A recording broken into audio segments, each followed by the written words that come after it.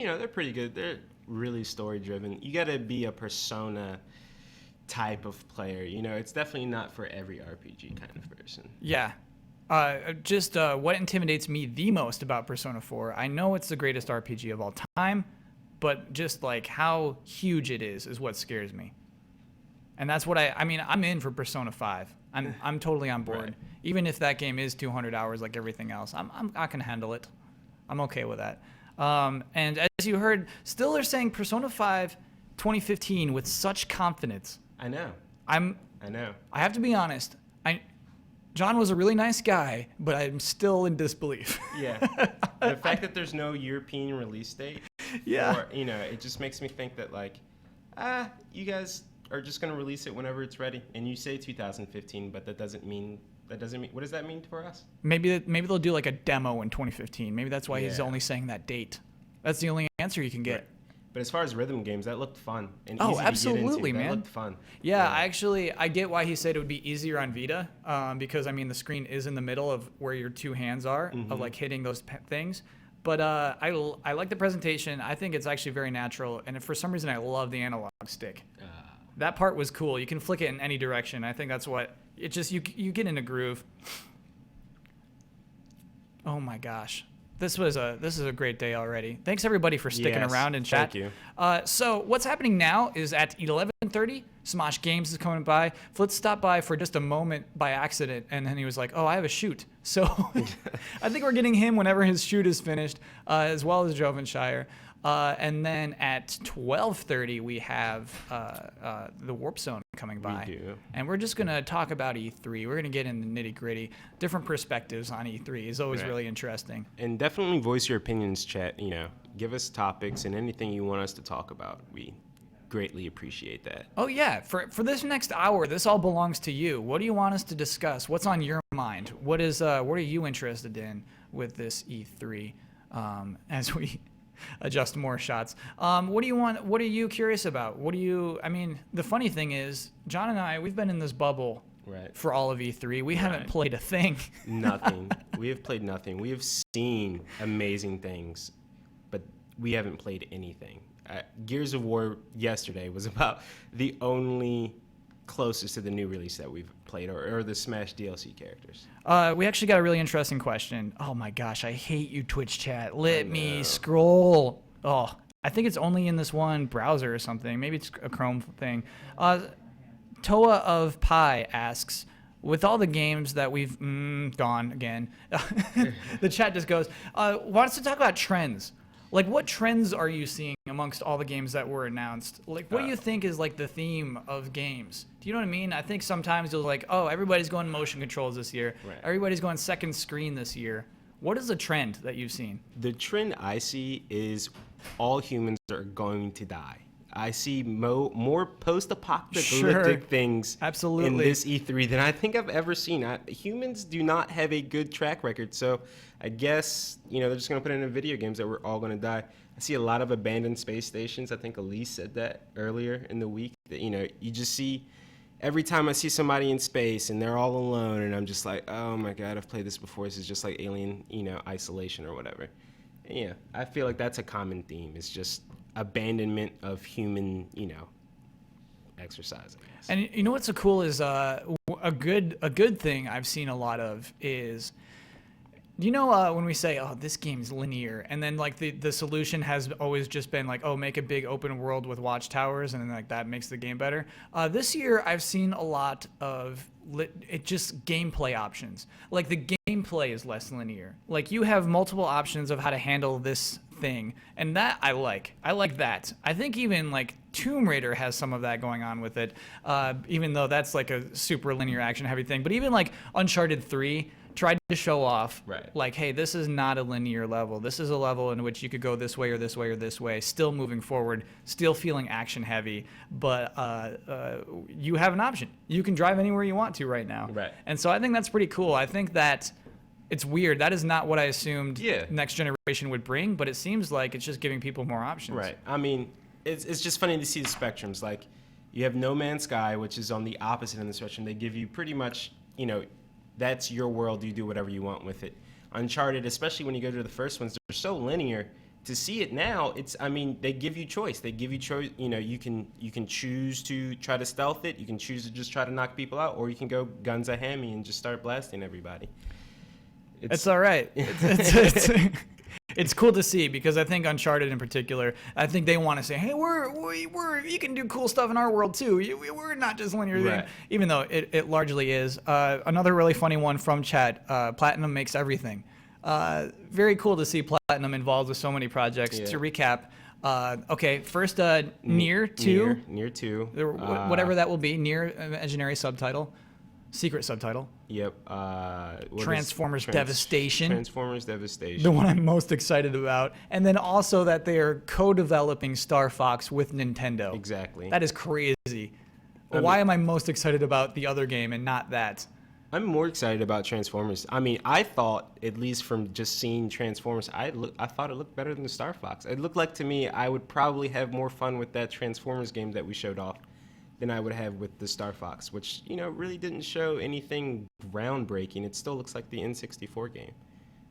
I'd still play it, though. It looks way better than the N64 game. No, it does not look that much better than the, the N64 game still had the all-range mode, still had the tanks.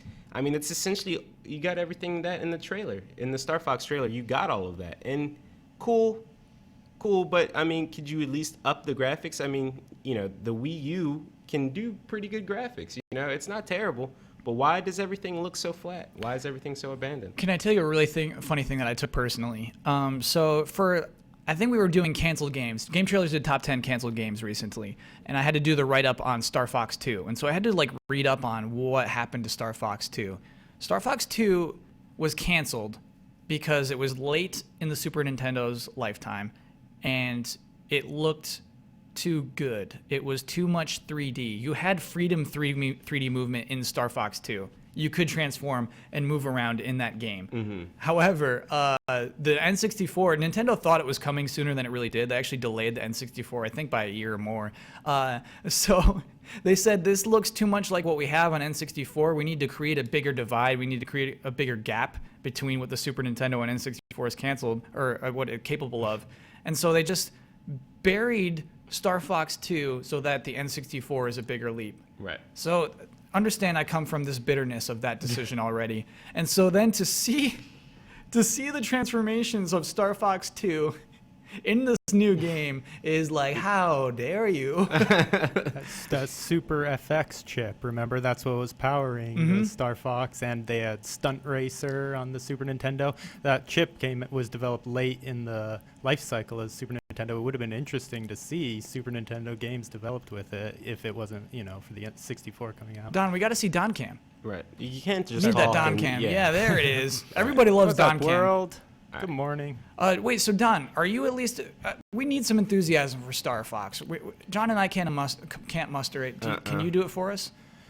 Sure. Yeah, I'm excited about it. Even though I was also slightly underwhelmed. I like the retro look and all that. I really like the 3DS one, which looks similar to this. Just this is obviously higher res and everything, but the thing that's bothering me, that's bothering everyone, is that I think everyone expected to be overwhelmed with a lot of movement and color and explosion. And even if it had a retro look, just activity on screen, even the bosses we saw, we didn't see the kind of transformations or really kind of cool stuff. The Star Fox bosses are known for. We didn't see any of that yet. We saw a giant snake just kind of flop over and show its weak point on its belly. You're right. Ring rotating. So I think there's a lot more to it that maybe they haven't shown us the best stuff yet, because what did you think of the 3DS version? I thought it was pretty solid. You played Star Fox 3D? Yeah. I didn't even try it just because it's a remake of 64, correct? Yeah.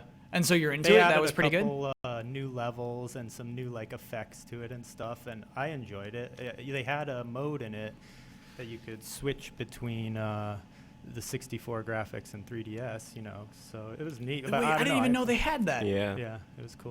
That's pretty cool. So I guess, what's weird to me is the way that trailer begins is on Fox's face. Yeah. Oh. And I was like, here we go. This is real. And to me, that is the most exciting shot of the whole trailer. Because as it pulls out, you just get more and more disappointed. You're just like, oh, this ship looks okay. Yeah.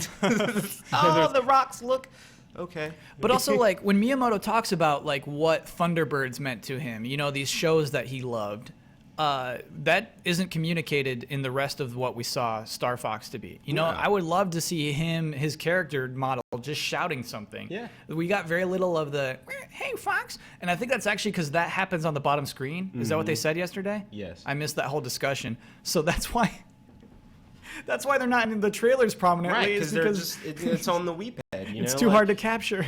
Like, I just feel like Star Fox is, the Wii U is a fundamentally difficult system to make games for. It's just... Here, I'm going to actually bring it up. Yeah. Speaking of which, Star Fox is on Treehouse right now. Oh, is it? Yeah. That's great.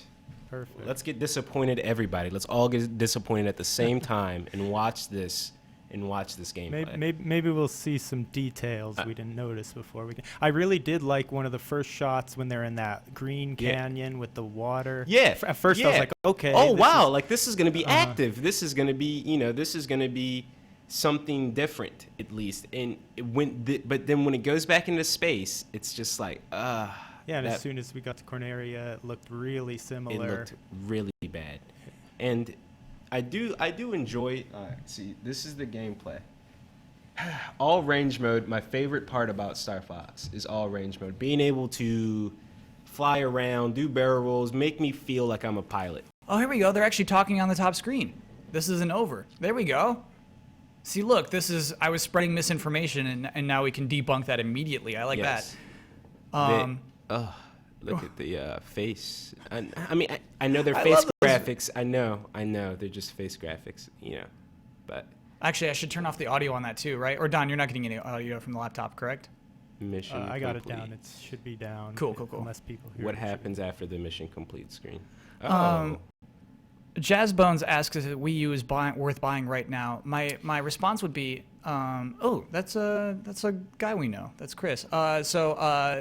Is it worth buying right now? I'd say. It still has Mario Kart. Yep. It still has Super Smash Mario Bros. 3D World. And it still has Tropical Freeze. Yeah. So like, its best days might be behind it. But it's still a thing. I see a question popping up a lot, actually, is about Pokemon and what's going on with that. Because usually by this point, a new Pokemon game has been announced. Right.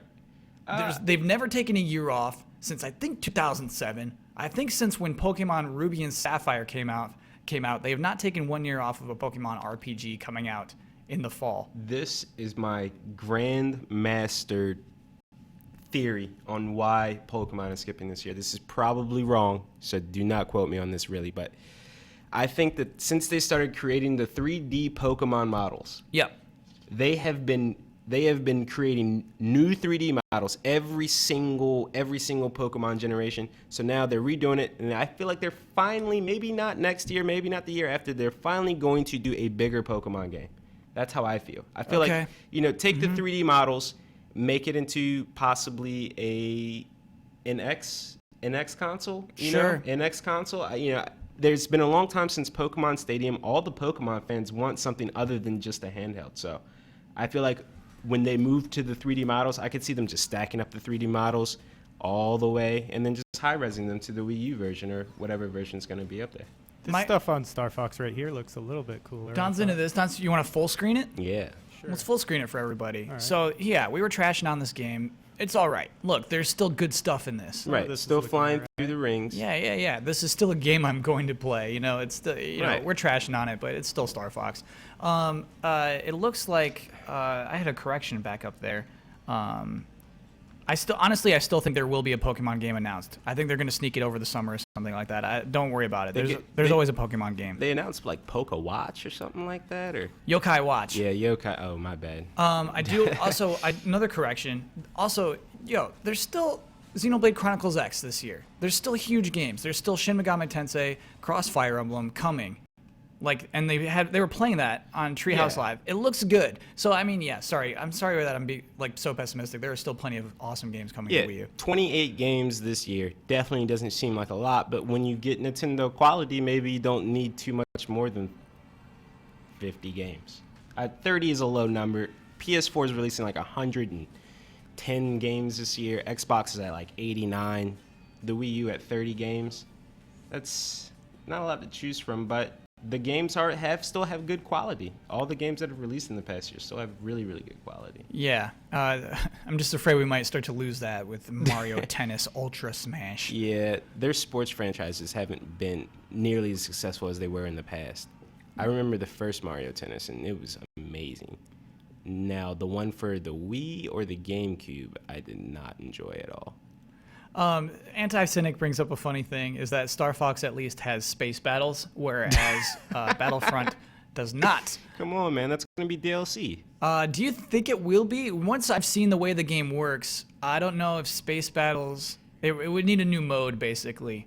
It would absolutely... You would need a whole new mode. What, for Star Wars? Yeah. I mean, Battlefield has an all-jet mode, so why not have an all-star, X-Wing mode or whatever. Like, I don't see why you can't... Wait, Battlefield, you can just do jets? Yeah. There's definitely a mode where you just do jets. So I don't see why, it's just going to be DLC. I know that's going to suck, but, hey, you get space battles. That's what you want. Yeah, it's coming. Yeah, it's coming. It won't be free. No, it will not be. It will not be free. To me, that game doesn't make compromises. Do you know what I mean? It's astounding to me how good that game looks. Oh yeah. And so like I can get why it is as small and focused as it is, why I think it's only launching with 3 planets with one coming in December. I think like it's just like, they just focused hard on the details and lighting of these just handful of games or levels, planets, and those modes in there. And so I can see why like the space battles were just huge, like spacecraft where you could like go in the docking bay, right? And you would have to like go in there and do a mission inside of that and then come back out. That's going to be a whole other thing that blows my mind a year from now. Geez Louise, what is already there is already so mind blowing that I can understand why that didn't happen. Space battles. Yeah, I mean, it's a lot of work. I mean, they recently just got the license. How many years ago?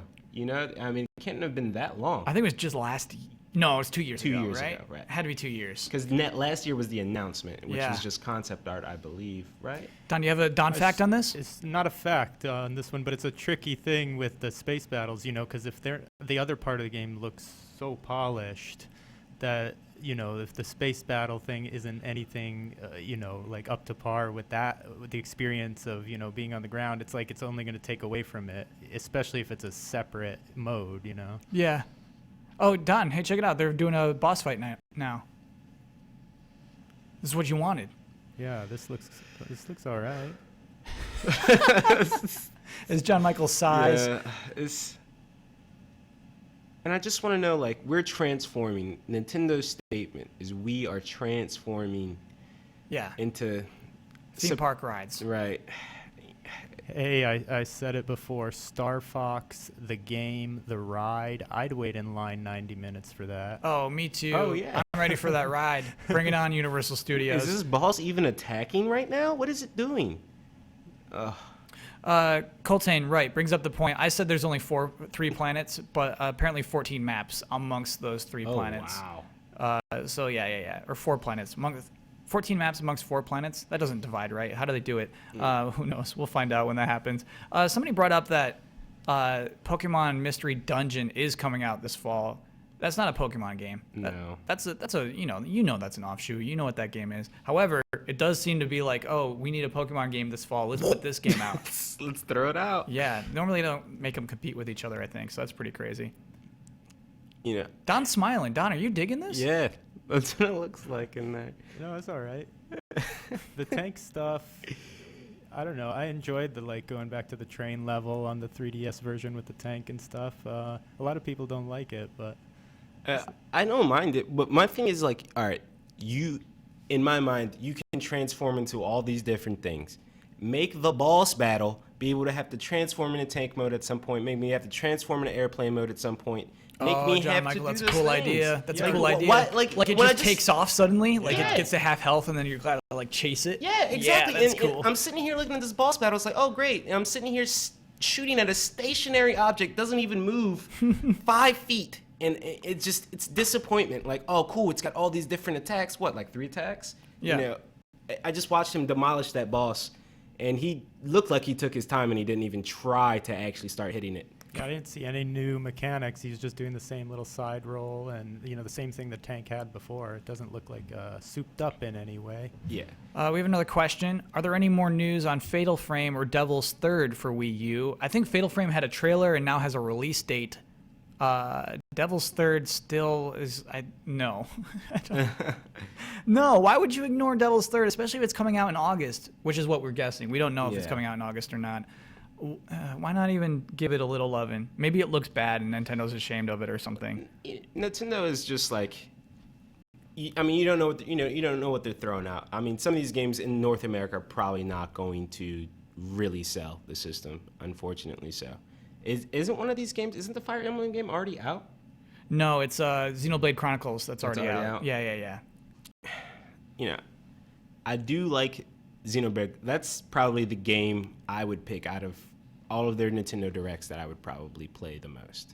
That looked good. That looked like they put work in it. What can I say? Star Fox, you still disappoint me. And, I'm just so upset about the Star Fox thing. So if they come out with a bundle, maybe with a lower price package with Star Fox later this fall, maybe that'll be the last hurrah. John Michael, how do we set up the trailer? Do I just click a collection of trailers? Is that how you do it? Yeah. There's a whole bunch. Okay. They're all organized by day. They're about to interview Charles Martinet, which I do not care to John witness. Yeah, there should be a playlist already up there. Ugh. Just Nintendo. Never afraid to disappoint. Never afraid. As you can see by Kyle right now, we're working with a skeleton crew here today. They're pushing a lot of amiibos, and I'm not gonna lie, I just sorta got the amiibo train maybe a month ago. I'm super late to the wave. Oh no, amiibos. you bought some amiibo? No. I didn't buy any amiibos. All right. I found out and discovered amiibos and what they're really good. And my friend really likes amiibos, and he's selling them. He's buying them and he's selling them back. That's the trade for amiibos. Nintendo, that's what you want to be famous for? Yeah, they're gonna be like Beanie Babies, right? Or Furbies. It's just gonna be a fad, and then Nintendo's gonna run dry. Oh man, no one's buying amiibos anymore. Yeah, because you've been shoving them down our throats. They'll make a couple billion on them first. Yeah, I guess. Yeah, I mean they'll never look stupid though. There are pretty cool little things. Yeah. Whereas Furbies look stupid. Right. That's true. And some of the Beanie Babies still go for $1,000. No way. I thought the market crashed for Beanie Babies. I thought so too. Is it really you can still? I can still sell a nice Beanie Baby. I mean the rare original, not originals, but the first editions. Yes. Okay. All right. I honestly believe that Nintendo is trying to branch out into these different markets for different revenue because they know they cannot last in the video game market anymore. I mean, they're 12 steps. I mean, when they said that they were going to mobile, that's 5 years late. No way. What? No. I don't even. How long ago? They could have been bankrolling in mobile money right now. They could be rolling they could be rolling in that mobile money. So actually, what I like about what we saw from Square Enix yesterday is that one studio. Shoot, I forget their name. That's awful of me. But they made Hitman Go, Hitman Sniper, and Lara Croft Go. Mm-hmm. What's interesting about those games is that it's not like they're chasing after mobile money. Do you know what I mean? Microtransactions, paywalls. And so, Hitman Sniper, we saw last year at PAX, I think. Me and Brandon checked it out, and I think at that point it was free to play. And it was just and you can buy these things and these things. When it finally launched, it wasn't free to play anymore. They were just it's not working. This is a premium game. So I think it's really interesting that Square Enix is willing to publish mobile games that don't exemplify the worst things of mobile games. Do you know what I mean? Yeah. Because Puzzle and Dragons, yes, there's a game in there, but some of the things are just gross to me in how it's implemented, and that's why that game is making $1 million a day. And however, Square Enix on the Japanese side is not ashamed to chase after that kind of money. No. And so it is weird to see those two elements of Square Enix Mobile. Do you know what I mean? Mm-hmm. It is weird to see Kingdom Hearts Mobile is a funny one to bring up too. That actually seems like a game. Yeah, that looked good. That looked pretty good for its first showing. I believe so. I don't think I saw anything that buy this many credits and you can get a new Keyblade. I hope those kinds of things aren't in the Kingdom Hearts, because that's just not how it should be. Yeah, we'll hope. I don't. It was tough. It's weird. It's weird how many Japanese trailers we watched. Do you know what I mean? Oh, Where yeah, it was just that was like a lot. yeah. I'm not honestly sure what's going on. Was it Unchained Key or Key Unchained? It was Unchained Key, but Unchained Key. I suggested they change it to Keychain. Hey Don, I got to get that Don cam. Yeah, man, you can't talk without showing a little bit Sorry of about face, that. right? KHKC, Kingdom Hearts Keychain. Has a nice ring. to it. KHKC is really good title. I mean, Do you think it's too late? Can we call them up? You got We're a shot of the couch there. Bonus shot of the couch. redefining fast and loose today. So go with it.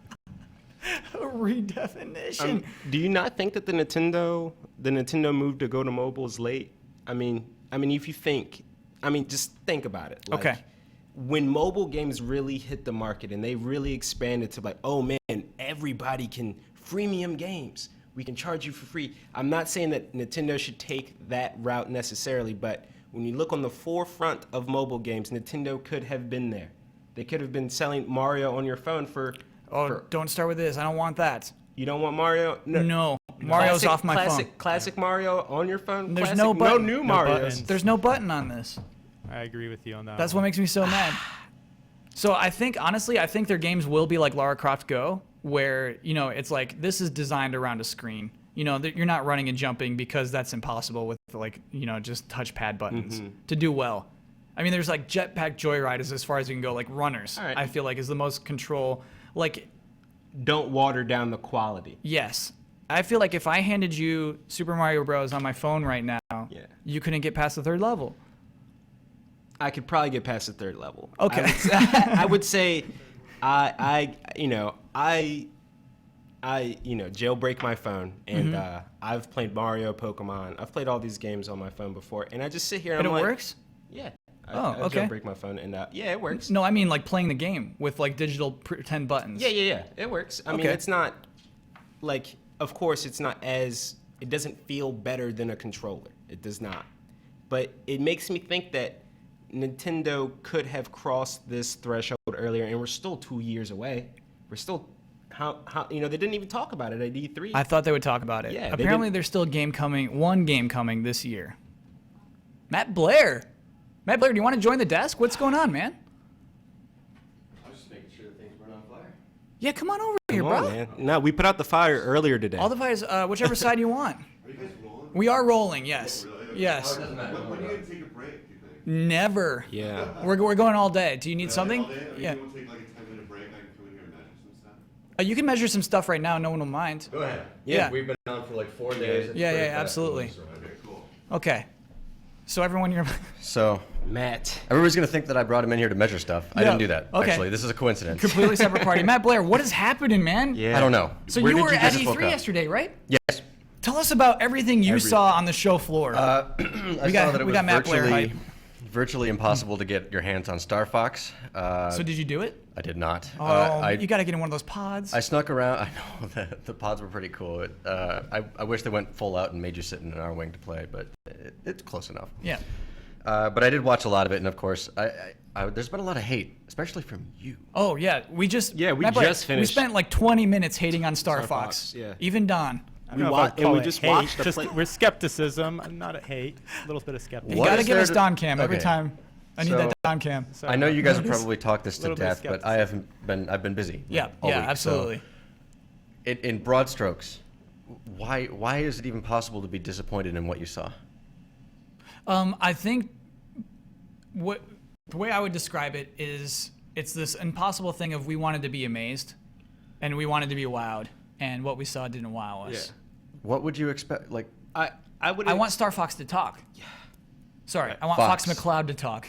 I keep still calling him Star Fox. Like I'm an gonna idiot. quote you. Yeah, I no, want no, Star don't Fox you to don't talk. you dare quote it. Nobody heard. Everybody quote it Nobody right heard now. that. Right. Nobody heard Right that. So what do you like about it? What are you into? What do you love about Star Fox Zero?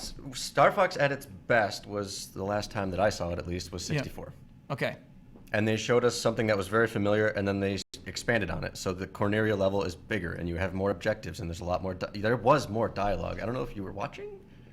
Oh yeah. We actually watched Nintendo Direct, or sorry, live, and there was a ton of dialogue. Yes. Yeah. There was a Pigma and some like lizard guy. Now, I mean, you can blame Nintendo for that because they expect everybody to just kind of watch the treehouse to get like the full benefit of seeing everything that they're willing to show at the show. Like during their press conference or whatever, they'll give you the taste, and then they're like, keep watching Treehouse, and they don't realize that everybody's interested in everything, and so they're going to turn away immediately when that starts happening. They tried, because they ended their press conference like 10 minutes early, and then they went into Star Fox gameplay. Yeah, that was a good idea. So like, yeah, good idea, lead into it a little bit, but everybody's busy, man. Like, but yes, they did genuinely show more, and people just aren't looking. Matt Blair, do you know that's what kills me is Reggie, in response to all the negativity from the event, Reggie said, we get this a lot at E3. We find that a lot of people have negative reactions to our trailers, and then they play the game, and then they like it. Right. To me, no, that's no excuse. That means change the way you do trailers. Yes. That means change it. That means you're doing it wrong. You have great games that you're not communicating correctly. Don't just say it's nobody's fault. But the thing is that people are throwing a ton of negativity out there based on things that they haven't seen or that they don't know. Do you think it deserves a little bit of its negativity? I mean, it communicated that it's essentially the same I think it game. deserves people asking more questions. I think we're asking a lot of questions for sure. Yes, but the answers are actually out there, so we're not even looking to answer those questions. We're just asking them out to the ether and expecting Nintendo to come to us with the answers. That's stupid. They should, though. They should. What's Blair, up, Don? What do you think? I mean, like when they're on the surface of Corneria, didn't it look like too familiar? Like there was just not a lot going on? No, I think that it looked like the 3DS, but it was a little sharper. A lot sharper, first of and all. And not a lot of stuff on screen. Yeah, a lot sharper. So, okay, there is the issue that we're all watching this streaming through the internet, and that is being compressed a few times by the time it gets to us. I thought that their stream, because they did it through YouTube, and they don't do it live, right? Yeah. They're streaming a video file live, so it actually looks pretty good, but it looks better in person. That's the truth with every game that you're watching on the internet, right? Yes. It does look genuinely amazing in person, first of all. Second of all, the familiar tone of Corneria, very important for me, because that's them referencing the last time, that's them acknowledging the last time that Star Fox was really, truly good. Like, fantastic good. Star Fox 64. And then, when you go to that level and you realize that there's different paths you can take, and there's like the Corneria Tower and you're defending General Pepper and you have objectives and things like that, that's them showing a little bit, like, teasing with the new stuff. Because don't forget, this is the first time they've officially shown this game. So something familiar to say, hey, we know when it was good. Okay. And then something a little bit new. I just wish if they were going to not, either show, like, a lot less than they did, but amaze you with just a couple of stunning shots. Or, if you're going to show that much, why hold out on, like, most of the cool stuff? Right. Like, the communication wasn't there for the different pathways. I really, I had this idea earlier where it's just like their boss fights need to be intricate. You need to be able to transform different modes. You need to be on your toes in Star Fox. It looked like to me, I don't mind on rails or anything like that, but it looked like to me it's just shoot, shoot, and then you'll transform into the chink, and then you'll shoot, and then you'll transform into the bird, and then you'll walk around, and then that's it. So you realize that when you're in free roam mode, you can transform at any time you want, right? Like, when in space, can you transform? I'm on Corneria. Yes. Yeah. When you get into free range mode, all range mode, I think is what they actually call it. You can transform back and forth. So like when people are playing the demo, when they go on top of the tower, they transform into the walker and they're walking around on top of that tower. You can go down on the ground and do it. So you, when you were at E3, you're on the floor. You were kind of like watching over shoulders and things like that. Mm-hmm. That's cool. Tell us what else. We posted some gameplay of it too, and I didn't watch all the way through, but Omar caught it on the floor and caught some gameplay for us too. Cool. Matt Blair, we just needed someone, like Nightwolf calls you a hero. We needed somebody to talk good, say something good about Star Fox. I'm glad we found one. No, I just can't believe that we're hearing like negative things. That's just like, man, they're making the game. It's more disappointment than it is like, expectations are here. This is a Nintendo franchise. Whenever Nintendo puts out a franchise, you expect top tier. Like, they don't put out Zeldas just for putting them out. So this didn't look anything but top tier to me. And it's just the first time we've seen it. Like, once we get the game in our hands and we play it and it's 30 minutes long and, it's one level and it's only Corneria and you can't transform when you want for some reason they've removed that from the game, then fine. I will accept that criticism when something like that happens, but You know, they're teasing us. Like we don't get negative about a game that announces itself with a teaser trailer that shows no gameplay. You're just like, I wonder what that is. We'll find out more eventually. That's all the conversation needs to happen. All right. You've gotten my hopes stemmered up a little bit. Okay. Yeah. You've gotten me back onto the Star Fox. I'm on the right side of the wheel. Yeah, if Not we on the do whole ship. I'm on the right holiday side of the wheel. package with the Right. reduced price package. Right. with I'm Star sure. Fox, Yeah. I'm in. Because there's always the chance, of course, right, that this is kind of one of the last big Nintendo franchises to hit the Wii U before we get a new console. Yeah. Or Oh, Zelda. There is a chance. Yes. Sorry, I got my phone on still. Oops. That's perfectly fine. It's a casual stream. We just had someone come in and measure the length of the desk. That's par for the course. What else did you Yeah. see? Now I expect him to come in with a sledgehammer and break it all down next. So what was so that was the first thing you went to? You doors plow The first open? thing the second thing that I actually saw, and then the first thing I spent time trying to get into. Yes. was First, what? I walked into when I first walked in, I saw the crazy rig that they have with the guy walking around in an Oculus and like this reverse cone shape pad. What? And so the guy's like, it's so hard to describe, but it's like a big circular frame with a harness, and the guy's strapped into this thing, and he's got like this rubber reverse cone. With like the slippery feet? Yes. Yeah, And so he's okay. walking around in a game like with a gun, and he's aiming and shooting and stuff, and Yeah. it was a little crazy. I actually like took a few Did it seconds to look with my fun? phone. Did it look like he was having fun, or did It look like? definitely did not look like he was having fun. I was having fun watching it, Right. but like because they have the monitor up for what he's seeing, and of course Yeah. it's the Oculus, so it's two screens, and so it's kind of tough to watch one or the other. But I don't even know what he was playing. It was some tech demo for some crazy course. shooter or something like that. And the guy's like, he's just so confused. He's like trying to move, and he turns around and he's trying to walk forward, and he's like, wait a minute. And he never put it together that you're supposed to be able to walk and shoot at the same time. So he's like walking, bam, bam, take a couple of steps. And I couldn't tell if it was just so disorienting that it just doesn't work, or if the guy was just really bad at it. Just sounds cumbersome. Like Yeah. when I learned to scuba dive, all that gear strapped on Yeah. you. You know, you're trying to figure out what's going on. Yeah, exactly. And you know what I love about that is like you're not going to be better at the game when you're doing that. That is strictly for people who have a lot of expendable income who want to just just infuse themselves into a game. Like that thing is expensive. That weird Oculus Oh, I'm setup. sure. I'm sure it is. I mean, is that going in anybody's living room? No. That's like the only thing. Like, yeah, we can set it up here on the stage, right here to over here to the Can right. you That's imagine about it. the guy that comes home to the wife or kids or something? He's like, "Look what I got, kids!" Oh God! $17,000 later. Only Daddy gets to use it though. I don't want you on my little Omni thing. Okay, so what else did you see? What else did you go to after that? Actually, surprisingly enough, straight over to Destiny because it was kind of right in my path.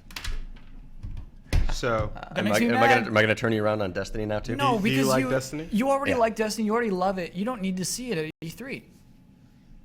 The line was short. I got right Oh in. man, of course it was short. Who would waste time Did at you E3? Did you get a shader code? I did. Can I have it? No. No, actually, it's Hold on. already slated for somebody else. Otherwise, I would. What is probably this? What's the shader code? Just an exclusive, like basically paint job for your armor set that you can walk away from. You play it and you walk away, and it's exclusive to E3. Something cool they did. What does it look like? It's like kind of a mixture of gold and green, like really dark green, I think. Cool. And then no one else will ever have that. Correct, unless people sell it on eBay or whatever. And you already gave yours away? Yeah, I will. Okay. Very sneaky. You're right. And that seems like a secret answer, but is that why you went to go to Destiny? Is to get that weird code? Yes, but it's also there's some kind of weirdness around the Destiny thing because they announced the price of $40 for this thing. Yeah. And it's like, okay, so what exactly do you want people to spend $40 on here? Yes. Because the last time we spent that much money was for a season pass for 2 full sets of DLC and stuff Right, like that, yeah. right? So it's like, what are we actually really getting here? And I haven't had the time to do the research yet, so I apologize. I came on stage talking about it. I looked at it. I mean, you get a lot of missions. Definitely over 20. Couple Sure. strikes, 1 new raid, blah, blah, blah. My thing is, it's not the $40. It's the how fast. I just spent $40 on the season pass. I just bought the game $60. That was last year. That wasn't even the collector's edition. So I feel bad for anybody that bought the collector's edition that now has to put out another $40. And then not only that, you got to spend the $40 and another season pass. That's $80 within a year investment. So Right. you know the total game is like what? I'm doing. Oh no! Don't do that math. That'll just be Well, depressing. all right. Well, let's simplify the math a little Okay. bit because there's something that we can compare this to easily. It's the same company, for Christ's sake. It's Call of Duty. Okay. There's a new one every year, Yep. and the Ravenous fans buy it every year, and they subscribe to what is Call of Season Duty's pass. subscription? Oh yeah. Oh, Elite? Elite doesn't Elite? exist Yeah. anymore. They got rid of that. Yeah, but they still finally got rid of it. They still do the DLC season pass for every game, Yeah. right? And then the DLC stops when the new game comes out. Mm-hmm. So people that through Activision's eyes, you have people spending $110 to $130 a year on games for Call of Duty. Oh yeah. Yeah. I'm sure They're in used to that. their mind, like, oh yeah, they'll pay for it. They'll do it. You can hear it. Is this them being like, oh, it only works for one game? We have millions of people playing the other game, so Right. why not? Like, let's just blah blah blah. Another thing that sort of what I hated about the announcement is that they tried to explain that the weapons from the previous one, that yeah, you could be a unique guardian, you can keep the weapons from the previous one and take them into this next expansion. But then they sort of came out and said that well, the new weapons that you get with this one, there is no way to ascend your old weapons. Okay. So your Gallahorn, which is the most rarest gun in the game. Do you have a Gallahorn? No. Do you have a Gallahorn? I just got mine 3 weeks ago, and I'm so upset Why? that they announced this. Huh. 11. But it doesn't 11 happen until November, right? What?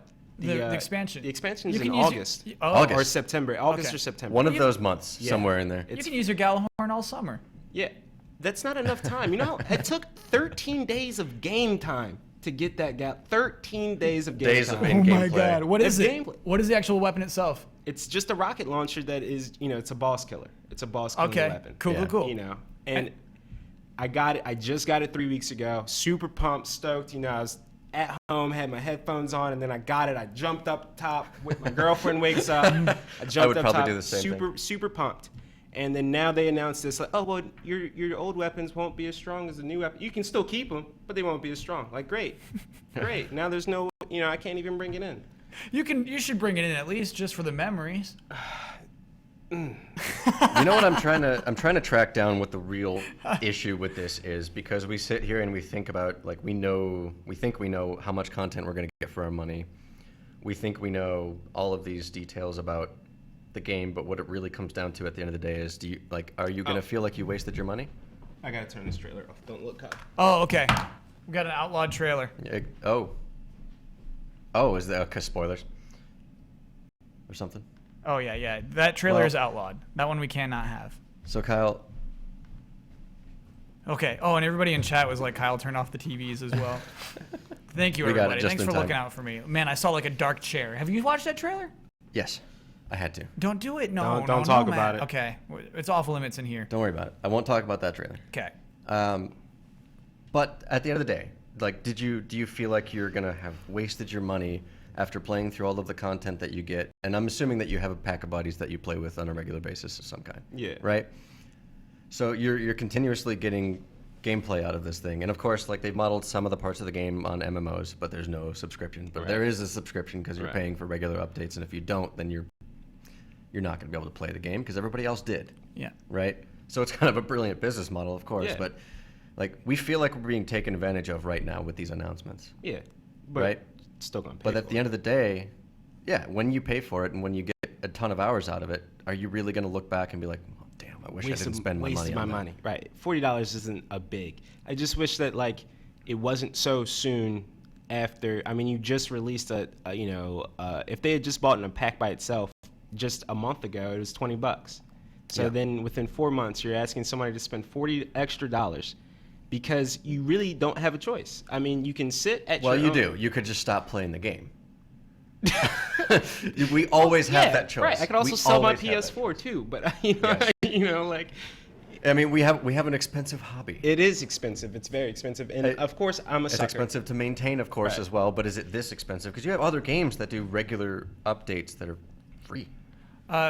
We have a really funny comment from Bassy Bass 6969, which was, why the expletive are there no game trailers on the expletive-ing trailer stream? So if you're just joining us, our name is Game Trailers that does not necessarily mean that we just run trailers on our Twitch channel all day long. Yeah. We are merely a website named GameTrailers.com, and we are just talking E3. We're celebrating E3. I love if you're just joining us stuff, so we should do that. They're technically art trailers, by the way. Yeah. Oh, yeah. Hey, here's some trailers. We got some trailers down here. Right. Bassy Bass 6969. That is such a funny comment to me. I had to call it out. But yeah, but in sincerity, if you are just joining us, we're just talking E3.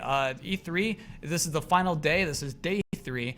Matt Blair was there all day yesterday. I got to check it out. Is it really all day that you got to be there? Most of the day. Most cool. of the day. Yeah, I got a good chunk of actual on the floor checking out games. What else did you check out? So I got to experience the Metal Gear Phantom Pain demo. Oh well, skip. Stop. Next. Wait. Next? Was it good? That's all you can tell me. Was it as good as you thought? Expectations met or not met? That's it. I don't want anything. That's all I'm asking. I'm not going to describe anything. Okay, all right. Not going to describe anything. Been a fan of the Metal Gear franchise since Metal Gear Solid. Absolutely.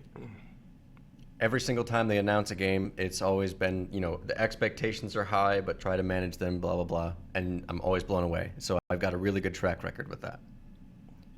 It continues. I come in thinking it's going to be another masterpiece. Got about 20 minutes of gameplay. It was a side mission. It was a side mission. This game is a masterpiece. 20 Masterpiece minutes. confirmed. This game is a masterpiece. Oh, that's so. I mean, I'm so pumped for it. That's why I'm avoiding any spoilers. Is I just want to. Yeah. The first comment I saw under the E3 trailer was, "I should not have watched that trailer." Yeah. So Yeah, ever yeah, since that's I what saw scares that me. first comment, No, if you're going to do media blackout, first of all, good luck. Yeah. Second of all, good on you, because I did that for Metal Gear Solid 4, and that was the wisest choice I could have made. Played that by myself, over a 3-day weekend, in the middle of the night and stuff, and everything was a revelation to me, and that's the way that it's meant to be. Oh, dude. experienced. Yeah. Imagine if Shadow Moses was in the trailers. oh, stop it, man. If I It didn't would know, have ruined it. Right. If Yeah, I it didn't, would have ruined that so yeah. bad. I didn't know actually, and Yeah. so Right. when that cutscene happened, and when they finally said, "Well, we're going to Shadow Moses," Yeah. drop Right. the controllers. Exactly. I can't handle Right. this. Yeah. Don't watch trailers, That's everybody. Right. that's the best. It's the best thing in games is when you have something that can manage to move you like that, and Yeah. this one will do it again. Wow. I'm very excited. Yeah, that game owns September. Oh, I mean, there's and a lot of by the September way, releases. Don't plan on playing through this game like you did 4. Don't plan on being able to just beat it in 1 or 2 Speed run? sit downs. Do not just trust me. One of the greatest things about the Metal Gear series is their attention to the little things as much as the big picture. Yeah. They have a really good balance between the two.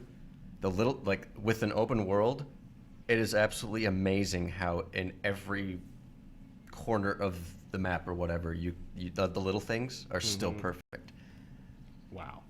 That's all the gags, magazines, stuff like that is what I'm assuming. Yes. All right. No more That's it. information. No more. That's No it. more.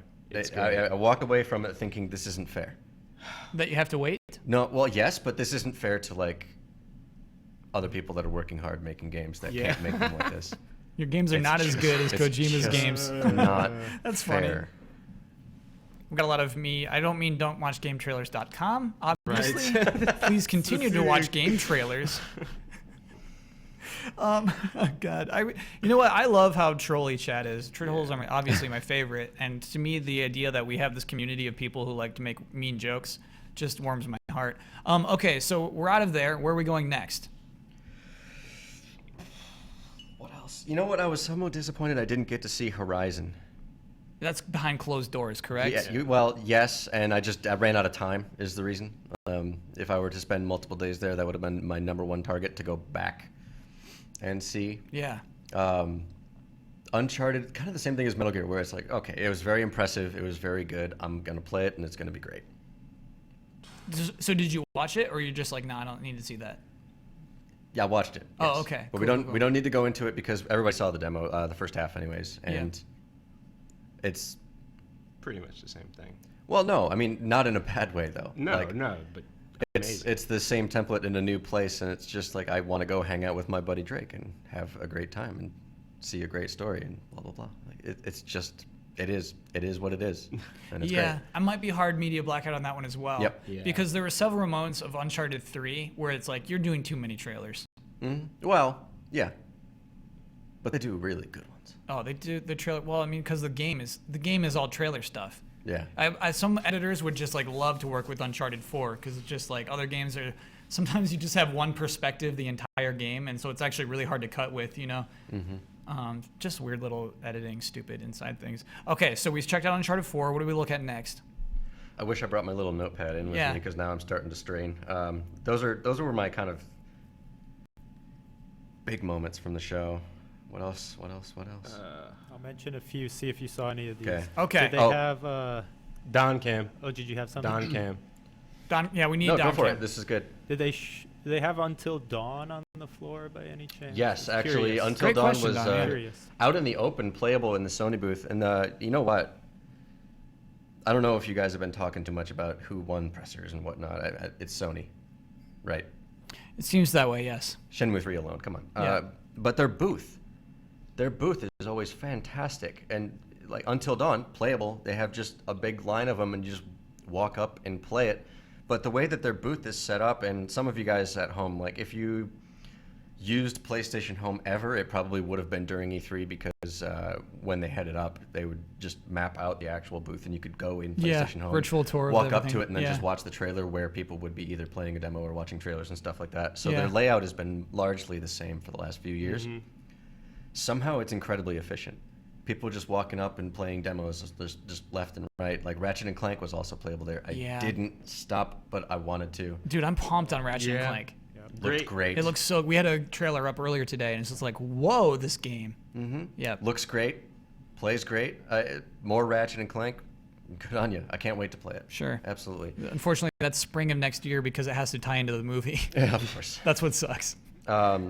Until Dawn, I didn't actually get to stop and watch it for too long. The gameplay is kind of surprising. Like since the last time I saw it, it was kind of hard to recognize. It's a new area and a new demo and new characters. So no Hayden Panettiere.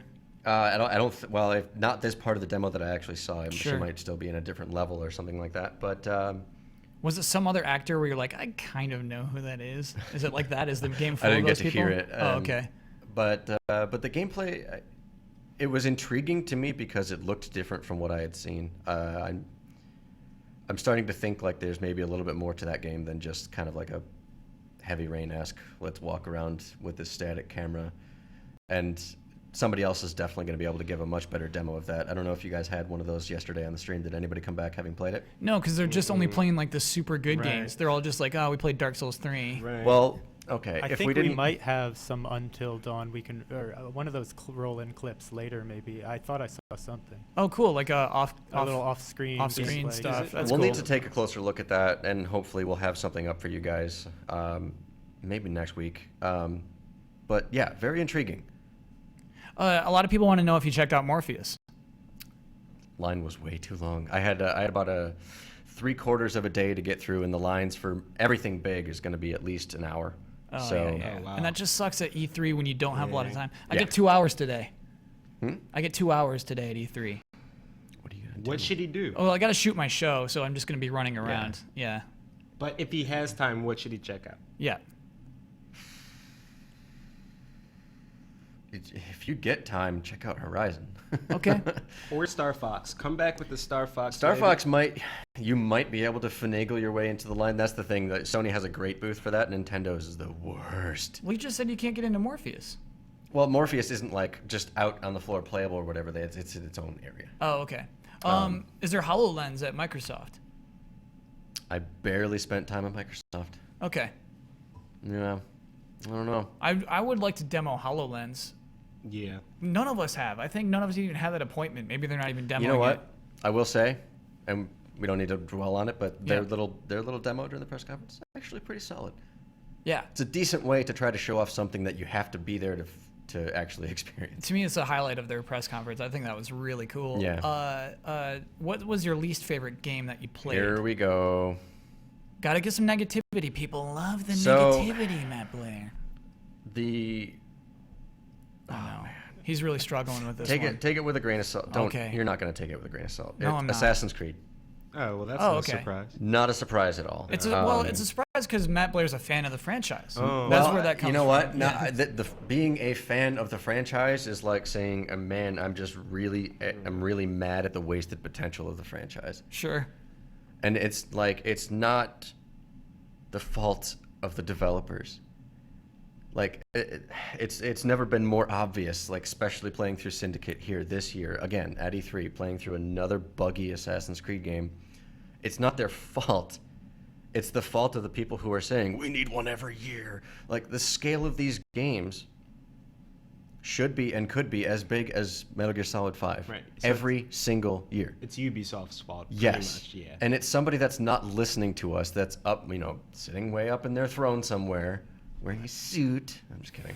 I like suits. But I'm going to check on that. But I guess. it's the people that are just saying, like, oh, we don't really care. Like, you're putting out a product and they're getting sales numbers. So, why wouldn't we keep making more games like this? I'm sorry, did you say it was buggy, though, at E3? Very much so. Oh, man. I mean, I was not standing in line very long, thankfully being press, you go into a press line or whatever, and I was standing there for maybe 2 playthroughs of the demo, and it crashed 3 times in two stalls. I was watching 2 stalls very intently, and one of them crashed twice. Oh, no, on the floor? In a matter of like 20 minutes. And now, okay, I get it, all right? Now, E3 is a chaotic time. It's very tough. People should probably know this, to get like one chunk of your game separated out and then stable and play. You can make excuses all you want. These guys have been doing it for year in, year out. And then like the grappling hook, very cool feature. Yeah. If it works, if they get it polished up by the time the game hits. What needs to be polished about it? One of the times I saw somebody grapple onto the roof and then he kept going. And he was climbing in midair like Spider-Man style, and then he finally just climbed out of the area, and then the game crashed. Works as intended. I would take that, actually. That's actually how you like go propel yourself in Just Cause, is you grapple a thing and then you just move forward.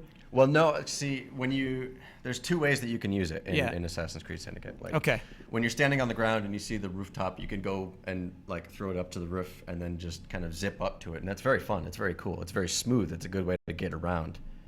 And then also you can go straight forward or like across a ravine because the streets are really wide. You're in London, right? So you throw it across this wide street and then you make like a big tightrope and then you can kind of climb across it. Okay. And this actually makes pretty cool implications for the other parts of the game where it's like you've got this guy in the middle of a street or like in a, what's the name for the area in the middle of a building? Big square building. Courtyard, thank you. In the middle of a courtyard, and you're just like Clutched on. I can't reach him, so like I'm just gonna throw a rope across and then climb across, and then I'll drop down and stab him in the throat. Like, cool. There are really cool things that you can do with it, and this is exactly what I was referring to when I said wasted potential for the franchise. Because you know what's gonna happen? This game's gonna come out. It's gonna have a lot of bugs. People are not gonna forgive it because the Ubisoft track record with Assassin's Creed of releasing buggy games. And everybody's going to hate it. And there's so much potential in here because there's a lot of new characters and they interact with each other in entertaining ways. There's a lot of potential there, but nobody cares about that. Yeah. Because you're going to be able to crash the game or you're going to be able to break it or whatever. Like some of their extra services that Ubisoft wants to throw in there aren't going to work very well. And so therefore the entire game is shit. These guys might want to comment on that. Yes, we are now joined by Flitz and Jovenshire of Smosh Games. Oh yeah, it's a casual stream. Yeah, don't worry about it. I did the same casual. thing. Word. Yeah. Is this our first time on camera together? In a long time. We have an amazing history together. Yeah. We share LA origin. I take it very much so to heart, my LA origin story and like how I wound up to this point, and he is very much so a big part of that. We were like almost roommates, but I got scared. I wasn't ready. Are you dead serious almost right now? Yeah. Yeah. So okay, we'll get to E3, but I need to hear all of this. I need all these connections drawn. Well, we're both. I guess we're G4 community. Yeah. In love with the network and the network that reached back to us and I feel like helped allow us to become the thing we Ooh, I'm pulling a muscle. The thing we want to become. No, it's a lot of all that E3 walking. That's how I woke up this morning. Was my leg? My leg hurt so bad. Yeah, the thighs are like no more moving. Yeah. But yeah, and I was a one of the big, I guess. When Stickcam was around, I would host the after party before Captain Smee. Was the one? No. Okay. If anybody in chat actually knows who Captain Smee is, I'll be very impressed. They're super throwback. There's a giant history of people who were driven by a network to become the people they are today. So, and we share in that. Yep. So Matt Blair is here because of G4, and you were here because of G4. Yeah. I was going to school at CMU in Middle Michigan, and so was the guy enigmatically called Captain Smee. I got it. And there's Smee. Where's Captain Smee right now? a deeper story about that VH1. character. Where is he now? We won't get into that. I know. But Captain Smee and I were friends just from childhood or whatever, and the Captain Smee name it comes from a very simple place. After Hook dies, who do you think becomes captain? Oh, I get that. Sure. And there you go. But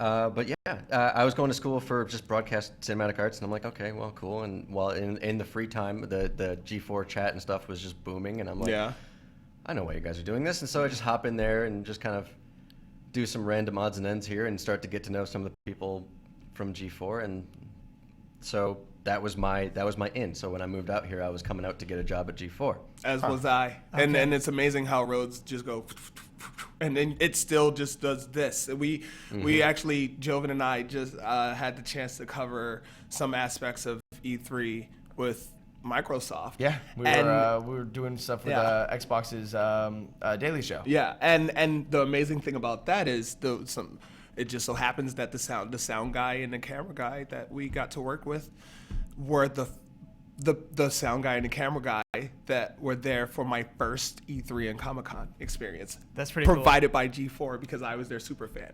How do you, and you know what's probably pretty cool is I doubt that many sound guy and camera guys get recognized. It wasn't at first. That's the thing. Yeah. They didn't even recognize me at first. Sure. And then they were like, wait a second. And then we started just talking about like how we had accidental handshakes that became a thing and jokes. That's and funny. It all comes. Well, that reminds me of it was some kind of award show recently where Will Smith was like, wait a second. The camera guy. He was on Fresh Prince of Bel-Air. See you again. That's awesome. I'm glad.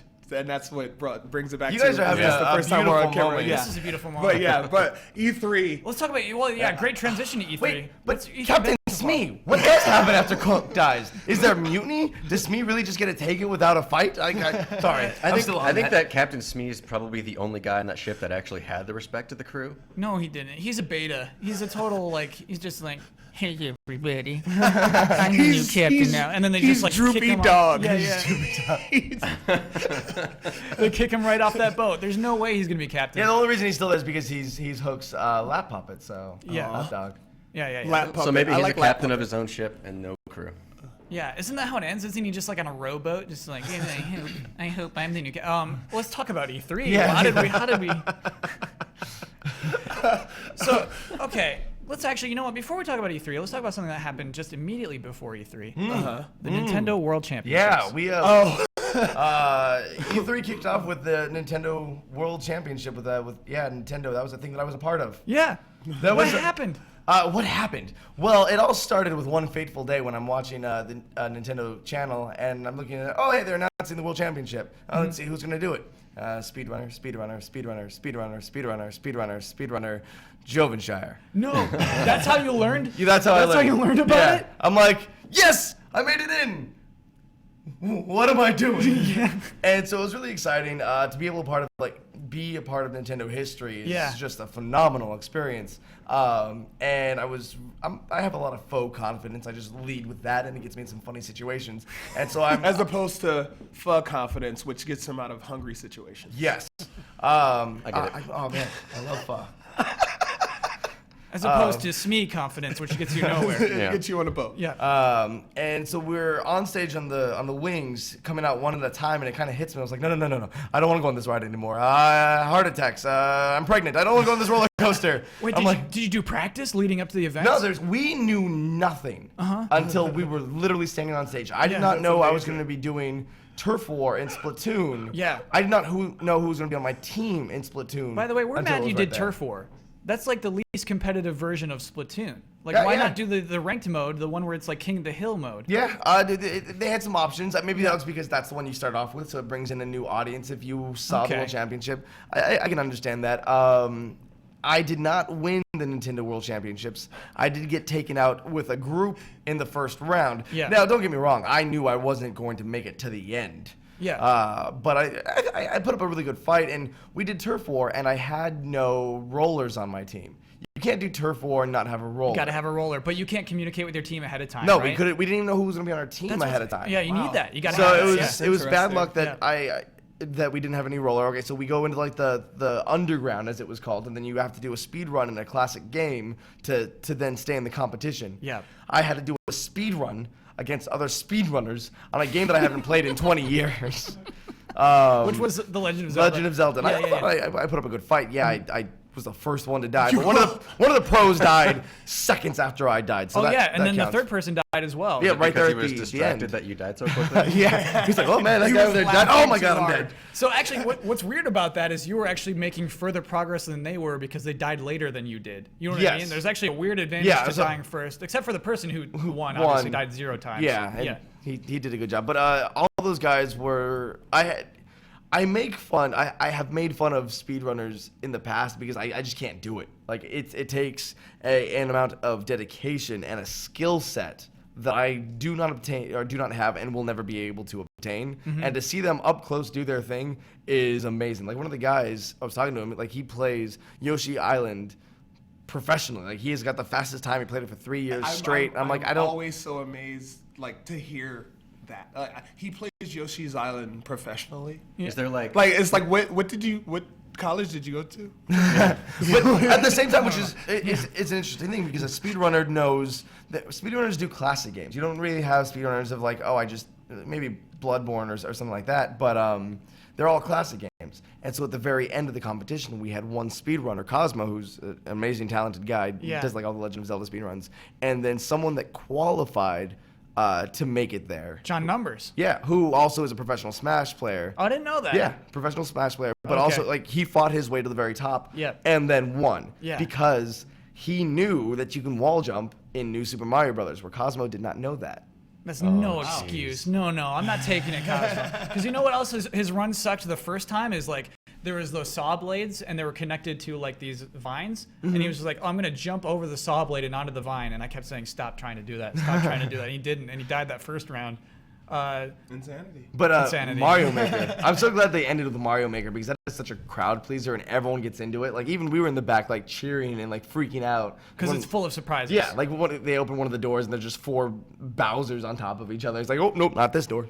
You don't know how mad that makes me to see 4 Bowsers on top of each other. They should not exist. Yeah. I get real into the context. It makes me so mad when things don't make What's next? sense. 5 Bowsers? The possibilities are limitless. Yeah. I'm ridiculously uptight about things like that. But what's after Nintendo World Championships? What's your E3 been like? Man, it's been a hectic storm. We got to work with Microsoft right afterwards. I like to sum up the experience as standing at the cliff of the future, just peering into it. Yeah, that's that's how it's deep, but that was E3 that's this what year. it feels like from Microsoft, all of Microsoft's presentation in terms of virtual reality and reality augmentation with HoloLens. Oh, you got to see some HoloLens? We got to do the HoloLens. Okay, we were just talking about that. I didn't know if they were demoing that or not. Yeah, they did There was a Halo. a few, a small handful that we got pretty much a presentation with the HoloLens before going into play Warzone, the new Halo mode. Yeah. We did not play Halo 5 with the headset on. Yeah. Wait, there's some integration with the headset in Halo? So with the way we got to experience the HoloLens was they take you into this room, and it's like a ship. They're like, you're going to be signing up, and they take your eye measurements, and they're fake doctors, and they're like, blah, blah, blah. And Are you sure they're fake doctors? I actually don't know if they're fake doctors. They're more than real doctors. I mean, they're not Time Lords, and I think that's all that really matters. Yeah. Okay, true. And you go in and you sit, and it's like you're going to be going on a spaceship ride, and they tell you all this stuff, and then they put the one person at a time. They put the HoloLens on their head as they sit down, and you see the person, and they sit down and they say, okay, stand up. Can you see all 4 dots? And then you walk towards the wall, and they say, turn right. When you see your objective, walk towards your objective, and you turn right, and then you it's see like, nothing, and you see nothing, and then it goes. Blip, blip, blip, and you And hear then you the literally- sound too. Yeah. And it's really easy to forget you're not wearing headphones. The sound's just going into your head. It's really freaking Science. interesting. You walk Science. towards it, you hit the checkpoint, you turn right, and you can look out like windows, and you can like look, and it's augmenting the space around you. Yeah, just like if you're playing a video game and you said, "Oh, there's on my HUD, I see like a little pointing." You're just in the like video that. game essentially. And so then we you come to walk this down the table. hall, and there's a table. Then all of a sudden, like as if you were in this ship and you're about to go into like this giant battle. Yeah. Like the thing started, like the map pops out of the table. comes out of the table and and then they you show can you- like yeah. you can go close and like look around. All right, see where your But objectives are. can you put your hand in it? We didn't try. I didn't want to Yeah, I get didn't try- I shot didn't wanna get in by trouble. Microsoft security. You can't touch the not real thing, sir. Can you not? don't touch the air that's right there. Yeah, okay. But like I was kind of like cheating. I was like looking up. I'm like, all right, it's not there. It's there. It's not there. It's there. It's not there. It's there. It's there. I don't know. It's magic. And like that's what I liked about Xbox's presentation was it really seemed like they were just opening the doors to the future of gaming and kind of raising the bar. Now don't get me wrong. I loved what PlayStation did, where it was like, hey, here's all the games that you wanted to see more of. So that's great. And both really kind of went hand in hand, and it's nice to see that hand in hand play. Yeah. Speaking of hand as in opposed hand. to all the fighting. I don't want a console war. Yeah, I'm tired. I just of want awesome video games and Yeah. and awesome consoles. I I don't need a war. Yeah, It's I not a didn't hear it console. as much this For year me. at E3, but you always hear, oh, who won E3? And so after every presentation, someone's like, oh man, these people won E3. Oh man, these people. No one won E3. Like everyone just did a We great all job just won. presenting. Everyone brought something different to the table. I think EA's was the weakest because I don't think they've learned how to adapt their presentations like Microsoft did. EA hasn't. How do you mean adapt? So when so watching the EA presentation, they start off strong. Yeah. You had, I believe, Mass Effect to start things off. Yes. So excited. Sweet Which, teaser. I'm- Showed, like cool jetpack stuff. Like that's my Yeah. game. That's Yeah. my favorite franchise of all time. I got angry when I saw it because as beautiful as the trailer was, I don't want to see a trailer for a game that's that I know I'm going to buy. I know Yeah. I'm going to buy the game that comes out 2 years from now. Yeah, that's enraging. I don't for me, need that. too. Bethesda It just hurts. showed us. Yeah, It Bethesda hurts. just showed Were us you how to mad do when it. they did that for Mass Effect 3? Yeah, well, Remember the yeah, guy in I'm the tower? always angry. Now, I I'm will always admit- angry when they do that. Honestly. Yeah, I will personally. admit Really? this Mass Yeah. Effect, this Mass Effect trailer was better than the Mass Effect 3 trailer. This Yes. actually gave us something to look at. Sure. That guy in the tower was so irrelevant in the end. Yeah. He was just like a sniper in like some church I or have a something, feeling right? that this one might be too, but you Yeah. never know because like a guy wearing or a guy or a girl doesn't matter wearing N7 armor. It's like, wait, but you're not Shepard. New Because galaxy. you're in a new galaxy, Yeah. like a galaxy Oh. far, far away in the future. Look at all these questions that I have that won't be answered for 2 years. And maybe they, who knows when by the time they get there, is that a question that they feel is worth Yeah, answering? maybe it's Because just- they didn't for 3, Yeah. right? Like the only thing that you got from 3 was like, okay, it's on Earth, or from the trailer, it's like, okay, it's on Earth. Yeah. That's pretty much the only thing that stuck.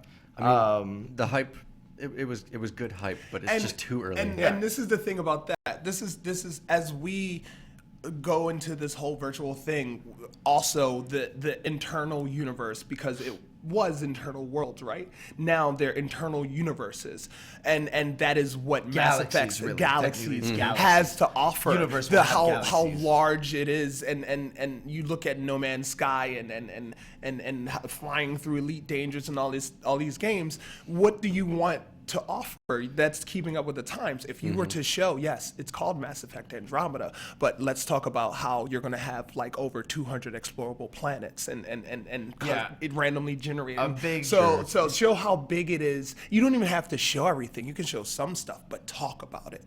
Talk about how big it's A going to good be. positive about it being practically 2 years away. It says holiday 2016. I'm putting my money down. It gets pushed to March 2017.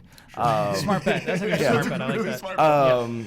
It's look at what we're capable of with the Xbox One and PS4 right now with games like The Witcher or Dragon Age. Like I put 170 hours into Dragon Age, and there was still more stuff for me to do.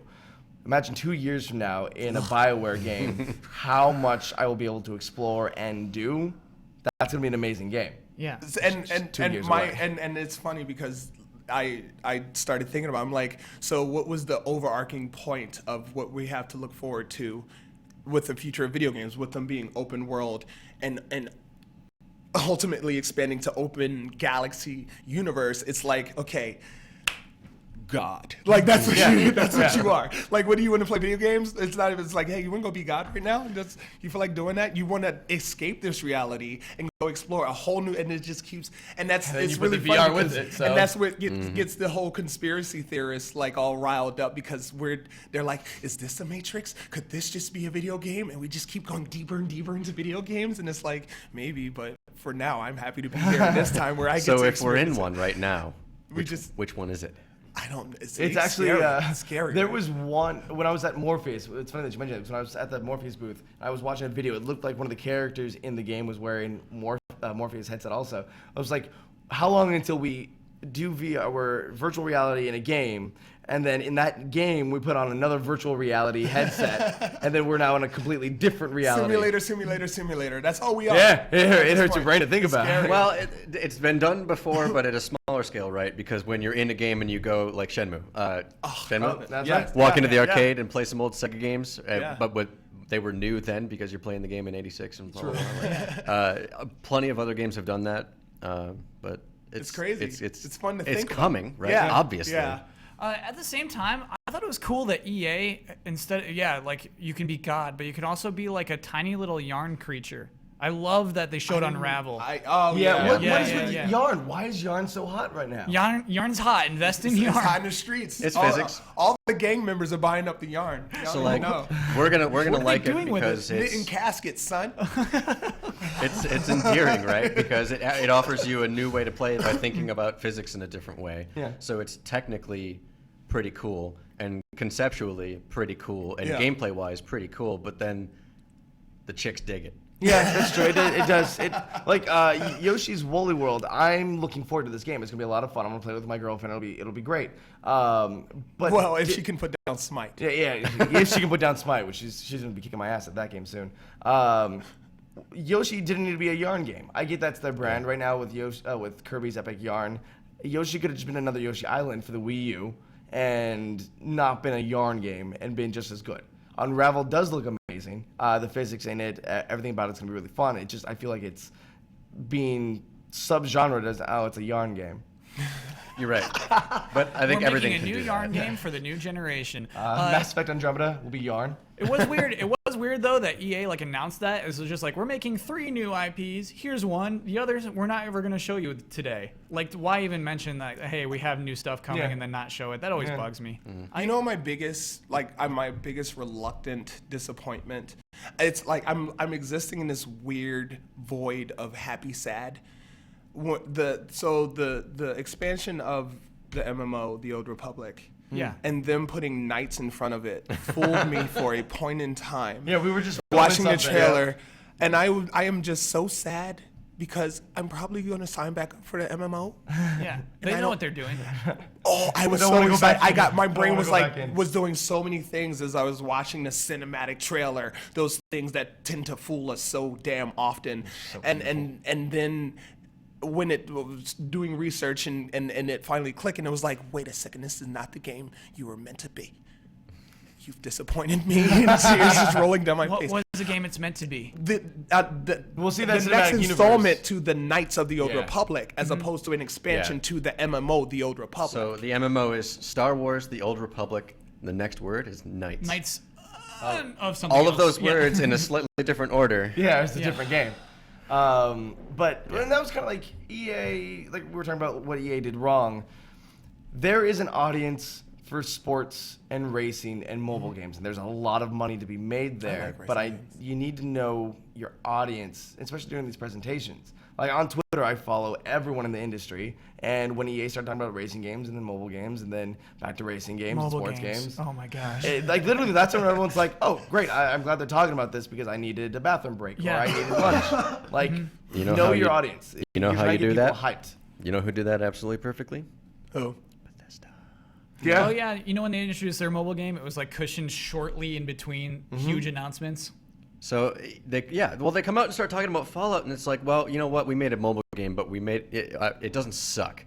Yeah. Yeah, it's like that is. here's Also all the here, things that you take can it. do. It's like the reason we made this is because we wanted to have a game to play on our mobile devices. Because let's face it, every other one sucks, and you're playing it begrudgingly because you have this device and you want to just play something and burn some time. And it's like, well, this one's the least crappy. And this So is let's come out on stage and say like this. You know what? We've been looking for this game too, so we made it. Brilliant, absolutely brilliant. Yeah, You know, with that That's attitude. all Todd Howard. And- And that's what I love about him. And Yeah. a lot of the people actually that came out on stage this year is they don't treat you like you're an idiot. Yeah. They don't treat you like No. you're a potential investor that doesn't know anything about There video were a games. few So let's tell you all the presentations. advantages and There blah, were blah, a few blah. presentations where Almost I'm like, all of EA and almost all of Microsoft were still like they're talking to brainless investors yes. that have never played a video game before. Yeah, the knuckle talk. Is it the knuckle talk you're talking about? How's the Yeah. knuckle talk? We What is have. that? It's like we would like to introduce you. HoloLens, and then they just point with it's knuckle talk. Like they're Yeah. they're driving home the like, point. Last And they year we really sold want blah you blah to- blah units, and Yeah. we It's like- redefined what it means to blah blah blah blah blah. And nobody gives a I just shit. want to have fun. I'm not a businessman. I'm sorry to pause the knuckle talk. We need to do another measurement, so let's get some measurement hype. Okay. Do we have any measurement music? What are we done? measuring exactly? What are we up Wait, to? what's being measured? There's a new show coming in. That's amazing. New shows Today? coming in. Yeah, today. Are we gonna kiss this out? I am so happy with this level of casual. Did you guys get to play Blast Ball? Oh No. yeah. Did you go in and check it out? Did you go? I watched like 30 seconds of this because I had to run to the other end of the this is another Metroid Prime. We got to play Blast Ball. Sure. No, this is the same thing. Oh, it is. It's all the same game. Oh, that's so confusing to me. So at Nintendo World Championship, like this Yeah, is I'm part of it, old. and we were allowed to play it before everything started because they didn't want us to walk on stage and play a game that they want to show off that we've never played before and look silly. But they said nothing about it being Metroid related. They're Yeah. like, here's this new game. It's called Blast Ball. And it's like, oh, because like they were like, all right, guys, you have to put your phones away. Okay, your phones. If we see one of your phones, you're gonna be disqualified. You're gonna see things in there that are gonna be super secret, and you can't tell anyone. And then they just kept building up to this. All right, guys, we're gonna be playing this game soon. It's not ready. We can't tell you what it is yet, but you guys are gonna be practicing. So just don't take any pictures or anything. And then finally, he takes out these Game Boys. All right, guys, or 3DSs, and they're like, all right, here's the new game. Are you guys ready for this? It's a game called Blast Ball. Here's this ball. You're gonna shoot the ball into a goal. It's like, oh, it's soccer with guns. Yeah, and you're And so like for us, it's like, Yeah. okay, it's a fun game. And then during the presentation, they're like, oh, it's Metroid. It's in the Metroid universe. You're like, oh, that's cool. Okay. Why? But why? Because See, you I were don't care watching that it. it's- I You don't- had seen gameplay of it before they said it was Metroid. Well, yeah, that's the See, that's the any subliminal way- trick with a franchise. My experience with it is I didn't get my hands on it until we were up in a Nintendo booth. It's like the last And we thing were we did playing yesterday. together. And the amount of screaming and shite talk that came from it made me a bit excited about the application of it, because sometimes we're on road trips and sometimes we play Smash Brothers together on our 3DSs. or we're all in a And this is- plane in different yeah. rows and yelling at each other. I'm like, so this opens up more opportunities. I'm glad to see another game that had drawn us in to that degree. I don't care personally that it's connected to Metroid. I really don't. I feel like it could have honestly well marketed alone. it being attached to Metroid is what's going to sell it. Right. If you have just Blast Ball, it's Yeah. like, Right. Well, I have a there are a question. million. Sorry, just to finish that up. But like Yeah. on the eShop, there are a million games that are just similar, not the same game type. Yeah, but see, that's- just, and that's- like something that could be fun. Sure, Dempamen, Yeah. pretty cool little franchise. But you know, they're making more, but it's still super cheap. And like, if it was Dragon Quest instead, it'd be selling a lot more just because that name's attached to it, right? You're right. It's Yeah. kind of hard for a digital-only game on 3DS to really get. Like to develop into something that's the Dragon Quest scale now. The business. So I think it's called Metroid Prime Federation something. Force. But Force. But yeah. Well, yeah. See, because I didn't all of that. Yeah. But I guess the game inside of it is called Blast Ball. So how does it control? Are you using a stylus or are you using the nub on the new 3DS? It's not even the nub. It was just so you have the left stick, which is moving your body as normal. Okay. And then you have your buttons to shoot. Now left trigger will That's the look one, aim. right? No, that's the lock. It will lock onto the Yeah. ball, so you know where it's at. okay. Right But as trigger, soon as can you hold look. right trigger, you can then use the gyroscope to like you can look around. precisely aim. Whoa. Yeah. So you stay locked on and you hold the right trigger to be able to move, and so then you can do. That's when you get fancy with your shots. You can like aim at the bottom of the ball to kind of get like a top spin. Yeah, there's or actually, and just like, be able to trick like shots and stuff. strafe around better and be able to like, all right. So if you're using the gun, now you're actually like doing this while you're moving. So it was utilizing its controls to the best of its ability. And there's different strategies. Like you can shoot the ball hurts other players. So like we've listening to them play because not staring at their screens or over their shoulders, but like team getting wiped out because someone blasted the ball at the right time and the whole team was behind the ball and it just destroyed them. So they had a free point to score. So stuff like that, and you can disable other bots, and that's why I feel like it's really fun. And I hadn't experienced anything like that personally on 3DS. In a world where, even for years now, we've been concentrating more away from local play, more like online play with the world. Like games that still bring you together as a group are so much more fun. Like when I saw The Division, I was like, all right, this game's gonna be great. I'm gonna have so much more fun playing it here in the office with 4 computers. And I understand that's not normal for anyone, but to have that experience, I think just makes the game so much better. And you know what's actually interesting is it might be an impact of streaming and Just Playeds, but when you have a game just like what's that weird one where everyone's just like a big orange or yellow thing that just like throws each other into like meat grinders? We do that. Gang Beast. Gang Beast. Yeah, that game is you know what mean. I mean? That game makes me mad. But that's a game where you get a bunch of people shouting at each other, and then you see videos of that, and you're like, oh, that looks like a ton of fun. Do you know what I mean? Yeah. And so like Gang Beast online would suck. If you're just playing that online with other people, I would be hate angry. that game. Yeah, exactly. Well, and I feel like I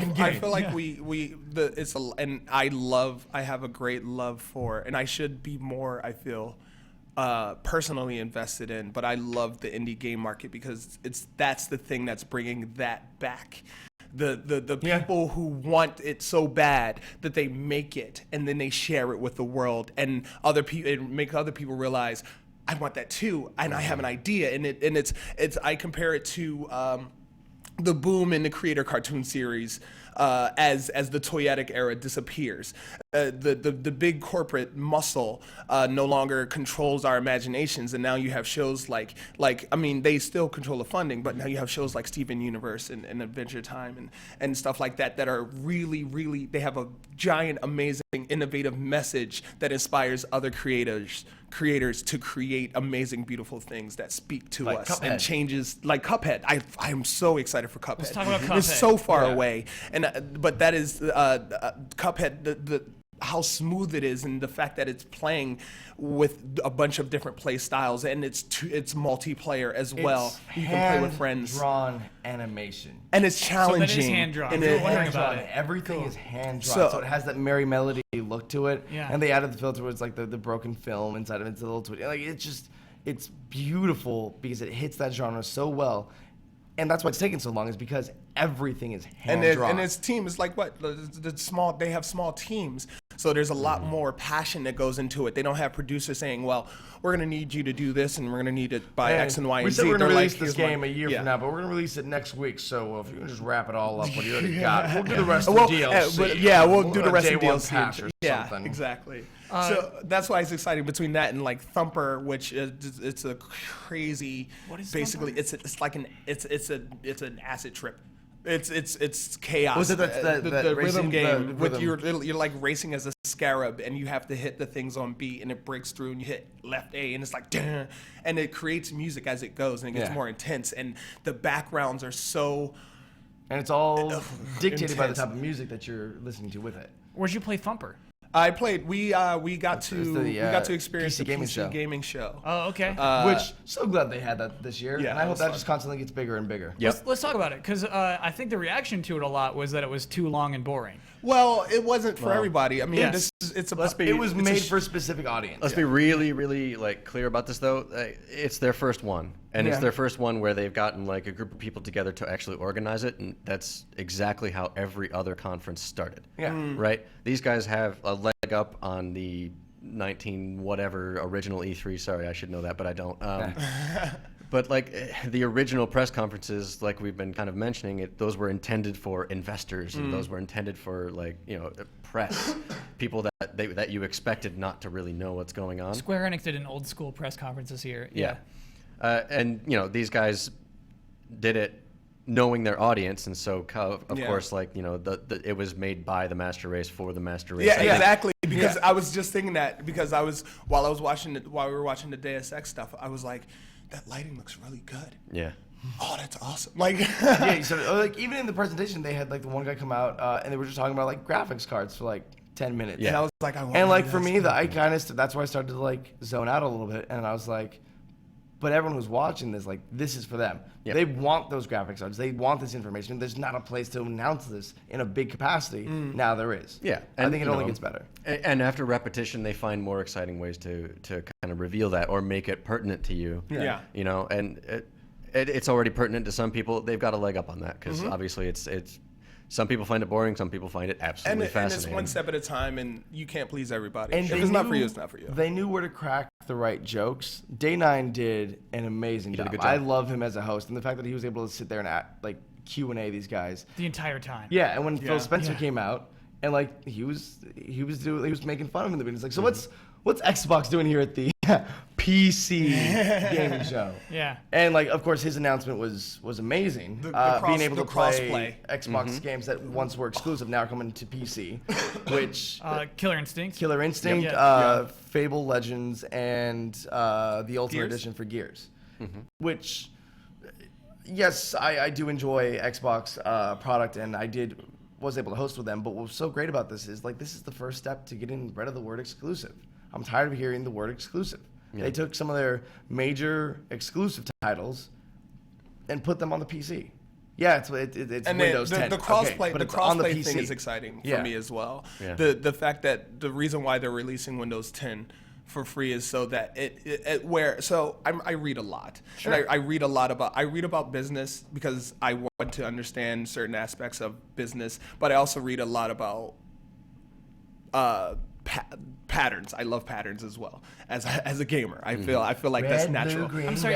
Where do you go to read about patterns? It's books. There's different books. So I'm reading Where Good Ideas Come From is a book that I'm reading as well. There's a book called Bold that I'm reading, and they talk about exponential growth. And I read another book that talks about Amazon and how the no shelf life or even having to pay for shelf space thing, it changed the market. So I read a lot about business and where things are going. And this, I feel like anyone who has been keeping track of the industry has been seeing what could be considered a step in a point of singularity, where we already have it with cell phones, where you can hold up your phone and you can say, hey, yes, we tend to forget. Yes, some people pay $600, $300 for this, but it comes with, it's basically worth out of the box, really, honestly, $9,000. Yeah. What do you mean by that? Well, everything that it's capable of doing, and the apps, the GPS, the compass, my the calculator. phone can do more than my computer can do. Yeah, my computer looks better, but. So that being said, where your phone has been connecting with your consoles, but for some reason a console and a PC has been having a hard time connecting, now the console and the PC can connect, and it brings everything back around where every piece of technology is speaking to each other till everything is essentially just one big damn ball of entertainment for us. Yeah. Well, life. Life. It's exactly. what it becomes. Everything gets merged together. Yeah, and that is where if you stay aware of that, that's what's happening, and that's what's exciting. And I understand the exclusive point as well, because why do we have I understand the competition aspect, but I don't want to, again, it comes back, I don't want a console war. I want us to, let's move forward and be awesome together. But that doesn't help Microsoft have a great fourth quarter.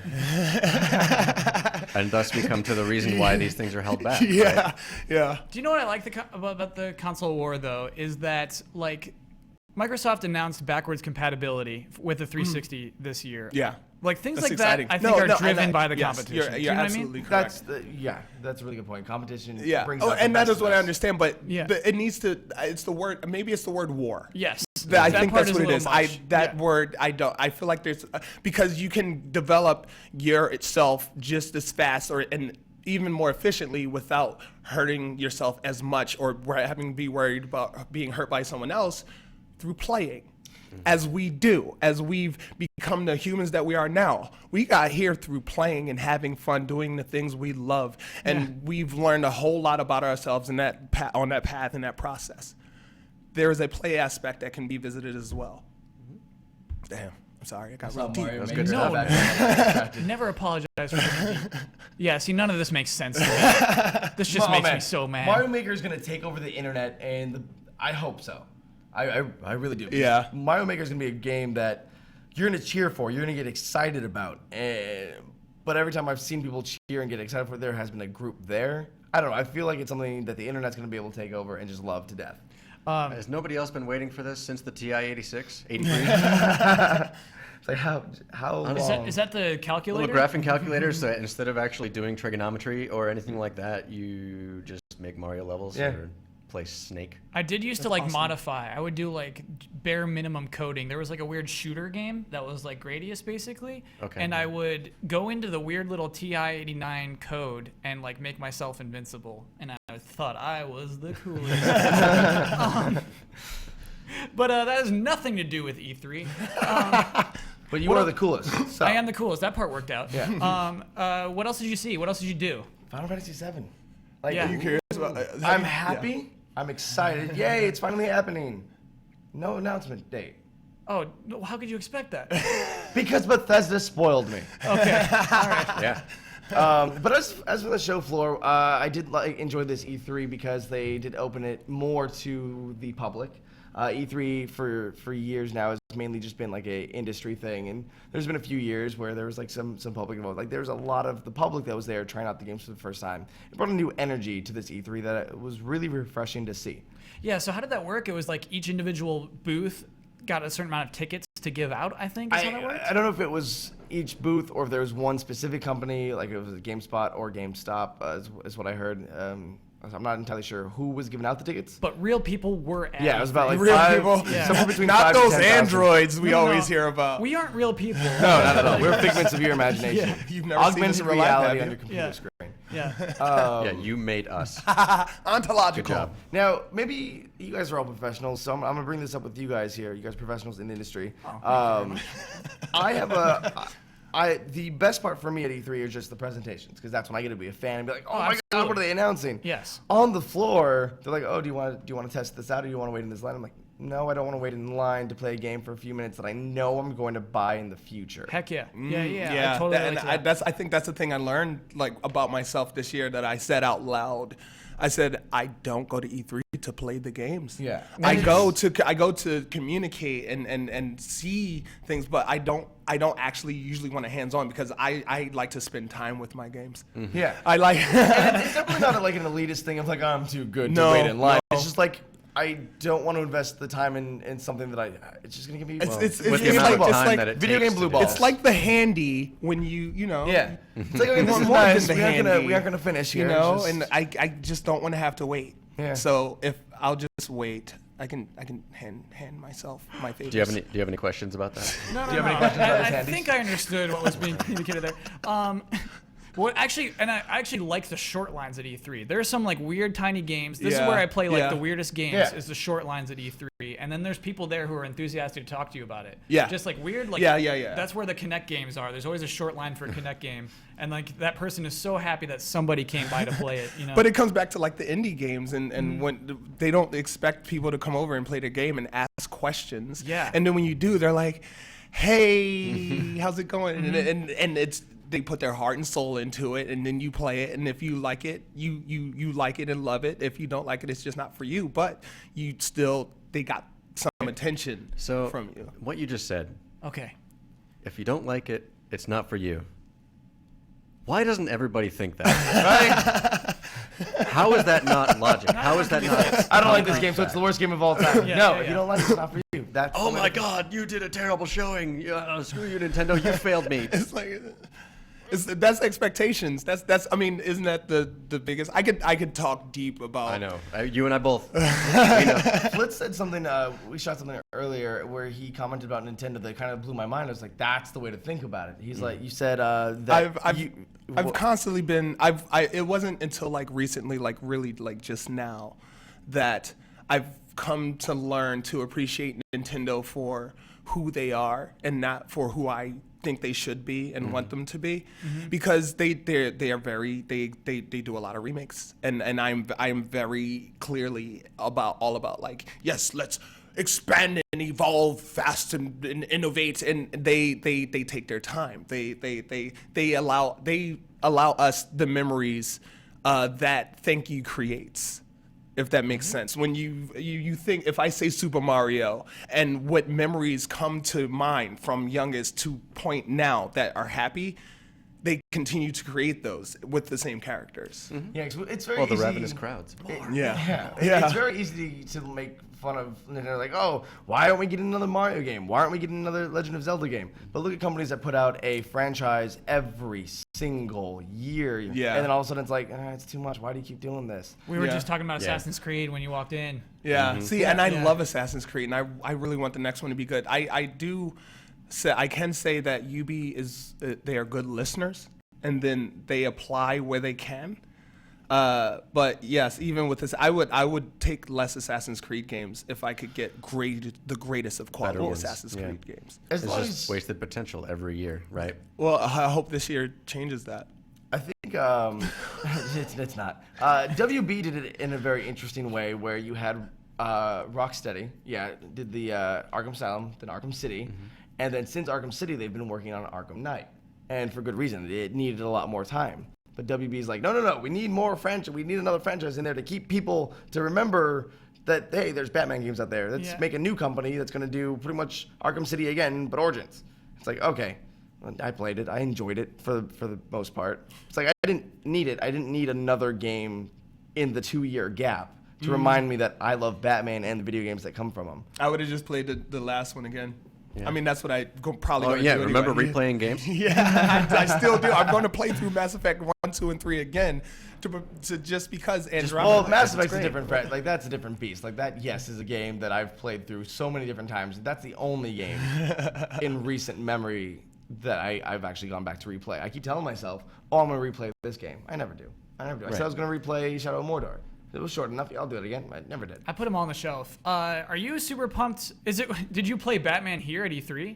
No, I refuse to touch it. Yeah, I watched one. I'm gonna get it in 2 two weeks. trailers. I'm gonna get it in 2 weeks. I know how it plays. How weird is that? Like, it's so close, and then it like is part of Sony's press conference. Though, their trailer was phenomenal. Yeah, that was a great trailer. I don't care if it is an exclusive DLC for PS4. That's what makes me so mad. See, stop using the word exclusive. Everyone wants it. Yeah.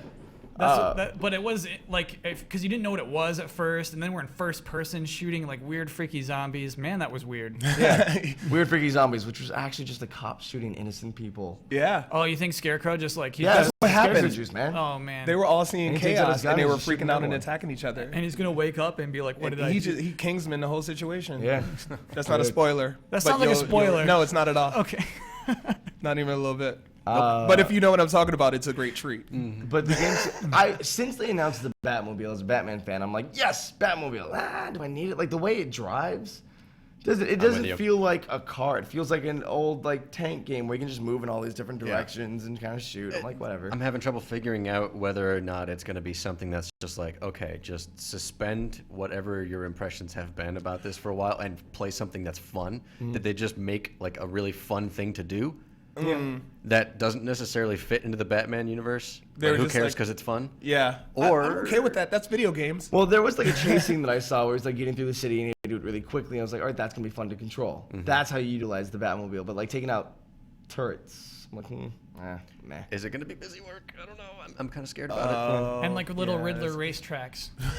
Oh no. Yeah, they have them. And there's like pools of like acid inside of the Riddler racetracks. It's real weird. Really? Yeah. Who are the construction people Who worked for the Riddler? Who work for the Riddler that are just, I need an acid pool there, and what will I put over there? That's a terrible. And you know, like riddle. there's some Riddler henchman who's got like the here? trophies, like going through like a air vent. It's like, God damn, Riddler, just putting a stupid trophy here. So like Gotham City isn't all rich. I bet there's some cities in the U.S. where we could take $10,000 and say, build me a weird little tunnel with acid pits, and there are people who say, yeah, I'll do it.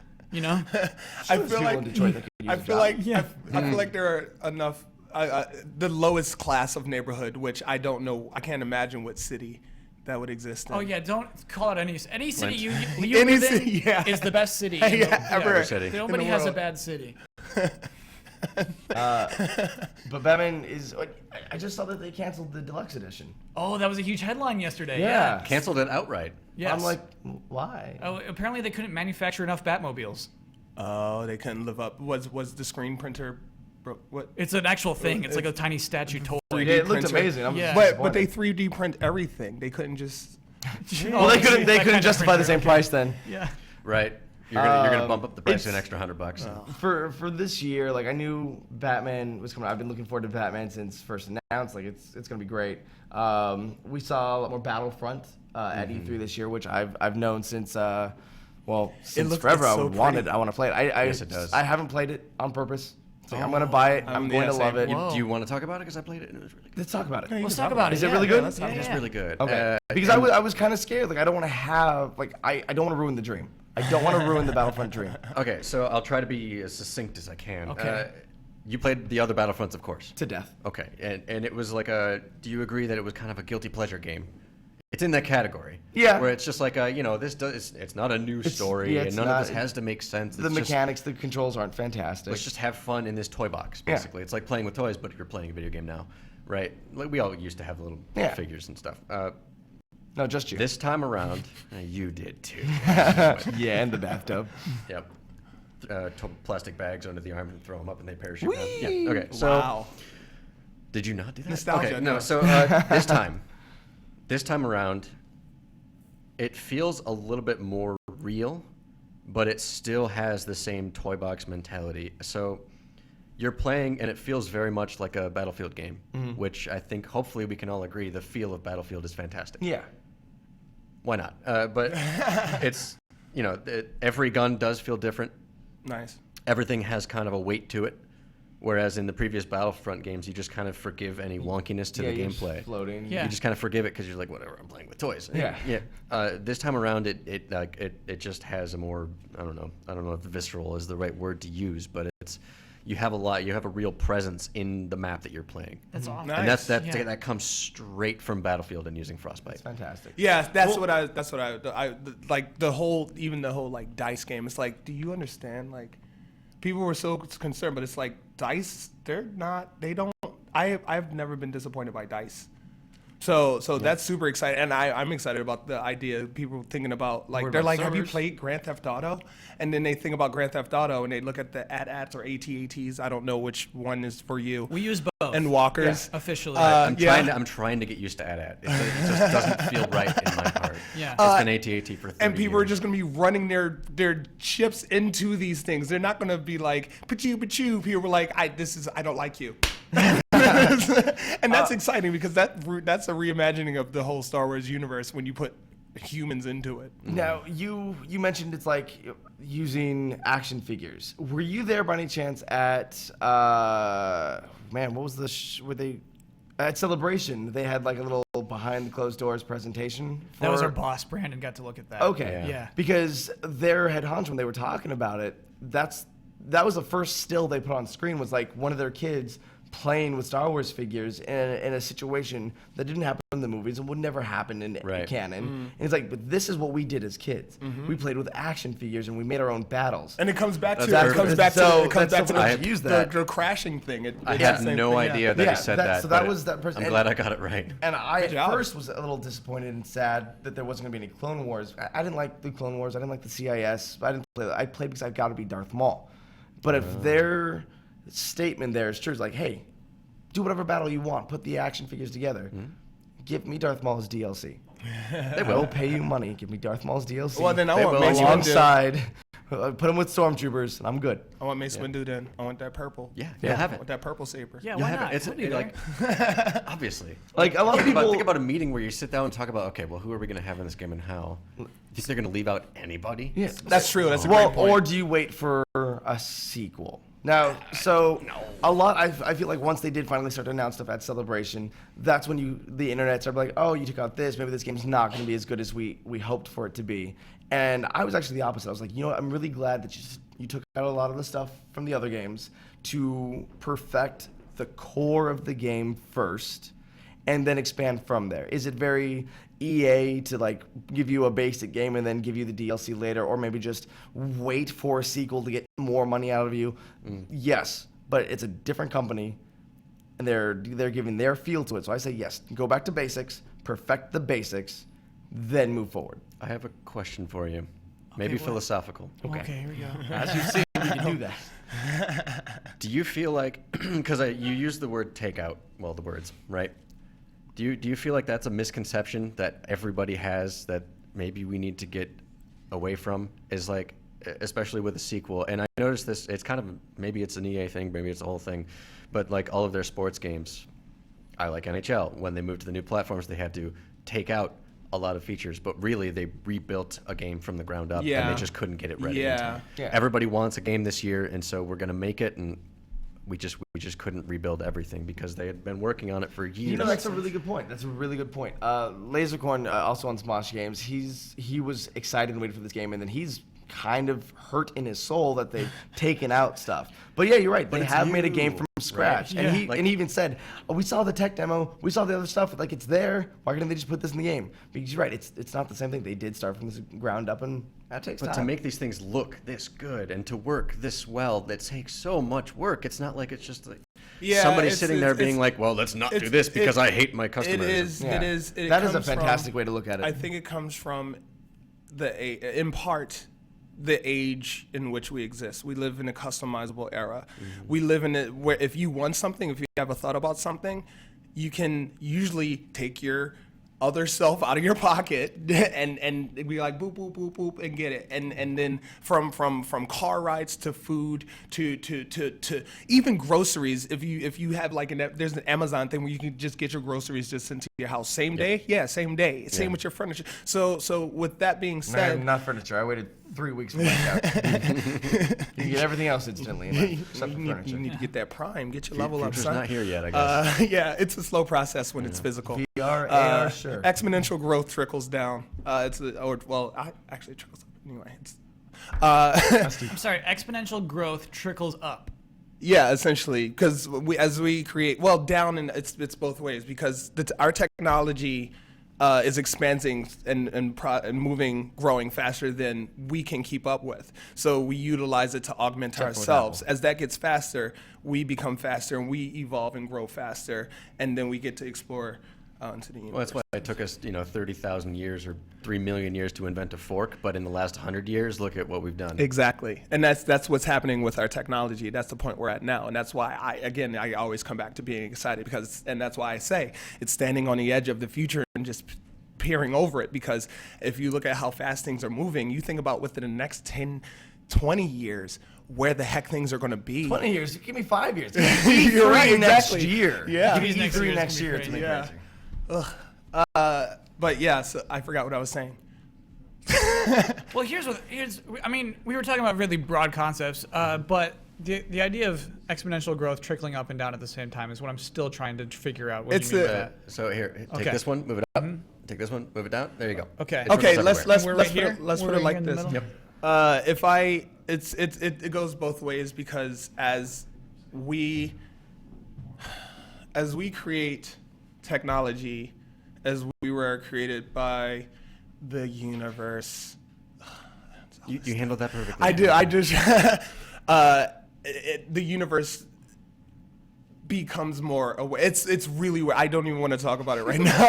That's okay. This is my favorite stuff to talk about. It's a very weird. It's not a universally graspable concept We are yet. creating more to put But out there, if and because we what have more out there, what we it's do then- understand it's about the ontological design. Do you know what that means? No. As we create the things we create us back. Okay, that actually makes sense. That is what that means. And so as the exponential growth happens, as we create technology and we figure out faster and faster ways to develop and to make it faster and faster and smaller and smaller and smaller, we are affected by that, and we become faster and faster and faster, but we are expanding ourselves where technology cannot, but it's by the grace of technology. So the technology that we create is actually creating who we are meant to be. And on the largest scale, that is what the universe is doing with us. On a smaller scale, I feel like all this stuff is still relevant to E3. Do you know it what is. I mean? No, it is. It really is. It is. Yeah. That's why I get excited because. Yeah. But it's really it's an odd concept. Yeah, because if you think about if a few years ago when Nintendo announces the Wii and remote and motion controls, everyone's like, oh, that's dumb. But then the Myself next year, included, yeah. Microsoft and PlayStation do it, Yeah. and because of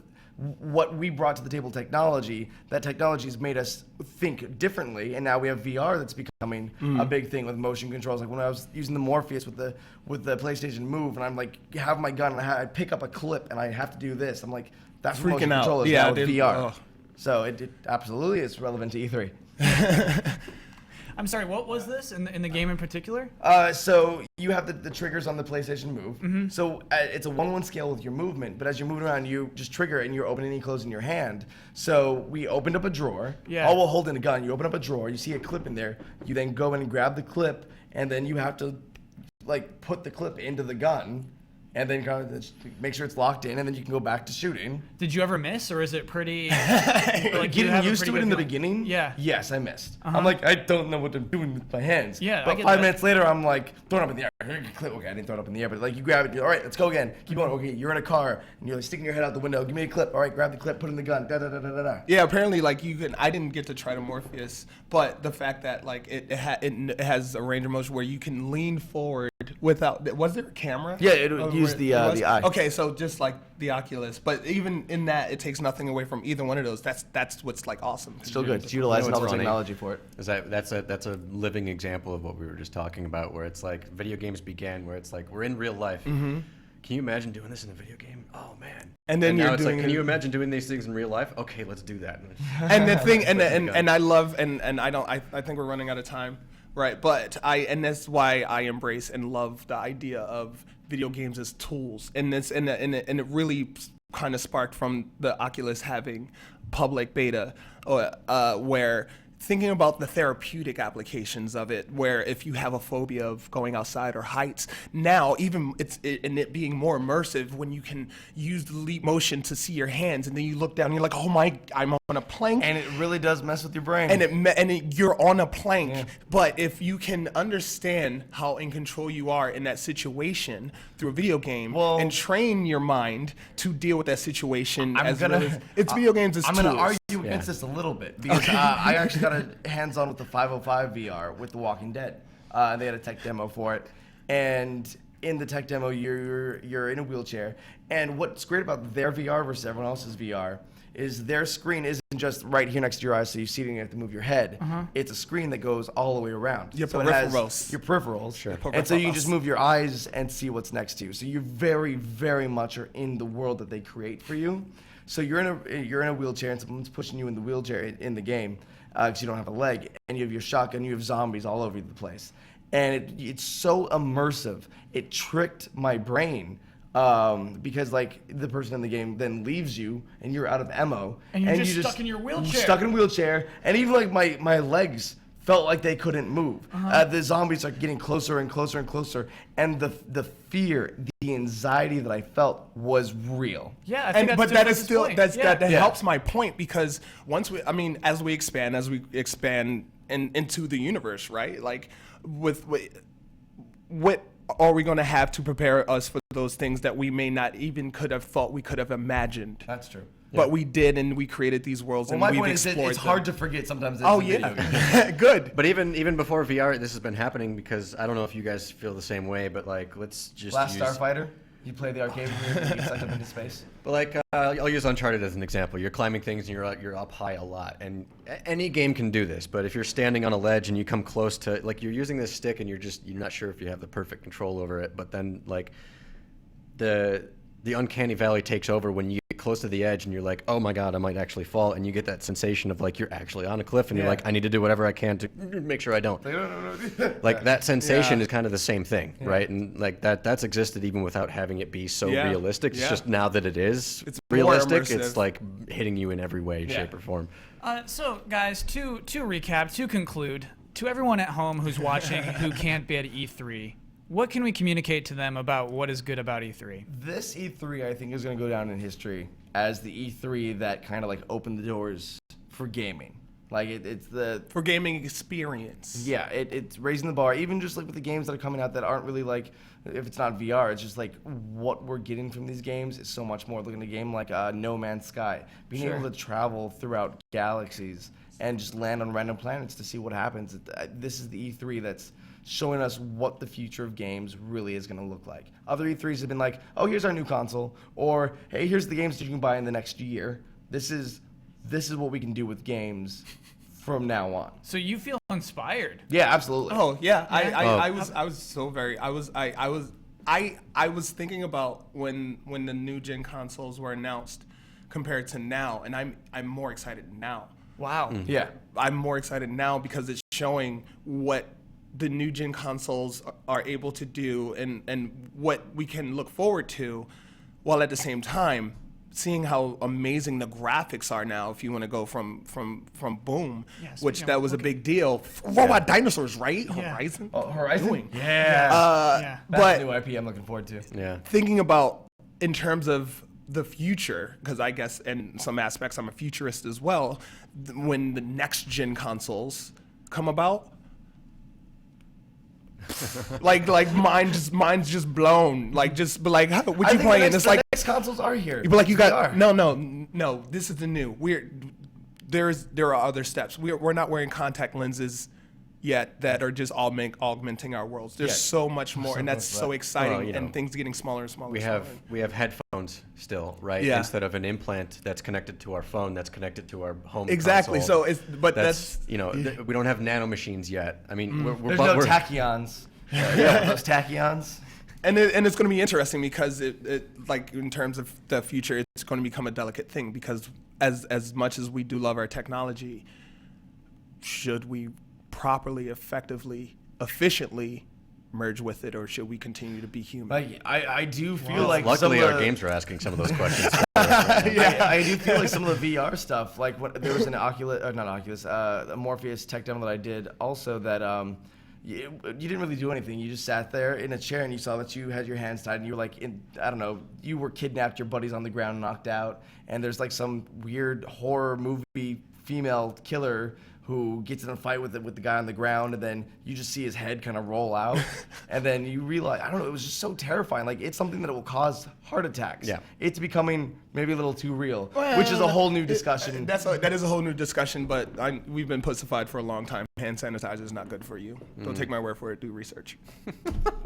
No, I know it's time for us to close. I know that it's time to close, but you can't drop that one on me. What is wrong with hand sanitizer? That's a whole different conversation. If I had to relate it to E3, the whole concept of keeping yourself away from germs and keeping germs away, and you shouldn't absorb. Well, you are meant to, because that is how we evolved. That is a part of nature. I know what you mean. But at the same time, I don't want E3's germs. No, I'll that's take not the other point. germs. I was making it. You can take other germs. I don't even think you wear condoms. That's a weird conversation. Okay, and that's a good note. So I'd like actually to. Just played, and we're gonna do we have a wicked attack. Cool. Do we have which Just Played is queued up? When can we say? I can't queue that. Oh, okay. So everybody, we're about to queue up a Just Play. This is recording from either last night or something. We didn't even do Uncharted yet, did we? So let's do that one. That's the one that people got to see no audio of. And hopefully, we're gonna cross our fingers that the audio works. Don feels confident about it. Can I get a Don cam? Oh my God, the chat has been blowing up. Oh, the Don puns have been. I've been doing it for like the last hour. I've been on it. I've been on doing Don puns all day. You're doing Don puns too? Yeah, bro. Is Why? Don puns a thing that's like spreading now? I That's missed why- Don puns? That's why I let this fall asleep. Is just like those are not questions. It's only Don puns. Lego dominant. It started with Brad yesterday. Yeah. There's Lego Life of Brad. Hellgate Lawn Dawn is actually a very good one. The last one I just did was The Dawn of Us. The Dawn of Us. No, those are, we gotta. It's not productive for conversation if we're just. Predominative. Stop it. Hey, are we done yet? Oh, no. Don't you dare. Don, do you are you honored by the Don puns, or are you a little flustered? I'm enjoying everything I've heard so far. He Don had no problem with it. He done. He done. Downward spiral. Whoa. Elise thought of that one. Oh, okay. You should have just taken credit. John Michael, how's it going? You look concerned. There is no Uncharted Just Played. Oh, okay. Let's do any other Just Played. What do you got? I've got No Man's Sky is the best one. That's the one where everyone's all heated. That's the most requested one. In Your Rolling. Okay. Don, do you know what folder you put it in? He's having a hard time finding it. By the way, Unravel Just Played.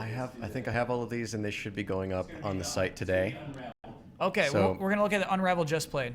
You guys should be able to watch a whole bunch of these later the today, provided I feel like doing work. This is actually more fun than working. I can see why you guys have done it for 5 days straight and let me this do is everything better. else.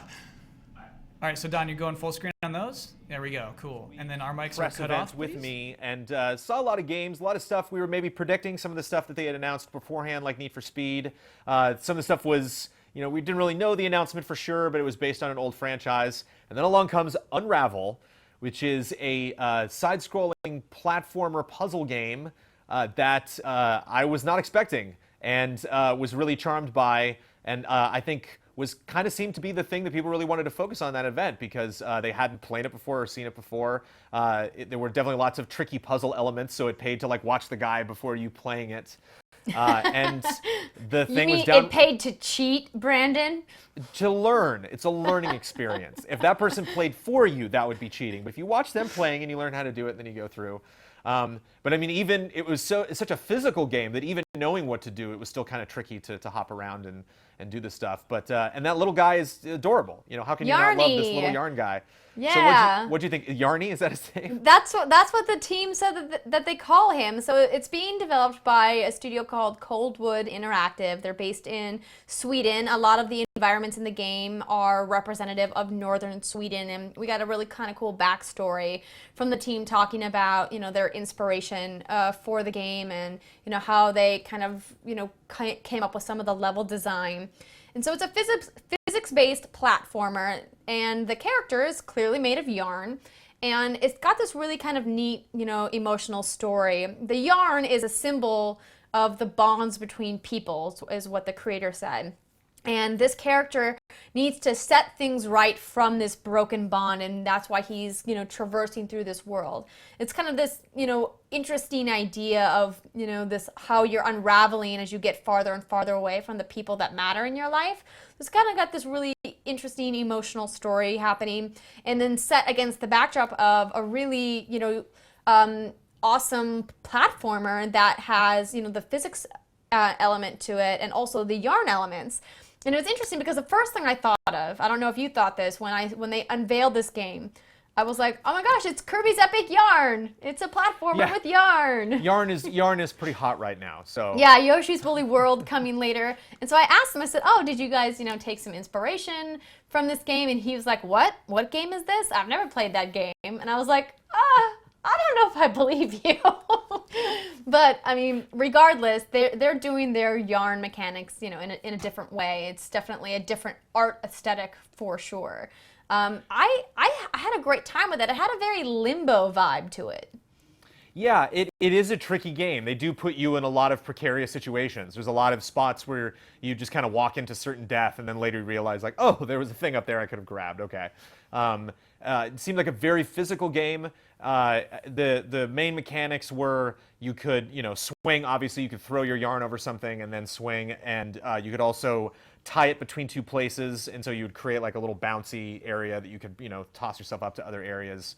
And you could wrap your yarn around something and then pull it towards you or move it, to get in a position where you had to get past it or to jump off of it. One interesting gameplay mechanic that seemed kind of restrictive, and I wasn't sure how that was going to play out over the course of the whole experience, is that you run out of yarn. That you actually when you get to a new area, and I'm guessing like save your game or get to a checkpoint, you can ravel yourself back up, and then you unravel, hence the title, as you go through the game. And so I found a lot of people trying to solve puzzles, and then they ran out of yarn because they just didn't untie themselves at some random spot throughout that journey.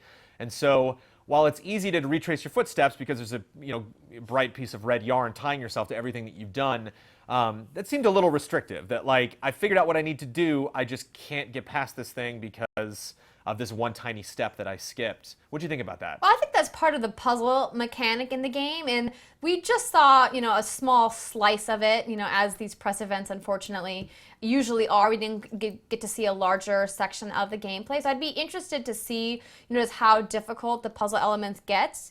Another recent puzzle platformer that I think we all loved was Ori and the Blind Forest, and the difficulty level in that game was super steep, right? Like it started out, you're like, oh, this is a really cute little cartoon game, and then it gets like crazy difficult, like a third of the way in. So maybe, it's going to be something like that where you really have to push yourself mentally to figure out, where can I, use some yarn and leave it behind, and where do I need to go back and gather yarn from?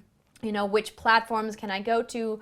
And there's some secret areas as well, but this does not seem like it's like Metroidvania at all, unlike Ori, which was like you can go back a little bit and do some exploring if you're in the same area. This seems very linear, and when I spoke to the team, they also, echoed that, saying, we're trying to tell a story. This is a journey that this character is on. It's not necessarily about environment exploration. And speaking of the environment, I think the environment's beautiful. Like you mentioned, it was based on a lot of natural environments that developers have in Sweden, and it was interesting, playing that aesthetic. You have something like a Little Big Planet, and clearly like the environment is fabricated, or you have something that fits a very particular style that kind of is based on the character. But he definitely seemed like a fish out of water. It seemed like this piece of yarn that is actually running around our own world.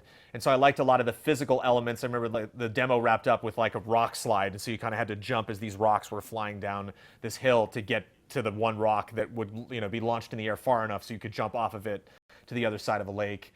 There's one memorable moment where a car almost drives over you, and you can get a sense the yarn guy's like, what the heck was that thing? So like there is definitely a sense of him exploring our world and you seeing this big world from the perspective of this small little yarn dude. And he also had like weird little memories. I'm kind of curious the context of how those were set up, where sometimes in the background you would see kind of a projection of maybe what has been or what could have been in the environment. So like a garden or a fence in a place that's like decrepit or destroyed, or you'd see characters that maybe were there, and he would kind of like collect the essence of these memories. It was a weird kind of little ethereal context in there. I was kind of curious what you thought of that. Yeah, we didn't really get a lot of background as to, what those were. They kind of reminded me a little bit of what I saw recently in another game, Everybody's Gone to the Rapture. I mean, kind of, getting these whiffs of memories of stuff that happened in the environment. I think in this case, they're very specifically tied to the character and what the character is going through on this journey, since it seems like so much of the story is set around this emotional journey that, the character is going on. I would definitely love to learn more about it, and hopefully we'll get to see more. Obviously, they just announced the game. This is the first time we've gotten hands-on or even gotten a look at it. So looking forward to playing this game for sure. Yeah, good puzzle platforming elements. Looks like a world that's fun to explore, and it's like virtually impossible not to fall in love with this little yarn dude, Yarny. The guy demoing it at Judges Week actually like brought a little Yarny, and I was like, I want to take that guy home with me. So yeah, hopefully we'll get, on the PlayStation Store, we'll be able to buy little versions of him. But yeah, sounds like fun. It sounds like a game. Hope maybe we'll be able to check out a little bit more at E3, but if not, hopefully we'll hear of more in the future. And thank you for checking it out, Andrea.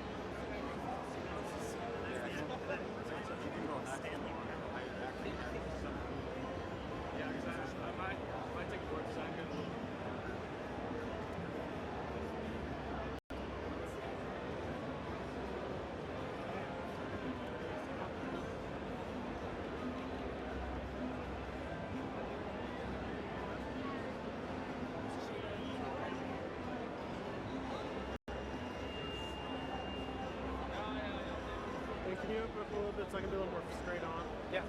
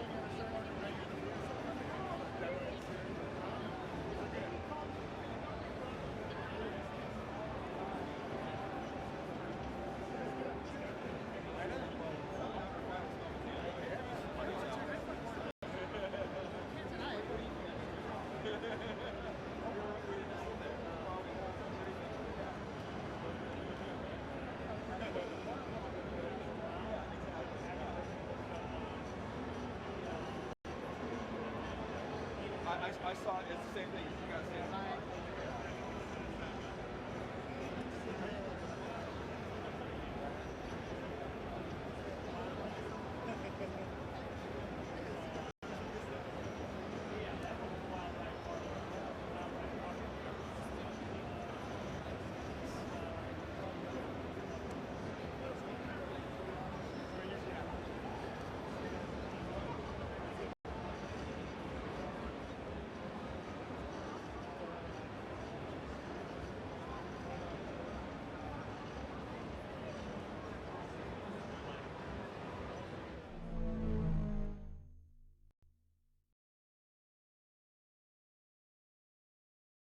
Everybody, there we are. Hello. Welcome back, everybody. I'm now joined by Schroeder of the Warp Zone. Hi, everyone. Let's talk about E3. Let us talk about E3. Let us. I like your manner of speech. So you went yesterday, yeah? Yeah. It was our first and only day. We went, as the whole Warp Zone. We Wait, so everybody? Yeah, we all went. Okay. We all went. So 5 people of Warp Zone, yes? 5 of us, yeah. Everyone else is a bit busy right now. Yeah. But yeah, it was a really fun day. We were able to see a lot, considering our short time. And yeah, it was a lot of fun. Here's a question straight out. Yeah. So you have 5 people with very different personalities. Yeah. How do you all choose to see the same things at E3?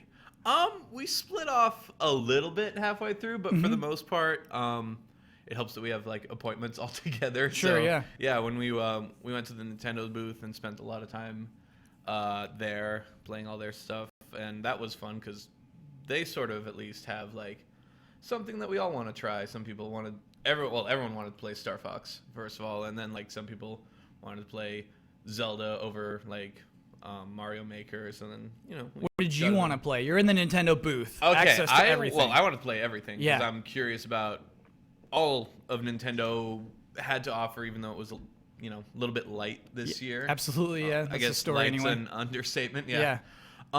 But I had some interest in Mario Maker.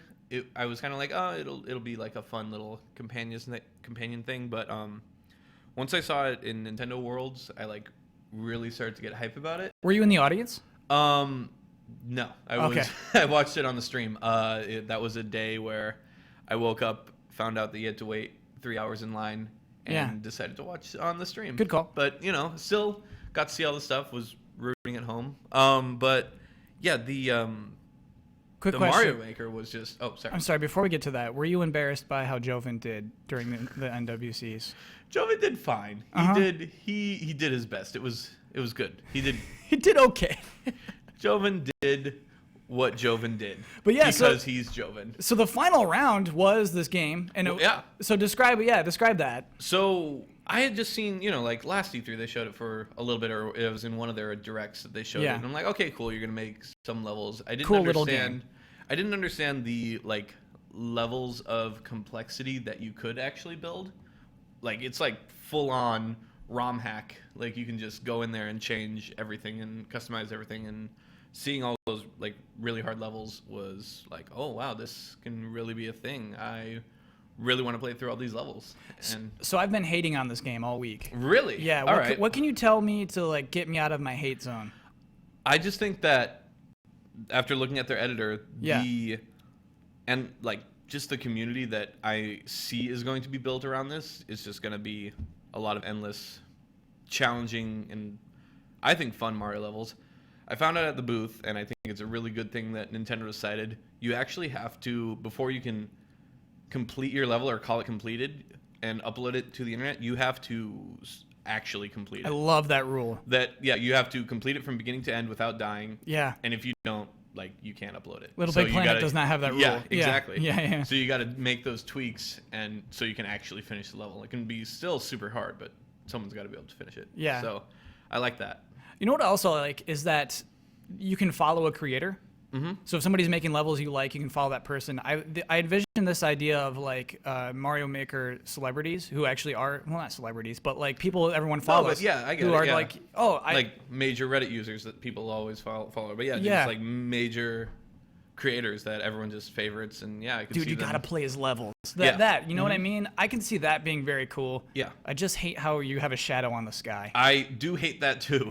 It doesn't make sense. You're the first person with to you hear with me that. there. You're the first person. I'm very with you with that. It feels weird. I'm like, this isn't a stage. That's sky. Yeah. This isn't a stage, but it's a small concession, I guess. Okay. I would like that something to I be gotta get removed. over. Yeah. I would like that to be removed. I mean, in the first, it's only in the NES ones. In Super Mario World, it didn't have it. I don't know. They're just trying to make it look a little more modern, I guess. Yeah, by making it flatter, that makes no sense. Flatter. Oh, it makes me so mad. I don't know. I feel like most of the ones that I would want to play is in the world level anyway. I thought, going back to the Nintendo World Championships, I thought it was really funny that the speedrunner in the finals apparently hadn't played New Super Mario Brothers and he didn't know how to wall jump. Mm-hmm. So that was like, oh, well, this is awkward for you. Yeah. Whoops. But so one guy just like finished the level after he finally understood the mechanics of wall jumping. Like it was like, oh, this is sorry for that guy. But were people shouting wall jump? Yeah. Oh, yeah, okay. and he was like he figured out, oh, okay, there, and then he could like make one wall jump, but the first part had like 3 wall jumps and then a butt stomp or whatever, and if you miss it, like a treadmill take you back to the beginning, so he was stuck on that for a while. So actually, within the game, can you only wall jump when you're in the new mode? Yeah. So cool. each mode sort of corresponds. Even though you can bring sprites and stuff from other stuff, like I like that you can bring the clown thing from the Super Mario World. You can bring it into the old stuff, and then it'll change its graphics to the old stuff. But the rules are like you can't pick up stuff in Super Mario Brothers, but you can in Super Mario Brothers 3. And in Super Mario World, you get the spinning attack that you can break blocks below you. And in New Super Mario World, you can wall jump. So they stay true to their games, basically, while being able to build all their physics too, stuff. Even like with the way you jump and things. Yeah, thankfully, I think that they've sort of fixed the physics in New Super Mario Brothers U, because that always felt off to me. I think it was when they added 4 players, like everything got a little bit floatier. Yeah. That they seem to at least gone back to the 3DS versions, which are pretty much the same physics as Mario, at least same jump time, same speed. The way I want to play this game, let me know if this is possible. I want to just like I'm going to only use the Mario 3 theme, and I hear I can make a world. Is that correct? Like I can make a world map and stuff? They didn't say that, but that would be cool. I would hope so. Oh man, if I can't, I'm out again. You just make a full game? Yeah, I want to make at least one world. I want to make a world of levels. That idea is pretty cool to me. That would be cool. I mean, in the demo, it wasn't a world map, but they did have levels in worlds that I think would play one after another. So maybe you wouldn't get a world map, but you could still build like how many levels in a world and then upload that world. Yeah, and my levels are going to have 0 floating platforms. They're going to just be like nice worlds. They're going to be cool worlds that I can be in. That's my dream. Just chill out in those worlds. Yeah, to chill out in Mario worlds. Walk around. Yeah. I just played through 64 recently, Mario 64, and just like chilling out in that game is the best. Yeah, walking around the castle. That's how the game starts. Yeah, it starts just like bloop, chill out. And chill. Yeah, you can go into the castle if you want. Yeah. Jump into the lake. Yeah, it's cool. Try to chase that little mushroom. Oh man, oh it's so good. What else do you see? What else do you see at E3? Oh man, so jumping to another platformer, Sure. I got really hyped for Ratchet and Clank. Yes, heck yes. I'm really excited. That just the trailer looked gorgeous, and then seeing it, like being able to play some of the levels, or 2 of the levels, was really nice, and it controlled so smooth, and God, it just looks so good, and the humor's all there. And I feel like that series has sort of become my favorite platformer since Nintendo stopped doing Galaxy. You know, like I wasn't a super fan of 3D World. It was like, okay, it's fun for multiplayer, but that like bigger open levels that Galaxy used to do with, you know, multiple paths, they sort of doesn't look like they're doing that anytime soon. So went over to the Ratchet and Clank Future series and played through that trilogy, and that was really fun. Also, just really funny. They have really good writers on that one. So yeah, I played through Into the Nexus like not too long ago. That was it was a smaller game, oh yeah, but that it was one still was even the huge. DLC game. Yeah, it wasn't that bad. It was pretty cool.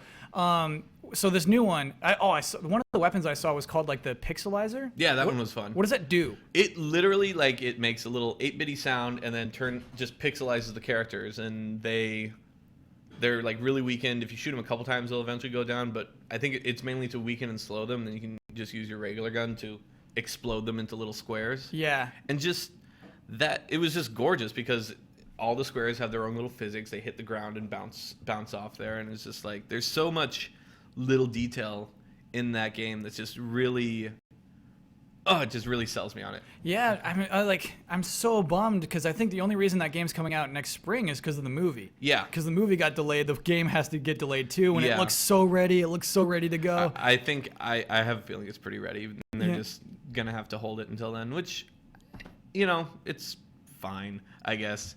I did love the trailer, the E3 trailer. It's the game based on the movie, based on the game. They're always a bit self-aware. Yeah. I like their stuff, so I'm excited for that. What do you think about how it's $40? That's the craziest part to me. Is that like... I actually didn't know it was $40. So it's announced as it's announced as a $40 game. To me, honestly, I think it's a little weird. I think it almost devalues the game. I don't know. I don't know. Like, thinking about that, I don't know if that means that the levels are going to be smaller, or it's just going to be a smaller game or overall, or... Right. But you didn't feel it. You didn't feel like it was a $40 game. No, when I was playing the levels, but I mean, like you were saying with like Into the Nexus and Quest for Booty, and like Quest for Booty was like a 10-hour game, but all the worlds still felt really big. Yeah. And it was like all connected, you know, Ratchet and Clank style, because you were only on one planet in that one, but you know, all the little worlds, and you go back to the hub town and stuff. It was all, you could traverse through everything, so it still felt really big. Cool. Even if it was a shorter game. I hope it's not that short. I hope it's not too short. But I mean, $40 games are cool. I don't want to be like, hey, make them all like $90. You know. Yeah. I'm sorry for saying that. Season passes everywhere, please. I just don't want it to be looked down upon, I guess, as a cheap game, because it doesn't feel like a cheap game. It doesn't look like a cheap game at all. It looks just gorgeous, and it's using another like little feature. It's using motion blur right, which it's a little pet peeve of mine when people really push for 60 frames per second, but then they don't have motion blur on it. So then it's just like this super smooth stuff that looks unrealistic, and it really, in my opinion, it like takes me out of the experience. Yeah. Because people like the really smooth stuff, but like life isn't that smooth. You can see, because people always say, oh, you can see at 100 something frames per second. Like, yes, your eyes can see that. Your brain doesn't process that so fast. So like if you shake your hand in front of your, I'm seeing blurred fingers. You see blurs. Yeah. So, but if you look at a 60 frames per second video and someone does that action, you won't see the blur, because it's just like you are focusing just on one little thing. So then you don't have to like the blur won't come, so they have to compensate by adding motion blur. And I think a lot of games don't do that. Ratchet and Clank does that really well. Gears of War kind of does it well. I think they're getting better at it. But do you know why I like having you as a guest right now? You're the first person. We've been streaming for 5 days. Yeah. You're the only person who's talked about motion blur. This is really great. Yeah. I think it's such an important part for immersion. That's cool. Yeah. I really think that developers, I mean, right now, they're just using all their tech to boost everything up to 60 frames so that, the internet will be happy. Yeah. But I think that they really need to start accounting for motion blur. Like, I'm seeing it in some next-gen stuff, like Horizon looks really cool. And, when you roll, that's sort of Gears of War-y. When you roll, there's, like, some blur there and stuff. But yeah. It's just, like, it's a feeling that I think you need to have to be more fully, or it's a thing that I think you need to have to be more fully immersed, yeah. That's very, thank you. Yeah. Thank you for finding, like, everybody's got a thing. Everybody's got a thing we need. My thing is, like, shadows on skies. Yeah. Yours is, like, hey, this is just, it needs more motion blur. I love that. What else did you see at the floor? What else did you look at? All right. A personal thing that was nice. I got to see Drawn to Death. Yeah. The one that David Jaffe is making. He was there demoing it, so I got to meet him. Cool. And that was a nice. What was the demo environment like? Like, where are you in? So it was all. Oh man, it was weird. That whole game is weird. Yeah. What was the map? It was just like a town square with like giant octopi attacking it, and they're sort of like grabbing the edges of the map and stuff, and it's just like. It looks really cool. It was hard to like look at the whole environment. The game is really floaty right now, so I spent half of it sort of getting used to the controls.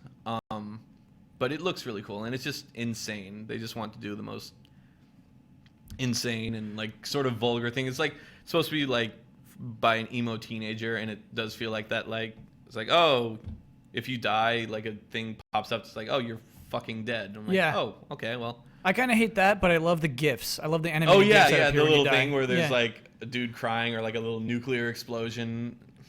Putting animated GIFs in games is a genius. It made me laugh. Yeah. Yeah. What was it like though having like Jaffe there demoing it in person? I was really happy about that. Yeah. I got to talk to him for like a couple minutes. What'd you talk about? I just fanboyed a little bit, to be honest. I'm like, thanks for getting me through high school with my PS2, with God of War and Twisted Metal and stuff like that. So. And then was he just like, yeah, man, that's cool. He's like, cool. Whatever. It's fucking awesome. He does love to swear. Yeah, cool. As we can tell from his games, he puts a lot of, in his more recent games, he drops a lot of F-bombs in there. He used to do like in his webcam, just like weekly like diary things, and I would just listen to those. Loves Disneyland. Jaffe loves Disneyland is what I learned from those. I believe that. Yeah. I believe that. Yeah. So you played through a match. You said it was floaty to start, but did you feel good about it by the end? Yeah, eventually I felt good about it. There was still like some things that didn't totally grasp, like how secondary fire works and stuff. Some people had double jumps, some people didn't. So it was, because it was like me and a couple of the other guys were able to jump into the match. So everyone had a different character, and they were all really different. Like the character I was playing, what did he have? He had a shotgun that came out of his head. Like if you hit circle. Wait, what is your character? What is it? He was a cyborg. Okay. So he was Cyborgula, right? Yeah, that one. Yeah. So he was like, you hit circle and then his head like turns around and a shotgun comes out of the back of his head and you can shoot around like that. I liked he had a little death animation where he self-destructs, so you can, if you get killed by someone, you can run up to them and take most of the damage or even kill them. I love doing stuff like that. Yeah, so that was fun. I also like how you drop in to the match. I think that's really interesting. There's no spawn point, so you can pick, you're like floating above the map, and then you can pick where to drop, and so if you know where that guy killed you, you can drop in for a quick revenge. Yeah, and you skydive back into the map. Mm-hmm. Are some things like, so I watched a bit of gameplay, are some things you can only reach by skydiving onto them? I think so, yeah. Because it was, you would see like items and other things. Or you have like I think the demon flies or something like that. What is that? The demon girl.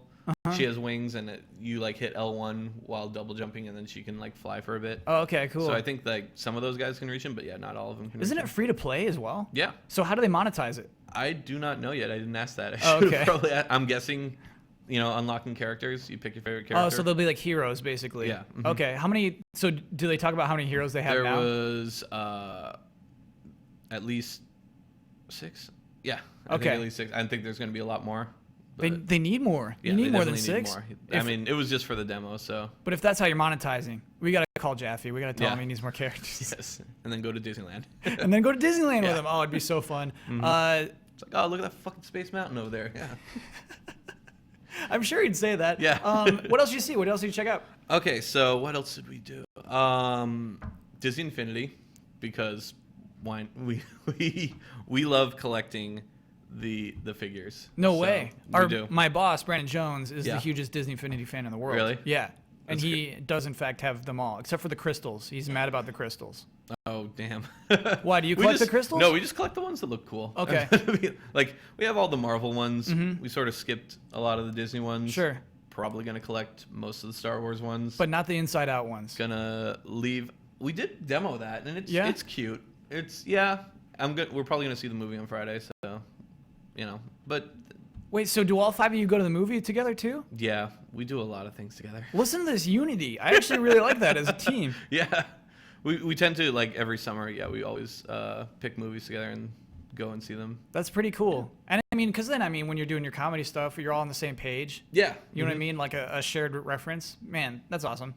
Yeah, we do probably too much together, but it's worked out for us so far. So. Absolutely. So when you actually, do you ever finish a demo and then when you're all talking about it afterward, do you all disagree about like how good or bad that game was? Yeah, definitely, yeah. What was a contentious game amongst the Warp Zone? Davis really liked For Honor. Okay. And I was a bit indifferent to it.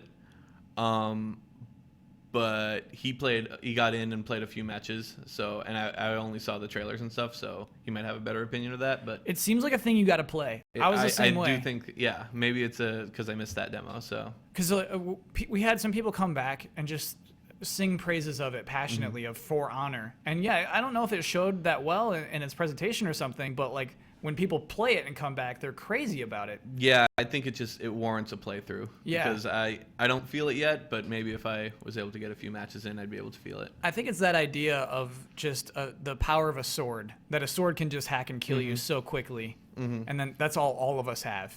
Yeah. Nobody's got a gun. I can see the appeal of that.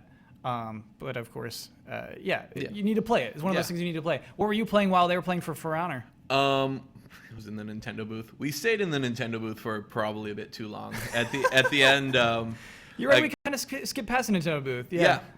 So we were able to go to like the behind the scenes part of the Nintendo booth. Upstairs. The upstairs part. Which was really cool. Got to say hi to Reggie and almost talk to Miyamoto. What do you mean almost? He walked out of his because that's where his private office is up there, and he walked out of it. And as soon as he walked out of it, like people came to go talk to him, and then he like talked to them real quick, and then walked back in. So you were waiting. So we were like in line, yeah. We were like, don't make it obvious, just stay by the Wii U. We were like playing by the Wii U and looking over our shoulder, waiting for his conversation to be done, so we could go like say hi or anything or touch him, which sounds kind of weird. What would you have said? What if you given the opportunity? Oh man, I don't know. Just like thank you for so many things. I mean, Mario, obviously, and just making Nintendo what it is, Okay. It was just, I don't know, just a good thank you. Good thank you. Yeah. All right. But the thing is... And then ask about Galaxy 3. Yeah, exactly. Once the good stuff is away, then we got to get to business. Then we need to be like, okay, so you're saving all your stuff for the NX, aren't you? I think that is... I think he would just smile and wink at you and then just run away. Yeah, and then he'd go back, close the door, close the little thing on it. Honestly, I think that is very much the message that Nintendo communicated. That's what they're doing, and they need to just have a down year, I think, to recover from the Wii U. It's a bummer. It's not going to take off. I think they realize they're not going to make fetch happen here. Yeah. So, just I like that, by the way. They're not going to make fetch happen. They're not going to make fetch happen.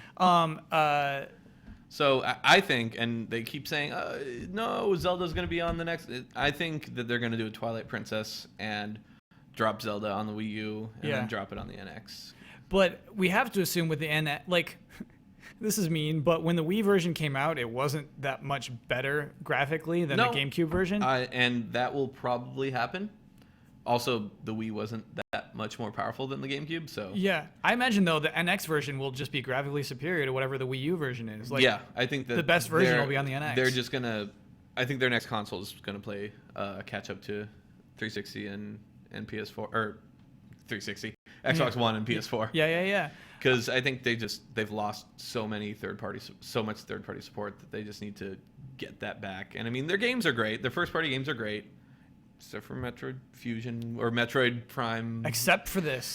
Blast Ball, fun stuff. No, talk about it. Let's dish it out. What's going on? I mean, I feel like I'm with everyone on just the surprise that, we're going to get a new Metroid Prime that's starring, like, cutesy versions of, like, cutesy offshoot of Samus that stuff doesn't look really connected. It looks just like, and they even said in an interview, it plays more like Gears of War. Well, we don't want Gears of War. We want to explore and go through maps and even backtrack, we want to do the Metroid things. And this is just, it seems like you have a singular objective, then you go complete that objective, So it's mission based. Yeah. Okay. That's what it looks like. I mean, it could be different from the demo, but that's what it feels like to me. So Flitz and Joven talked about Blast Ball, the Blast Ball portion of it, and how that controlled. So is it the same with the multiplayer co-op? Yeah, it's the same. Where like you hold down R and then tilt the 3DS itself. Oh, God. I might have not used that. Yeah. Oh, okay. Because it sounds like L is lock on and then R is basically how Metroid Prime on GameCube worked. Yeah. Is like you couldn't. But move with the and XL, you got an extra stick. So they said they didn't use it. Why didn't they use the extra stick? They said they don't like the nub. I'm gonna have to talk to them. Because you know what? This is why they lost. Yeah. That's why Joven didn't make it to the finals. Yeah. But what is it? There is like a Gears-esque game on 3DS right now. It's Ironfall. And that game, you can use the nub on it. Mm-hmm. And I got to be honest, nub is not good for third-person shooters. It's not great. Yeah. It's what they gave us, and I think it's better than nothing. Yeah. It is better than locking on and using the face buttons, Yeah. Or even drawing, like in Metroid, what was that? Bounty Hunter? Metroid Prime Hunters for the DS? Yeah. Like that was just... That was pinky. You put the pinky on this end and then the stylus there. That was... I never tried. Do you remember? That. It actually it came with a thumb thing. Yeah. So you could like sort of go like that, but it was... I tried it. It sucked. It sucked, yeah. No, it was not a good way to control. So at least I'm like, you could have given us a second analog, but at least we got this, so it works well enough. It was fine. You know what's so funny is how different things are now that we have just the internet and Twitter. I mean, we had the internet, obviously, when Metroid Prime Hunters came out, but Nintendo would have gotten demolished if they announced this thing where you have to strap a little nub on your thumb to play our game. They would have. We would have made so much fun of them. It was really silly. I even tried to use the nub because they also used it for Super Mario 64 when that came out, when they did the remake on DS. They're like, oh no, yeah, you can totally just use this like a pad. Just stick that on there, and yeah, you can control Mario. And that worked for like 5 minutes, and then I'm like, this is awful. Yeah.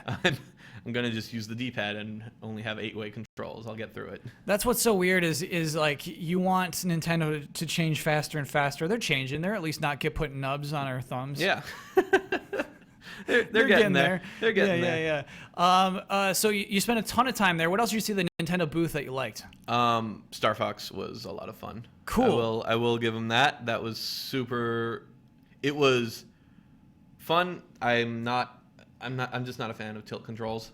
So in my demo, I didn't use it. I'm just like, okay, I'm just gonna hold this pretty straight, because you can still fly around and you're. Did you have to hold it like this? Yeah. Well, you can sort of recalibrate when you hit. You can hit the left trigger and it'll sort of just recenter it. So wherever you're holding it, then that'll be the new center. So yeah. So but I very rarely looked at the bottom screen to aim, because if you just hold that there and still move around with the stick, the reticle still goes with you. So then it felt like regular Star Fox. Okay. And and they told me it wasn't available for the demo, but there'll be other control options available. So I'm like, that's awesome. I think Splatoon was that way. It's just like Splatoon. It's just like, first thing I'm going to do is turn that off. Yeah, exactly. And use a Pro controller. Absolutely. Yeah, if you're right. If I can just switch to Pro, that's going to change my impression big time. We have a lot of split opinions on Star Fox. Really? Yeah. So what made you like it? What made you give you a good impression? I just liked that it first looked good. I was it's just been like the 3DS looked pretty good. It was nice to see like a really smooth, really like, I don't know, just good feeling Star Fox as opposed to like the GameCube versions and the DS versions. The 3DS one, I mean, was the N64 one, so that sort of gets a pass. I forgot what the DS one was called. Is that Assault? Star Fox. No, Assault was the one on the GameCube. Command. Yeah, was the one absolutely. And that you sort of tapped and controlled your other guys, but this one at least felt really smooth, which I liked, and it was.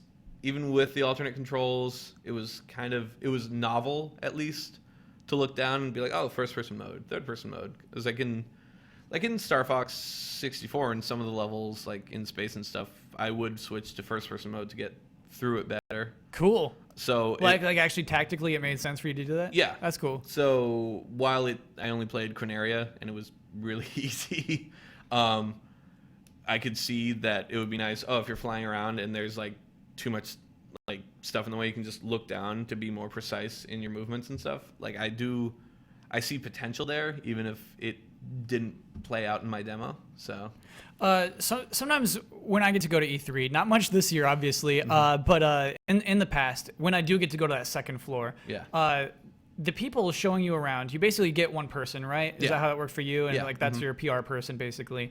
I feel kind of rushed when I'm playing games, and I definitely feel like it's time to go at a certain point. How did that work for you when you're just like hanging out? I think it was because we had such a big group, we actually were able to split off and play our own games, that they didn't exactly keep track of us well enough, so we were just able to just hang out and just, sure, let's play Mario Maker again.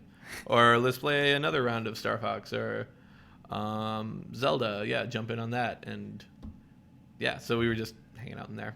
Because they had Smash last year, obviously. I'm sure a lot of people stayed around for Smash. And the guy was like, oh, okay, come on, man. Yeah. It's just like, my opinion on that isn't going to change if I play one more. You're right, I should go. Yeah. No, it eventually was like, okay, we've spent probably too much time here. We should leave. What else did you see? Where'd you go from there? Where did we go from? Oh, Can we go back and talk about Triforce Heroes or Triforce whatever? It's Triforce Heroes. Okay, it is Triforce Heroes. I'm not big on this game. That game frustrated the hell out of me. Okay, I'm so glad to hear that. Oh my god. All right, what's going on with Triforce Heroes? I don't know how that's going to be playable online. Because even in the same room, like we still just had so many communication problems. And like the bottom screen is a bunch of weird emotes, right? Yes, that's your form of communication. Yeah. Someday they're going to learn that voice chat's a thing.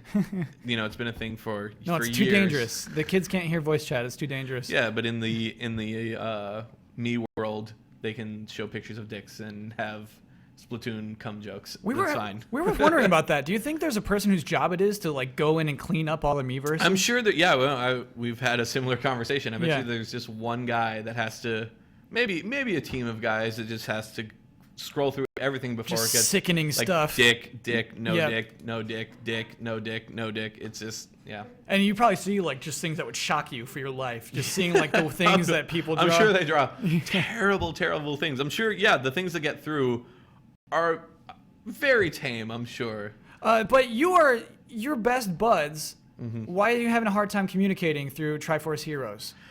It was just first we all shared a life bar. Yeah. That is actually a plus. That's a plus? Yes, and here's why. Okay. We almost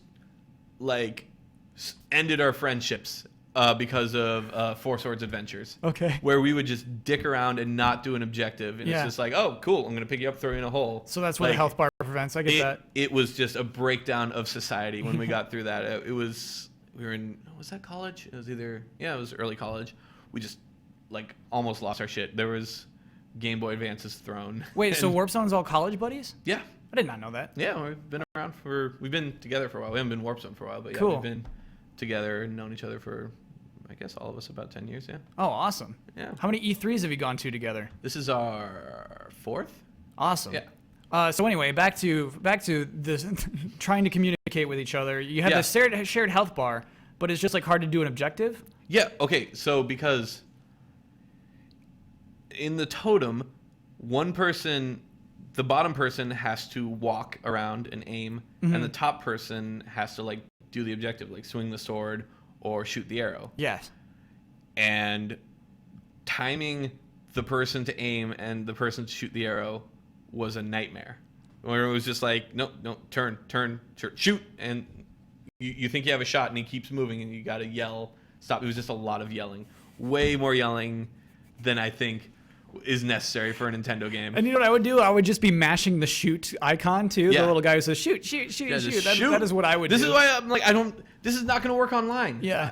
People will it'll be a total breakdown. There'll just be emotes all the time. Yeah. And nothing will get done. And what is promise of the game? Is it just a number of dungeons? That was the demo. I'm hoping that there's a story. I mean, they were able to cobble together a story with Four Swords Adventures. Which makes me mad. No. I hate that. I hate that because it's canon. I hate that because it is a part of all the other stories now, just because they had to make it into a multiplayer game. Yeah, well, this one at least, what did they say the story was? They're just 3 heroes that kind of look like Link. Yeah. And one of them is the actual Link. That's canon forever now, man. That's part of the timeline. That's better than pulling a sword out and turning into 4 of them. Sure, I guess. Yeah. But, well, no. Why does one get to be the real Link and all the others are just weird copies? Oh, it's just that they're brothers or something? I forget. Okay. Something like that. One of you is the true hero, but you're all, like, pretty good. And it's probably not the one who's dressed up as, like, the jester. Some of the costumes are, like... I played as the samurai one. Oh, awesome. And that one was great because it had... I did actually kind of like the costumes because they each give, like, an individual skill. So I could see there, you could sort of strategize. Again, if you're in the same room and or had voice chat, you could strategize, like, okay, I'm going to be like the melee character, so I'm going to pick that. You pick the extra arrows, and then someone picks third thing. So it's not necessarily they have different abilities. Like everyone's going to be able to do the same stuff. Yeah, everyone does the same stuff, but they have enhanced stuff. Like cool. Like for the samurai, the spin attack is like twice the range, or it's like a regular spin attack would be like what a super spin attack is in other Zelda games. Okay. And then like the arrow guy has 3 times the amount of arrows or something like that. Yeah. And the bomb guy, you can drop a bigger bomb. So technically, if everyone was an arrow guy, you could still beat if everyone, and you can still play as like regular Link. So if everyone just played the same, character, you could still get through it. It's just you could sort of get through it better, with other stuff. So with Nintendo there over your shoulders, what did they communicate to you when you were visibly frustrated? I feel with like this they game? were laughing at us. Okay. Yeah. I mean. Yeah, I feel like they were just letting us sort out our differences. Sure. And then how does it? I mean, does it end with a boss fight? I haven't seen. Yeah, it did. It ended with the blob boss fight. We only played the first level. They actually did have like over at least 5 levels playable. So I'm sure that there's a lot of variety. But it was just like the first level. That's the easiest level, and we had so many problems. You get 3 lives to get through a dungeon. You feel like 8 hearts and then like 3 fairies to revive all of you. And we were on the last heart with our last fairy, and it was so stressful. It looks like a trial. They were even on their stream on Treehouse. Mm-hmm. They were even playing it, and those people were having a hard time. They didn't even know that it was a shared life bar. Like in the middle of the stream, like, oh yeah, you share all the hearts. I'm like, oh, okay. Wait, so you were watching the stream too? Yeah, I watched some of the stream. Yeah. What do you think of that? What do you think of Treehouse Live? I mean, Nintendo tries to do their own thing. Yeah. Now, instead of doing big press conferences, they do the direct and now sort of trickle out information throughout Treehouse. I'm not a super fan of it, but I see why people would like that. I'm a super fan of it. Yeah? Why are you not a super fan? Because I prefer just to get my information. It's nice to see, like, I guess it's extra stuff, but if I'm going, for people that aren't going to E3, I can see why it's good because you get more in depth on that. But if I'm going to be on the floor, I'd like to see the headlines. That's what day 1 and day 2 are about, seeing all the headlines, seeing what we need to plan to see on the floor. So yeah. And day 3 is about those short line games, basically. Yeah, day 3 is like, cool, what did we miss? Yeah. Day 3 is a bummer when it closes. Yeah. It's the strangest thing because you feel depressed, and then everybody who is working there is so happy to clean up. Yeah, they're just like, oh god, they're like, get out, get the fuck out. And watching like the monitor shut down is like watching the stars disappear from the sky. Yeah, we were in the Disney booth because our appointment was like at 5:30 yesterday, and we started a little late, so they were taking us through the whole booth, and like while we were playing something, just boop, boop, boop, boop. Every monitor went down. Yeah. And all of a sudden there wasn't jaunty Star Wars music or Disney music playing. And we're just like, okay, we're going to finish this demo up real quick. Yeah. Yeah, they we're say, good. Get out. And they're just, they were friendly telling us to get out. But they're like, yep, okay, well, we can't show you this last thing. And it's like, oh, okay, that's fine. So wait, did you only play Inside Out, or did you play other stuff? No, we were able to play both Star Wars things. So we got to everything except for like they're adding a new kart mode. Oh yeah, because of Sumo Digital. Yeah, yeah, that's awesome. So I'm sure that'll be cool. Like I did like the Ninja Theory additions in that game. It did feel more. It was still very simplified, but at least you had options and you have like skill trees. So what are those additions to people who aren't familiar with what Ninja Theory is doing in a Disney game? So we were like, I mean, we were like to collect the stuff, but we like to play through it too. We were disappointed in the Marvel stuff because it was more just punch, whatever. Ninja Theory has come in and actually added a combat system into the characters, which it added a lot of flair. Like you could do short combos, you could do heavy combos. You have special attacks, like Vader could force pull, other characters could force push, so you can do a lot of things to enemies. Do I have dodge rolls? Yes, you can roll. Nice. You can roll. Vader can't roll, but he can super jump.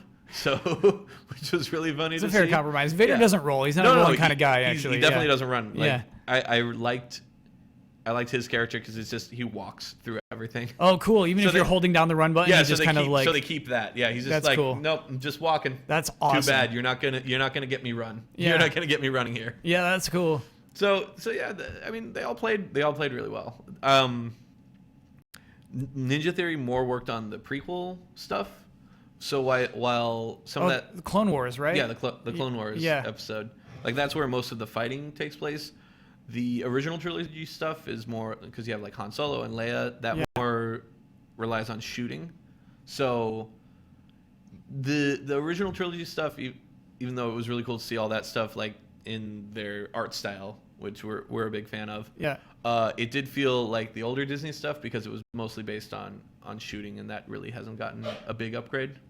So you actually like the Clone Wars stuff, maybe a little more? Yeah. That's interesting. And not story-wise, let's put it there. Yeah, exactly. That's what's interesting to me because that would be the least appealing part to me, and I think that's what you get out of the box. I think that's the pack-in one. Yeah, and I was a bit bummed about that. I'm like, especially because, and I even asked them, like this is based on a canceled TV show. Yeah. Like, did you guys know about this? And they said that even though it was canceled, Disney wanted a prequel era thing, and Clone Wars, I mean, the art style matches pretty well. With they barely changed anything. With their toys. So they went with that. So, and they got back the voice actors and stuff, so that's cool. That is cool. I was just, I was surprised, and they were just like, yeah, well, Disney does what Disney does. Sure, absolutely. Yeah, and it's interesting to see more people excited about that. You know what I mean? Because when we come to these, normally we're just talking about like all the cool games. Yeah. And so it's nice that you're a person who's willing to say, "Hey, Disney Infinity Star Wars is all right." It's all right. Yeah. Yeah. Kids will like it. Did you see anything else? So that was the last thing you did. What else did you check out at the E3 show floor? What else did we check out? We saw a bit of Mad Max. Wait, why a bit? Because we didn't get to go into the demo screening because we had to go, but we saw like at least the trailer and a bit of an explanation on the open world, and it's just been getting so many mixed reviews. Yeah. I'm a huge fan of Mad Max, particularly after Fury Road. Yes. That movie was awesome. I feel like the game is a little screwed. Why? Even if it does well, just because so many people are comparing it to Fury Road. Yeah. And it's not it's not going to be Fury Road. Or anything close to that. Nothing close to Fury Road. Brandon Jones just entered the room. Hello. Brandon, are you good to go live already? Yeah, look at him come right up on the desk. That is professional. Okay, that means I should go. So everyone who's tuned in so far this morning, thank you so much for watching. Now I'm going to hand off the microphone to our host for the rest of the evening, until GT Time Live, actually, to Brandon Jones. Schroeder, thank you so much. Thank you. You can hang around and talk to Brandon if you want. Yeah, sure. Okay. You got nothing to do? Yeah, we have chilling. We have another. Just repeat everything that you guys just said. Brandon, I have a feeling we're about to, because we have another Infinity fan right here. Oh yeah, definitely. Mm-hmm. Okay. And we got Rocket League coming by too, so. Excellent. Awesome. All right, everybody. I'll see you later. Thank you, Kyle. Thank you. Oops. Your coffee smells delicious, man. Ooh. Yeah, I know. It's gonna help big time. Hello. How you doing? Peace out. I'll be here back at So- 7. Yep. All right. See you. We still on? Hi. So yeah, This is a great transition. he said- Nailing it. You're nailing it. There we go. All right, you're in. Nobody noticed. And we just have like E3 2015 radio going on in the background, basically. It's just like whatever. Yeah. But it's cool, so you can, occasionally, potentially be inspired by something that you're seeing up there. Don, how are you doing, Don? Hello, everything's smooth man. now, Brandon. How are you? Yeah, let me get one more time. Sorry. Hello, Brandon. Everything's smooth now. It's smooth now. Do we have any hiccups today? We did a little bit of a restart earlier, but other than that, everything's good. Sweet. Oh, and we might have a Rocket League again now. Oh. Special. Right on time. Hello. Yeah, I had all sorts of things I was thinking about. Oh, wow, it's 1:30 already. Yeah. How's your schedule? What do you?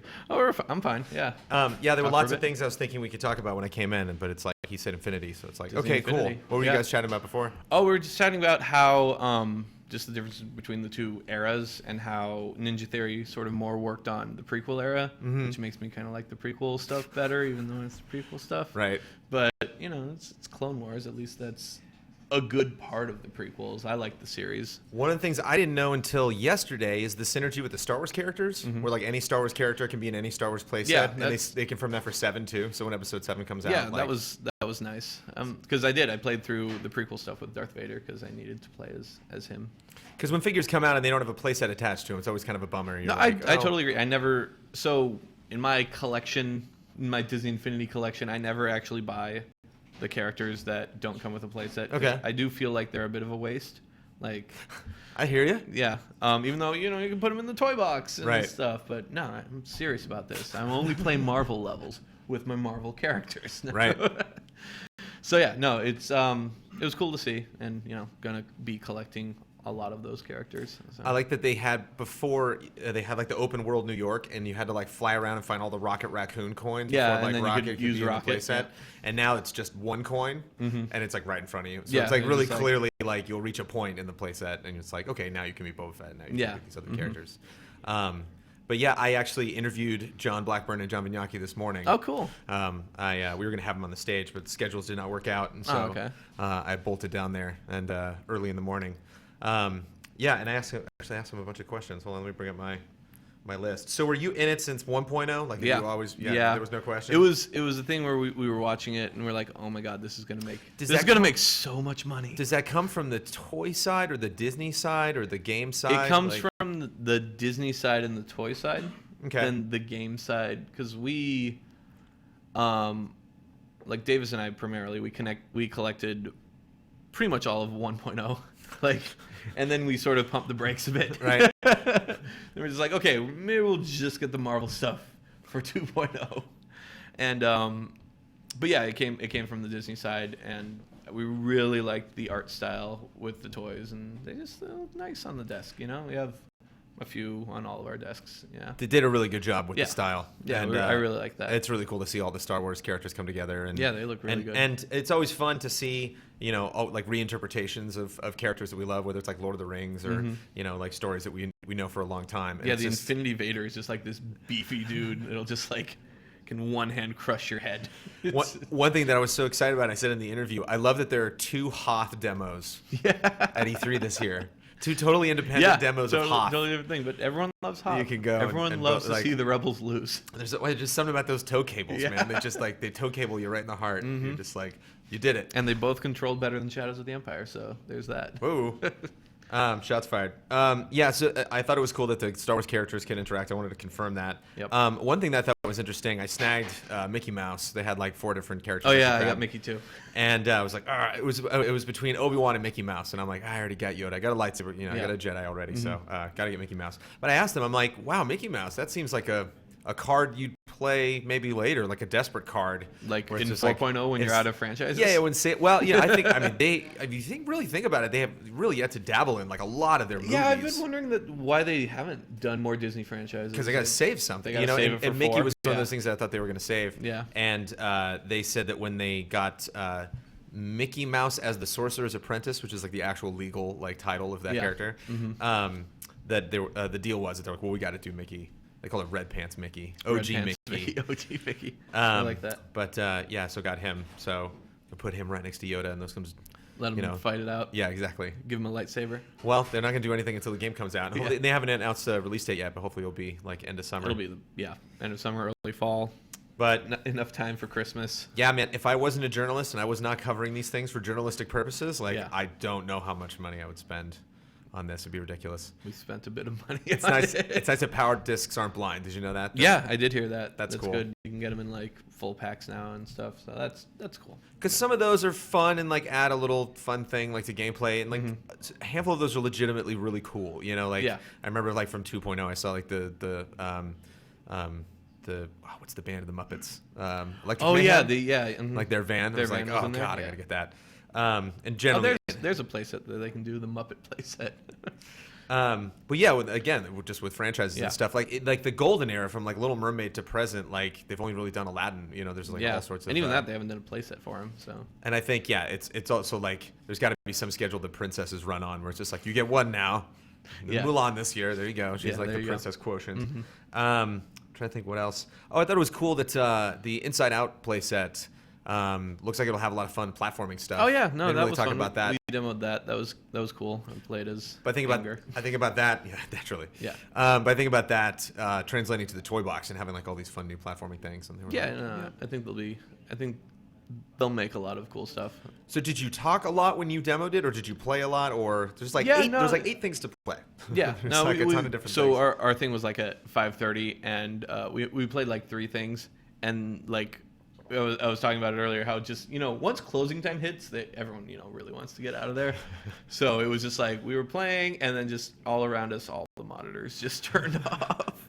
And we're like, okay, yes, we'll finish just have it on a master switch. switch. We'll just finish this real quick. And we just sped run to the end, and then he was like, okay, cool, yeah, thanks for coming, stuff like that. I mean, it's not like they literally kicked us out. Right. But they kind of did. Yeah. I went to Judges Week, and I had like an hour, maybe like even a little bit more, but I had like the, Rise Against the Empire playset. I had the Twilight Republic playset. They had like farming. They had just the hub in general. They have a whole new world where they explain to you all the systems. They had the racing. They had Inside Out playset. And I was like, I don't know, I didn't have time. I had to be really selective. But it's interesting. It's like, a lot of eyes roll whenever I bring up Disney Infinity around the office, but I persist. I'm sure the Twitch chat is for all the reasons that I asked you why you love it. Like all those are on 10 as far as like how much I love Disney and games and toys and collecting, and like being obsessed with all those things. But at the same time, I look at what everybody's bringing, and a lot of games are, bringing some things that are better than anything Infinity's bringing, but it's just that one thing. Yeah. And it really is a lot to digest. Like, but do you have Star Wars? Right. But I mean, even the Disney stuff that they're bringing in, all these crazy new modes, and they just seem like they worked really hard and made like a massive investment, which is, we just said like it's so expensive, and they're obviously making so much money, and it's like they're obviously spending it back on the franchise, and providing a lot of stuff, because there were like 3 playsets last year. There's like 7 this year or something crazy. So so that should be good. Cool. So when we get that in, you're down. You'll do some co-op. We'll do absolutely have capture some gameplay, whatnot. Yeah, sure. I'm totally down. Super fun. Let me see. Yeah, there we go. That was about my Infinity conversation. Your Disney thing. Did you see Mad Max while you were there? I saw Mad Max at Judges Week. Oh, okay. Yeah. What did you think of it? I'm down. I'm kind of biased because I've been waiting for a Mad Max game for a really long time. I just, whenever that conversation would come up with just like what movie franchises need to be translated to games, I was like, we need Road Warrior, we need this. Why isn't, it was just like, Grand Theft Auto 3. It was like, what if you just took all the buildings out and it was just canyons and dirt? And when you have like a weird, peculiar dream, like a very specific, just kind of like I don't know why I'm obsessed with this one particular, like Big Trouble in Little China is my other one. So like when that game comes out, it's like I for years I've been saying this. So I built up so many ideas in my head about what I would want that game to be, and when I played it at Judges Week, it was just like, yep, that's it. You nailed it, along with a couple of things I didn't even think of. That's cool. I'm excited about it too. I feel like it's not going to be given a chance because of Fury Road. I think it had come out like before Fury Road because it was in development. Like it's been in development for a long time, and it was not supposed to be a tie-in to Fury Road. It was supposed to be like Road Warrior. Yeah. And it more feels like Road Warrior, but everyone's like, oh, it's not as cool as Fury Road. I'm like, you're not gonna get the excitement of Fury Road. You would need to have like a 5-hour Uncharted train chase scene to match the intensity of Fury Road. So I just think that a lot of people are gonna be like, it's boring. Like it's open world. You get to go chase people down in your car and stuff. I think the guy in the back of the car, I was not expecting. The guy that goes with you, that like calls stuff out in the environment and like shoots the harpoon. And I think I see why they did it. I think it does go a little bit against Mad Max, where it's like he's usually a loner, but you need someone to help out. And Miller said that he likes having different chapters, of the Mad Max story, and you don't really obsess about when this took place. Kind of like James Bond, or like Indiana Jones. Yeah, he's even said that none of them are really in. Yeah. There's no chronology to Mad Max. It just sort of happens. That's why. Oh yeah, Tom Hardy can be Mad Max. It's fine.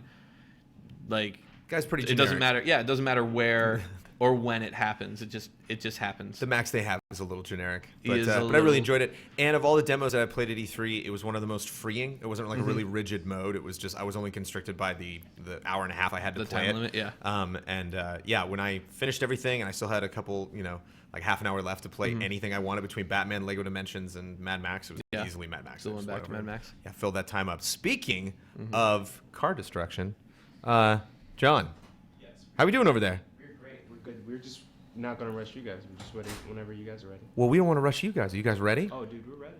All right. Who are you over there with? I'm over here with Rocket League. We want to come up. Do you guys want to go up there? Or you guys? We'll go up there. All right, cool. Okay, cool. Yeah, ready. Well, that could be my time. Cool, man. Cool. Thanks so much, man. It was such a treat. Yeah. It's like we all work so hard here at Defy that like we're literally like off it. We kind of like envelop you guys. Like we're very you guys are like tucked in a pod like on the back of game trailers. So but we still don't get a lot of time to chat and get caught up on things. So you're an Infinity guy. Good to know. Okay, yes, there we go. Yes, good to know. Just add that to the list. All right, thanks for coming by and spending time, man. Appreciate it. Thank you very much. Bye, everyone. All right. So we got some fun stuff coming up. Did have a card with the stuff that we're doing today. We have nobody on chat, so I will try to read chat as fast as I can. And basically what's happening right now is everybody's shooting all the stuff at E3. So Kyle took off because he's going to go to Final Bossman at E3. We're going to get some mandatory update at E3. We're going to get some Huber hype at E3. Like I said, I did my interview this morning with John Vignacchi from Disney. Yeah, take a seat, guys.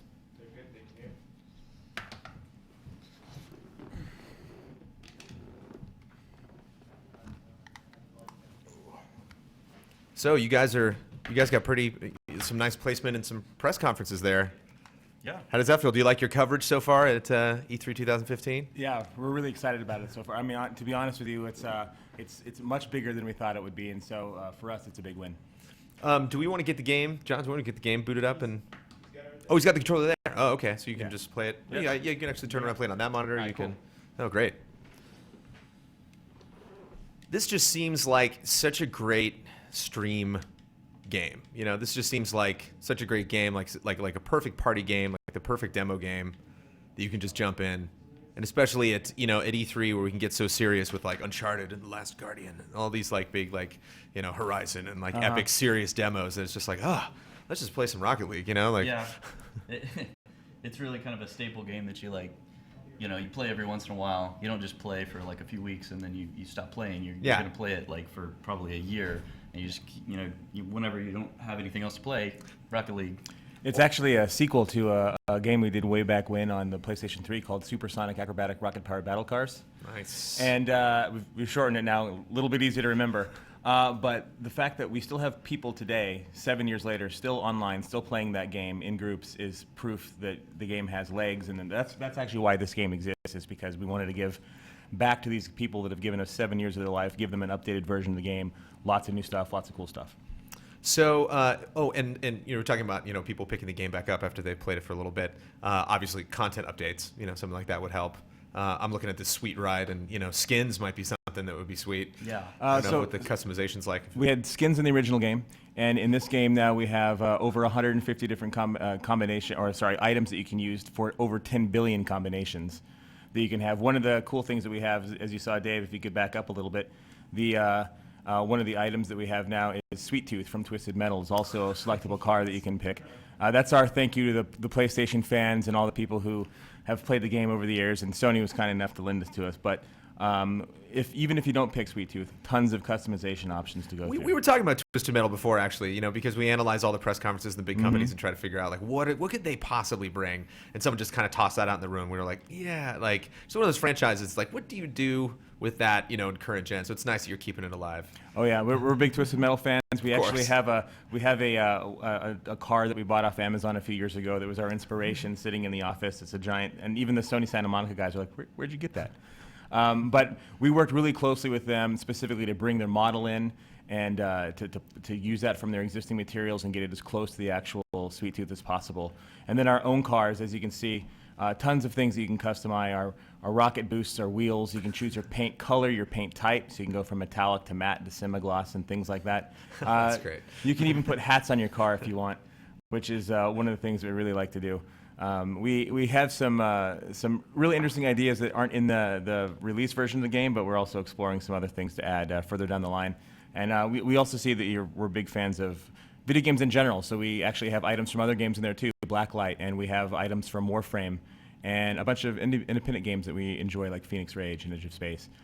So we want to give people as many options as they have, and to represent any way they want to represent. So this is all unlocked for the demo for E3 purposes. Right. How is this unlocked in the actual game? In the actual game, we didn't want to go. We didn't want to go overboard with some kind of complicated unlock system or item drop system. So it's really straightforward. Whenever you complete a game, win or lose, online or offline, a new item will unlock at the end. That way, no matter how much you play and how often you play, you're always going to get something new. And that's the whole approach that we want to take, is keep rewarding the player for playing. It's also a platinum trophy game, and the way that it's set up for the trophies is also rewarding for playing. We don't have any crazy level grinding or anything weird like that. It's all about thank you for playing our game and encouraging you to play the game. And that's a good point to bring up. We are playing this on the PlayStation 4. Is that the only place people can access this game? It's not. It's coming out on July 7th on PlayStation 4, with Sweet Tooth is the exclusive PS4 thing. But it's also coming out on PC on the same day. And we're one of the only games in history to actually support cross-play between PC and PS4. So you'll be able to play against PC users on that day. I mean, that's a big thing, because that's something Microsoft has certainly been talking about a lot at E3. Yeah. So that's it. Yeah, that's great. It's hard. They should talk about it. It's a hard thing to do. Yeah. Yeah. So why? Because it's a hard thing to do. Why was that really important for you? I mean, it's cool, but specifically, is there any reason why that was like a major initiative? Well, I mean, matchmaking is going to work better the more players that you have in the game. So we wanted to give it the best support it could, and have as many players online as possible. So yeah, speaking of matchmaking, let's make a match. All right. If you're ready. I don't want to rush you guys, but I like your sweet ride that you built, and I want to see it F some stuff up. So Dave right now is playing an exhibition match, and in the game you can play 1v1, 2v2, 3v3, 4v4. And you can also play unfair versions, 1v2, 1v3, 1v4, if you really want to test yourself. I know Dave spends a lot of time in the office trying to beat unfair mode. Now Don, on the TriCaster, Mr. Don Casanova there, call me crazy, but this seems like your jam. This seems like it could be in Don's camp. Is this your jam? This looks fun. From what I don't know almost anything about it, but so far I'm completely on board. Excellent. Don is a trials man, so he's no stranger to crazy customization and getting sweet air. And we are Trials fans as well, actually. We definitely like that game. So in the Rocket League gameplay, in terms of how it works, is On the surface, it seems like a very simple concept. It's football or soccer, depending on where you're from, and it's straightforward. It's none of the stuff that nobody likes. There's no flopping. There's no offsides. There aren't penalty kicks. It's just getting the goal into the opposite colored goal. But where the game has its layers is that it's more than just hitting the ball from one side to the other. The more you play, the more you realize that you can do things like power slide, like Dave did just there, and you can jump, and you can double jump. And when you start to master that, you realize you can start doing flips and bicycle kicks and side flips. And it's completely physics and momentum based, so you can drive up the walls and drive on the ceiling. And if you're really good, you can even fly through the air. And so that's one of the things that we're really hoping that players discover, is that the more they play the game, the more that they can realize they do. And for us, it's been one of the big inspirations, is watching our community play in our beta and watching them do things we didn't even expect them to do. We didn't even plan for them to do. And that, as developers, those are the moments that we really live for. Have you talked to FIFA at all? It'd be great to have like an Argentina logo on the back, you know. It would be. It's we've had discussions amongst ourselves how great that would be, but so far no official licenses. So do you guys have a history with soccer? I mean, how did these two things? This guy. Okay, yeah. How did this mesh? How did this happen? I've always loved soccer, but we started out actually making a car combat game, and we were trying to look for different kind of game modes we could use with the car, the rocket car concept. And one of our developers put a ball in a big arena, and we started playing it, thinking maybe this would be kind of a little neat side mode. And then we didn't get any work done for like 3 weeks because we couldn't stop playing it. Eventually, we were like, "This is the game that we need to make. This is the full thing." So that's how it started. If you go to E3 and you have a game that has like Rocket or League in the title, there's usually lots of death and killing and like, yes. Not to be an old man about it, but it's nice. It's refreshing to have a game that's like got that Twisted Metal aesthetic, where I can like create a badass ride, and it's got seemingly. Have you scored a goal? Has a goal been scored? This is strenuous. But I mean, that is actually you touched on something that's important to us. Is actually there are no weapons in the game. It's straight on soccer. And you can temporarily disable an opponent by running into them, but it's a temporary setback, and they're right back in there. But we wanted there to be a game where everyone can get together and play online and together on the same couch and still have a good time. And that's no matter how old they are. And that's one of the things that we could show you, is that it's drop in, drop out, play anytime you want. So at any time I want, I can just come in here, replace an AI immediately, and have Dave beat the hell out of me. And so is it 2-on-2 or 3-on-3? Or you mentioned that was customizable. It's 1v1 all the way up to 4v4. Are the arenas scalable at all, or are they all the same size? On launch, they're roughly the same size, because what we want to do is we want people to get a good feeling for the game, understand how to play the game, and what it takes to understand the rules and get all that going. But we have a very aggressive post-release plan, where we plan on supporting the game with a combination of paid and free DLC. Where we continue to add on to the game. One of the things that we really want to stress that we're proud of and that we like to tell everyone is, in terms of arenas, we have several ideas for new arenas, and whenever we do add a new arena post-launch, you will never pay for them. Arenas will always be free. We don't believe in splitting the audience, and so we're not going to. The things that you would pay for on DLC when it starts to happen are things like additional cars, customization items, things along those lines. So, how do you get good at this game? What's the skill ramp like? What's a strategy? Because Practice.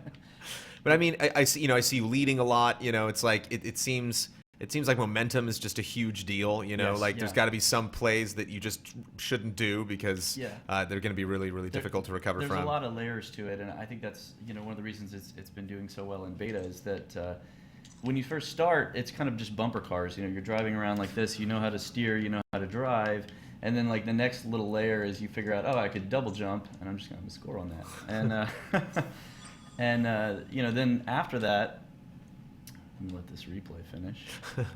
I'm gonna skip it. Yeah, thank you.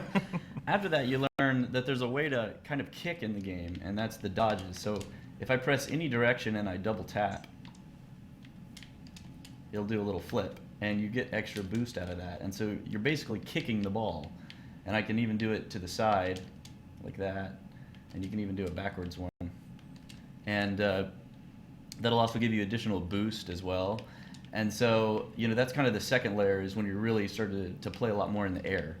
But then the third layer that people eventually get to is the rocket flying, and some of our veteran players are just insane at this, where they can stay in the air probably more than they're actually on the ground. That was gonna be my next question. Actually, are there any people that you work with directly that are like just pinball wizards at this? That just for some reason they get it. Yeah. Well, we have the crew that made the original game, the Supersonic Acrobatic Rocket Powered Battle Cars. We played that. Dave is actually one of them, though. Yes. Yeah. We played that so much that we're all pretty good, but we're nowhere near as good as some of our community members. Oh yeah, we have shout out to Steve Bills, who's probably our best overall community player. The things he does are amazing. Right here. So it's one thing to just kind of a lot of sports games will have like a main career mode or something, and then and it's like, okay, then if you want little bite-sized portions of like all the different modes that their sports game has, then we'll like break those out. Yep. Is this set up in that way, or is it kind of like there is no right way to play Rocket League? It's just kind of like here's all your different options and just pick one you like? So that's a two-part answer. One is that yes, the game as a whole is. I'm not very good at the game. I've been playing it for over a year as we develop it, but I just can't get good enough to compete with these guys. But I still have fun. So one of the big things for us is it's still fun even when you're losing, and that's one of the elements we're really stressing. The other part is we actually have a season mode. You can go in, you can create a team. You can, which we can show you real quick if you want to see it. You can create a team. You can play regular season. You go to the playoffs. You win a championship. So we recognize that players want that sort of thing out of sports. Here, and you can pick this the same sort of thing. Your team size, what difficulty you want the AI to be, how long you want the season to be, how many playoff teams can show up, and you can see we also have more color options. In the season mode than we do if you play the typical head-to-head. So we're trying to give players as much as possible. We also have additional things like a replay editor where you can bring any game that you've just played into the replay editor, watch it from any angle in the stadium, then use PlayStation Share to cut it up, put it on YouTube or wherever you want to stick it. So we're trying to give players as many options as possible and show them as many avenues as possible, let them play the game they want to play. We even have, just for the hell of it, even though we're a console game, we have completely customizable controls. So if you wanted to go that way, you can change your camera height and your FOV if you wanted to. I mean, we're trying to give players as many options as possible so that they can have the experience that they want, not the one that we say they should have. So what's your favorite mode? What do you think just harnesses the pure essence of the insanity that's possible in this game? I like 2v2 online. A lot of people like 3v3 a little bit better. Most people hover around 2v2, 3v3. 4v4 gets crazy. It's almost like crazy bumper cars. And 1v1 is almost like a different game. So it really gives you a different kind of feeling than playing the other. Well, the big thing, I mean, there are parts of this game that can get really frenetic, and you obviously want to like keep that going as long as you can, and that would increase the overall enjoyment of the gameplay experience. But I imagine like if you have two, it maybe like increases as opposed to three the chance that like when that ball does what it wants to do and goes off in a crazy direction that nobody's going to be over there. Yeah, it's much more about your personal skill, winning the match as opposed to just what came out of the chaos. And so when you upgraded to pro, 2v2 status, you look back at 3v3 and you're just like I'm on a whole nother level now. Yeah, well, at least 4v4 is really the crazy one. I think 3v3 is pretty fun. Yeah, 3v3 is we consider the standard mode, and then 4v4 we kind of nicknamed Chaos because it gets pretty nuts.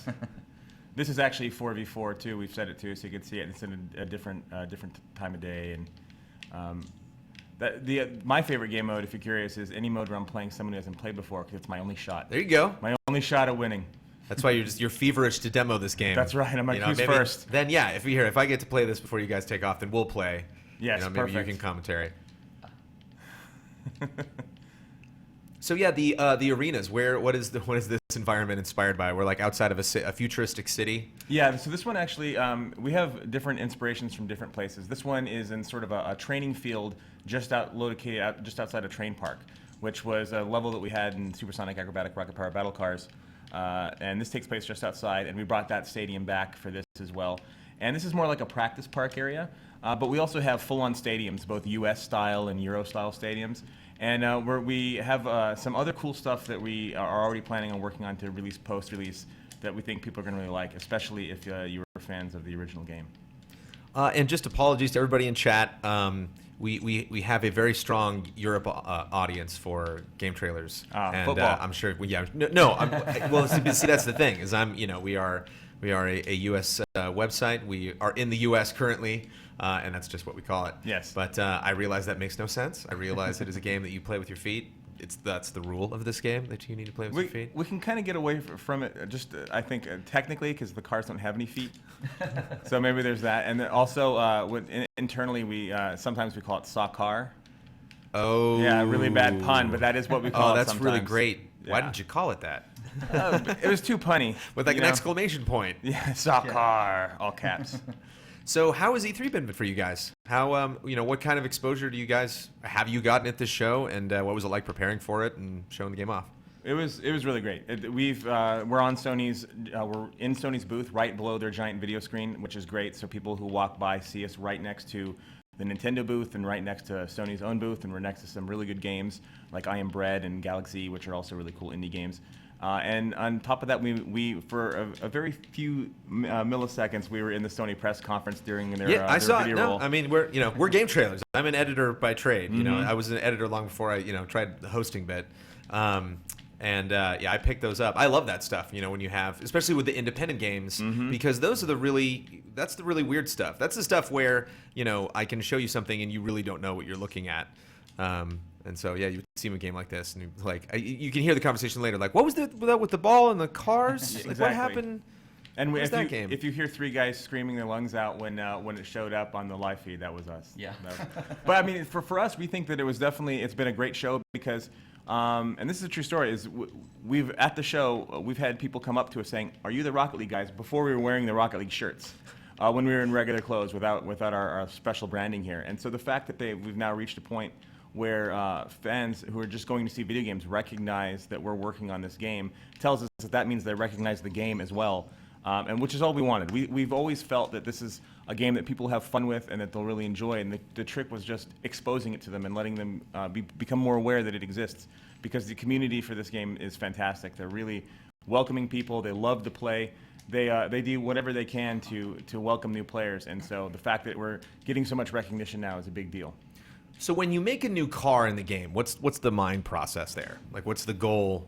Like, do you really have fun with it and just really try to think outside the box, or are you trying to fill like a hole in the roster, or is it one of those fighting games with just like 70 characters where they just kind of like just the more the merrier? It's all cosmetic, and when in the first game we weren't able to have that ability to personalize your car, and I think that's what really people are really looking for is some way to add some kind of identity to their character online, because the online community is so strong with this game that if you're going around doing these amazing goals that everybody talks about, you want to have some kind of personalized identity that people say, oh, there's that guy, he's the best player I've ever seen.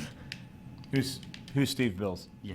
This is probably the best player I've ever seen. Yeah, he's a very good player. He plays all the time. He streams sometimes too, and once Rocket League comes out, we're gonna give him a lot of promo. He needs to be watched. He's amazing, the things that he can do in a match. Well, that was actually going to be my next question. You were talking about the capture, and obviously when you have a game this crazy, when lightning strikes and you just get really lucky and you get like the most amazing goal, you definitely want to capture that and you want to show that to people. Is there a way? I mean, you've talked about your community and people that already have access to the game. Is there a way they can get that stuff to you? If I'm someone who's passionate about this game and I got this amazing goal that you guys would love. Absolutely. So we're the entire studio is incredibly active on the forums and social media and Reddit, and we're all over the place. We have an official Reddit thread and our Reddit board, and we have our own forums, and we're on it all the time. And by we, I just don't mean Dave and I mean practically everybody is on that thing all the time, talking to people, listening to what they're saying, watching these videos. And then because this game has a built-in replay editor, you can take entire games, look at them from any angle, and that allows you to cut them up in PlayStation Share to share them very easily. So once you do that, we're going to be able to find them very easily, and we plan on regularly highlighting community videos. We're already doing that on our YouTube page. But we plan on doing a lot of community-focused things. One of our plans, I haven't really talked about it before, but one of our plans when we come out is actually to take some members of our community and use their streaming keys and put it on our own streaming channel, so people can have an official venue to watch some of our better players play. And we've been talking to some of them quietly, but I guess it's not so quietly now. But it's one of the things we really want to push. We love watching our community play because they are better than us, and the things that they can do inspire us to try to figure out new ways to impress them. Have we talked about spectating? Is that a thing? Is that a possibility? It is a thing. It's not a thing on launch, but it's something that we've been talking about. So part of our aggressive post-release plan is because we'll add features to a game forever. Our biggest challenge as a studio is we want every game to have everything in it. And so we just need to say, okay, let's release the game, and then we can add features afterwards once we know what everybody wants. And that's our strategy. We're going to take this game that we think is in a really good spot now, release it, and find out what the community wants. But things like a very structured tournament system, a true spectator mode, these are all things we're actively looking at and are looking at for post-release. So I'm going to go to chat. You know, you guys have heard a little bit about the game. I'm going to have them throw some questions at you. We already had some good ones. One guy said, these guys are genuinely... Bosmansel says, these guys genuinely seem really into the game, which is awesome. Oh, yeah, we Which apparently is rare, I guess, at E3. We definitely made it's the like, game wow, for you guys are having fun playing this? Okay. Yes, we do. And well, and that's a great point because depending on how much you know about Sonics, we've worked on a ton of games that people have heard of. We've worked on Gears of War and Unreal Tournament and Nosgoth for Square Enix and Bulletstorm, and these are all games that we've worked on. But this is the game at the studio that we're constantly working on in between every other game we're working on. And so for the last 2 years is when we finally said, no, we have to finish this game. Yeah. We have to do it. We have to get it out. We love this game. One of the things that could be fun about this game that you brought up, that like, you know, this is like a pastime for you at work as well. Like, it's really fun to play. You know, when the guys get together to, you know, beta Halo at the end of the workday, like, it's not a chore for them. And Dawn, one of the things I loved about Trials, the original Trials, or like Flat Out, you know, those like those old games, like they were just those types of games that just would suck up the whole office. Just everybody had to watch it and had to like see the spectacle of it, like a Smash Brothers or something.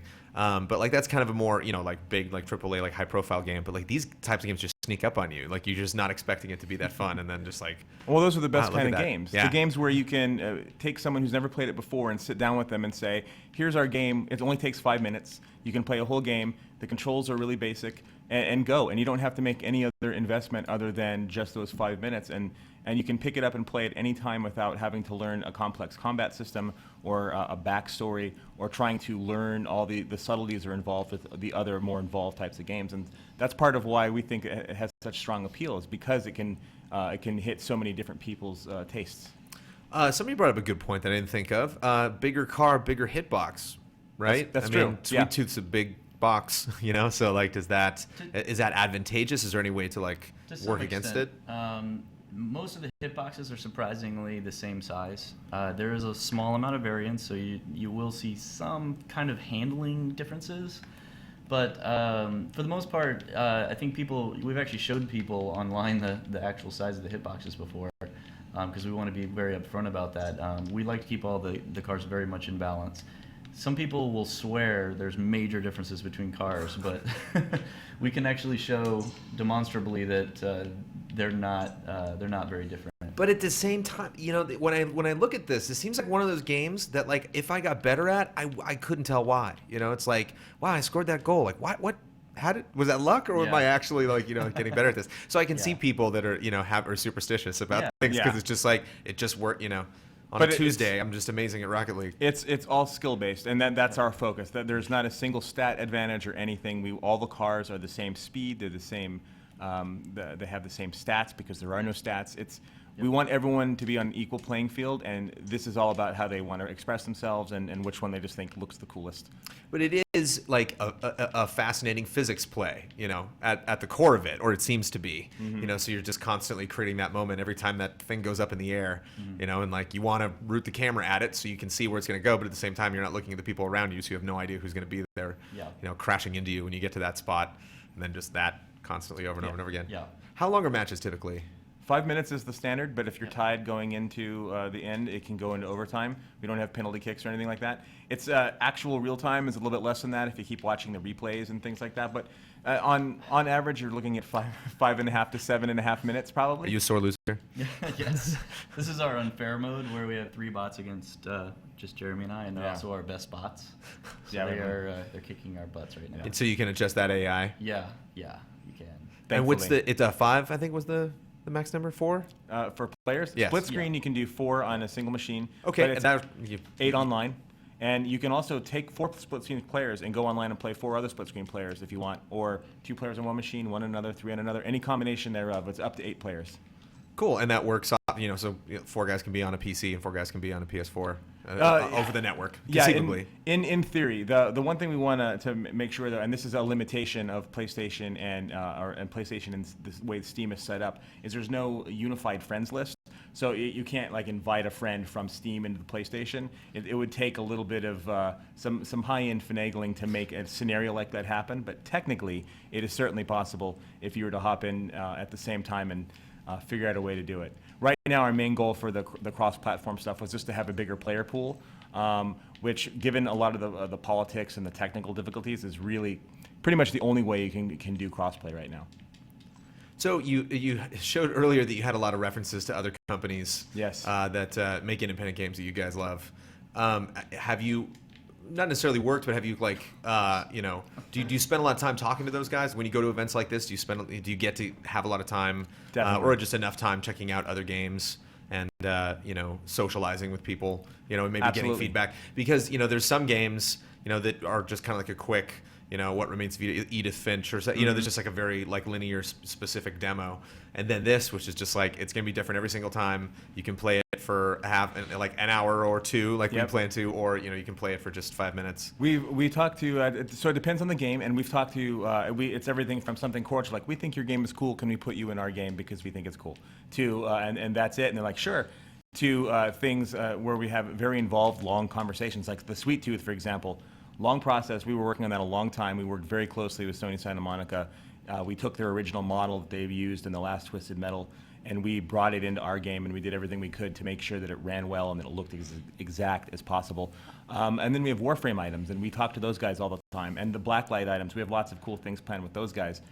So it depends, but we're all game developers, and that's one of the advantages of doing the cross-promotional things is we like each other's games, and it's easy to talk to another game developer about your game, about their game, about games in general, and so it's actually a pretty natural process. And we'll tell you here on the broadcast right now, if any independent game out there is interested in talking to us about it, we're absolutely open to talking to anybody out there about maybe getting some of their stuff in our game, because we like to help pay it forward.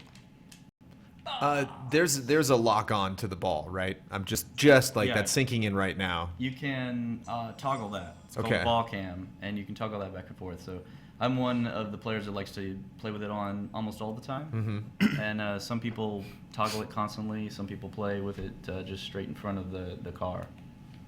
Yeah, I imagine I'd go back and forth. So is it something that you tap and then it's on, or can you hold it down and have that? So you can change in the options to where it's a hold down. Sweet. But by default, it's toggle. Yeah, I think I'd be a hold down guy. I appreciate having the option to change that. A lot of the older school guys like the hold down, and that's why we put it in there. Is specifically for them. We're like, yeah, we want that. That's the thing, Don. That's the thing. Now that Ian's gone, I can talk about Dark Souls. That thing about Dark Souls, man, it's got that click lock on. And it's like if it had a hold lock on, that'd be great. But the hold button, what it should be. So that's a shoulder button, I'm imagining? Is that It's actually the triangle button. Oh, okay. But it's customizable, so you can change it to whatever you want. Oh, cool. If whatever configuration you want, just set it up, and you're good. Yeah, the customization guides you seem to be kind of going out of control a little bit with. Does weather affect anything, or is it just cosmetic? It's just cosmetic. Okay. Is that random? Is that something you can set? How much? What's the variance there? You mentioned day and night for the arenas. We have there's a bit of an involved answer in that we are detail freaks, as you might have guessed from all the detail we put in the game. And so we want to make sure that all the maps run very well and that they look awesome and that there isn't any sort of strange combination that might not look so cool. So a lot of the maps that we do have that have weather combinations are very intentional specifically for that map. That way we can control the way it looks. And so instead of saying I'm going to pick DFH Stadium and then have 4 weather options, you have DFH Stadium and then one other weather option that we've decided because we think that looks the best. And we do that specifically for performance reasons. We really want the game to run as well as possible. And when you start trying to introduce tons of different variables, especially when you have something with like particles and weather, it can create issues. And what are the numbers? I know those can be kind of fuzzy, while you guys are in development. But let's get some numbers. What about arenas? I mean, skins, cars. 7 arenas, 10 cars plus the Sweet Tooth as an extra if you're on PlayStation 4. We have 150 items that can be unlocked, 10 billion possible combinations. We have those are fun numbers to figure out. Oh yeah, that was do the math. You're like, whoa. I remember that day well. We were going, wait, is this right? And we did it. We had a whole bunch of different people doing the math. Like, it's right. We have 1v1, 2v2, 3v3, 4v4 matches, plus the unfair mode that Dave and I are getting destroyed in now. We have training mode, practice drills, free play. We have the season mode we already talked about. We have the replay editor. And we have a countless number of fans who are behind the game, which we're really happy about. Now, you guys went just the alpha beta route. Did you do early access? How was this? How was this revealed? How do people first get their hands on your game? It started way back when on PC. It was an alpha in the late spring, early summer of 2014, and it was quite a bit different game then because we were using it as an experimentation. We didn't do any of our alphas or betas as promotional items like a lot of games do. Ours were true alpha and beta tests where we were trying to make sure that things worked and that they worked properly. So we started on Steam, and then around August of 2014, we stopped the alpha for a while on PC so we could then start moving a lot of our focus on getting the PlayStation 4 version ready because we were happy with what we had figured out for the Steam audience. We ran one more alpha near the end of December, early January on PC, and then we did 2 betas on PlayStation 4 in April and in May. Pardon me, they lasted for about 3 weeks total, and they were invaluable. They gave us so much good information that proved that our matchmaking works, that proves that our servers can handle people playing the game, and the bugs that folks did find, it was great because we go in and we fixed them, and this is now the result of all that hard work. And so we're coming out in 18 days. July 7th is when this game comes out. Congratulations, guys. Thank you very much. So. There isn't going to be another beta. I know a lot of folks have been asking, is there going to be another beta? There's not. But when we come out in 18 days, the game is going to run very well, and we're very happy with how it works, and we think people are going to like it. So were you guys on a strict schedule? Like, would you have liked to have had another beta, or were you able to kind of pace out how you were given your community access to this game leading up to launch? Well, that's a complicated answer because... Well, we got a lot of time, guys. Let's get into it. We definitely would have liked another beta in some respects, and in other respects, no, because the longer you're working on something, the longer you have a reason not to release something. Yeah. And we, like we mentioned earlier, we really wanted this game to come out. We've been keeping this from our fans for a long time, and we need to release the game. We need it to come out, and we need to find out what people like in the real world and what they really think of the game when it's finished and released, and what they truly want us to add to the game. And so that was very important to us. Technically, we think the game is very sound and it's running well. And there's always a reason to test. You will always find reasons to test. There's always going to be bugs and stuff. But for us, the timing is right now to say, pick a date, July 7th, and we're going for it. Yeah. I know this is probably a company policy, maybe not to get into stuff like this, but like, what are some sweet bugs? This looks like a game that would break in really weird ways. We actually had a bug in the beta where gravity suddenly became horizontal, and as soon as kickoff happened, the ball just went straight in the goal, and everyone's cars went straight in the goal as well. That's not a new mode. You guys don't see a future there for that? Like that's not maybe in the future. That was maybe one of the things I was going to ask if the gravity is adjustable because it looked like it was a little more floaty at certain times or something. It's so fun. It's not at the moment, but it is something that we have discussed as being a future possibility. In our alpha, way back in the early alphas, we had what was called mutators, and we used those as ways that could alter various aspects of the gameplay. We haven't abandoned the idea of mutators. But we wanted people to get the base idea of the game first and to understand it before we started adding some of the more wild and bizarre things to the game.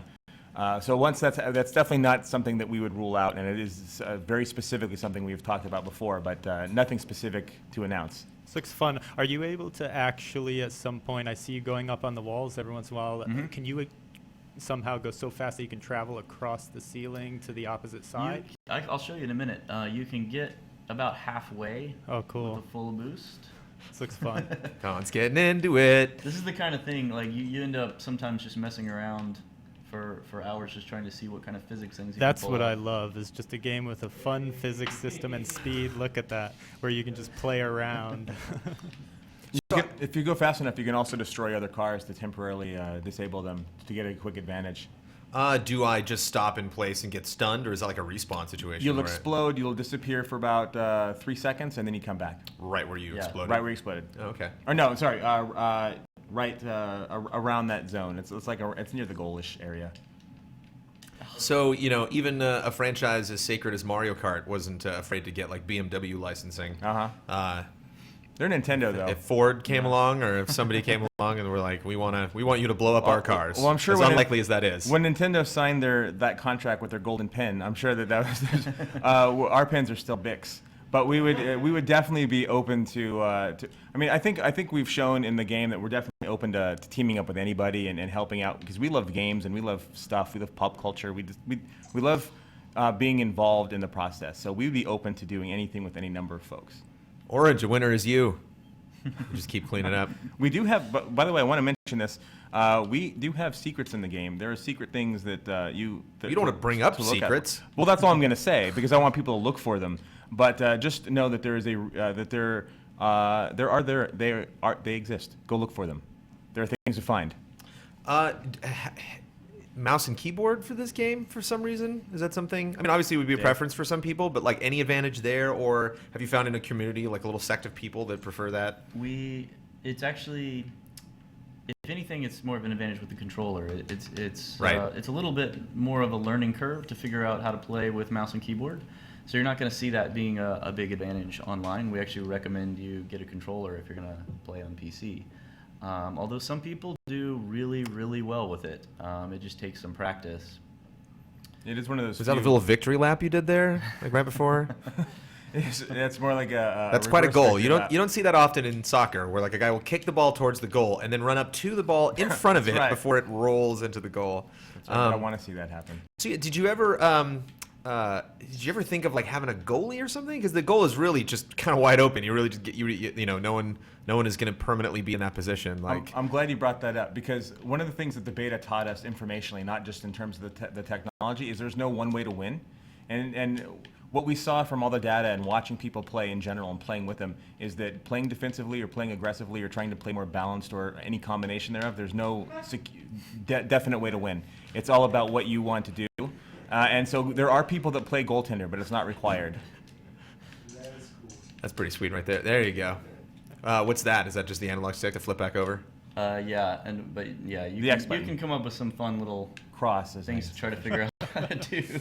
We've seen people score like this in game. It's amazing. One fun thing to talk to indie developers or smaller teams about is when glitches will happen or players will find some workaround, and you respect it so much that you keep it in. Have you had something like that happen where you saw some way somebody could potentially bend the rules and we're just like, I don't know. If you're able to pull that off, go for it. There definitely was in some of our development. We figured out originally the dodge was just supposed to be a dodge just to get you going a little bit faster, and it evolved into something where everyone uses it to actually hit the ball harder, and we realized that was now a staple part of the game. That's like a fundamental thing. Can we get a replay on that goal? Can we test do you have the replay system enabled? Yeah. Let's watch that goal again. Okay, let's go back. All right. Let's be Sports Center about this. The first goal? Did you see that goal? The goal that just happened. The goal that they just did like the replay of. Oh, okay. The bank shot off the side of the arena. I don't know if we can. You have to wait until the game is over. If you want the game to save, you have to. Okay. Well, this is free play. Oh yeah, good point. Yeah, I don't think we have replay. We're about to find out. Because you banked that thing off of the 50-yard line on the top left part of the thing, and then when you hit that, did you know? Kind of like when guys hit a home run, they know right when they hit it. They're like, yep. When you saw that thing headed towards the corner of the arena, were you like, oh yeah, bank shot? I think I have a general idea of sort of where I can hit it that might go in. I'd say that's probably the best I can do. It's sort of a thing in our office when someone scores a goal or about to score a goal, they do this. They point up like that. And it's one of the most satisfying things to see someone do that in the office, and then it just gets blocked at the last second, and it's fantastic. So if there's a duality to the decision-making process in this game, I imagine it's somewhere between, it's over there, gotta go over there, and then, I'm now over there, now what do I do? Because when I was heading over there, the ball was doing this, but now it's doing this. Yeah. What do you think is more important in this game if you really want to get good at it? Like that reaction at that last moment, to move your car or to do a jump at the last minute, or the decision-making process of what skirmishes you should get in, or when you should just kind of see where the ball's going to go and realize I'm not going to drive over there because I can tell it's going to come my way in about 5 seconds. There's a little of both. I mean, you've got to have that split-second ability to know how to hit the ball just the right amount at just the right angle. But there's also the macro game of the strategy of it, the tactics of it. You know, you learn I'd say fairly quickly that as a team, you kind of want to have a goalie. You want somebody who's always in the backfield watching the goal. And instead of, like normal soccer, you kind of rotate that, and that's the best way to play is whoever happens to be in the back, kind of maybe be a little bit more defensive. And then a lot of times the best strategy is try to knock it up and have it come over the goal like a center, and then have somebody else come in and hit it. So there's a lot of, broader team strategy going on. Can we fast forward this? What are the... So we're going through the replay now. Yes, I'm not. Which I'm addicted to this stuff, man. And you know what I'm talking about with replays, just like really getting down there frame by frame and moving around. Yeah, I love this too. This angle is cool to watch the action, how you're just playing it before. You can't switch the camera and while you're playing the game, though, can you? No, you can't do all this kind of stuff. But I mean, when we do spectator mode, this is the base we're going to build it off of. That's great. Is this similar to what you guys have used for trailers? Like, how do you put that stuff together? Yeah, so trailers has been a lot of, we've used replay mode a lot in there. And then there have been a few special cases where we got all fancy and we used the game and we set up a very specific scene. But for the most part, it's been the replay mode. And that's where I think is probably the best testament to how useful it is we have used almost primarily for the non-gameplay shots, the stuff that's traditionally behind the car. It's been this mode almost exclusively with the UI turned off, which the players can do too with Circle. They can just turn it right off. So how's Sony? How are those guys? They look healthy. Yeah? Yeah. I mean, just how's it working with them? How was that process? Great. We're in contact with them. I speak with them probably the most of anyone. Maybe Thomas, our project lead, is the same or either slightly ahead or slightly behind. But we talk with them every day at a minimum. They're really behind this game. They like the game. What can we do for you? How can we make it so that you get what you need to make this game successful? Which is, first of all, it's a very rare thing to happen, especially when they're not publishing the game. We're self-publishing the game. And secondly, they've helped us very much in just understanding what it will take to get on their system. And they brought us into the PlayStation experience. They brought us here to E3. And that doesn't just happen with anyone. They believe in the game, and we're very thankful for it. And we like working. It was very easy, in relative terms, to move our original initial groundwork development on PC over to PlayStation 4 also, because their tools are actually really helpful and really easy to use, and it makes it pretty simple. So the whole process from moving the game to PlayStation 4 to working with them every day, Sweet Tooth is a great example, to just the fact that they've given us so much support in their events, I think says a lot of them as a company, and we've really enjoyed working with them, and we would absolutely do it again. When you go to a PSX, or you have a couple of awesome action shots put in a montage during a Sony press conference, and you mentioned that you guys are really focused on social media in your community a lot. Do you see a tick? Do you see see that pulse that just kind of sends out in the world? You do, and the thing that stands out to me the most is that it's not even necessarily what we're doing that gets the tick. It's the fact that our hardcore community itself takes that information and then starts doing what they can to start telling everybody else. They want this game to succeed. They want more players to play with and against. And so a lot of it's this big group effort is we let them know, and then they do their part to let everybody else know.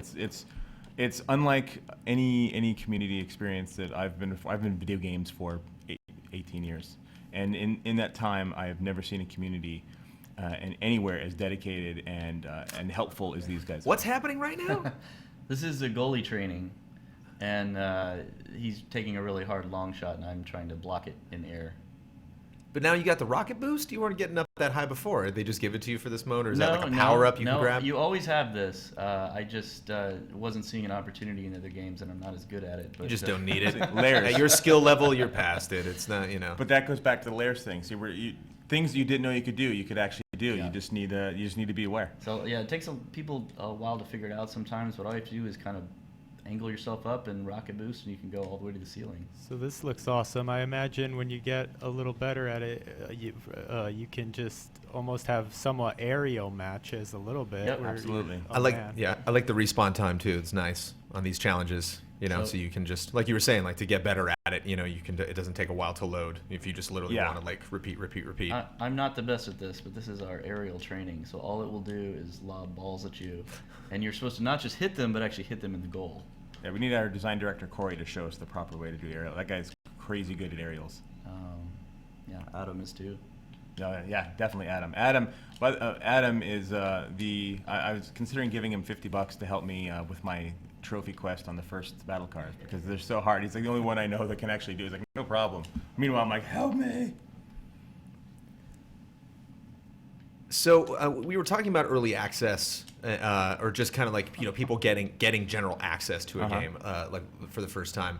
And I think there's some games that systems like that work really well for. If you're having a game like this that has microtransactions or has is a game that can slowly develop with a community. It doesn't necessarily like have to launch suddenly. And this seems like a kind of game that would be an okay model for early access because it's so approachable. Because it's a game that you can walk up to that like you can get the general concept of it right away. You can see why people are really enjoying it. Is that something you guys have enjoyed? Looking at other games that don't necessarily. We had like a spitting match the other night about No Man's Sky because Sean Murray's professed that like it's just a difficult game to demo. There's just so much going on, and here you have this fun. It's like you can sit down, you can play it, you can have quick 15-minute appointments, and there you get Rocket League and you want to get more of it. Was that intentional? Sorry to take like 5 minutes to ask the question. No, was that intentional? Do you guys like, let's make a game that's a simple multiplayer game so we can really enjoy showing it off? Or is that just kind of like a perk, based on where, the game that you guys decided to make? What do you think, Dave? I mean, it's a very watchable game. That's one of the coolest things about it is you can look at it immediately and be like, wow, looks really cool. It looks really fun. It's really intense and I think seeing the depth in it is something that it takes a little bit more time to kind of explain, but that's why it keeps kind of opening up new avenues to people. The longer they play it, they're like, wow, I didn't realize there was so much more to this game than just knocking balls around a field. But at its core, let's make a fun, accessible, straightforward multiplayer game that anyone can play. It is a perk to see how many different things, ideas that people come up with, both internally and externally. And watching how the game can grow, because sometimes we didn't even think about some of the stuff that actually is ultimately we plan on putting in the game. We didn't realize we even needed to until we started seeing certain reactions from people or certain. Look at Don's face. I don't know if you can see Don's face, but look at that man's smile. Look at him on the good. monitor there. This is looking more and more fun. I can't wait to try it. Excellent. Thank you. Yeah. So how much? So what kind of access do you have at E3? So if I'm going to E3, I mean, if you're going to E3, you only have a couple hours left. Yeah. If you want to get access to this game, but yeah, where is this game at the show floor? As soon as you walk in the West Hall, you want to go straight up the center area. It's directly below the Sony Videotron sign, and we're right there in between I Am Bread and Galaxy, and we're right there. You can't miss us. We're right there on the walkway. We're also, for reference, the GameSpot Kind of Funny guys are right behind us to the left. So that should help give you a bit of a map. But yeah, I think there's only like 2 hours left in the show, so they literally better run. And especially in LA traffic, running would be faster than driving. And just that's a good point to bring that up. Thank you guys for coming all the way out here. No problem. We're a little bit of ways from the show, and it's so great. As I mentioned before, just like a really great. Palate cleanser, a great game, to play, to rock out. I think that's like, you want to start with like the big, serious, heavy, theatrical, epic moments, like from E3, and then just like focus, now that everything's kind of like winding down. So what are you guys up to today? What's your Thursday like at E3? Like, do you kind of get used to like a rhythm of the appointments you have to go to, or is it like a whole new bag, every other place you go to? Yeah. Well, go ahead. It's been pretty different every day, actually. 1 minute we're talking to people about the game, 1 minute we're talking to having meetings about the company and where we're going and so on. So it's pretty much like a rush around the whole time. Actually, today's been more relaxing. Yeah, than usual. Thursdays are always nice because they're the least busy day. The busiest day is always day 2.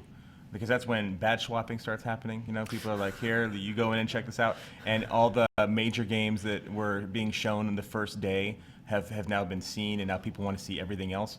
And it seems to be the busiest day. This is my 16th E3, and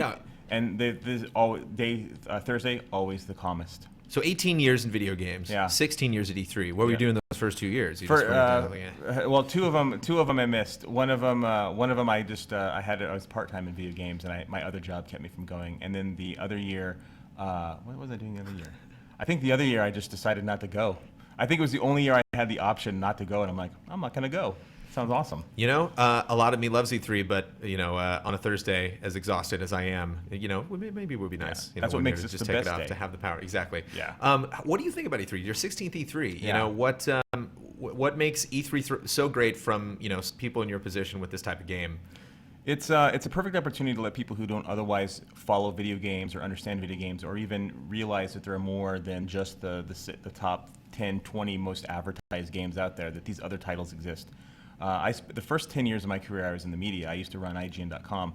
And in that time, we saw every game known to man. But the E3s at those periods were always about the big pillars. It wasn't about indies or the smaller games. And then once I moved into development, over the last 6 or 7 years or so, I've noticed a good shift now in the way that people cover games in general, where they're more about, tell us more about these individual games, where you might not otherwise hear of them, and they're inexpensive, and they're accessible, and they're cool, and they're nostalgic. They remind you of games you played when you were a kid. And so for me, the thing that I take away from E3, the advantage, is it gives us, guys like us and other independent developers, a shot at being recognized by the mainstream outside of Call of Duty, and Halo and all those other titles.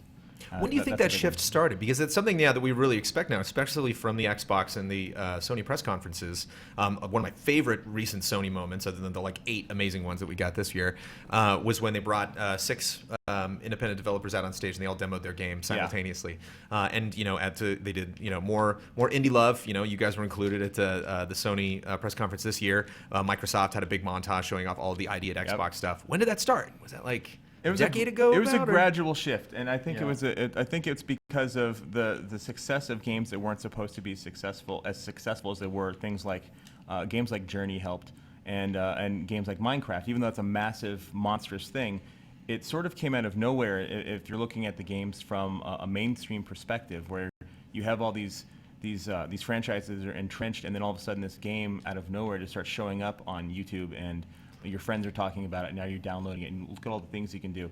So it's been a very small movement towards this, and that now in the current systems, the current climate of video games, where PS4 and Microsoft are really embracing the idea of independent games, because it's easier for them to get more content. It's a way that independent developers can now strike out without needing to spend tens of millions of dollars to work on a project.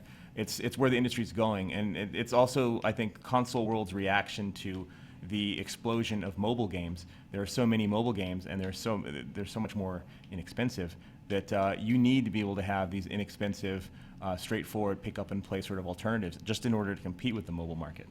One thing that I gotta admit I really like, but I'm curious if it would be nerve-wracking or frustrating from a developer perspective, but I really love having the game available right now, strutting out on the press conference stage, showing some crazy game I'd never seen before, and it's like, oh, that's really exciting. I love that team. I didn't know that was their next project. And then the 3-pointer right at the end of it, it's available on the PlayStation Network right now for free. You're like, oh, I got to get that. But at the same time, as a developer, you guys are like, we love this game. We love getting other people and working with the community. None of that, because you have to keep the whole thing under wraps. To capture that moment. Would you be able to do that, or would you guys go insane? We would be able to do that. We just the only thing we need to do is just know that this game is good enough. I think that we could do that. Really, the process now of releasing the game is just the process itself. There's a very certain number of steps you have to do in order to make that happen. It's this very long, complicated thing we'll get into, but we would be able to, we would definitely be able to do it, and we like to do those things. But we were talking amongst ourselves, wouldn't it be awesome if at the PlayStation press conference they're like, here's Rocket League and it's available right now. We had this very conversation. You can get it right now. We had that conversation for months, and ultimately it didn't happen for various reasons. But we wanted that sort of thing to happen. We're always looking for those sorts of opportunities. We're a studio that likes to make smart decisions, but we also love the thrill of doing really cool stuff. And we know that because it's cool, that the fans will like it too. And so we're trying to find new ways, just like them, to do cool and interesting things. So we're totally open to it. A very long way of saying yes. You can take the long way. We got all day. All day to hang out here and talk about E3. Have you talked to any esports groups about doing more with this game post launch? We have. We absolutely have. We don't have anything official to announce right now, but cool. Hey, but even saying that sounds like. But we are talking. We are talking to people. Something may be happening or maybe not, but it's we're very thankful actually at the reaction we're getting from a myriad of groups, not just esports, but other people from all sorts of business types and different walks of life. We're getting things we didn't expect, and we're very happy with it. I could see this being a crowd pleaser. That's something like that. Again, just like different, like something like a Street Fighter, very stressful, something like a Mario Kart, Smash Brothers, like very, very stressful, very serious, everybody. And then just like, what the people are playing it are taking it very seriously. But you watch it and it's just like, I can't tell. Like, would you get better if you drank? I can't tell. If like I had a couple, would it would improve? Some games, some games, no. So John, you've been chilling on the couch watching all of this stuff. What are your impressions of this game? 10 to 15 minutes, but nobody was calling. There's a mic. There's a mic right there. Sorry. Okay, so yeah, just to introduce you to the way we do things here at GameTrailers. That's when you take that bottle of water right there and you just chuck it, near my head. Okay, all right. Duly noted for next time. All right, 3 questions for you guys. The first question is, if you guys had a chance to make another one of these like right away, what would be the first thing you'd add? In my mind, I would really love to see mud on the ground. I want to see mud. I want to see dirt piling up off of it. Dave? What about you? We've experimented with that. How did it turn out? It's expensive, so it's really it's kind of like a performance challenge. But yeah, we'd like to see that too. That's the kind of thing that we're really trying to expand into with all of our maps. We really wanted the first maps to really be very pure and distill the game down to its pure like sports kind of enjoyment. And then you're going to see as we add new levels, we're going to start doing a lot of those more prototypey, interesting features. Not necessarily always a perfect rectangle. There's so many things that we can do to expand the game, and our community's been really vocal about zillions of ideas. Capture the ball. Capture the flag, but you got to take the ball all the way back to the other point. It's things like that. Yeah. You can do so much with the imagination of this game. I mean, it can go on endlessly. Yep. It can go on endlessly. Like our design meetings. My second question is penalties? Any kind of penalties in the game? No, we've actually specifically steered away from penalties. We've tried to take Don, chime in. Thank you. We've tried to stay away from anything that would slow the game down. So that's why we don't have penalty kicks, we don't have offsides, there's no flopping. We don't do that stuff because we want people to focus on the scoring and make sure that they can play without feeling like there's a delay in the game of some kind. We don't have timeouts. There's nothing like that. It doesn't mean that one day we might have a mode or an option where that's a possibility. But at least to start, we want everyone to understand the base game, as Dave mentioned, and kind of go from there. Okay. And my third question is longest match. How long? Typically, how long do these matches last? I've seen a match go 15 minutes into overtime, which is a 20-minute match. Generally, somebody's going to score. But what are the overtime like? Sudden death. Add extra boosters, or you guys? It's just 5 minutes to play the regular match. If it's tied, it goes into overtime, and it'll stay in overtime until someone scores. Basically, golden goal. And usually, somebody's going to score. It's tight quarters, so. I have another thing to add to that. So the longest match I've seen was interesting. Is our last day of the beta, and our beta was over. It was the time that we'd announced that our time was over, and these guys specifically got together to try to keep the servers open by not scoring in overtime. So they were driving around and they were hitting the ball. I don't know how. It was a while. It was a long time, and they were doing it for a while. We're like, we can't close because someone's still in overtime. So what we eventually did is that we started hopping into the stream because they were streaming it too. We started hopping in their stream and telling them, we're watching you. We know what's happening. And then we started giving them notices that something was going to happen, and watching their reactions were awesome. Like they started freaking out because they thought, what's going to happen? My account's gonna get banned. It was basically all we did was we just gave a message saying servers closed. But the build up and the fact that they were intentionally trying to keep the servers from closing because they were having so much fun, that was awesome. We had folks in the office huddled around desks just watching what these guys are going to do to see what they would do to save the ball from scoring on purpose. Okay, all right. One last question. I know I said 3, but one more. All right, so 2 months down the line, this game is This game is already out. You guys already have a DLC plan. You guys already have all that stuff. What is the next game? Because this game looks pretty great, but I want to know what's cooking up there. That's what I want to know. Oh man, I We wish can talk about it. I wish we could talk about it. Something super duper cool as this, because this is great. But the most straightforward answer we can give you without talking about what's specifically next is that we as a studio the team that's attached to this game really wants to support this game for a long time. To give you an idea of how we like to support our games, we put out a patch for Supersonic Acrobatic Rocket Paddle Battle Cars 3 months ago, 7 years after it came out. So we support our games. We have a large team actively supporting our other game, Nosgoth, for Square Enix, which is the Legacy of Kain multiplayer, asymmetrical multiplayer game. And so which we have fans of. You literally you say that word, and that's a magic word for some of our guys. Start rubbing themselves everywhere. Nosgoth. It's what we do at the office also. But what's important for us is to make sure that the games that we have, that we support them well, because it doesn't matter how much you're paying for a game. It could be $5, $20, $50, whatever. You're expecting a certain experience and a certain quality level, and if there are things that your audience expects and you can't give it to them at the time, but you want to give it to them, then you should. And that's what we're trying to do, is we want to give our fans what they want. That because they spent their money with us or their time with us, that means something to us. And so we want to pay them back with supporting the game.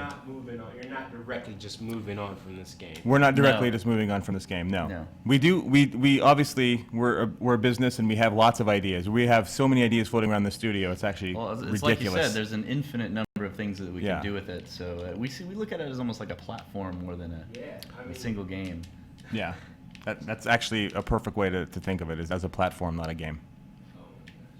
Thank you guys. And Rocket League made more of a sense as a new platform to launch rather than the first game. One more time. What was it? Supersonic Acrobatic Rocket Power Battle Cars 2 wouldn't be. Well, originally the working title was 2. But it's so many. It's fun to say, but it's hard to remember. No, but then you have to have like the subtitle that's just as many words underneath that. Yeah. You know, so you're just like 12. I will tell you this: you watch Steam. You know, it just fills up like the whole page on Steam. It is a super early. It's super early, and it's not going to be the first DLC pack you guys see. But we are going to have various homages to that title appear in our DLC packs. So yeah. You'll see forms of that title return in DLC in the future. Okay, I can't take it anymore. I got to play this. Okay, excellent. Here you go. Here's my controller. Okay.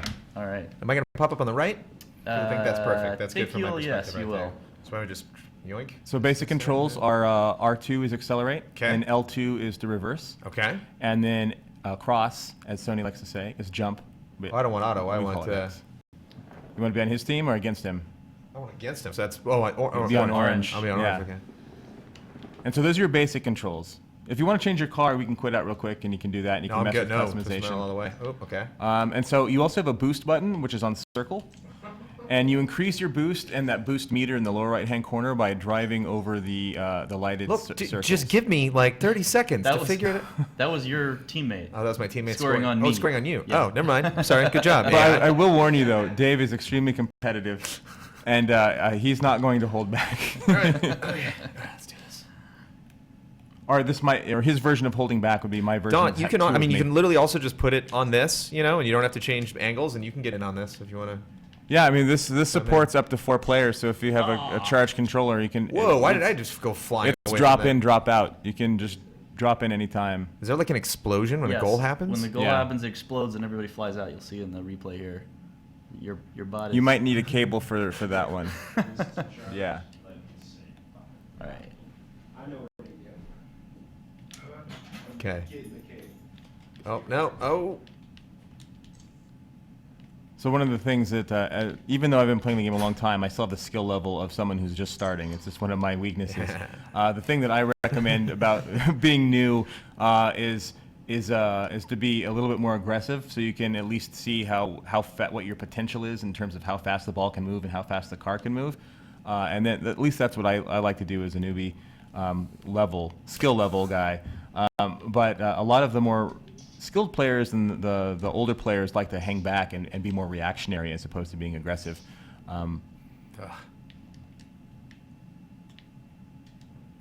That fast. Do we have it on All-Star? Is it on All-Star difficulty? It's on Pro. On Pro, okay. What are the difficulties? So there's Rookie, there's Pro and All-Star, and then Unfair. If you put on Unfair, that's where it goes 1v2, 1v3, 1v4. Also, E3 has changed my voice. Usually I don't sound like I'm about to sneeze. Yeah, it's funny. You know, we were going to be streaming so much this week, and so there's a general concern. Like, I hope we have, enough to talk about, and I hope I, get fed well, and I hope I drink enough water. And like losing my voice, it didn't even factor that, and it's like very real at this point. Oh, and it sneaks up on you too. I felt bad because I saw some stage presentations today, and there were a lot of people that were like, "Okay, thanks for coming out and saying this game." Ooh. Well, PlayStation Experience, Adam Boyes, who's a very important third-party guy at Sony, he had been speaking so much that when we were, I was on this panel on the last day. When he came out to talk to everyone, he literally could not speak because he had been speaking so much, and which is unfortunate because he had a lot to say and he couldn't because he was just so wiped. So we're just word to the wise: don't kill yourself. It's just point at the game and say play it. Is there a button to correct myself while I'm in the air? No. You have to do that. You got to get good. Yeah. It's physics based. Some of the more advanced players though will use boost sometimes to try to change their trajectory, but it's entirely momentum and physics based. Are you all charged up over there? Trying to be charged up over here. Yeah. Maybe it's Did you on this system, Dave? Did we activate the third account? No, get out of my goal. There we go. No. Okay. So you can score on yourself. So very quickly, you'll just have to choose this third user when you sign in. And the ones that they're using already are Rocket League and SARB PC. So the other two you could pick from. Okay, now I'm slowing down a little bit. Now I'm trying to get more methodical. Try to get nope, get out of there. No. Also, if you're not, one other thing I'll add for the folks at home that haven't seen that in any footage, because I don't know why I haven't done it, Dave, but we haven't done it yet. We haven't taken footage. You can change the perspective of multiplayer of the split screen also. If you prefer horizontal, you can do that too. Yeah, it seems to be a studio preference to do it this way. But for you horizontal fans, the old school Mario Kart 1 fans, we have it in there. You gotta get another trainer. This trainer's not working. All right. How do the controls feel? It's good. Yeah, it's the only thing that I'm just absolutely abysmal at is if I start spinning in any weird direction while I'm in the air. Like I was talking before, it's kind of like reorient myself. Have you tried the other camera angle? If you hit triangle, you'll do ball cam, and now that instead of giving you the arrow, you'll now focus on the ball. Yeah, that's right. Yep. There you go. So all you have to do is just hit start. There you go, and pick your team. Nice. Oop. So what team are you on? I don't know. I picked auto, so it's Yeah. So if you ever want to know, if you hold your controller up to the camera, tells you what team you're on. Go Team Blue. So we wanted to use that. Or Team Orange. You're in Team Orange. It was blue because blue scored. Oh. So rub it in your face there. Yeah. When you score on the replay, it shows it. But when you're not replaying, if you ever forget what team you're on, you can just look at your controller. Oh. Yeah, the ball is easily identifiable, even with the one corner of the screen all the way over there. I can still see exactly where it is. Like right next to my goal right now. No, get out. So once you guys get the hang of the controls, some of the more advanced moves are to jump and then press a direction that you want to go and jump again, and that's how you flip or bicycle kick or do the sides. And then if you want to do a power slide, that's the square button. Ooh, good recovery there. Oh, look at that. Oh, and then he sweeps around. Look at that. That was you, right? Yeah. That's not an AI pulling that off. I mean, you might have good AI, but that's not. I mean, that's crazy. Although our AI is pretty good. It is. We actually had to explain to several people online that they were playing against AI. We were getting during the beta. We were asking if we were going to have bots, and we're like, "You've been playing against bots." And they're like, "Wow, really?" And yes, which made us feel pretty good. But that's part of the advantage we think of the drop in, drop out. Oh man, that's Whoa. didn't even see that happen. All right, watch the replay. It's okay. I don't need to see it. I'm fine. So this is a debug unit, so we have to whitelist the IP, which means that we can't go online with it. But if we were to go online, disgusting. If we were to go online, you would be able to, if you wanted to, in this exact same configuration, play against up to 5 other players with no problem. You just have to go straight into matchmaking. Wait, what? What the? Hold on. I'm answering a question here. I was trying to get a turbo pass. Come on. That's just like a free throw, you know? That's just like, what is it in tennis? You just spike it. Oh, I think it is a spike, right? Overhead slam. So, Don, you going to get up here and do this or what? Yeah. Yeah, man, whenever you're ready. I am slightly getting better. I'm getting more aware. I'm feeling it. Nope, get out. Nope. Have you tried experimenting with driving on the walls yet, or the ceiling, or using your boost? Yeah, the boost. How do I get the boost back? So the booster, if you see the lighted circles that are on the ground there, that's what you want to drive over. The final piece of the puzzle. Yeah. Yeah, I'm just going way too fast. It's like tough There's to a control right over there. It's tough to know when to slow down. Oh, we're all getting in. You'll need to charge it though. I believe that one needs to be charged. Whoa.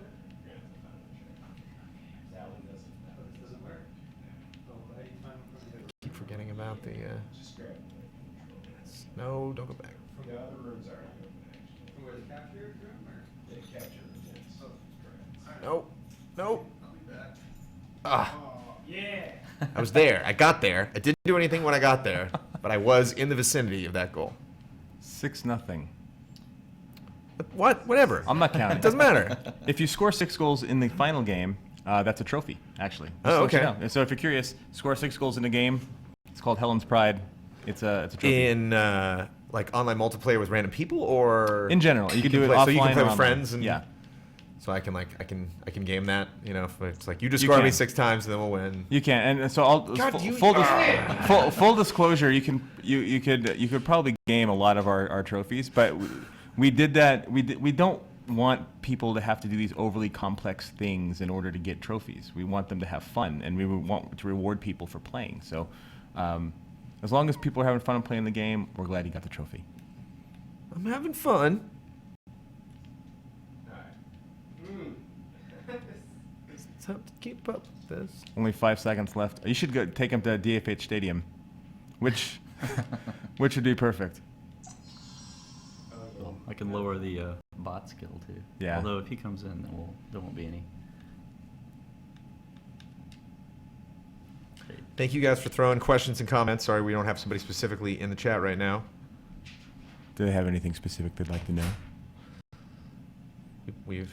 Wow, E3 really did change my. And next up, this old hit from Genesis. Yeah.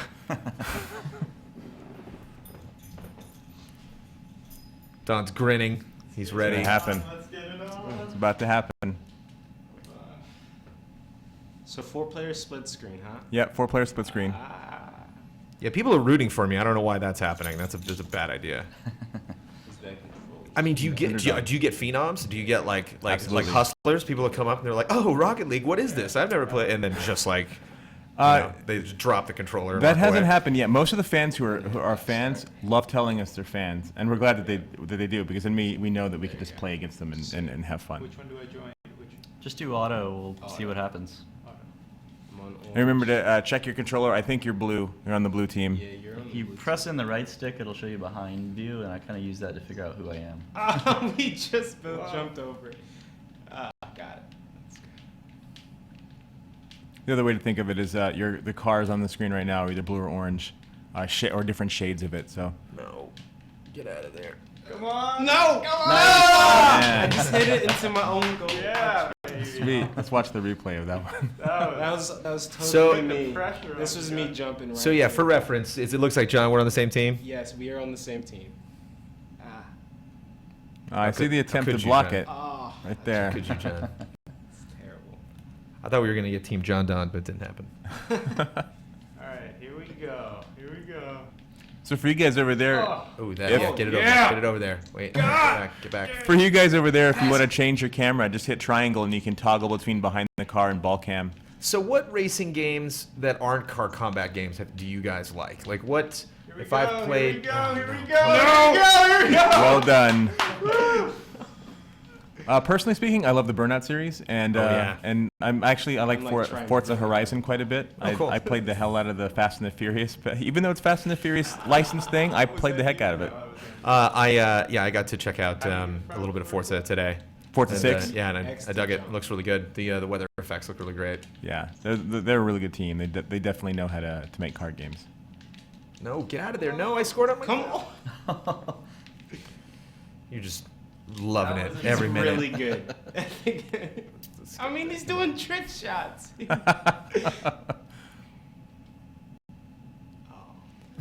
Ghostwalker is asking. So yeah, John and I are on one team, and yes, we are orange. We are orange. That is Team Orange. I'm not proud of it, but got 4 minutes to change things. All right, here we go. Okay. And if you guys wanted to, you can also play 4 players on a team versus 4 AI, or you can do 3 versus 1 and the rest AI, any combination. Oh, I like how when it's above you, you can see the little, Yeah! Yeah! Wait, that's Yeah! Oh, man. Nice. That was an own goal.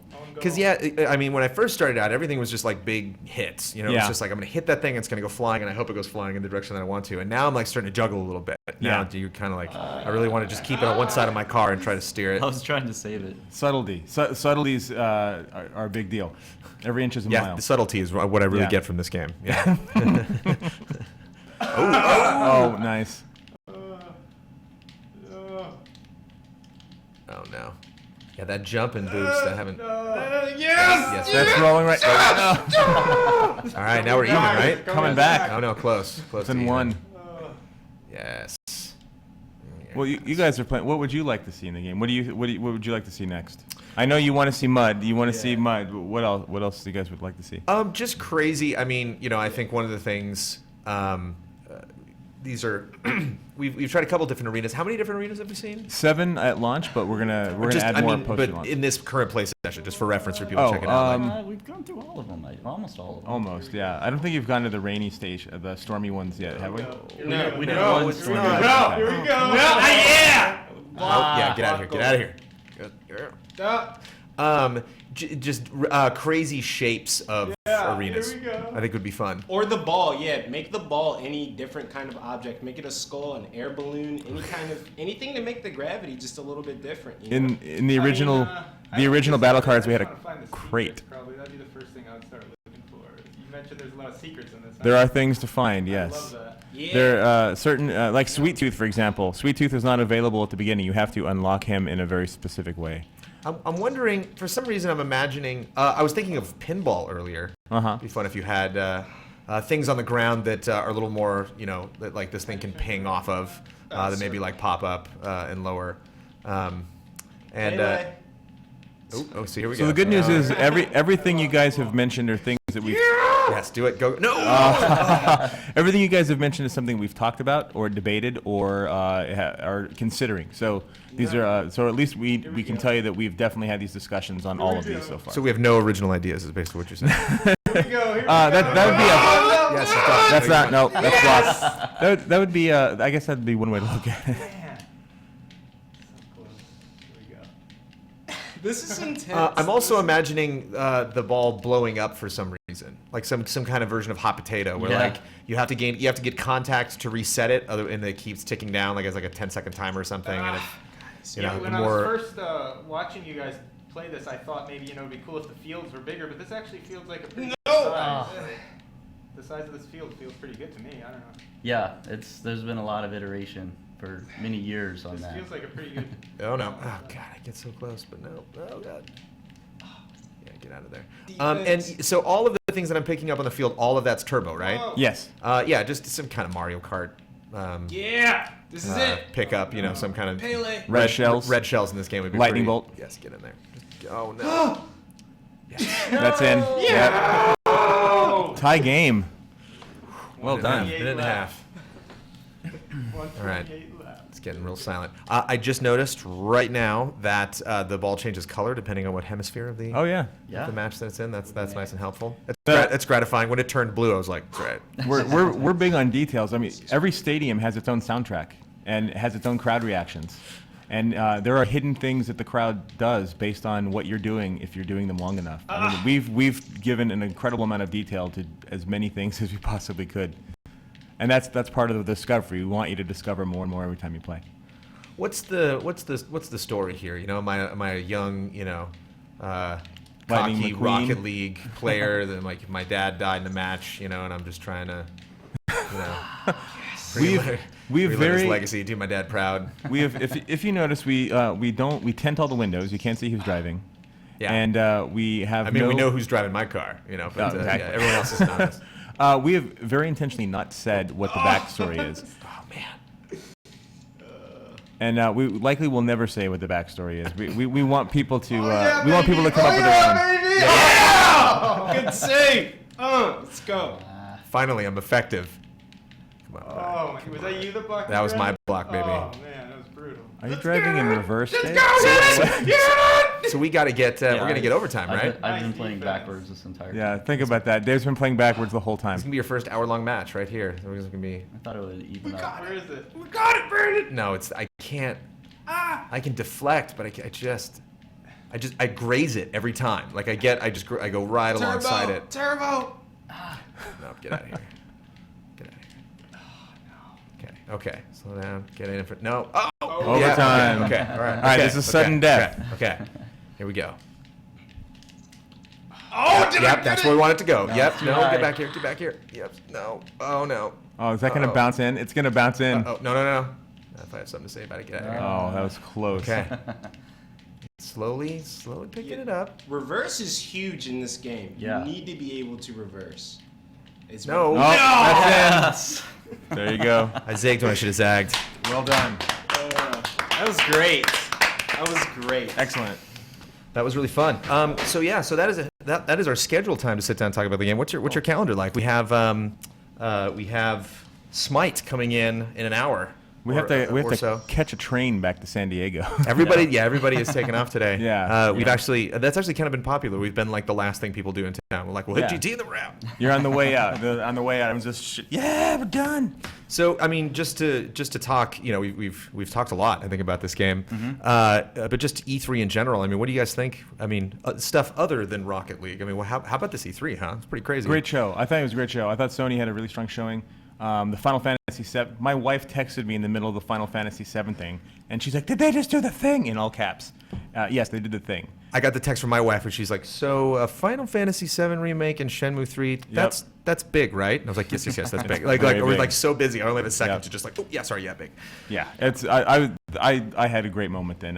We were all sitting together. That was and I've been to more than a dozen Sony press conferences because I'm old. I think that's the underlying thing is I'm old. But I've been one of the common themes of this whole conversation. That was when they announced Final Fantasy VII. That was the loudest single pop I've heard for any moment in any conference I've ever been to, and I've been to a ton of them. Yeah. And that's how big that was in that audience. Everyone was going crazy. That's what it's all about. It's really fun. I mean, and if you guys, either can be pluses and minuses if you guys go with, Steam and you're at the PC Gaming Show, or you go with, Microsoft, you go with Sony. But you did go with Sony. Yes. Is there also just that kind of personal, like, yes, like this headline, all the people that are talking about, like, Final Fantasy VII, what was that? A Sony press conference? Well, let's watch that. And you're like, yes, every time somebody sits down to watch those moments, they could catch a little bit of Rocket League. It definitely didn't hurt. But we are actually, we're Microsoft and PC fans too. That's what our studio is. We're big gamers. We play a lot of games, and we've been around a long time. We have a lot of friends in both Sony and PlayStation, and Nintendo, and so we want everyone to win because a better game environment on all platforms is a better environment for us as developers. That gives us more opportunities and more chances and bigger audiences. So we want everyone to win. If I was to come stealth into the Rocket League offices and catch you guys collectively playing a game that is not Rocket League, what would it likely be? You can go first. Mine's silly. Let's see. There's a lot of people playing Ark lately. It doesn't seem like you play anything other than Rocket League, man. I'll be honest. We play a lot of Rocket League. We really do. A ton. Ark's pretty fun. I Gang streamed that a little bit. Beasts, Oh yeah, that's another game that's kind of in this it's vein. a perfect. Of like It's very crazy. similar. It's like a perfect. Like there is skill. You can get way good at this. You can totally dominate a new player, but at the same time, it like perfectly demos in a space where you can just like controls. I don't like when the first time I played that, I had no idea what the controls are and didn't care. Like yeah. But yeah, it's a fun game. What's your pick? Earth Defense Force. Yeah. We were talking about that because we were talking about Star Fox. That we got like a strong EDF Yeah. vibe from their Star Fox showing. You know, because like the visuals were like a little bit simplified, but like maybe that doesn't matter. You know. Yeah. No, Star Fox is great. I just love Star Fox. Star Fox is great. EDF, there's a new one coming. They're talking about the new one, so I'm excited about that.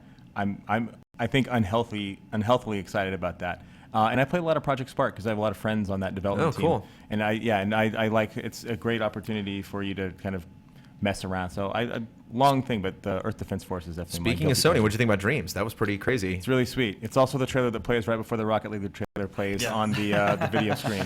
But that game keeps coming back to me. I keep remembering that and being like, oh yeah, that is a crazy game. I wonder how much time I'm going to spend with that. Yeah. Seems like unlike Rocket League, seems like a tough game to spend 3 minutes in and be satisfied. Yeah. Like you're either in or you're out. You know, you really got to invest. It looks beautiful though. Yeah. Media Molecule does a great job of just coming up with new ideas and finding ways to make seemingly complicated things easy for people to do. And so for me, I think that regardless of how the game turns out, I think that it's at least going to start off on a very accessible foot because they're good at that. They're experts at that. Well, I appreciate you guys, your last E3 offering to come out here all the way to Beverly Hills and hang out with the GT crew. Yeah, no problem. Thank you so much, sir. It was really nice to meet you, and I mean, we had fun. There was no question. We had fun too. I was like, am I just gonna get distracted and just not say anything? Looking at this game, but it just, our imagination ran wild with all the things that you could do with this game in the future. July 7th, you can play it all you want. Cool. Yeah, we'll definitely do that. We'll definitely stream it and check that stuff out. Well, I got to stay in this chair, otherwise I would usher you out. Excellent. Cool. Thanks for having us. Thanks so much, guys. Thank you. Take care. And thank you, Chad, for asking all the awesome questions. Have a safe trip on your train. Thank you. Thanks. Oh, this is right. So yeah, sweet. So we had Warp Zone in here before, right when I got back from E3, and we had Psionics, these nice guys, show off their game, so we just kind of moved right into that conversation. But I did check out. I was at E3 today, so before we get the Smite guys coming in, and potentially, I know Warp Zone's into Smite. I know some of the Smosh guys are into Smite. Did you jump on the Smite train? Smite was pretty big for a while. No, I haven't jumped on that train. It's an interesting thing, Don, isn't it? When it happens, when it's just like, Here's the Storm is a new one, where I'm just like, I'll be in my office and I'll just hear like middle, and I'm like, wait, and I'll walk out and I'm like, wait, Hubert and Brad and Ben and Matt Blair are all playing, Here's the Storm right now. Did I approve this? I didn't see this on the menu. Like, what? Now it's gonna be Rocket League. Now I'm literally gonna come out and be like, what? Really? Where are we? Are we doing a Just Played on this? What are we doing? A preview of Rocket League? What's happening right now? Come on, get back to work. Is that a problem? You guys are still mic'd over there. Is that an issue? Do you see like? There's nothing you can do. You see guys playing Rocket League. It's like, are they playing it because no playing is bad playing? I guess it's all demoing. It's definitely distracting. That's a problem with working in video games. I have to. I had a lot of appointments at E3, and I got to wonder, like, am I seeing this appointment because I'm actually doing my job right now, or did I book this? Did I double book this with Ben Moore because this is something I actually want to see? The big thing that kills me. I'm sorry. Oh, we want to roll it? Oh, cool. And that was, so how did, just curious, so we have a Just Played for Uncharted 4. So was that, when did we shoot that? Was that something we did at the show floor, or? I think that was from 2 days ago. That was. I think that's our Just Played he's talking about that you guys shot on the stage, maybe here, live. Oh, okay. Talked about Uncharted 4. Well, if we shot it on the stage. Right here. We should roll some stage stuff again. People need that fresh stage stuff. Again, we don't have somebody in chat, answering all the questions, so I apologize if we're not right on. Daddy Jones gets no respect. Then we're not right on there in chat, to chat with you guys. But we basically have about an hour to kind of wrap up the post E3 stuff. Hopefully, I will maybe get more of your comments and questions from chat. But because it's 6, hopefully, then it may be a little bit late because it's hell of a traffic time to be driving, either towards, downtown Los Angeles or away from downtown Los Angeles. But if we get lucky, then we'll get some Smite coming in, and that's another great game to just have on in the background and just keep playing matches over and over and over again. We'll see how many full matches we can get in. And then the night absolutely takes off. We have Nintendo World Report coming in, so we'll just get one final grading on Nintendo. I know we talked about Nintendo a bunch today, but they always have very interesting opinions about Nintendo. Then at 7 o'clock, roughly, we might start at 7:30. We might push that all the way to 8. Hopefully not. We're going to do GT Time Live. So it's something we've always kind of talked about, like whether we should do GT Time Live. And since we're just overworking Don today, we figure, hey, why not? But yeah, we're going to be clipping that out and putting that up later. It's going to be a standard episode. It'll be interesting doing You're the One Who Started This Conversation, because we're going to have people starting conversations in chat basically the whole time we're running it. Because we're playing it so fast and loose this week, I actually haven't had time to check the rundown that Kyle sent out. Thank you guys so much. Rocket League leaving the building.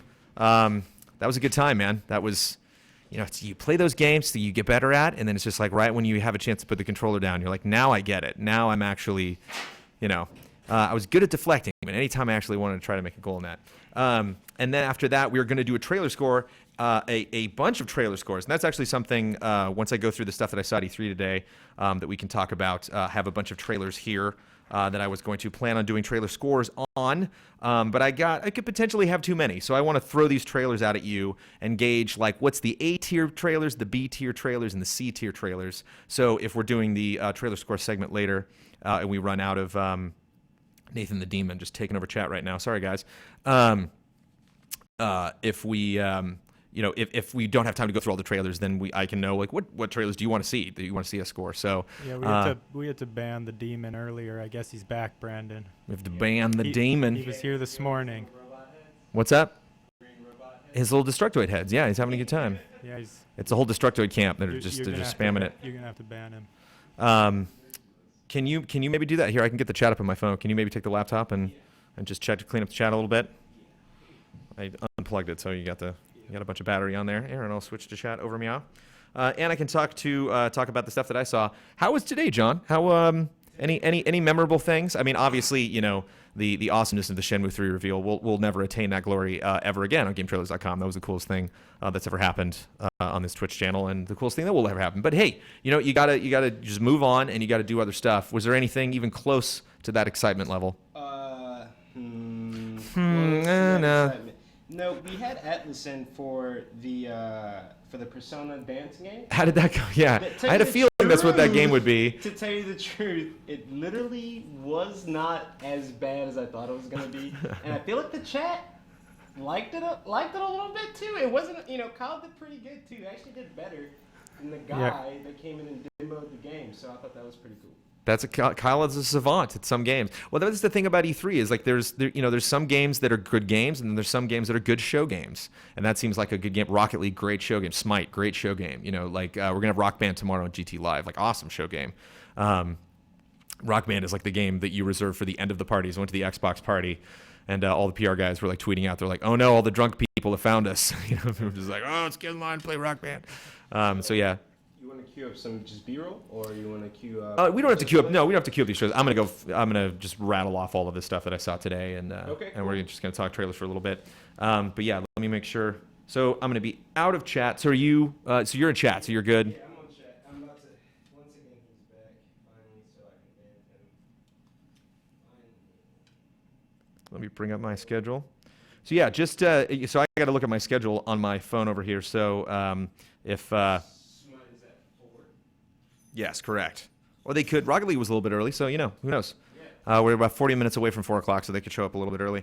But yeah, if anybody, I'm just gonna talk a little bit about what I did today, and then when we talk about trailers later, if there is a trailer that we didn't talk about that somebody mentions in chat, definitely want to see any trailers that I'm potentially missing, and I will take notes thusly because I care about trailers. I don't know if this is obvious. I don't know if I've proven that point before now, but there's so much happening at E3, and it's so easy to miss like some amazing cinematic for a game.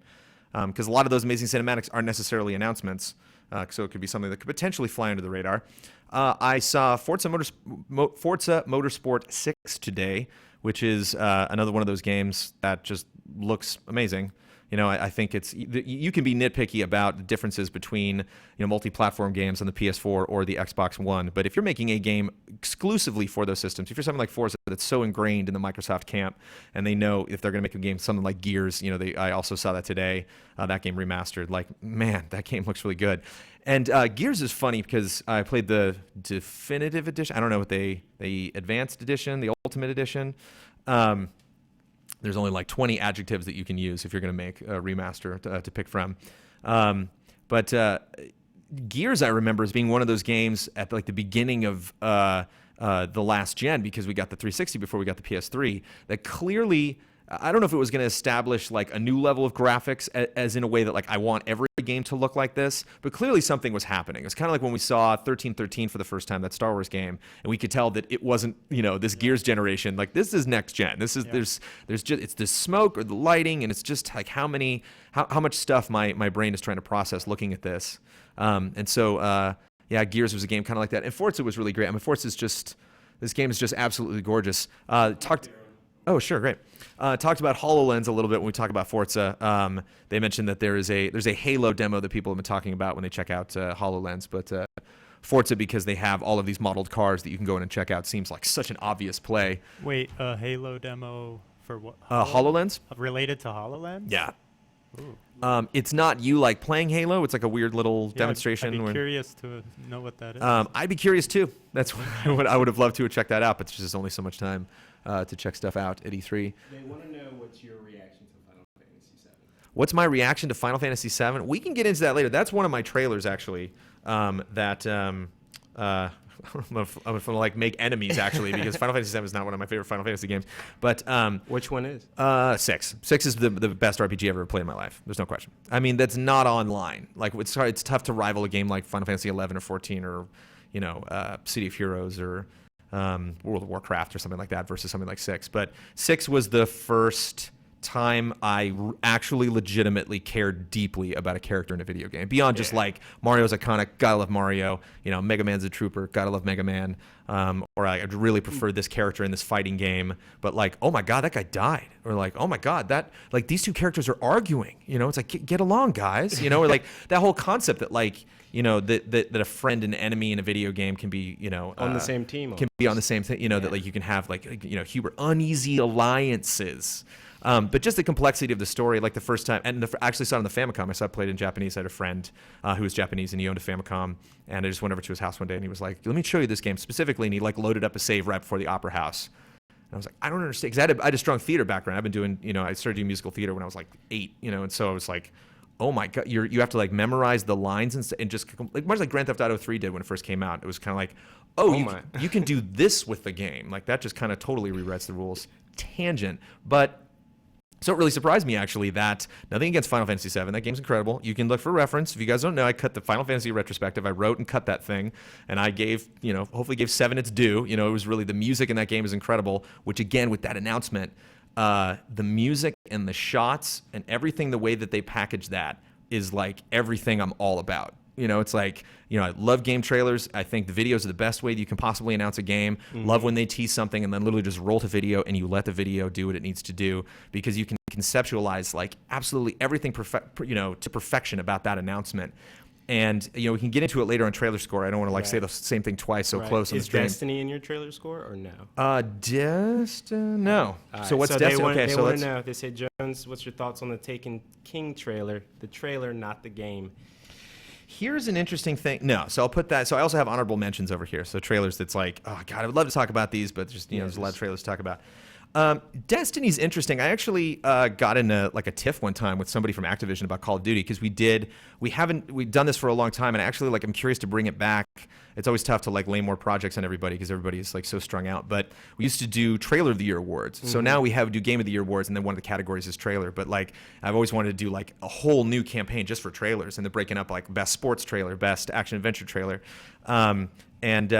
I was talking about Call of Duty trailers, and we nominated something, but it didn't win, or like we didn't nominate Call of Duty, and I actually got an email from the PR people who was like, "Hey, like, look at this trailer. I'm surprised this trailer didn't get nominated." And one of my response to her was, "I'm like, there's like a way you do Call of Duty trailers, especially at the time. This is like before Modern Warfare, so like there was a way to do these old World War II trailers that they would do every time. They had the same font, would come in and be like, in the tide of war, things changed when you answered the call or whatever."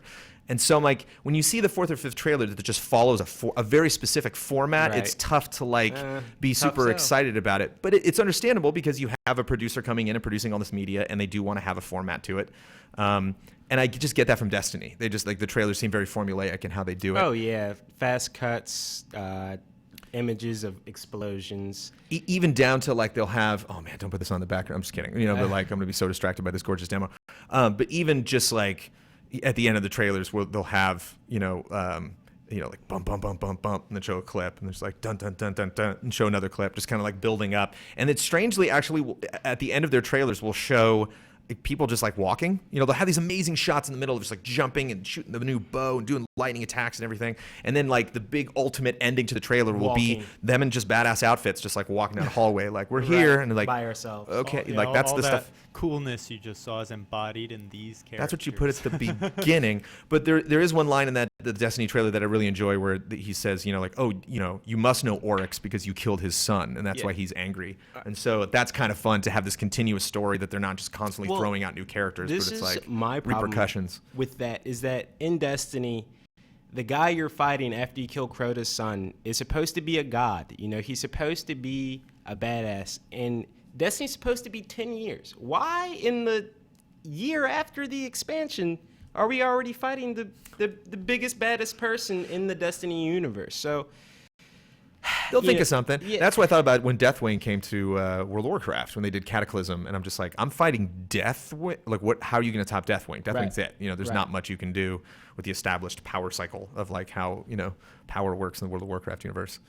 Yeah, I mean, I would just assume in World of Warcraft, like they don't have you're not fighting. I mean, how long was it until you actually fought him? What, a year, 2 years, 3 years?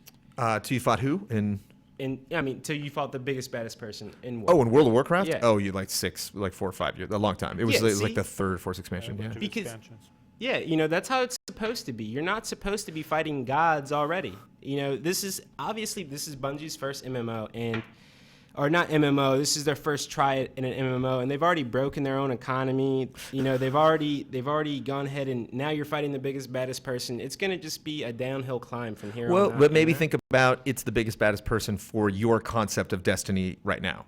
True. And maybe like Destiny 2 or how they decide to do not just like, oh, here's another expansion, but like no, here's we're totally changing things. And people have said, I heard House of Wolves. Yes. I heard that was pretty cool. Yeah, it was compared to like other expansions. I thought people were excited about the way that was set up. So hopefully they're learning these, if they do another big launch, another like big $40, $60 purchase, that opens up, new modes and stuff like that, and potentially new bad guys. Yeah, I hope it's just not, you don't get like a, excuse my phrasing, Dragon Ball Z kind of enemies where it's just like, you thought you fought the biggest, baddest guy? Well, no, there's actually 2 more extra guys that are bigger and badder than that guy. So I just hope it's not like that. Bungie's pretty good at having a track record, or at least trying to continue the story so it's not out of this world. You got your phone on you in case I do. Smite shows up? Smite is I actually have the front desk person coming and great. shuffling them to me, but I do want to change this B-roll, so let me get up and do that. I don't know. That's pretty good B-roll. I like what I'm looking at. That's some handsome B-roll right there. So let's talk about trailers. Actually, maybe I can just talk about honorable mention. These are all great trailers. Some of them actually aren't trailers. Maybe we can start there. So it's tricky to really discern like what a trailer is. I'll give you an example of something that did make the list and something that didn't. The Hoth gameplay from Battlefront, that's a gameplay demo. So there's nothing framing that whole experience other than somebody playing the game continuously, and it's cut in a really effective way because you're switching back and forth between all of these different perspectives. But it's one match. It's not really, it's selling Battlefront, but it's selling Battlefront in a way to directly focus on Hoth. And so if you had kind of a quicker cut of all of that stuff with like a little bit of, titles in it, or just kind of like set up, story-wise or plot-wise or gameplay-wise to talk about the systems, and you overlaid that over the video, then that would be more like of a trailer. Whereas Horizon Zero Dawn, which I put in the trailers that I would like to talk about, which a lot of people on social media reached out and they said they really liked that video. That has like narration, it has like a story, they introduce the character, and granted there's this huge gameplay chunk right in the middle, but they set it up and then they conclude it with her having VO at the end. There's ESRB at the beginning, they have the big logo reveal at the end, so like that's more of like a classic trailer. So yeah, I put Hoth gameplay on the honorable mention side, because there are so many. I feel bad for all of these things because these were all great trailers. South Park, The Fractured Butthole was, yeah, I literally just said that title and everybody in the room laughed. So like that was really great. It was really fun to see Matt and Trey at E3. We got them at the Game Awards and we got them now at E3. I think those guys in video games like match up really well. But people weren't really expecting that. We were. We mentioned it in our countdown to E3, our Ubisoft video. We were like, yeah, they might do another South Park. That was actually Daniel Bloodworth that wrote that script, so he was very astute there. And that was a funny video, but it was similar to not only stuff that they did for Stick of Truth, but stuff that we've seen from South Park before. So again, why got an honorable mention, but it is worth mentioning. Somebody mentioned Beyond Eyes, which looks like a great game, had a cool trailer, but it was just kind of short. It really kind of leaned a little too heavily on text, I thought, to cue you up. I think one that I feel the worst about putting on the honorable mention list is Firewatch, which had a really good trailer. Again, I'm sorry that I don't have, because I got chat over here. I'm just going to go through this list as fast as I can, but if you guys are throwing out suggestions, I apologize that I'm missing them potentially. But Firewatch is a game that I was looking kind of like No Man's Sky. I just needed like a little bit more to really see. I get the base concept, but now I want that other twist.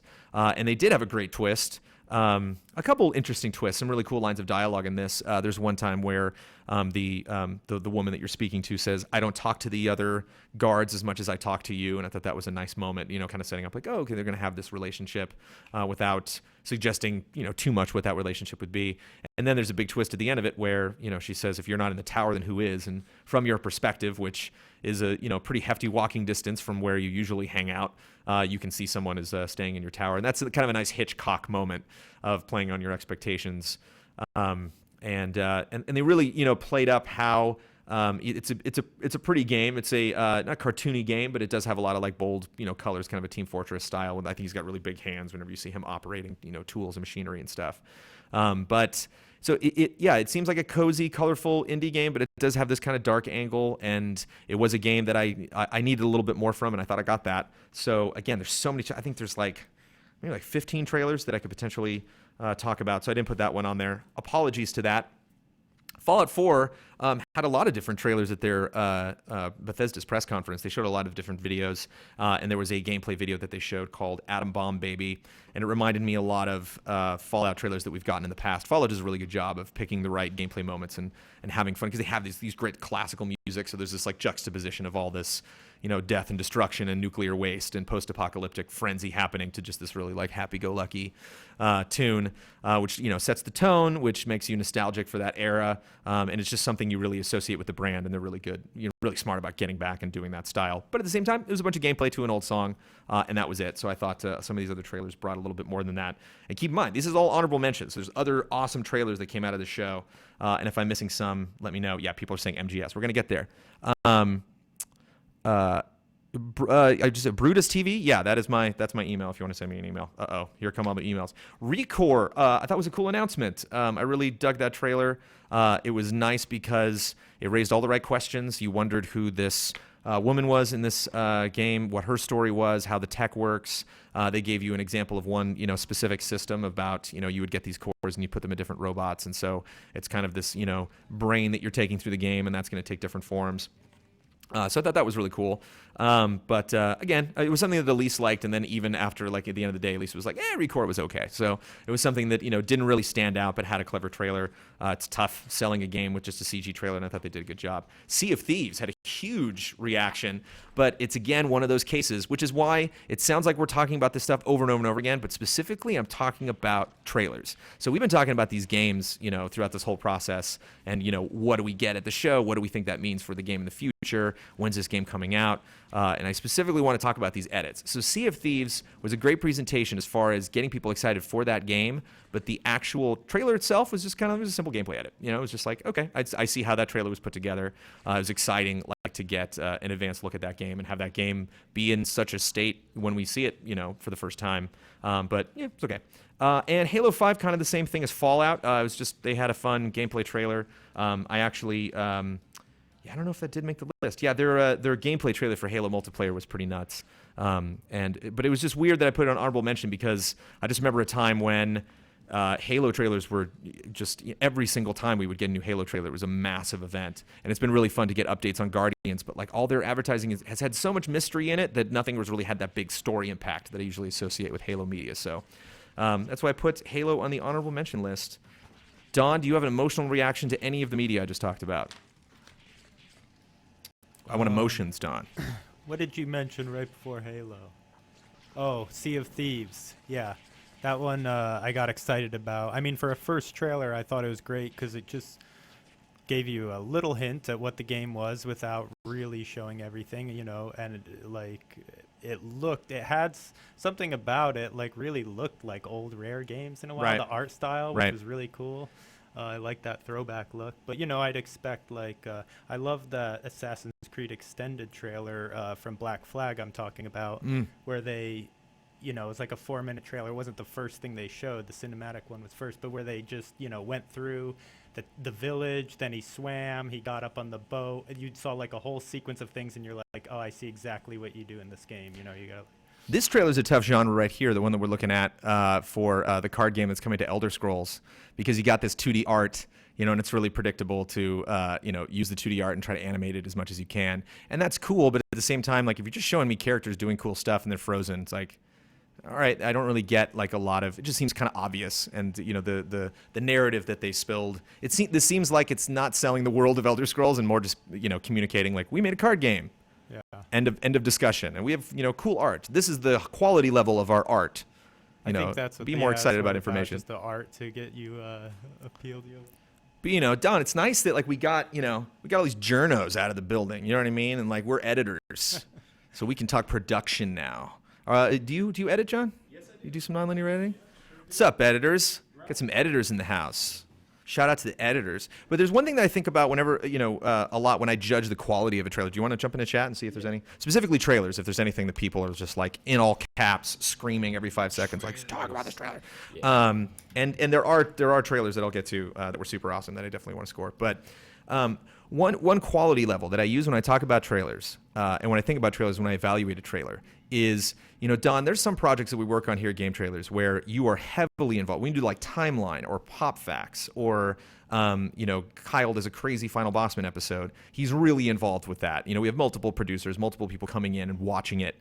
And then there's other things that like we just do so fast, like Just Plays that we've done live on stage. It's like, I trust you. You know, like it's real, you know what you have to do. It's really simple. If there's a weird tech glitch, we'll pick it up after it goes up on the site. So there's the difference between like a real hands-on project and a project that you trust an editor with and you just give them the resources. And the Sea of Thieves seems like the latter. Seems like, I'm going to give you a music track, I'm going to give you some footage, you make a cut, I'll approve it, we're done. Versus some of these other trailers that I'm talking about are like a lot of people were brought in, you know, to talk about this. This video seems like it went through a hefty approval process.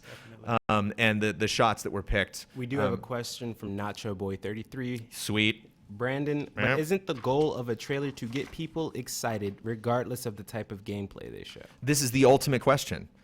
Isn't that at the end of the day, you know, what you're supposed to do is get people excited? I think for the initial trailer, I think that's the point. It doesn't have to tell you too much about, like the last thing we're just seeing those 2D images. It's just to appeal to, you know, people like the art style, the characters they're seeing. They may not get anything about the game, but by the second one, I think you should at least start to relay some of that information about the technical aspects. Here's the challenge, though. One, it might not do that for everybody. You know what I mean? That's not like a general law that you can apply to a trailer. You know, we're just like, this trailer, as a fact, made people excited. It's like, what did make me excited? So you can't really say that. So you really want to find something that's like a universal theme that exists in that trailer. Where it's like, I saw this other trailer do that, and it was successful. This trailer also did that, and people seem to like it. Therefore, maybe this is something that we should do in future trailers. That's why I like to try to break down and figure out about, what was the moment? The moment in the Sea of Thieves was when you left that jungle and you saw that boat. Like that was, oh, okay. Like that's where your expectations finally landed. I think that's when we like exclaimed out loud.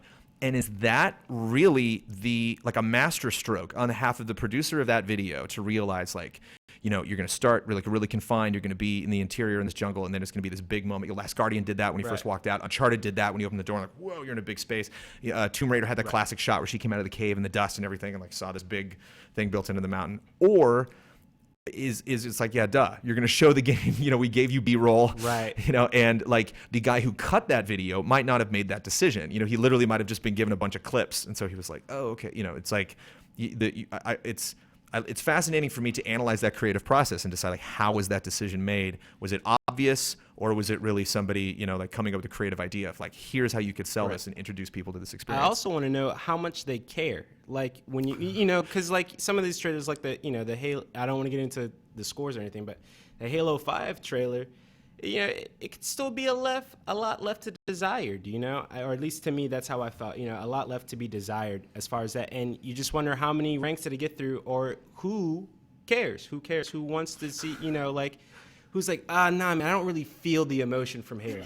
Is that what they say? I doubt it. To me, it's like, looks good. And, they just pass it off kind of thing. I think trailers that are coming from a well-established franchise like Halo or something, it's like, they have a lot more leeway in what they can show because people basically know what the game is already, and so they may not know what the additions are, but they can see a little more of you got to do Dom Cam, man.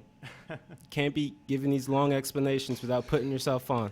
But if it's a new game like Sea of Thieves, it's hard because you don't want to misrepresent what it actually is, because you can make a cool-looking trailer, but if it's not accurate representation of what the game is, because you really want to appeal to the audience of people that'll like it. So if you just cut a cool trailer that people will like, but it's not necessarily a very close, accurate representation of what it's going to actually be, that can then create a lot of disappointment, I think, when more details of the game, because you'll get people on board that'll think it's one thing. Got a good question from Amp811.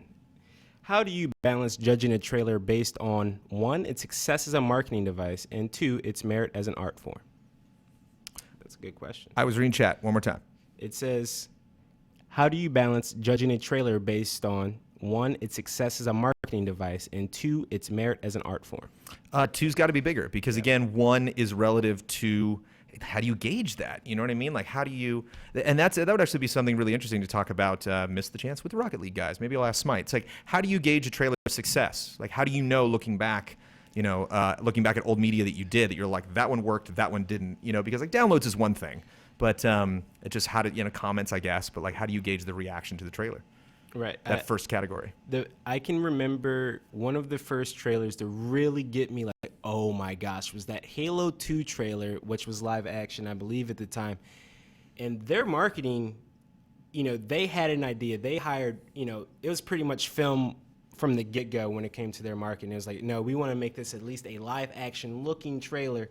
And then that was the art form. You didn't need to see gameplay. You already knew what was going to happen in Halo. You didn't need to see gameplay. You didn't need to see Master Chief throwing sticky grenades on anybody. No, you knew it, and you didn't need to see anything. So that's probably one of the most perfect trailers ever, I'm done. So we got about 18 minutes until Smite gets here. Smite seems like a game we could play. Smite be here the rest of the night. We could just keep playing Smite over and over and over again. Ben Moore comes back. He's not going to want to talk about E3. He's going to want to talk about Smite. Are we still online? We are still online. I'm on the computer right now. It says, might just be the app. That's where it says. All right, that's from the same guy. I would have thought number 2 was lesser because the aesthetics question is way harder to quantify. Talk about a board meeting. Really interesting responses. Thanks for answering. No problem. As always, art should always come before the money. I know people looking at it, but definitely art should always come before. Let's see. We have. This app is acting funny. Oh, I think it's because I got the Wi-Fi on. Duh. Isn't that exciting? I'm trying to connect to chat. Because we only got like 17 minutes left, I'm actually going to talk about the trailers that I picked. So these are the good trailers, man. And we might not have time to get to all of these. Maybe we do, but I just want to put like what trailers are at the forefront. Like what trailers are clearly like the ones that you guys are anticipating, the ones you guys are really excited about.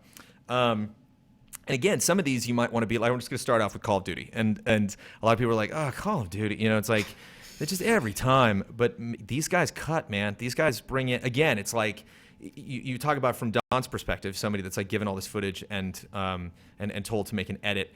Doom is another one actually we just saw, which I also put on my list, where yeah, it's a gameplay cut, and yeah, it's kind of predictable because like the maps you're looking at or the maps they're showing at E3. The Doom trailer is basically just a cut down of the gameplay session that we already saw when they debuted at Bethesda. But like, look, like watch that cut, like watch every single the music that you're listening to and every single thing you're looking at, and like how the how it builds and how like everything is so intentional. It's not just like what were the other things I was talking about? It's not just like Fallout 4 where it's just kind of like showing all the the craziest things in some crazy order. It's specifically, there's just like a fantastic flow to like what you're looking at, and specifically this is the multiplayer trailer for Call of Duty Black Ops 3, and it's cool because a lot of times you'll get these really tight acrobatic moments. I mean, it's the way I imagine you do it is you just have just an ungodly amount of multiplayer matches, right? And then you're able to go back through with the camera, and then you just like do time code reference when you're like, oh, that was that amazing grenade toss that the guy did. But if you're going to grab that moment and put it in trailers, probably like 6 to 8 seconds that you're going to show, because like you just did that one thing. Your mount up onto that wall was a little fuzzy, but like when you finally got up there and did that shot, it was incredible. And Battlefield does that a lot on their Twitter feed, where they'll show a guy just like across the map, doing like a knife toss. Mm-hmm. But the stuff in the Battlefield trailer, the stuff in the Call of Duty Black Ops 3 multiplayer trailer from E3 is like the shot even of itself is like Cirque du Soleil, this crazy stuff that the guy does. There's like one sniper shot that he makes like off of like a wall, like while he's on a wall, and he's not equipped with a sniper rifle when he jumps on the wall. He like shotguns a guy and then like jumps on the wall, pulls out a sniper rifle, looks down the scope.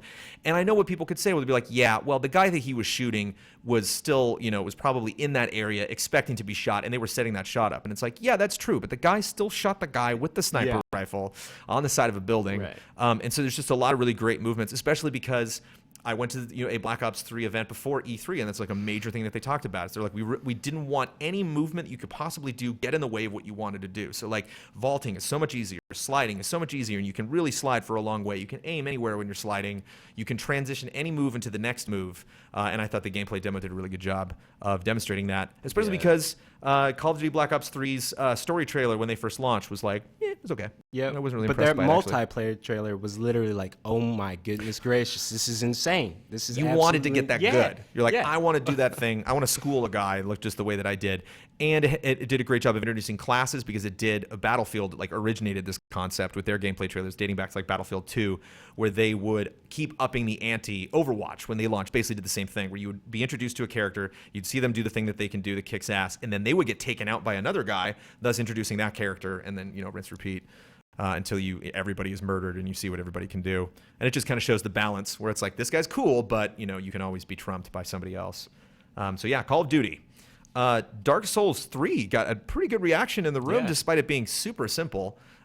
This is one I'm actually kind of curious to, I don't know if I would score it that highly, but just based on the reaction in the room. So let me know in chat which trailers you don't like. So it said Call of Duty and Dark Souls 3. If you're like, no, I don't like those, I'd rather those comments fill up in chat, because then we can know what's bad. Whereas everybody just talks about trailers that they like. We're going to end up, get to the end of this list and be like, well, they're all good.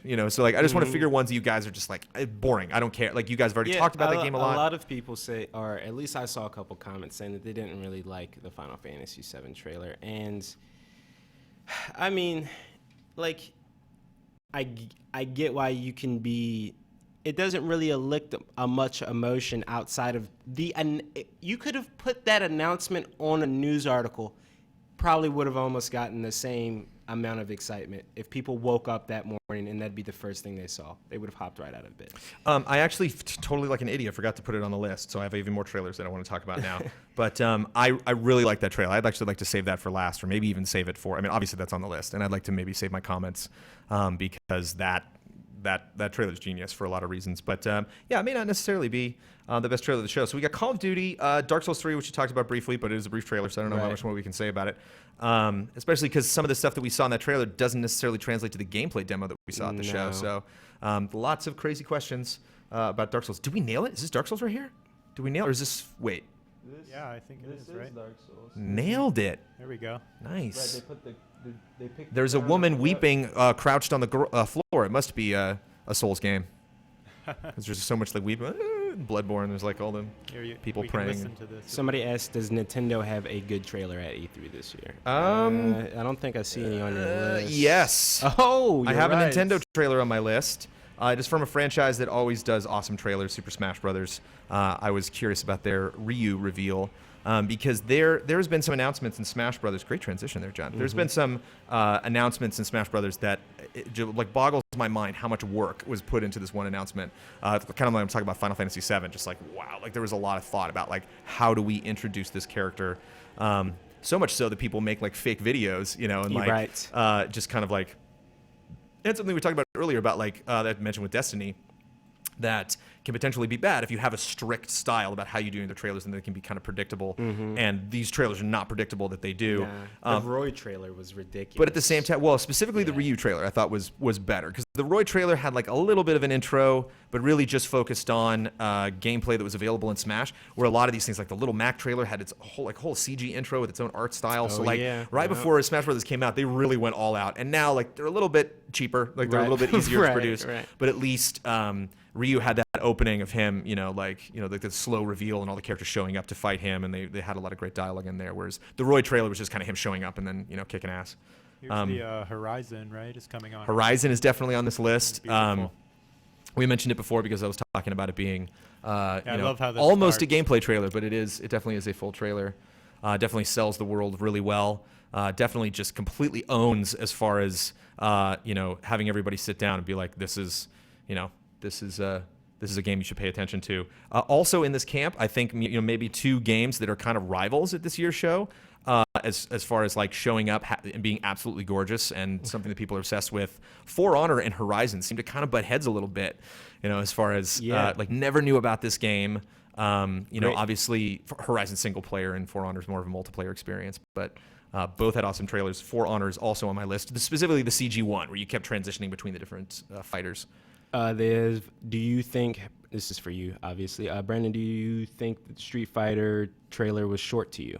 It says they felt like it was really underused and short for a huge franchise. Just the fact that it was short made it a rough trailer for me as a fan of fighting games.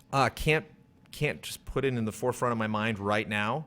It's not even on my honorable mention list, but maybe that's it. Maybe there's the answer right there. There are actually two Street Fighter trailers, which is interesting. Like sometimes it's like almost every game in the world will have like an E3 trailer. It's just like something they package together. And the question is whether they're going to like bring it and show you something you've never seen before, or if it's just going to be a rehash of stuff they cut before. There was actually a Dynamite Street Fighter 5 trailer that came out like a week or two before. I actually went to Ben's desk to tell him something, and I was like, oh, he had his like headphones on and was watching this like new Street Fighter 5 trailer.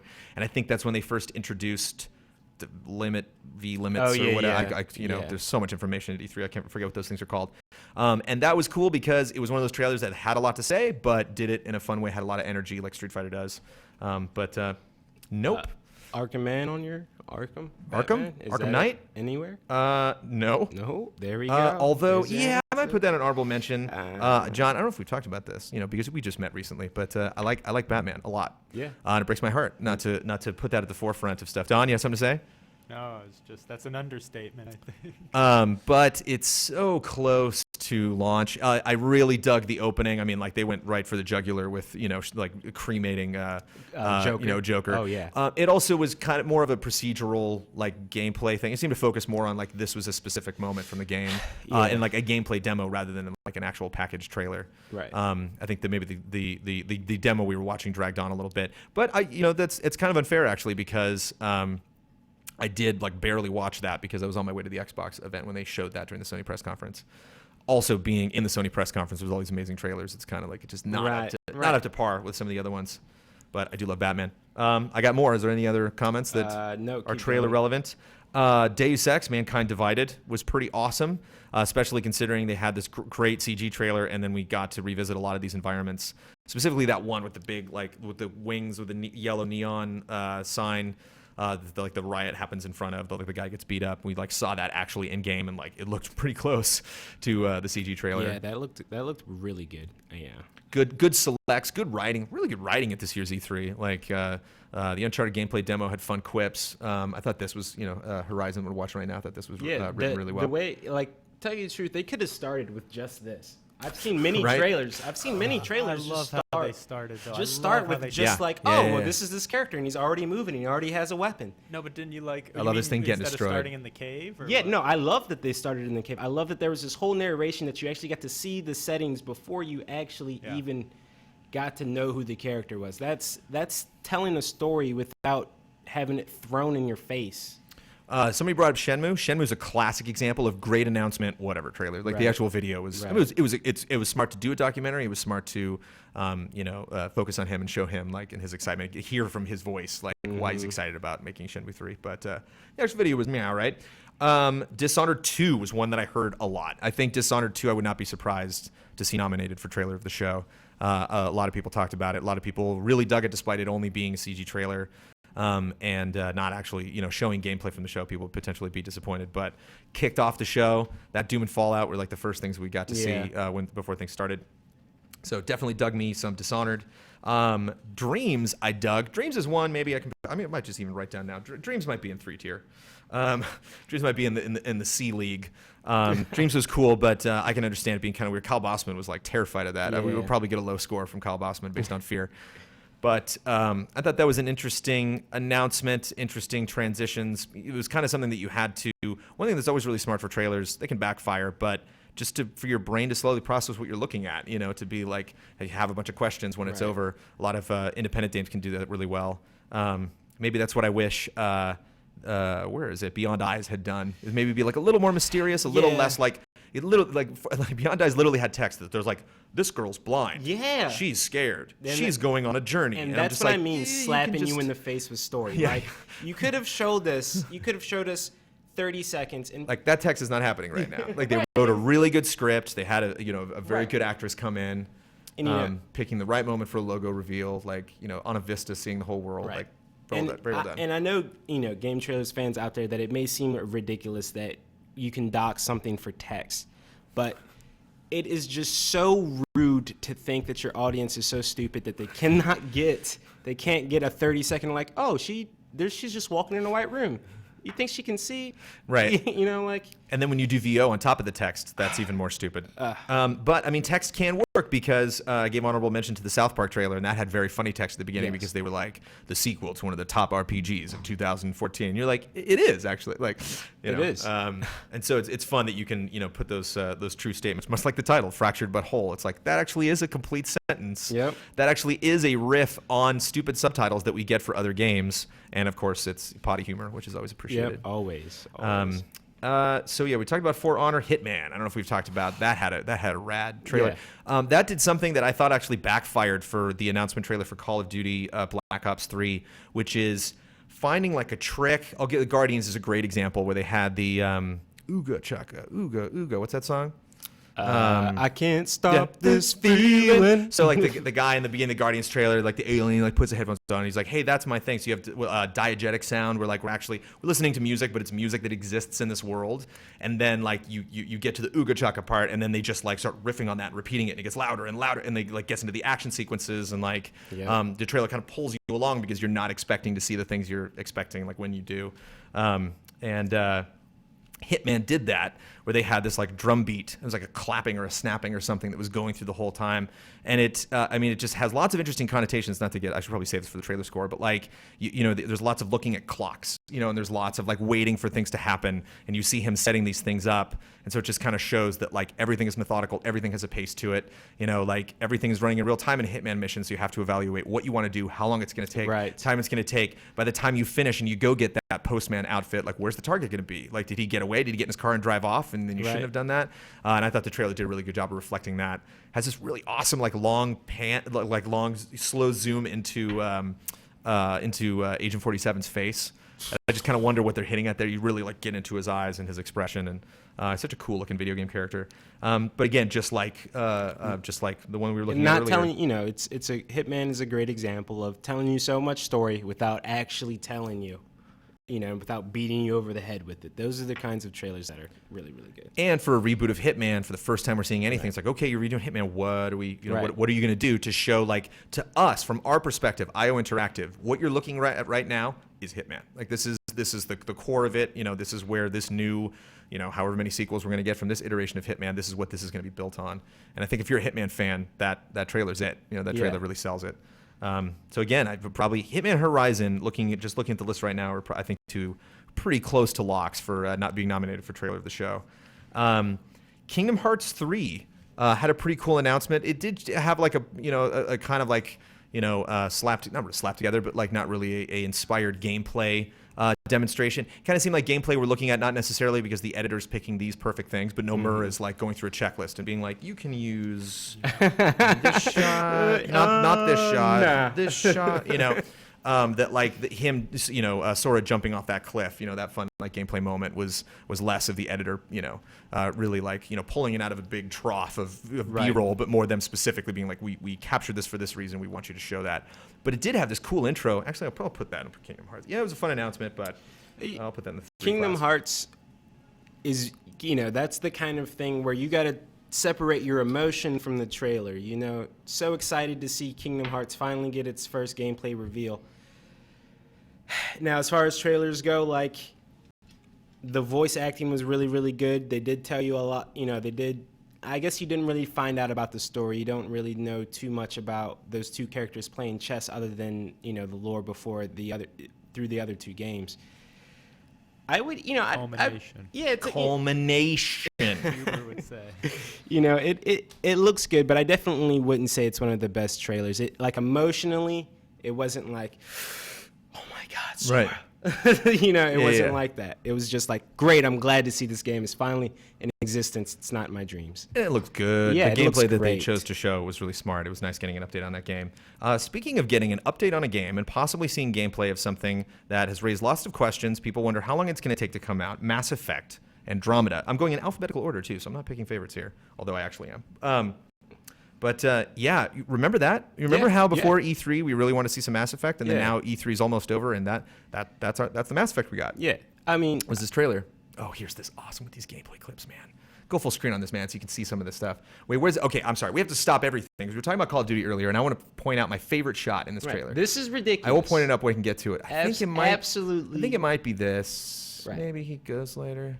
Because it's in the cave. Yeah, I think this might be it. Yeah, watch this guy go into the cave. So like hops over this, boom, takes that guy out. Right. Pistol. Takes this guy over there. That guy in front of him gets taken out. Jumps towards the wall and does the blink. Watch this. Whoop, blink. Shoots the guy behind him. And like, how long was that shot? How long were we following that guy? And again, like you can even argue like that was probably staged. Like all those guys were probably picked to go in that direction and set up that shot. But that's work, man. Like that. It's still work. It's still like Don, like if I was to give you a bunch of footage and a piece of music and be like, put a gameplay edit together, it just doesn't require the same amount of work as something like that. Even I think. Coming out of the smoke there, the camera was rotating around him and everything. They just take no prisoners. Call of Duty every time when they dish out trailers. There's Mass Effect. So yeah, Mass Effect Andromeda. I just thought kinda wasn't good. It was neutral. It wasn't good, wasn't bad. Maybe I'll put that in my 3 tier as well. So John stepping out. Apologies if chat is blowing up right now. Why are GT staff too scared to tell the COD devs to stop ripping people off with the same damn game? Because it's not the same damn game. It's a very similar game. It's the same franchise. It's predictable in many ways. But yeah, that multiplayer's nuts. There's a lot of cool things that they're doing with that multiplayer that I really dig. Seems to be like a huge divide between single-player Call of Duty and multiplayer Call of Duty. They're kind of like two totally different conversations. Ratchet & Clank had a Dynamo trailer, really snuck in there. I consider a week before the beginning of E3 to also be E3. Yeah. So Fallout is kind of like my cutoff, where Fallout was like as close to an E3 trailer. We did do a trailer score on that one. Apologies that we haven't been doing trailer scores for a couple weeks. We've just been like prepping up for E3. But they won't call it E3 trailers. But if a trailer comes out like 4 days before the Bethesda press conference, like that's okay. You're getting this out so I can watch this now. And Ratchet & Clank was one of those, and we got this fun introduction. Love the text, the movie, the game of the movie. The game of the movie of the game. The reason they didn't put it out, and I think it's strategically is really smart. I mean, it would have gotten lost in the shuffle. Yeah, look at that Sony press conference. Like, right. Okay, there you go. It would have gotten lost in the shuffle. So the fact that they did it before, you even got some box art before, great. It was a great trailer. I totally enjoyed it. See, and when you look at the Destiny trailer, and I'm sitting here and like, this stuff all looks great and cool, but then, it's just like, there's no emotion. There's no, there's no story. Like, these are just cool shots. Like, hey man, get these. They're not telling a story. They're not trying to. Well, what can you show in a Destiny trailer? You can show the cool ship shots of when I arrive on a planet, when I first arrive on a planet. It's like, that's going to keep going forever in Destiny. They're going to have those shots. They're going to pick that right at that story moment where, like, then you go to the planet.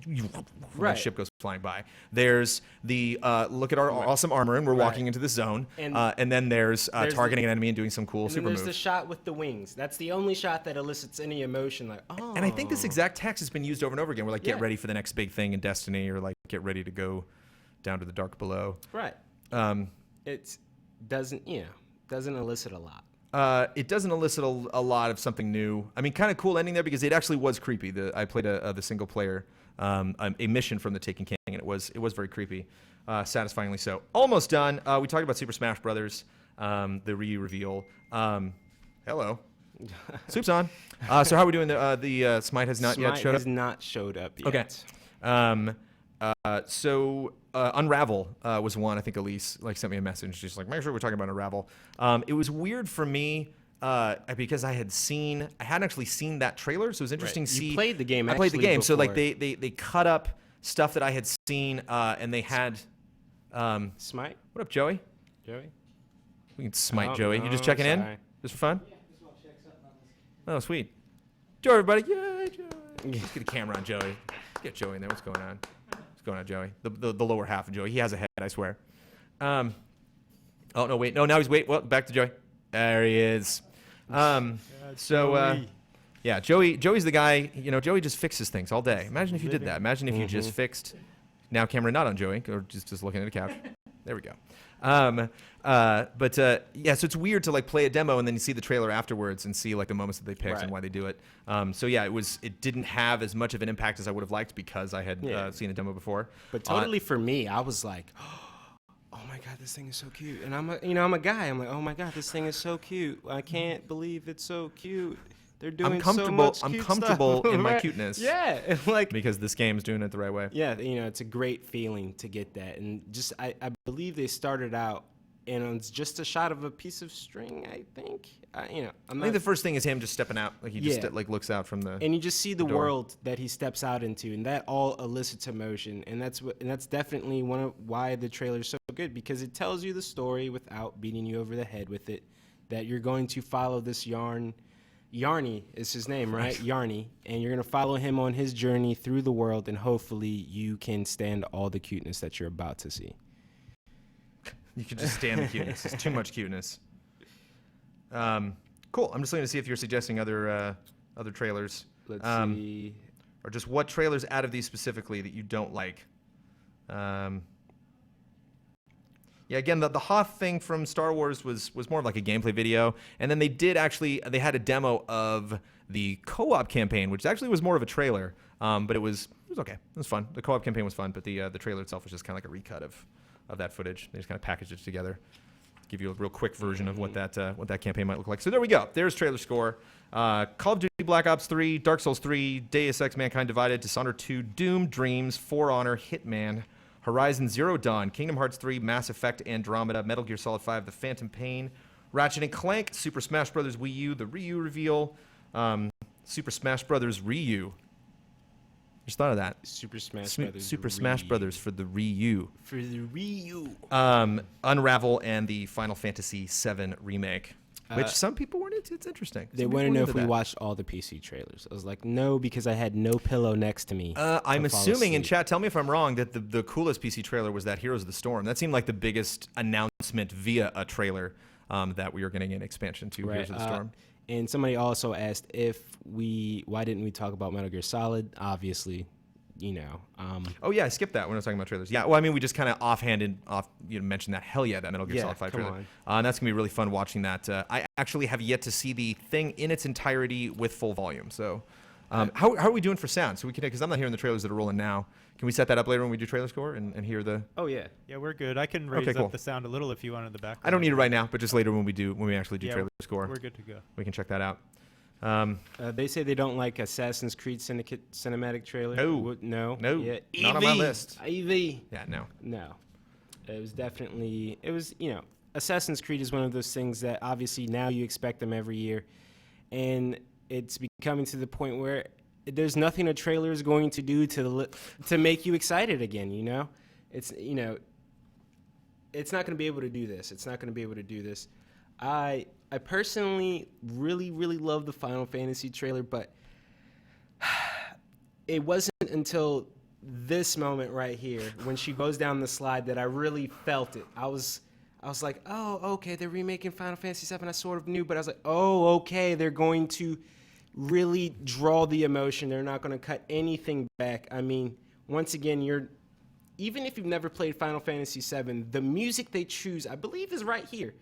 The Sephiroth music is just, oh my God, the feeling you get is just amazing. It's absolutely amazing. That's telling you a story without beating you over the head for sure. Yeah, again, I think I just want to save it for the actual discussion so we can get those. And again, we're going to be clipping out all of those individual trailer scores. I will when I get time, probably next week. I'll clip those out and put those up on our YouTube channel and on GT. So you can check out all of those individual episodes if you want to see what we scored those trailers. Don, I was actually curious about something. So we bring up scores when we do trailer score on the screen. Can we do that? Literally just text? Literally just type out like 2.6 or 8.4? I'm sure we can. I'll try to figure it Not out. to throw you a curveball, man. Sorry. I'll try to figure it out before we get there. So yeah, as you guys know, Ian Hank is mostly responsible for our TriCaster duties. He participates in GT Time. He does, of course, GT Live, which we have every Wednesday at 6 p.m. right here on twitch.tv/GameTrailers. So Don is stepping in.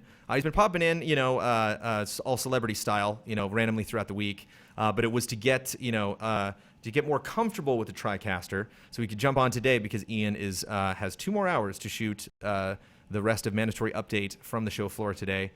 So Ian cannot be here, but he will be there tonight. I've been shadowing him, and I'm not the expert he is in here yet, but we're holding things together at least. Is that who I think it is? But it's pretty. I mean, it seems pretty fun. I enjoy it. Operating that thing. It seems fun to. Yeah, I love it. I think next time, after today, which is the crash course, I'll feel pretty great about it. It's fun. I enjoy this, I actually, one of my fondest memories of the Star Wars prequels was the fact that I waited in line at the Mann's Chinese Theater with a group called Counting Down, and they had, I don't even remember what it was called. It might have been a TriCaster. It might have been like one of the, it was a very, very basic, almost kind of like a mix board or like an audio board. It was about the size of like a, chunky, like old school laptop. And it had all these knobs on it and stuff like that. And you can basically like run different video feeds through and like put like rudimentary effects on and stuff. And it was basically the site countingdown.com or .net that was funding the whole thing. And they had a 24-hour, 7-day-a-week, month, multiple months long stream where they were like broadcasting from, just the corner of Hollywood Boulevard, which is an interesting neighborhood at 2 a.m. And just always people on there, talking about stuff. And so it was fun to like get on there and like see chat, like react. It was like one of the first times I ever did like live streaming. And it was fascinating just to screw with it and think of all this, having that much control. Yeah, when we were back at Viacom, I was involved in obviously the Comic-Con live stuff. I did some live editing. I was still doing editing on that, so we do the editing live for the roll-in. So you're cutting something, and a second later, 10 seconds later, it's up on screen and stuff. And then for Deadliest Warrior and Ultimate Fighter Live and all those Spike productions. If you guys are remotely interested in television production, and that's not what we're doing right here. We are doing, hopefully somewhat polished internet streaming. But if you're actually aspiring like to work in live television, if you like sports or esports or something like that, and you want to do those professional broadcasts, you will never look at one of these things the same way again after you do it for the first time, and you see like a pro TV producer calling shots, bringing in lowers, setting up guests, talking to every single person behind a camera. You'll have like the crane camera, you'll have like the wide camera, you'll have like 2 close-up cameras, like we do, that like catch like either side of the stage. And some of our I don't know if you've been able to tell, but some of our cameras are unmanned, which is why you're looking at a 2-shot of me and not just like one like zooming in and out to get a close-up shot. It just boggles my mind. It's like a whole different kind of personality, somebody that can produce something like that and just constantly be aware second by second of all of the things. No, we got teased? Yep. Who was that? Just a fan? Yeah, just somebody knocking. GameTrailers, let me in. You've been here on the stage for 5 days straight. You're done. I'm pulling it. This is actually probably a good time to talk about just the rest of the stuff that we're doing. If you guys are just tuning in, thank you so much for watching. Again, the numbers have been fairly consistent, which means somebody forgot to close the tab in their browser, or we must be doing something right. And we also have, Brandon, just to remind you, we have any of those Just Playeds if anyone wanted, if you guys want to request cool. Just Played. Yeah, maybe we can. People might have missed. I'm not sure. Oh, so all of those are from the stage? Yeah, these were the ones from the night before last night. So the night when we did the No Man's Sky. Do we have? Yeah, No Man's Sky was legendary. People keep asking for that. Do you have those? Do you have like a list of those somewhere? And They're maybe all like loaded up. Yeah, on the computer. But I mean, can we just maybe like throw those names at chat and see if there's one? Oh yeah, we missed that. I heard about it. I want to see that. Let me look it up. I'll tell you in 1 second. Because I need to eat and go to the bathroom, and it'd be nice to get a little break before we get Smite here and up and running. So maybe we can. Yeah, was it another? Yeah. That's the thing about army time. Because we have a clock in here, but it's army time. So I'm seeing 16:14. It's like, oh, it's 6 o'clock. No, it's not. No, it's not. It's 4 o'clock. These are the Just Plays we should be able to play for people if they're interested. We have the legendary No Man's Sky one. Right. We have Last Guardian. We have Uncharted 4, Ghost Recon, Call of Duty Black Ops 3, For Honor, Battlefront, Assassin's Creed, and Mirror's Edge. Whoops, I didn't know you were writing those down. Let me go slower. I got it. I've got so far a bunch called No Man's Sky with the title saying Brandon laying down the law. So I think that's pretty funny. I got a lot of No Man's Sky, No Dawn Sky now. Some people say Last Guardian. Would we have a successful Twitch channel if we literally just looped the No Man's Sky Just Played over and over and over and over again? For a while, I think. You got it. You have to understand like how great that is. Like that's like a very important part of gaming. Is like having that, and like neither one of us had played this stupid freaking game. And we got in this like crazy argument, and it was funny because like as I confess, like I hopefully got my point across during the Just Play, but I mentioned it the day after that like I'm so excited for this game. And like it is that passionate hunt for information, and all that layered with expectation and like my unhealthy obsession with advertising, and just like, that basically leads to that moment. And it's funny because, and it's hilarious that I had it with Ben, because Ben's one of those guys, we'll have like just like a slight altercation, or like I'll say something, or I'll stop him in the middle of a conversation or something, and I'll get back to my office and he'll stop by and he'll be like, are we cool? And I'm like, yeah. What are you talking about, man? So like he'll be, not because like he'll get angry, because he's just like, I just want to make, Ben's, I don't know if you can catch that from his writing or like some of the Just Plays that he does, but like Ben is a person who wants to be understood. For sure. Ben really wants, to get across, like Huber will just spout whatever comes off to his head, but like Ben is very calculated with his thoughts. And so a lot of times we'll have, like we've had some Just Plays like that and some conversations, countdowns for sure. When we talked about when we did Game of the Year last year, and it was like Far Cry 4 versus Wolfenstein New Order. It was Ben and me spitting at each other, like arguing for these two games. And I won with Far Cry. I got more votes on my side.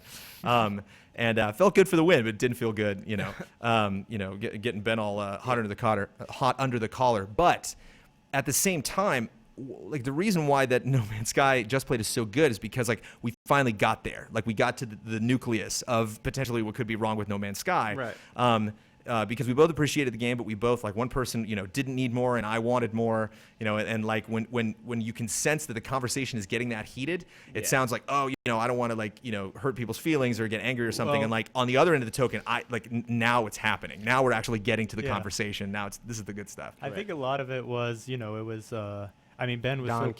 Ben was so passionate, but he had experienced the game a little bit at least. Yeah. And so in a way, more than most people on this earth. Yeah, I won't spoil it. The Just Played for anyone that's about to see it, but in a way, you guys were talking about just like a little bit of a different thing too, because you were talking about how the game is being represented in the trailers. I think a little bit where he was actually talking about what the game is.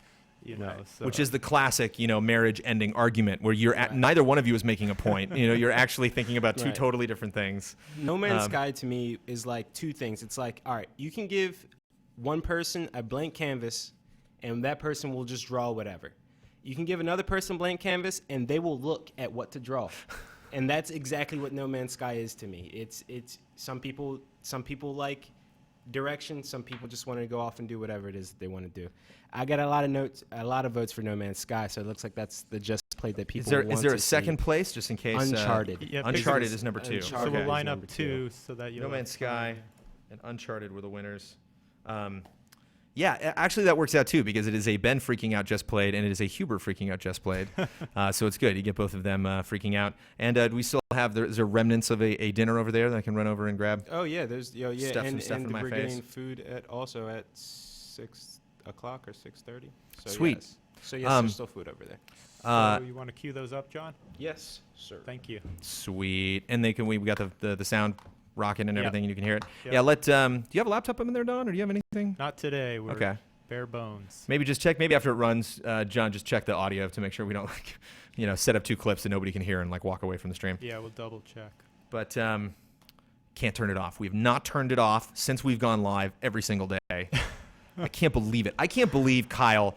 See, here's the crazy thing, guys. I've been so busy with E3. I still haven't seen yesterday, man. I have no idea. There's this this void that I saw some of it, but I can't, E3 is just madness. You can't even hear yourself think when you're on the show floor. So here I am, I can kind of hear who's talking, but I mean, I can't wait to just watch that stuff and be to see how much exactly we were stretching. It's a lot of good stuff in there we're going to be able to clip out. And it's, on a personal note, so this is my first time actually booking E3, and it was a challenge. There were a lot of, Activision's a good example. Konami, we were talking to about coming out and showing stuff on the stage. We're about half an hour away from the show floor, but it could be 2 hours away because you never know. Olympic, which we're right off of in Beverly Hills, goes right to the convention center. So you just got to take Olympic or you can take the 10. But some people are just I can't risk it. Right in the middle of the day at E3, we can't go all the way out there. So a lot of these were appointments that we got at the show, which is why we focus so much on the just plays at the end of the day. But you never know if this sucker's going to be watchable. And we've maintained views, and I get messages from people that are like, man, I have stuck in the whole time. I'm watching this whole stream. I can't wait for you guys to come back on. And it's hard to describe that feeling, of just that's really great because I have a lot of fun. I was coming back from E3 thinking wow, what am I going to talk about? And I can't shut up. I'm so excited because there's just so much stuff happening. And sticking with us on chat this week is awesome, man. Just a bunch of really smart, funny people, and it's been a lot of fun to have everyone following us this week. And this is not only the first time we've done E3, with this crew. Certainly with you, John. We got to get back. Hey, man, PAX Prime, what are you doing, man? Yeah, hey, Comic-Con's in 3-4 weeks, 3.5 weeks. It's coming up. I got a confirmation. I got a Game Trailers exclusive at my interview with John Blackburn and John Vignacchi for Disney Infinity 3.0 earlier today. Confirmed that the Toy Box Summit is happening. Nice. That's coming up. So I will be, of course, attending that and getting a bunch of coverage from the Toy Box Summit because I'm just crazy that way. But this summer it's Comic-Con, PAX, Gamescom, lots of fun stuff coming up. So, okay, so you're ready to check the sound. You are ready to roll this stuff. This was 16 minutes, maybe 20? About 25 minutes. That is enough time for me to take care of a couple things, and then we will come back. Hopefully, we'll come back with Smite. We'll reach out to them and see when they're going to show up. We're just going to play it fast and loose. And then, again, what we were building up to at 6 p.m., or earlier or later, the Nintendo World Report. If you guys are familiar with that podcast, they will be coming by. 2 nice gentlemen who talk about Nintendo a lot. And we will be wrapping up, probably delivering our final comments of the week on stuff that Nintendo did, maybe until we get to GT Live on Friday night. And then immediately following that, we will do a GT Time Live where the special guest in the Super Seat will be Elise Willems, who's been a fantastic host this week. And then we will do trailer scores after that. And then we will do Just Plays until we pass out or till we finish them. And then if we miss anything, we can record it tomorrow or record it next week. Because we're going to be talking about E3 next week, too. E3 ain't over, man. Because we got to do our awards, which we're going to be doing all next week. So it's just, it's beginning. It's the San Andreas fault, man. You throw the pebbles in the water and the ripples, that For Honor, Horizon, Zero Dawn, those ripples are going to go forever. So swallowed up. Quick break. You ready to roll it, Don? All right. Thank you so much, guys, for tuning in. I'll be back in a little bit, and we'll talk to you soon. Enjoy. Imagine you two guys like detectives, okay, and you're going out in E3. You'll notice we're standing for this one. We're pumped because we need information about this. Yes. It's just okay, we're excited about this game, but I'm nervous about this, or we're not excited about it, but I want to hear good news. I need a hook. I need the thing of No Man's Sky. I need to know, okay, we're getting to the center of the galaxy, great, but what am I doing? I'm going to a planet and I'm just smelling the flowers and then I fly somewhere else? What is happening in this game? Spend more. Sean Murray would not like you. He wouldn't like you. I'm sorry. All right. And that's fine. No, hold on. Whoa. The reason I am the most the reason that I am most excited for this Just Played is because this is the first. I've been working in this industry for 2 years. This is the first time that I feel like I had an emotional connection with a human being. Like, it wasn't just, hey, your game is cool. No, you said something that made me reflect on what it means to be alive, basically. What about For Honor? For Honor was different. It was like the game impressed me, but it was like, no, your vision, you going after your dreams, and the way that you said it, and the emotion with which you said it, really got to me. So there was a woman. I'm going to jump to the end of this demo really quick. I need to say this. It's been burning inside me. I want it. The entire day. There was a woman who said exactly what you said. So we're going to the center of the galaxy. Why? What's the point? What's my motivation? What am I earning? And not Alex Hutchinson, Sean Murray, what he wanted to do, the facial expression that he had is he wanted to grab this person that asked the question and shake them, but he didn't.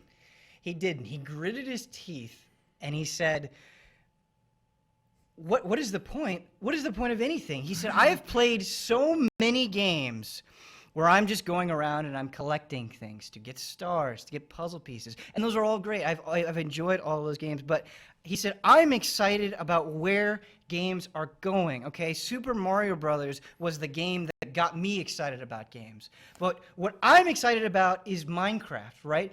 Kids today, they don't care about achievement points. They don't care about trophies. They care about how they can express themselves in a virtual world. And my dream is to give you infinite possibilities, to give you this space that you can fully explore. And I want to, as little as possible, I don't want to tell you what you should be doing. The impetus is on you. So in No Man's Sky, Emotional. There is no point. You are trying to get to the center of the galaxy. Do it or don't. Sean Murray doesn't care at all. He says the most popular way people have played his game is what they've done is they've found valuable resources like fuel, which is one of the most valuable.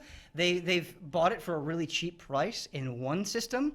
They've flown to another system, figured out that they could sell it for a super high price, and they've done that for dozens of hours. They've just been traders, right? But they don't pick the trader class. They organically figure out that this is something that's exciting to them. This is how they want to play the game. Right, but right here at this Just Played is the first time I've ever heard the word trading. Like, you can trade. Yeah, there's awesome. classes even? There's no classes. It's just those people, that's what they became. Can you be a monster Who are you hunter? trading with? Can you go to different planets and like hunt monsters and get their you skins? You can be okay. So here was something that shocked me about No Man's Sky. Okay, so he's running around and there's this creature. It kind of looks like a ram, but it's purple. That's the best way I can describe it. Sure, I'm purple sorry. ram, okay.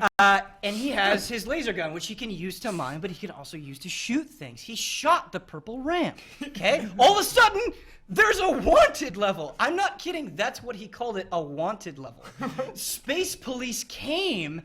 And they started because you can't kill that rhino, right? Yeah. And they started attacking him. Yeah. And then he shot back, and then their wanted level increased. And then this battle cruiser came in and was like, "No, you can't do that here." And he was so cagey about getting into the specifics. So again, speculation. But what it seemed like, and what Sean Murray implied, is that you don't know what you will encounter on different planets. And I felt for him, and I knew why he was so frustrated about answering what is the point, because he legitimately, every single time he went to a new planet, he said, I don't know what's going to be here. There might be a police force that will come and reprimand you for doing these things. There might not be. There might be nothing. You might land on the planet and there's no life at all. But at the same time, what you're talking about, like what you're saying, where you're like, you don't have to do anything. You don't have to do anything in Spider-Man 2 for the PS2. You don't have to do anything in Grand Theft Auto 5. No, you don't have to do anything in Ghost Recon Wildlands. You don't have to do anything in Super Mario. But it's different. You can, because there is this road. That's the center of the universe. You know what I mean? And you get to the center of the universe. Right. That is your and kind of carrot. carrot When on gets the up on stage and demos this game, he doesn't say, I don't care what you do. You can do whatever the heck you want. What if Mario had no enemies? Oh yes, my okay, God. okay, no. Hold on. Oh my God. Brandon Jones, there's a difference between not pushing any buttons in Super Mario and wandering around in Minecraft, right? There's a difference. You might call, some person in the world might call both of those things doing absolutely nothing. Right. But that's not true, right? In Minecraft, what excites me the most is I'll just start digging holes, man. I don't care. Absolutely. The minute I spawn, I'll just start digging holes. I'm like, here we go. And the only thing that I want, right? This is why I buy so many packs in Hearthstone. I just want to find diamonds. And when I find them, you know what I do? I log out of Minecraft. I'm like, oh, I got my diamonds, and I'm done. That's not how anyone else plays Minecraft. And that's it. Like that's when No Man's Sky crystallized for me. Is he doesn't want to give you a list of classes. He doesn't want to give you stats. And I know some people out there need that. And I understand. This is not the game for you. It's just not. Can you dig? But I like Minecraft. dig. I dearly love Minecraft. I have had a resurgence of Minecraft like 5 times, where I will put the game down and then it's like, I gotta just get back in there. But to me, Minecraft, when they sold the first time I played Minecraft, I was like, got it. This is a game where I can do whatever the heck I want to. That's what this is. But it feels like that is not the way he has been selling it. He has not sold this game. We're just like, it's just a fun game, because Sony's like, go out on stage, and he's like, oh crap, maybe I can't say that. Maybe I can't sell the game this way and be really carefree and loose about it. He's like, oh, whatever, you can just do whatever you want. There's no rules. He's like, I gotta sell it as more of a standard experience than that. And so we've gotten the same demo 3 times where you're like, okay, right, you're pulling out their stars, I got it. And he's just like, I can go to this planet and like shoot stuff and stuff. And it just, here's the thing, you say you have infinite possibilities. Like, there's infinite things you can do. There's not. I don't think there's infinite. You can fly here, you can land, then you can take off again and go somewhere else and land. And you can step out. You can and say shoot that about things. any game. But GTA, you get in a Right? car, you and shoot you have an someone. inventory, and objects go in, and then you can take them other places. That's like 8 possibilities. There are variants of how right? There are variants of how those possibilities play out. There's like if I shoot things, I don't know if guys are going to show up, but I still just shot something and waited. You know, it's like in Minecraft, I can build a ladder, I can build a torch, I can build that ladder down to a train track. But it's new planets. I can get in a train and it's track. new life. You build spaceships. You and build new shit. spaceships. Just show me building a spaceship. He's telling you build spaceships. But you're going out on stage for the 4th demo of No Man's Sky, and you're not going to build a spaceship. You're going to do It's the an pull-out. experience. He can't show you 30 minutes. Honestly, I think you're right. And there was an anguish that I saw in Sean Murray that I wish you could have been there to see. I felt the same way as you. And even as he was doing the gameplay demonstration, I was like, this looks a lot like the trailers. When are we going to see new things? But the sense that I got is that man would rather die than show you what is out there to discover. And the thing is, I'm not passionate about this game because I'm sensing a game I don't care about. Then I don't care. Then we have an 8-minute just played and we're done and we move on. Yeah, you want to discover this universe? Like there's something exciting about going to a planet and you are the first person in the world to see this creature. Right? Maybe you can't, build a ladder out of it. Okay, Brendan Jones, I can't make a ladder out of this little bug that I found. Yeah. Sorry. Yeah. But I was the first person to do it. That is a story that I could come in and I could say, you've never seen this planet. You will never see this planet because it's so huge. And I saw it and I get to describe it to you. That's what exploration is. That's what adventure is. The hell knows what is going to be in the center of the universe? That you say there's no point. How many of us in this room are even going to make it to the center of the universe? Right. And what the hell is there if you manage I'm to gonna be get there. So you know what? The credits. You can have your ladders. We're better off He without says, them. thank you for playing. But the point being, There's a knock at your door. He just said you can build a ship, but dude, never how do you literally? Is it like a currency thing where like if you want to upgrade your ship, you need 400 things? That's so I get 400 things, and then I just buy it. can't tell if you're just trying to make a discussion or if you're really this dead I inside. want to know. And people get frustrated when you ask about details. They're like, but hey, the way you want details about this game? Don't you want to explore? I get it. It's like, I get it. Yeah, I want to explore. I get it. Yeah, Brennan, what do you? But no, you what do have with diamonds no, then no. in Minecraft. This is the thing. You make This is better weapons out this of is it, what separates. right? No, this is the thing that separates the people that are going to be into No Man's Sky versus the people that aren't. That's what it comes down to. You have to be okay with not knowing. You have to be able to boot up No Man's Sky, and you have to be comfortable with yourself, the money that you're spending on this game, and the time that you're committing to it. Where you're like, yeah, I don't know what I do. Are you okay with that feeling or not? I'm okay with that, but does your gun get better? Yes. You're not okay with that.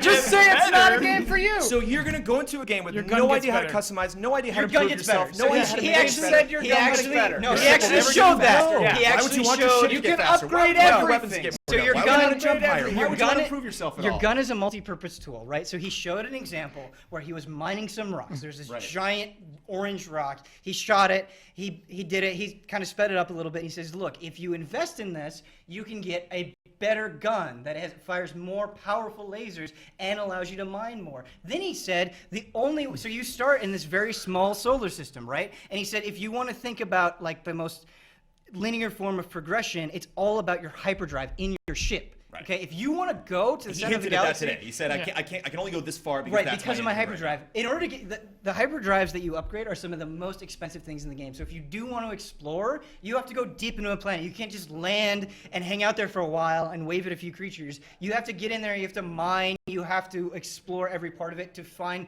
these really rare and really valuable resources. If you want to upgrade your hyperdrive, what you need to do to reach the center of the universe, that's your progression. There it is. There it is. How do you trade? So every single planet, because they don't want players to get absolutely stranded. By the way, question 2: how do you trade? How do you trade? That's what's killing me. I just want to know. Yeah. Do you like walk up to a person? This whole No. Every single planet or system, I can't remember which one, has a station, and there you can go and you can buy fuel. And you can do other things. So all of the resources that you collected, you can barter and you can try to get money for in order to put into your hyperdrives. Great question from Elise Williams earlier today. Did you ever see a person? What a person looks like? I never saw a person. So this we still don't know. You know, like. That was me. We said you might play and never see one person. We may never see a person. You might also see You might it. also. So what happened? And that's the question is like, but isn't that what's Can't you imagine that moment? You're sitting in your house at 2 a.m, hanging out. You've been playing No Man's Sky for 3 months. All of a sudden, you see another person. That would be so scary. It is not exciting for terrifying. me as a video game journalist to not get answers about a game. That's not exciting. What mystery? What do you hate about mystery? How do you upgrade your ship? How do you? You're like, you went to a planet and mined. He's never mined in 4 demos he's done in this game ever. He's mined. Yeah, they did. They mined. They destroyed the thing. The way you upgrade your ship is you shoot things with your mining / laser gun. Right. And you get resources. Right. Those resources, depending on how valuable they are, you can use to upgrade your ship. Are those the Now we're talking about a video game. Are those the elements we see on the bottom of the screen? He's not allowed to play this game. Because like all the things that you think I'm like not understanding about this game, I understood the second it was announced. I was like, got it. And then he came back out and he's like, you can explore everywhere. I was like, you said that. And then he came out again and he's like, no, really, anywhere. And I was like, again, we're right, cool, that sounds great. I need that next thing beyond the announcement. I get where you're coming from, but in a 10-minute demo at a press conference, how do you sell an entire planet? How do you sell that moment of discovering something for the first time? How do you sell? Feel it. You have to play it. Like, by pushing the bench, by pushing the stools aside and Maybe getting on your feet and screaming about it. I am not less excited about this game from this, although it might seem that way, Ben. I'm pumped. I want to play this game. Would you argue that this is probably the most curious people are about a game of everything that we saw at E3? They're like, we need these answers. I need answers. Which is why you're most excited about it, because you Ben actually just got gave your me all the hands on answers it, I need. and you actually played it. So all of these things are real to you now. I didn't play it. I did not play it. Well, you saw. I mean, you were right I saw there. There's somebody no smoke play. and mirrors, Yeah, and it yeah. was right there. Yes. And I think demo crashed. a lot of people are desperate for that. You know, to actually see, to put all those things together, to see the systems go, to see somebody spend more than just stage demo with it. Before I met Michael Huber, I didn't care about spoilers, right? Okay. Because I was a person that lived on the internet and I just encountered that stuff and I became numb to it.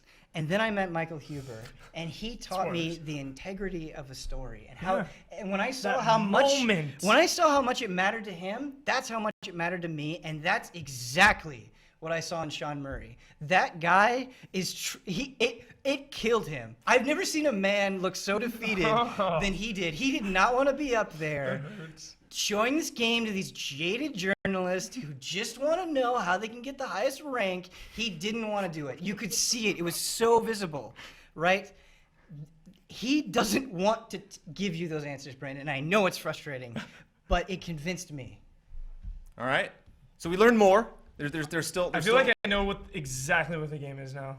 The way Ben. I don't want to see anymore. I'm actually good. Yeah, I'm ready now. You're good. Dark. I'm You're dark. ready, Media blackout. You're going dark. Blackout. I'm ready to dive in and just start living. For the record, Sean Murray, I like spoilers. I like more information on that stuff. So just keep it coming if you I'm guys sorry want to. if I misrepresented you in any way. I like you a lot. I think there's any passion that Sean Murray has for this game, you have as much, if not more. No one is questioning that. Thank you, Ben, for your passionate portrayal. Thank you for of fighting No Man's me. Sky. Thank you for putting up with me and answering my questions.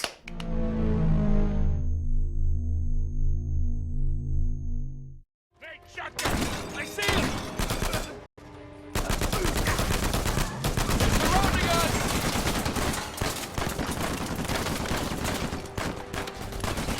Back up! Back up! Over here!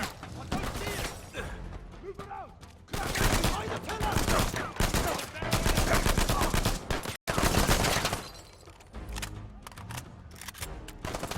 Huber, I'm envious of the things that you got to check out today.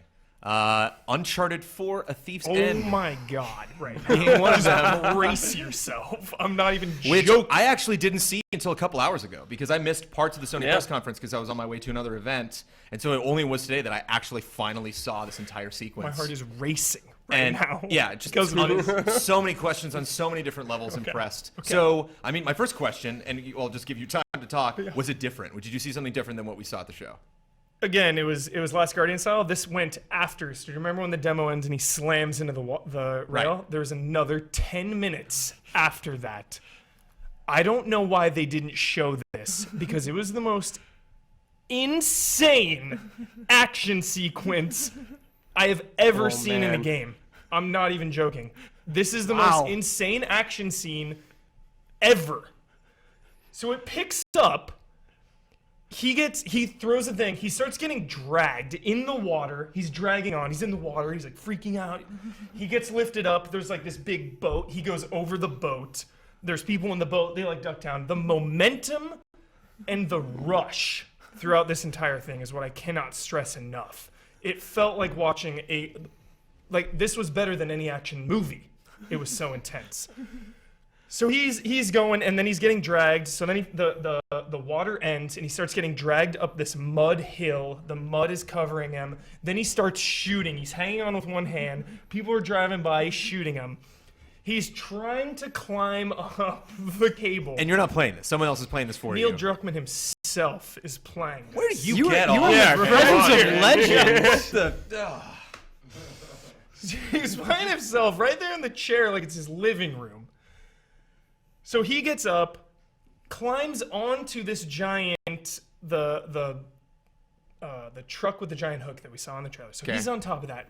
Motorcycles are going by, Jeeps are going by. He's ducking down, shooting everyone. The energy is at a fever pitch. This thing starts coming apart because now they're shooting back at Drake. So he jumps off into a Jeep that's right next to him. Indiana Jones moment. He's wrestling with the guy in the car, knocks him out. Now he's driving the Jeep. Jeez. All these other motorcycles are coming up. They're jumping on the Jeep with knives. He's kicking people off. He's shooting left and right. Motorcycles are going by. The whole time you're chasing Troy Baker, you're trying to catch up to him. He's in the lead on a motorcycle, also shooting off the villains. Villains led by a man named Rafe. That's all we know about him. So, deep breath. Yeah. Oh my God, it's so intense. So then you finally catch up to him, and he's like, "Hop on," and Drake's like, "No, you hop on, hop on." So you're both like arguing over him getting on in the Jeep or you getting on the motorcycle. Then your Jeep gets hit by the giant APC. That thing rears its ugly head.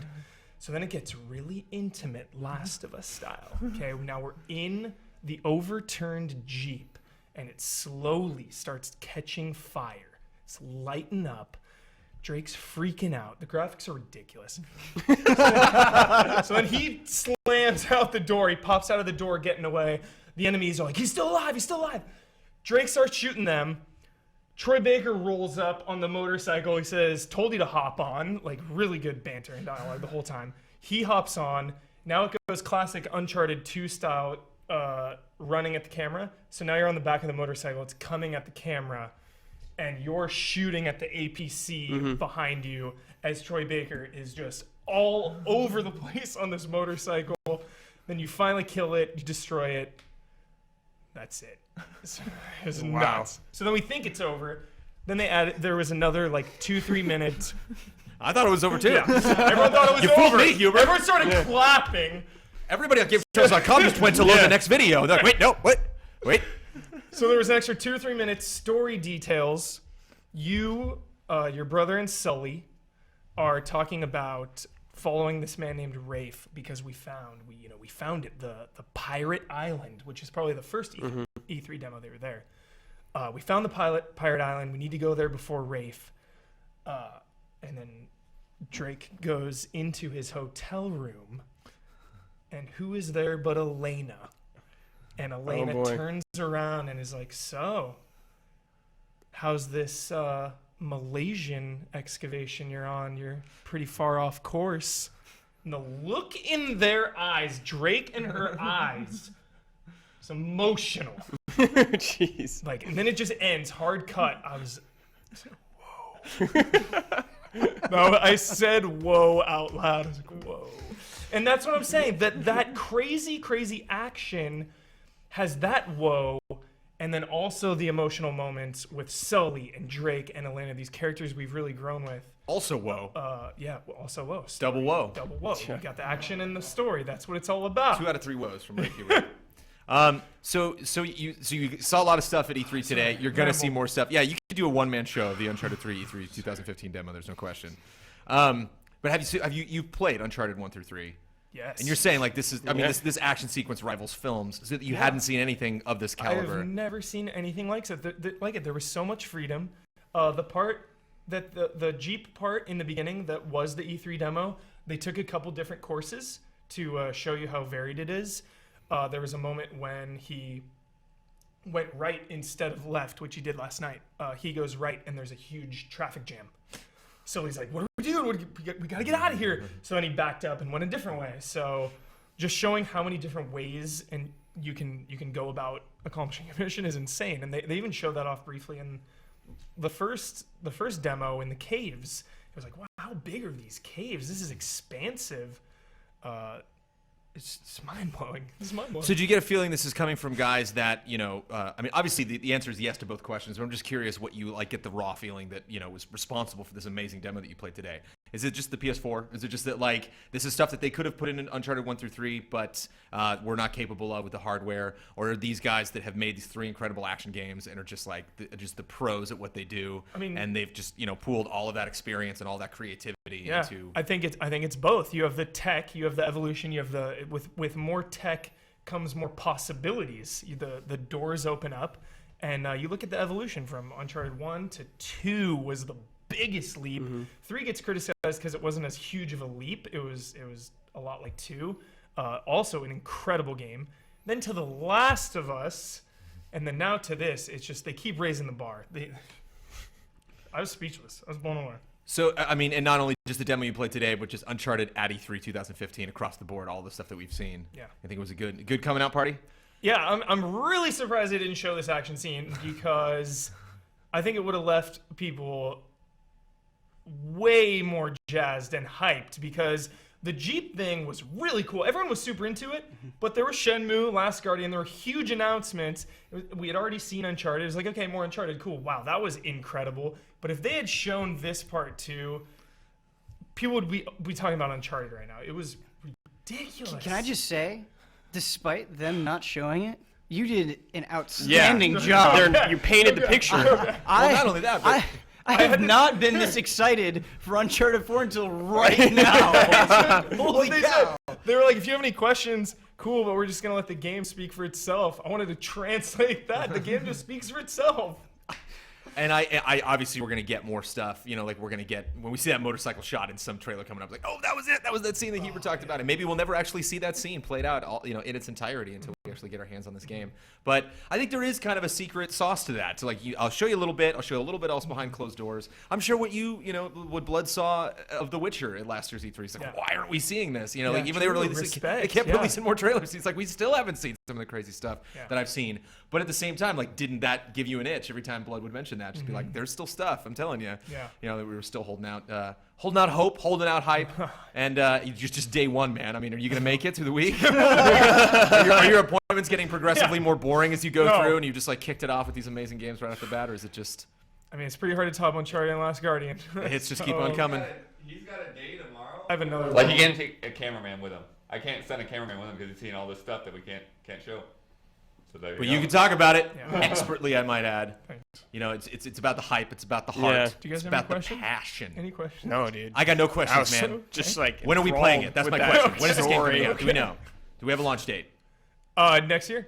Next year. Next All right. year. Yep. Damn, that's a long time to wait. Yeah, next but, year. But hopefully we'll get some more tidbits soon. Thank you so much for the passionate portrayal of that demo, Huber. I appreciate it.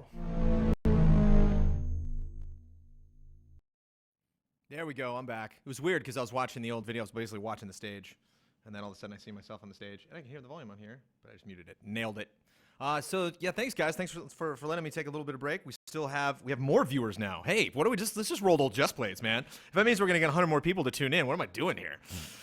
So we are still we're actually waiting for Smite. They are scheduled to come by and play some multiplayer, which we can specifically talk about the game, and they can fill up their appointment time with letting you know all the cool things that are coming to Smite. But Smite is also the perfect game just to have on in the background. So if we do, I don't know how Kyle would feel about the Smite guys staying through GT time and just playing Smite in the background. Have a Smite version of GT time. But that would be a fun game, similar to Rock Band, which you can see on GT Live, which you're also watching right now. We're going to do a special episode of our regular weekly show tomorrow night, a 2-hour episode where we'll have Rock Band 4 on, and that's just like a good party game, a good game to have on in the background. So we're waiting on two things. We are waiting on Smite to get here if they do have time on the last day of E3. I can imagine them just like passing out in their hotel rooms. I'm totally fine with that. We are also waiting on Ian Hink, Elise Willems, Kyle Bossman, Mike Huber, everybody, Daniel Bloodworth, Omar, all of the guys that are at E3 to come back from their final day at E3, from their final group of appointments, and talk about all the cool stuff that they saw at the show. I know Bloodworth saw Halo 5. I actually bumped into Bloodworth like 5 times today. It was really funny. Oh, and for GT fans who have been around with us for a long time, I can't tell you, there's something so joyous about bumping into somebody that you know at one of these events, because it's so random. Like, you're so busy and you don't really have time to schedule something. And like, if a friend messages you and they're like, I'm in South Hall, and you're like, I'm in West Hall, it can take us like 15 minutes to get to each other. And like, I only have 15 minutes in between appointments and stuff like that. So when you see somebody, you just like bump into them, and it's so great. And I'm walking out of the show. I'm like literally stepping out of the doors of the convention center, and through the open doors of the convention center, I see Miguel Lopez and Ryan Stevens, and I'm just like, nice. Yeah. So I got to hang out with those guys and talk to them about stuff. Like I confessed to them, I'm like, you guys should have come by this week. What was I thinking? I was so obsessed with like getting like a bunch of game demos and stuff like that to stop by, and like we should have had Justin Spear, Patrick Morales, and everything. It's my first time scheduling E3. I'm getting better at it. Just wait. You like to see E3? Just wait till the next one. Which that's not that far away, right? What are we, 364 days now? I'm counting until 64 days. Till the next E3 starts. What's this? What is this? What is this with the pig and the? What game I don't know. This? I don't know if I know what this is. The War of Tunes? No. This is like this is E3, man. This is what happens. Like, you can get to the end of the day. We're like an hour away until the end of E3, and I have no idea what I'm looking at right now. I've been playing these trailers all 3 straight days. This might be the first time I've actually seen this trailer. Isn't shooting each other fun? War Tunes, no? Oh yeah, War Tunes might. Yeah, War Tunes was a name I saw come up. War Tunes. I don't know, man. This trailer's pretty great. I don't know if we might have to talk about this later today. Text right in front of your face. Pick up a new gun. Oh yeah? Oh yeah, is that what's that is another sign of a good trailer, is if you turn the sound off. Is it still a good trailer? Is it still oh yeah? Especially at E3, because they're showing trailers all over that convention that you can't see. And you just have to look at the gameplay. It's interesting always interesting to see which trailers captivated E3. Like when you have just like, on that first day, you just have like 40 people like, standing by a monitor for half an hour watching footage.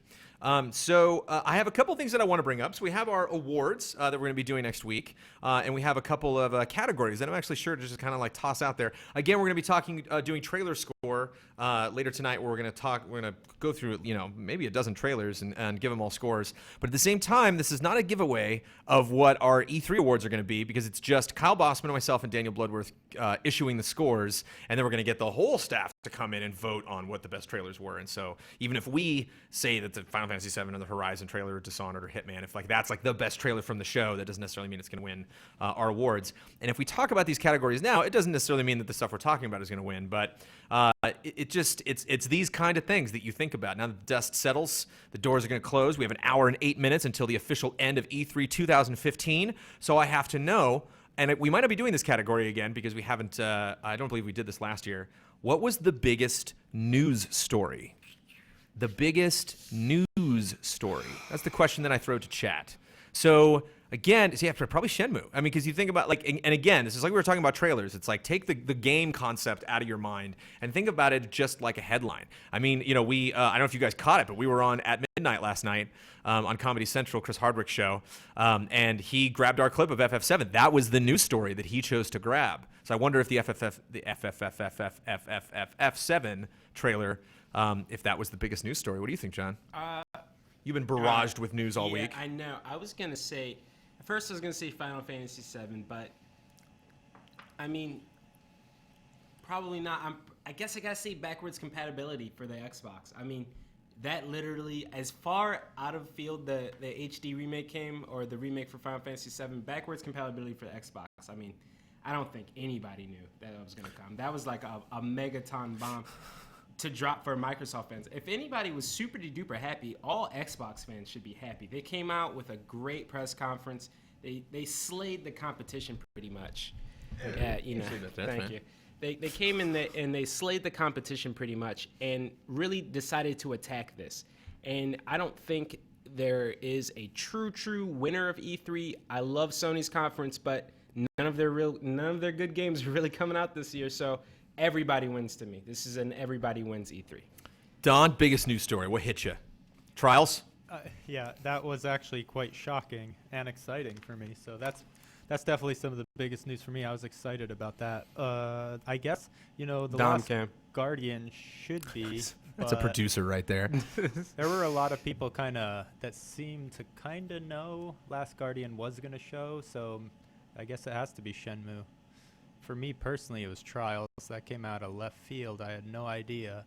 After an entire year of solid DLC. One last word points out that backwards compatibility is also a very headlineable story. Yeah, it's something that general media, that the 11 o'clock news can understand from a marketing perspective.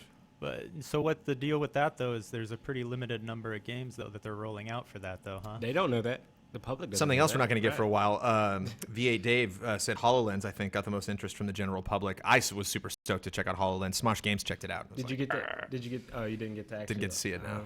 So that'll definitely be something maybe at PAX or at a future industry event. I will definitely make the first thing that I check out. Somebody said I'm better than Buttons. That's the first time I've ever heard that. Ever. Yeah. But a lot of people are saying Shenmue. I'm seeing Shenmue come up a lot. A lot of people are saying Shenmue beat FF7.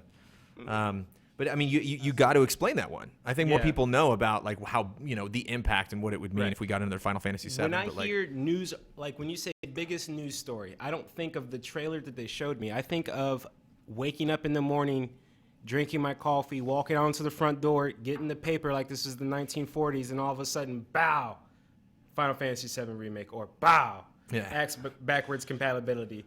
If you were to tell me that. If you were to tell me any of the news from E3, I don't think it would affect me the same way. How unbelievably rad would it be to wake up and open up the Los Angeles Times, for June 15th, 2015, Final Fantasy VII remake on the front, more than because actually, unfortunately, some shitty things have happened this week. We actually had some horrible crime-related events happening this week, and I felt bad, being like, oh, should we still talk about games with all these terrible things happening in the world? But yes, this is the perfect time, well, you need games to talk about the things that are good in life. To watch a Shigeru Miyamoto puppet rock out to the star theme from Super Mario Brothers. We need that as a society. Boy, biggest news story, Nintendo puppets. That's the biggest news story. We're talking about here, And Reggie Muppet doing push-ups. How do you? I'm sorry, Fallout. There's nothing. What do you do? Doom. You got to get in line. Today I did see a news story that Halo is going to have microtransactions. Chat, let me know what you think about microtransactions on Halo. I'm sure it's not going to be good, but I just want to know your thoughts and their questions. Halo's news story. Halo's not going to generate news unless it's bad press now. Now that they've got added microtransactions, it's just like, what are you doing to the game? And it's the thing that you're buying from Halo is actually, of course, there are these packs, okay? There are these packs that you can get that give you new armor cosmetically, give you some new weapons, and possibly a new vehicle. Now, you can earn the points in the game, or for a price, you can buy the pack. I mean, that's a news story that's cringeworthy. That's what they don't say at E3. Yeah, that's the kind of headline they'd put on the front page of the LA Times. Only bad news. Hey, well, there we go. That's a perfect transition into my next category, biggest disappointment.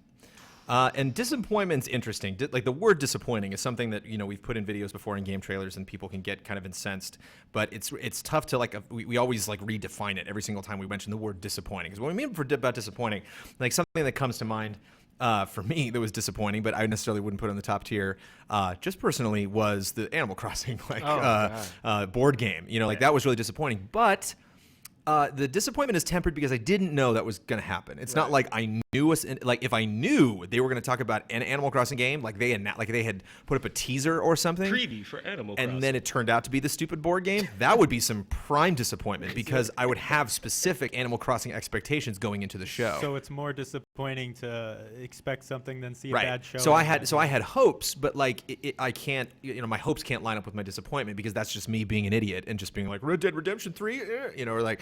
And it's like, or 2, I guess. But it's like, you idiot. Rockstar's only been to like 2 E3s in the history of the company. They're not going to, you know. So like there are lots of reasons why it shouldn't be there. So a disappointing something should be something that you go to the show being like, this could be pretty cool. And that ratio of like, this could be neat versus no, it's not. Yeah. Like the bigger that dip is compared to how high that spike was beforehand, that's disappointment. And so it's tricky because sometimes we'll, you know, mention a game, you know, if you have like this arc, you know, and like you end up here as opposed to other games where you were here, and people say, well, you know, this game that you were talking about is still better than this other game, and it's like, yeah, but I started even higher in my anticipation. So that drop was bigger than the other game I didn't really care about. I could say that I was going to say Star Fox at first, but probably Metroid because Star Fox at least was the same thing that I knew. You know, I knew at least the game is still the same. Metroid, I was just like, but we didn't know what we were getting from Metroid. So again, you didn't. It wasn't a name you were waiting to see fulfilled. It was just kind of this new thing that popped up. Yeah. But it was disappointing, dude. I'm not saying it wasn't. Yeah, I was, you know, like they're like, oh, Metroid Prime creators have created a new game. I'm like, oh yes. Yeah. Finally, and then it's just weight of disappointment on top of my shoulders. Everything with Nintendo. What about you? Well, we actually chronicled this. We went through the different press conferences, and you know, it doesn't mean that the only things that were disappointing were the only things that they showed at press conferences. But these were our least favorite things from the press conference. We're looking at Battlecry right now.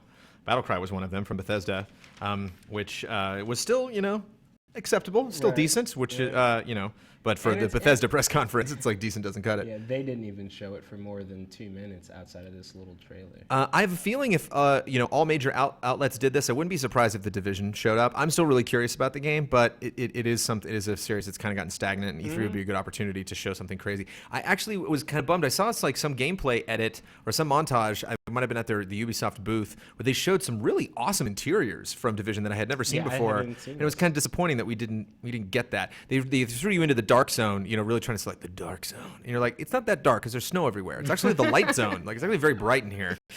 So it wasn't. You know, the dark zone definitely sounded way more intimidating than I had expected. FIFA, but that's not the game. That's just that like stupid demonstration that they did. The Crew in Assassin's Creed. Ooh, maybe Assassin's Creed.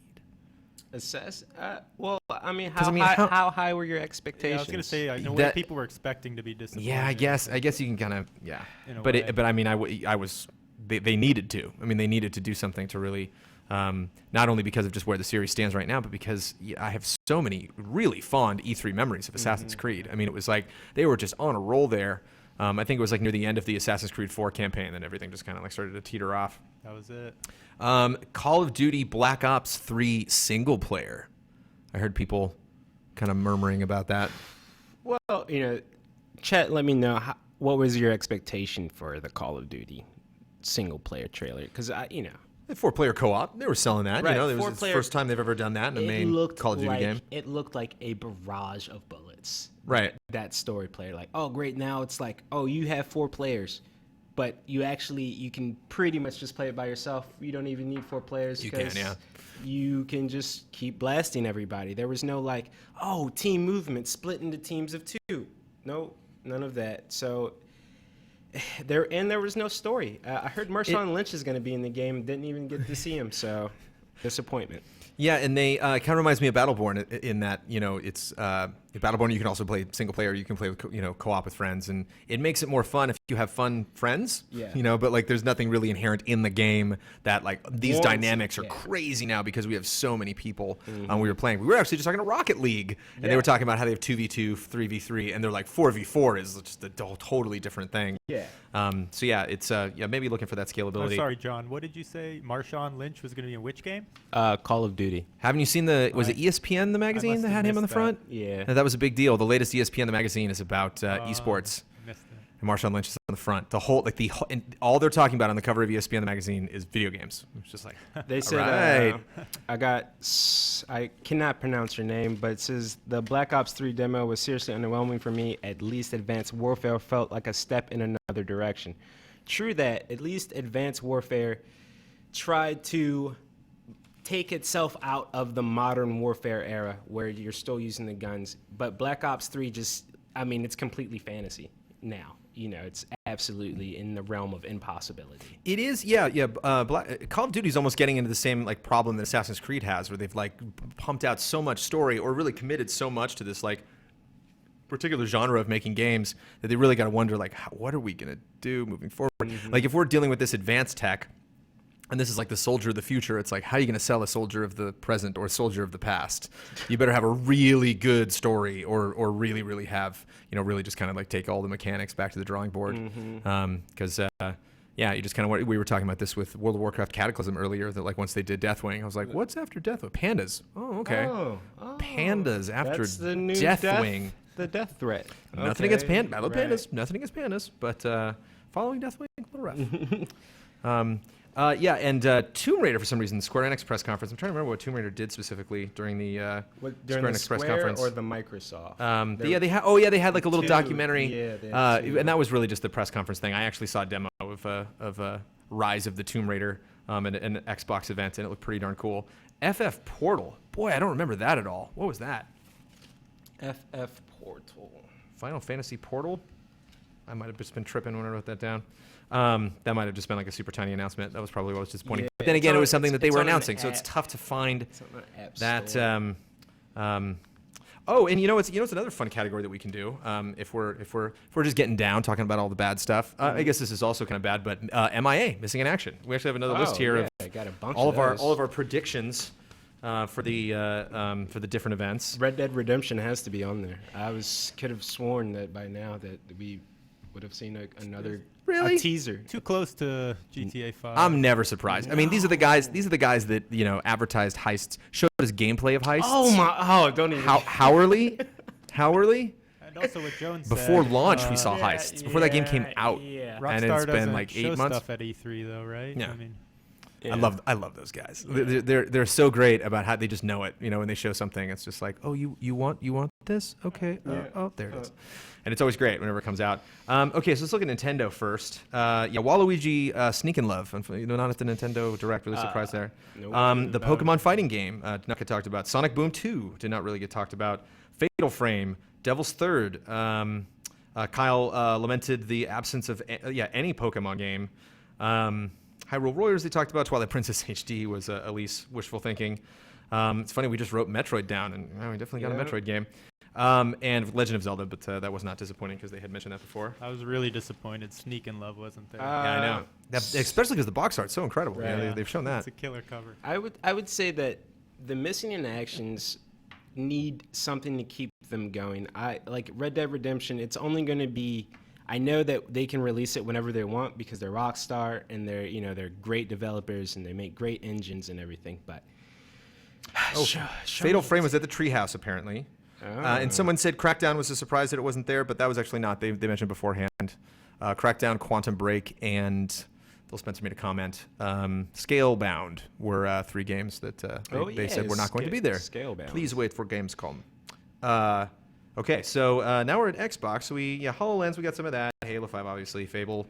We got the Rare Replay that had been leaked before. Right. I think this might be. Is this the actual show? Yeah. Yeah, that's their show. That's the actual show. Hold on a second. Pretty much what they did. Hold on a second now. See if I got it somewhere on the stack. This is it. Every E3, just get like a stack Don, of they're papers. putting you in Pokemon battles now. Just giving you a heads up. It says a wild dawn appears. It uses cam. That's your attack move. That's great. Cam is super effective. Okay. They want to know if we'll be streaming Gamescom, unless it lasts 3 days. Right. Gamescom. Yeah, a lot of people have been asking about Gamescom, Brandon. Okay. Can't make any promises. Because Gamescom is the kind of thing that we would have to cancel other events to go to. Gamescom's a big spend. As you guys know, we have a lot of dear viewers in Europe, and you don't have to tell you guys. If you're coming to the States, it ain't cheap, and if we're heading all the way over there, really have to make sure that it's worth our time. But the thing is, we did not attend. We covered Gamescom last year, but we did not fly across the pond to go check it out. And that was a bummer because last year's Gamescom was pretty rad. So it's definitely something that is on our radar. It's definitely something that not only Game Trailers, but The Escapist and Gamefront are also interested in. So we could possibly be attending en masse and send a couple people out from each quadrant of the Defy Media gaming division. Road trip. And conquer Gamescom. Yeah, for sure. Love Germany. Yeah, he says my lovely wife was born in Germany. So he says we don't have to go, just do streaming coverage. But in order to do the stream, somebody's got to go. Yeah, we can't. So we can't just sit here. But yeah, I would. Apparently, we can't just sit here. People have told us they make sitting there look easy. Fallout 4, we mentioned Wolfenstein. We didn't get anything of that. We did get some Elder Scrolls Online. We got that card game. And Prey 2 was kind of wishful thinking, but that didn't pop up. We got nothing really like. We didn't see Zelda. That was an MIA for me, which was like they mentioned that. They said that wasn't going to be there. I know, but when you have that, get something, get us hyped about something. You're not hyped anymore, John. No, they lost my steam, as I would say. I just cannot fathom that they did not talk to anybody before they went into this press conference. Because they recorded the video. Before it was done, they recorded the video and they shipped it off to YouTube, and then YouTube streamed the video or whatever. Nobody must have looked at that video and said, maybe we need a heavy hitter and not just Star Fox. We need something that's going to keep the Nintendo fans salivating at the lips. If you show me Zelda in December, right after Star Fox, I'm not going to care. I want Zelda now. I want to see gameplay. I want to see the control gamepad motions. Because, go ahead. Yeah, the Star Fox should have been their heavy hitter. It just had a bad showing, I guess, for that. The trailer hasn't gotten most people excited. But a new Star Fox should be pretty big news for Nintendo. Got word from Smite, not showing up. There you go. Would have been fun to have Smite. Smite didn't make it. But that's E3. I was supposed to check out. I saw a demo of Rise of the Tomb Raider at an Xbox party, but I didn't actually play it. But I sat next to the guy that was playing it, and I could hear the guy taking us through the demo. But I was gonna get hands-on and just straight up miss the event. Just straight up scheduled it scheduled the thing beforehand at one corner of the show, and then was on my way over and showed up at Xbox 10 minutes late and just like, hey, I'm here for Tomb Raider. And they're like, yeah, that's not happening. The chat is saying Persona 5. True that. Persona 5 was a missing in action? The trailer, I believe they did show was just the same trailer from before.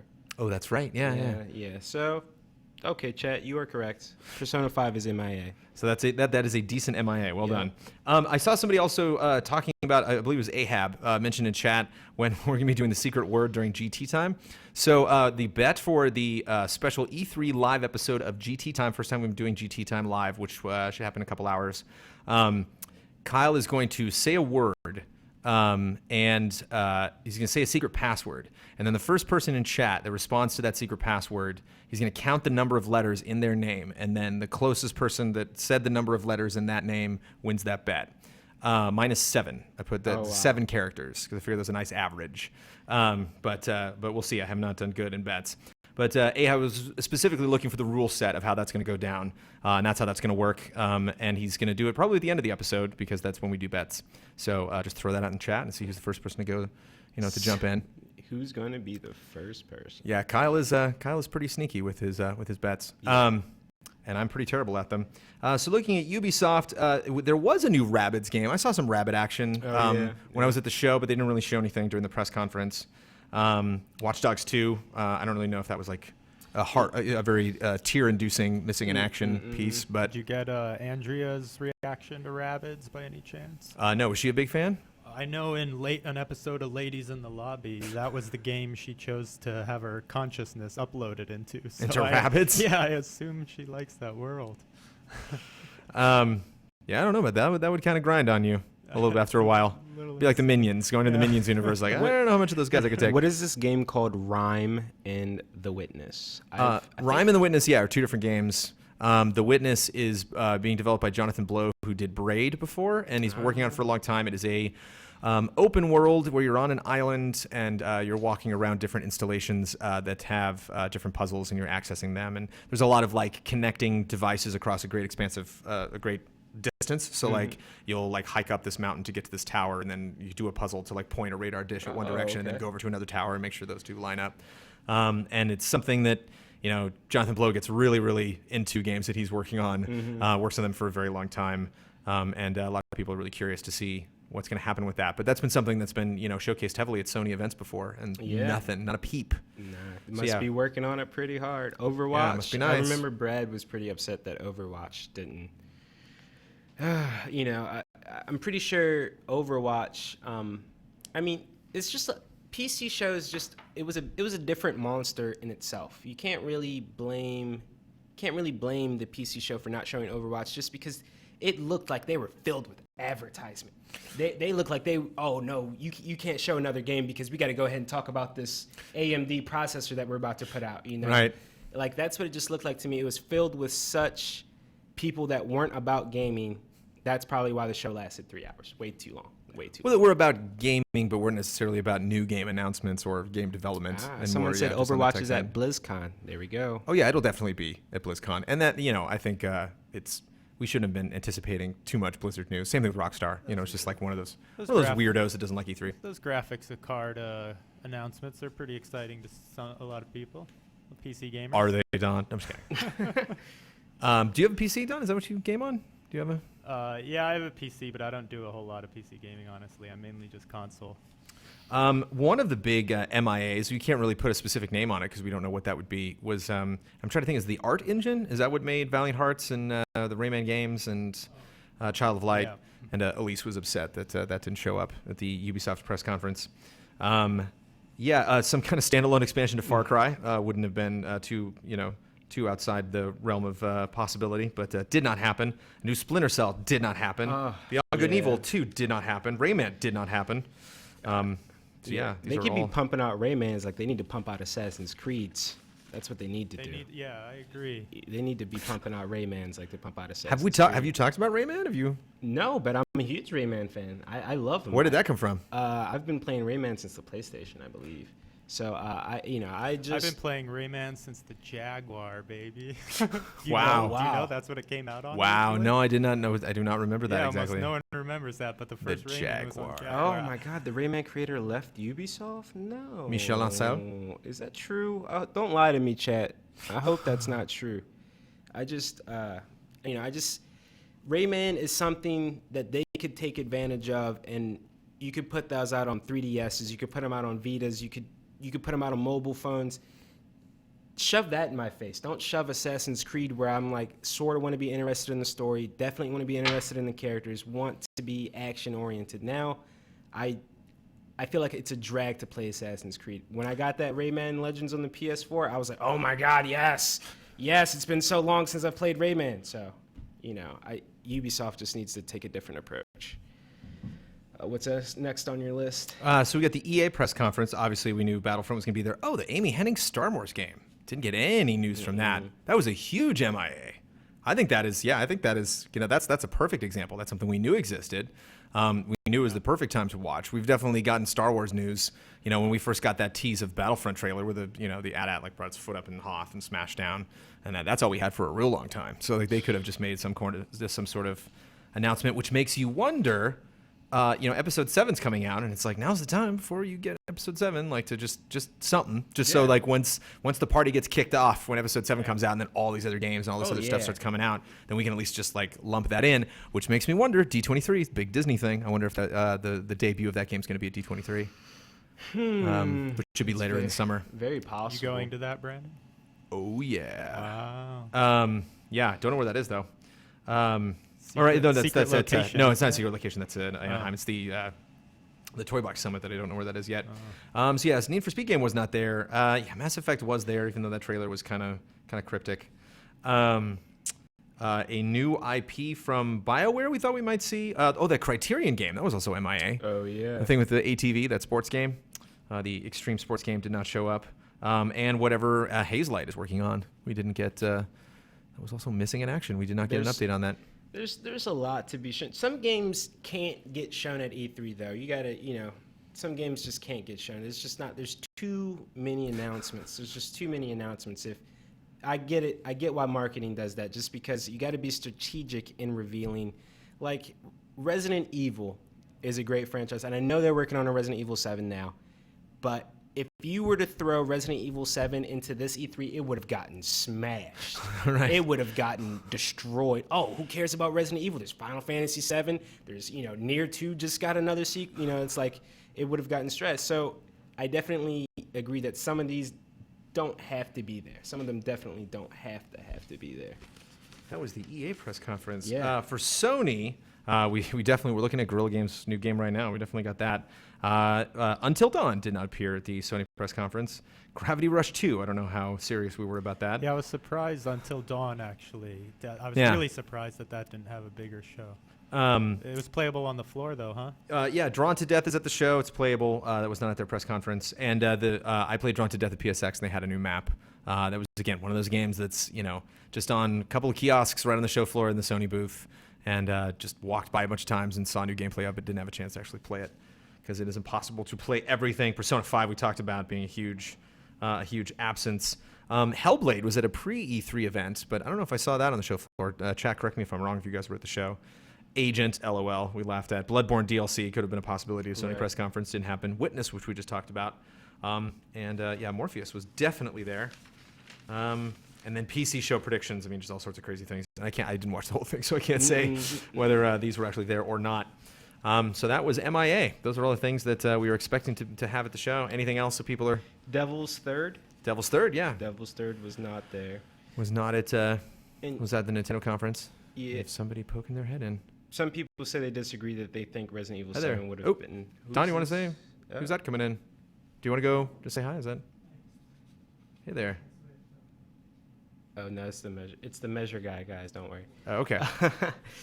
Some people are saying that Resident Evil 7 would have been huge, and I know you guys. I love Resident Evil as much as the next person, but you can't put Resident Evil up next to Final Fantasy 7, next to Fallout. You just, especially with Resident Evil 6 last, it just left a nasty taste in everybody's mouth. So you really want to give it the time. You don't want to have to rush it. So. No, Final Fantasy 7. Resident Evil 7 didn't need to be in there. Especially since you don't know what kind of Resident Evil 7 trailer we'd get. We like whether we'd get one that's just like, we're doing it. And you're like, okay, or whether you actually get a pitch. They say like, this is going to be Resident Evil 7, or this is going to be Resident Evil. We're rebooting. They said I missed Wild. Sorry about that. Nintendo World Report. Oh, nice. Oh, okay, of course. Yeah, sorry. Hey, come on in, guys. Do you want to? Yeah. Want to swap seats? We can make a guest seat. Hey, what's up? What's going on, guys? What's up, John? Nintendo World Report is here. You guys got in the building and everything okay? You're all set?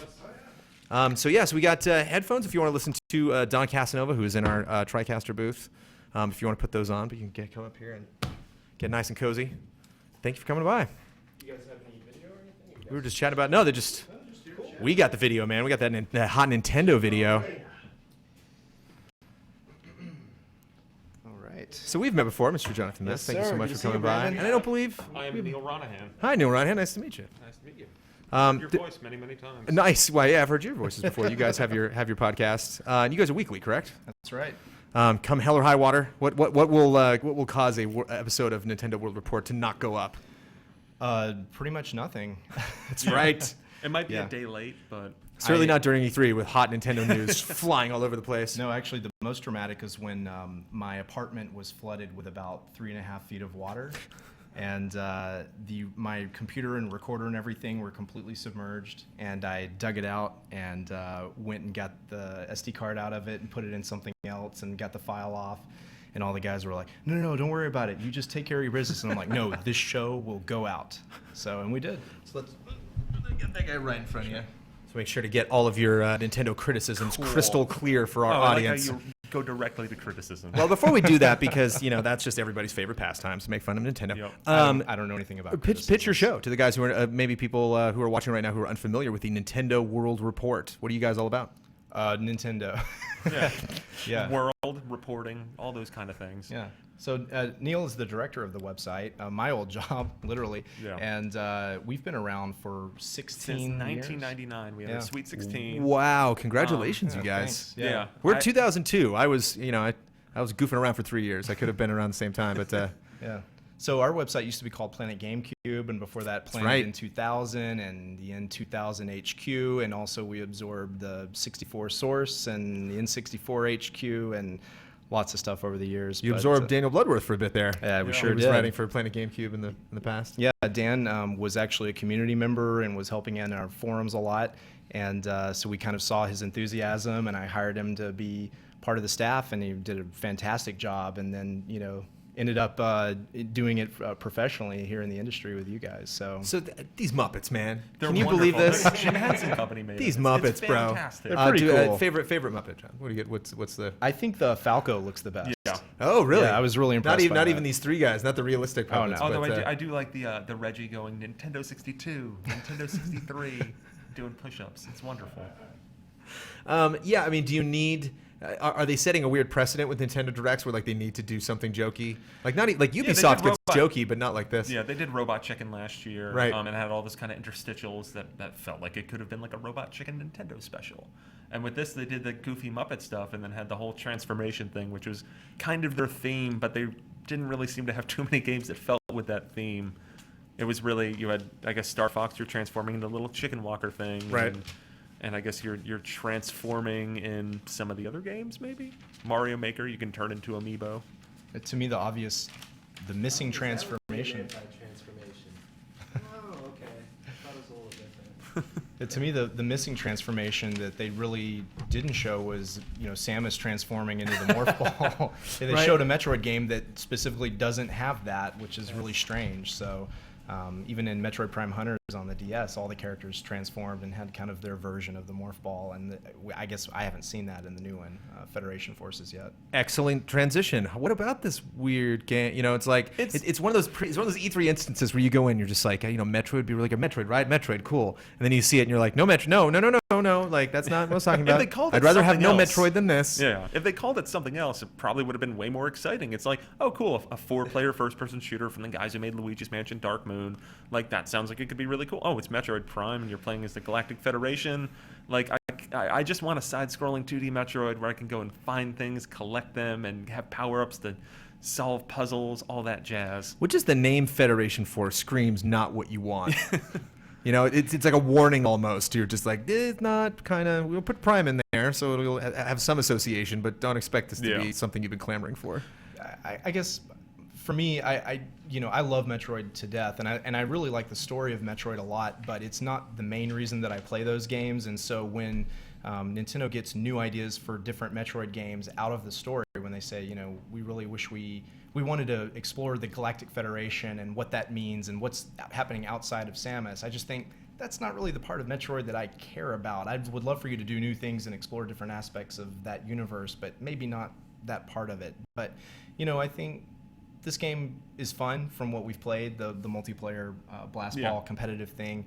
I really wish they'd let us play the more cooperative stuff. That sounds a lot more interesting than blast ball. But, I'm looking forward to it. I like Metroid Prime Hunters. I like Metroid Prime Pinball. I like the multiplayer Metroid Prime 2 Echoes. I think that's really fun. That's also a lot deeper than what we've seen so far in Blast Ball. So I'm totally open-minded about that stuff. I just kind of wish they had announced this and also a different Metroid game that felt a little more familiar and a little more pushing that formula in a different direction, So I think it's just this in the absence of something that's maybe a little more what fans were looking for. The combination would have been really potent. And that's the unfortunate thing, too, is that through some of the interviews throughout the week, it kind of came out that, this is the only Metroid thing we're working on, or at least Metroid Prime. I think the comment was that, it'll take us about 3 years to make another, a Metroid Prime 4, so that'll probably be on the next system. And that's disappointing because... Very nonchalantly said that. Yeah, just like, you guys are going to have to wait even longer. It'll be 8 years between the traditional Metroid at a minimum right now. Yeah, so it's like the 90s all over again. So one thing that I really appreciate, guys, I'm very grateful for, is we still have 33 minutes left in E3 2015. If you're going to the show floor, you guys have obviously gone to the show floor. Were you there all 3 days? Yes. Oh yeah. So you were so comfortable with all the content that you were going to see that you're like, you don't need to be at the show right now. We'll cruise all the way out to Game Trailers and hang with you guys and chat about stuff. Did you get your fill of Nintendo? The big secret is that as a Nintendo website, we basically have Nintendo's booth and like 3 other things in the entire rest of the show. So we're pretty cool. There's not really that much quantity to cover at E3 for us. I mean, it used to be different back in the GameCube days. Back then, we were going around and complaining to all the third-party publishers that the GameCube versions of their games seemed kind of missing features. They didn't have the online stuff. They just didn't look as good in a lot of cases. I wish we had those problems now, because now we don't even have appointments with those companies. They have nothing to show. Yeah. Or if they do, well, it's with just Activision is the one that you could check in on because they got the Skylanders crossover. Yep. And Guitar Hero Live, which both of us is saw. true. Yeah. But I mean, talking about that Skylanders thing, I actually didn't like process. It was like when I saw Who Framed Roger Rabbit and like Bugs Bunny and Mickey Mouse are on the screen at the same time, and then it's like, oh, it's a cute scene. And you think about it later, like, wow, that's pretty cool actually that they were able to pull that off. And, it kind of made sense that you're like, oh, yeah, these are both figure games. And so, of course, Amiibo and Skylanders would have some crossover. And then it's like, but wait a minute, they're enemies. Hold on a second. Like, in a sense, like, those are, really heavy competitors in this industry. So it's cool that they're both, you see the picture, of the head of Activision and Reggie, like, holding, Hirschberg, and they're holding up the figures. And it's like, I guess that would work out well for both of them. That's a smart play. Yeah, Are you excited about those? It makes a lot of sense, too, because Vicarious Visions, who's developing this year's Skylanders game, they have a big history of working well with Nintendo. I think they were the first, with one of the Guitar Hero games on Wii, they were the first game to have DLC on Wii. And they've made, wonderful Game Boy Advance games. They've been doing that for, I think, 20 years at this point. And we actually found out that with the Skylanders thing, it all started where when Amiibo was announced, then Activision was like, hey, maybe we can do something with you guys. And then it all kind of went from there. How do you guys feel about Amiibo? I don't know. He's a hater. I host a weekly podcast called Radio Free Nintendo, and we're talking about Nintendo stuff all the time. And people always seem to want us to talk about Amiibo, and I say, I'm not that interested, because when you hear people talking about Amiibo, all they're ever talking about is the process of acquiring Amiibo, not what they're doing with the Amiibo. And I think really Nintendo hasn't shown a lot of very interesting substantive things for you to do with those. I'm not really into toys and figures. It's fine if you are. It's not my personal interest. My show's about video games. Amiibo aren't video games. They're really kind of very expensive DLC keys. And most of the DLC that they're unlocking is not really anything I have interest in. I don't feel like I'm missing out when I don't buy them. It's really easy to explain. Yeah. It's like, oh, what does it do in Mario Kart? It does this. Yeah. It gives you skins. End of story. With Chibi Robo, you get a supercharged Chibi Robo, and I guess that's cool. It's just not that much to talk Yoshi's about. Woolly World, you get to make him look like a nightmare. That Mario one is terrifying. Yeah, the Metroid one for me, I was like, why do you have a yellow? Oh, I see what you're doing there. Yoshi's Woolly World is such a beautiful game, and the amiibos just make, the Yoshi amiibo is great because it adds the extra character, and it's kind of like the Double Cherry in 3D World, and that's fun. It kind of changes up the gameplay, but all the other ones, they just make Yoshi look really ugly in like one of the prettiest games I've ever seen. I don't get the point. My wife has a thing, she gets together with a friend of hers, and they have the thing called Bad News Bears where they craft, and it's like called Bad News Bears because they mess up whatever they craft, and like that's Bad News Bears, Yoshi Woolly World for sure. Yeah, for sure. So he doesn't like Amiibo. Does that mean you do like Amiibo? I'm kind of a recovering Amiibo-holic to a degree. I've long liked Skylanders and Disney Infinity. I've always thought they're pretty cool. I've covered the games, and I think Skylanders is a really fun game. I think Disney Infinity is a really fun game. Lego Dimensions looks great. So with Amiibo, I was kind of a little cautious because there wasn't really game stuff to it. But then there's a part of me that's like, I like Nintendo. I kind of want these little figures on my desk. So I figured, okay, I'll get a couple. Oh, they're going to be hard to find. I guess I'll just try to get all of them. And then I can pre-order this Lucario. I don't like Lucario at all, but I could pre-order it, so I guess I'm going to do that too. That's the thing with me in collecting, man. Like once you put your foot in the deep end, the Kraken comes up and grabs and yanks you all the way to the bottom. I'm not all the way done, but I'm basically, I'm still getting some. I actually have one of our staff members found a Lucina and Robin right before he got here. You got Silver and Gold Mario? No. I kind of, with the most recent one, because I was one of those idiots who went to GameStop when they had that ridiculous pre-order thing that everything was broken. So I went during my lunch and then left and then went back at the end of the day so I could get my Ness and my Splatoon trio, but I didn't get some of the Pokemon from the last one, and I think I'm kind of at a point where I'll buy what I want to buy. I want to get that Game & Watch because that looks cool. The Duck Hunt one looks cool, but I don't need to get all of them. It is funny. Like, it's an interesting when you make these characters, much like Infinity, kind of like, dipping into the Disney franchise, Marvel and Star Wars. Like, what is the straw that breaks the camel's back? What is that one amiibo? You're like, ooh, like, I don't know. Like, for a lot of people, is that Yoshi, that Yarn Yoshi, which I think is a little off. I don't know, like off kilter compared to the style they've used for a lot of the other amiibo, and that kind of like a through line is really what I like to see in a lot of these campaigns. It's a lot as more, a collector. It's a lot more appealing to me, actually, the style of it. And my sister has a couple of young kids, and I look at that and I immediately think, well, I'm just going to buy 3 of them, 1 for me and 2 for them. I'll use it in the game, and it'll be nice to have around. But I want it for the figure, and not because of what it's going to do in the game. And really, that's that and maybe Chibi Robo, just because he's life size. Mine is KK Slider. I don't know why it is. I don't know, for some reason, they were showing those. And I was like, oh, KK Slider. Yeah, I could. I got a question from chat. Can I ask him? Let's bring it. All right. So they asked this a while ago. So sorry I didn't get to you. One last word, which I actually thought I saw you make a question yesterday. He asked,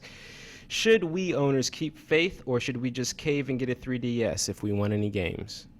Oh, you don't already huge have a 3DS. Yeah, huge 3DS chunk of the show. It's like the middle of the show. Oh yeah, you should already have the a direct. 3DS. Yeah, I mean, 3DS is a great platform. It's a pretty dynamo platform. Started kind of rough the first year or so, but since then it's been really good. And Nintendo's support for 3DS is much stronger over the next year, maybe even beyond that, than it is for Wii U. So I'd say, yeah, I think you're crazy if you don't already have a 3DS. Go get that for sure. I mean, I think you should also get a Wii U if you don't already have one. Wii U is worth having, but it does feel kind of like a stunted platform. I mean, it's going to have a shorter life than most of Nintendo's systems, and you have to really want Nintendo's games because there's really nothing else of note, for the system. So you better get that. There are some great games on Wii U, but they're just kind of few and far between, and all there is Nintendo. Like with third-party games, you'll have your Skylanders and your Just Dance, and I guess Guitar Hero Live's coming to it, and that's cool, but there's just a whole lot that's just not there. Mm-hmm. Yeah, I mean, I think it's hard to, unless you're a really casual gamer, I think it's hard to, and by casual I mean not that you play casual games, every other day, every couple days. Or maybe you only play on, Friday nights, or you only play when people come over, that kind of thing. Regardless of what games you're playing, if you just don't spend that much time playing, then you could get a Wii U and just, that would be enough. There's enough games on it to satisfy you. If you're not a person who plays games every single day, you might want a Wii U and a PS4, and an Xbox, and a PC, and then it's a good extra platform on top of something else, because the games you're going to be playing on it you can't get on anything else. So it's easy to justify if you play a lot of games. Right, and you still get the whole Wii library, which is also pretty big. Oh yeah. If anybody hasn't played the Wii games, you still get Wii Sports. So that's what I would be doing. And you can still use all your old controllers. And you even have the Wii Sports Club with the updated HD versions of Wii Sports. Hey, there we go. I finally got a Wii U for last Christmas. Got it for my wife. But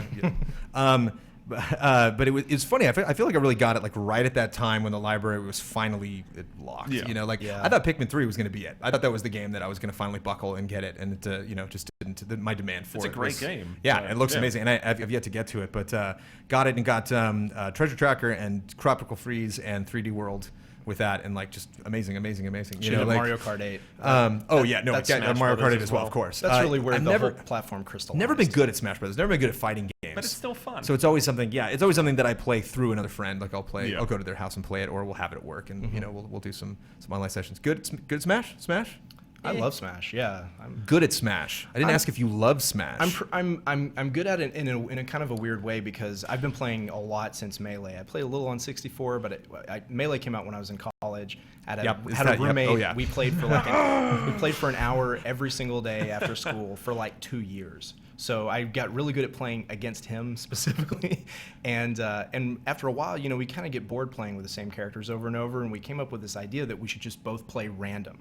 And that way it's different every time, and you end up getting pretty decent with all the characters, but you're not necessarily a master with any particular one or two. So people always talk about what's your main in Smash Brothers. I'm like, I don't have a main. I like all of them. I like to play with all. I like some more than others. I'm better with some rather than others, but you can get a lot of time out of Smash Brothers. I mean, you can play it for years and years and years if you just kind of let go of your preconceived notions about what's the proper way to play it. Just let it run wild and it's different every time. And then it's like the slot machine. Every time you turn it on, you just kind of let the numbers roll. Whatever it ends up, that's Smash Brothers today, and it's great. Yeah, I'm the same way with that. I'm a random player with that. I have a couple characters that I guess I'm okay with, like Lucina, Game & Watch, but nothing. I'd rather play random. That I like the randomness of Smash Brothers, the kind of the ridiculous action that happens when, like the soccer ball item, I feel is very indicative of what's great about Smash Brothers, because it's just this thing that shows up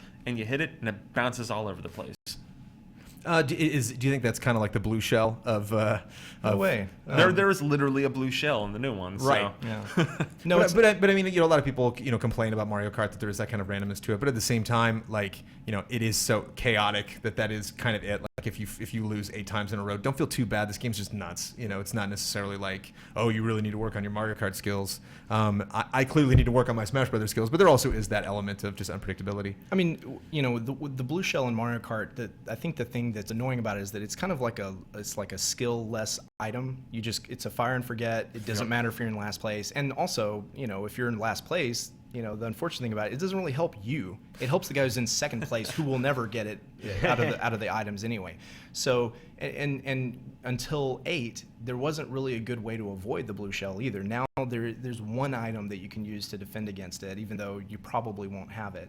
But it's just like there's really nothing you can do about it. In Smash Brothers, I feel like virtually every item is balanced so that if you know what you're doing, you can always stay away from it. You can dodge it. You can counter it. There's always a way to do it, and it's based on your skill. And that's why I like random, because it kind of makes Smash Brothers into a game about dealing with whatever may come. Like you just have to be like open to, okay, whatever the situation is, I can handle it. I can figure it out, and you're improvising all the time.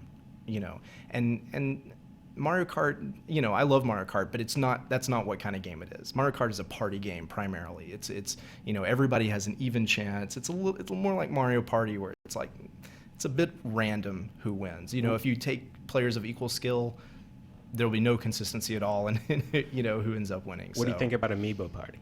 I don't think about it at all. Is it like the Mario Party thing, or the Animal Crossing? Yeah. In their direct, we might have just passed it, or we might be. Yeah, like the Amiibo Festival game. Yeah, it's not for me. It's apparently free to play as well. So what? Okay. And now I can pay for it. Well, you pay for it because I don't think you can play it unless you have the Amiibo. Yeah. So you are paying for it. It's just the game itself. You won't be paying for that. I think that they might be having like a bundle in stores where you get an Amiibo or 2 with it, so that way you can actually play the game. That hurt, man. Yeah, that hurt. I'm waiting. I love Animal The Crossing only so way you much. can get KK Slider is by spending $99.99 now. Excuse me.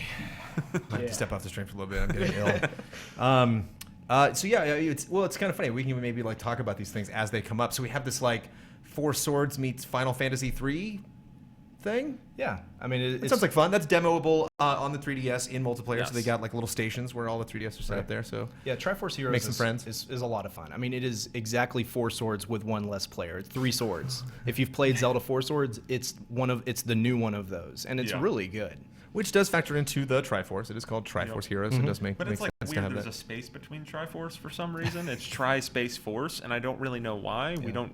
They're retconning the spelling of And their own apparently made-up words. The Japanese version is like the Triforce Musketeers or something like that, which I wish that's just what it was called here. That's a good name. But they love, the Japanese companies love that. They love to take a title and just like, nope. Like Final Fantasy, like sometimes Final Fantasy's on the front of the title and sometimes it's on the back of the title. Like, you never know. Yeah, it was interesting that I must confess the GT crew was not like super stoked on this. I thought it was really interesting because I loved Four Swords, I loved Crystal Chronicles, I loved like any interaction, fun ways to set up multiplayer and use that second screen so you could see things that the other people you were playing with can't see. So I don't know, maybe I have a lot of fond memories of that, which is why I could potentially give this a chance. Was it difficult at all, the demo that you guys played? Yes, it's hard to coordinate. There's 4 different with other levels, and I mean, like the first one's like the forest, and that one's a little easier. But then I never beat the fourth one because we'd be going in even with 2 people from our site, and we're a bunch of people. We are Nintendo Will Report. We're a bunch of people who've been playing Nintendo games for our entire lives, and we're still thwarted by the being able to coordinate by fighting these bosses at the end. And the bosses, plural, like were there a lot of different encounters in the demo? Like they have, there was like one of the big are they called, like chews or something, the slime looking things. Oh, yeah. Like I think that, and there's one where they're throwing a bomb there, and now we have the director and a Numa on the screen. And the Gush Jar stuff that was just shown, like that was really fun because you had to shoot people over there, and everyone has a different weapon, and you need to all work together.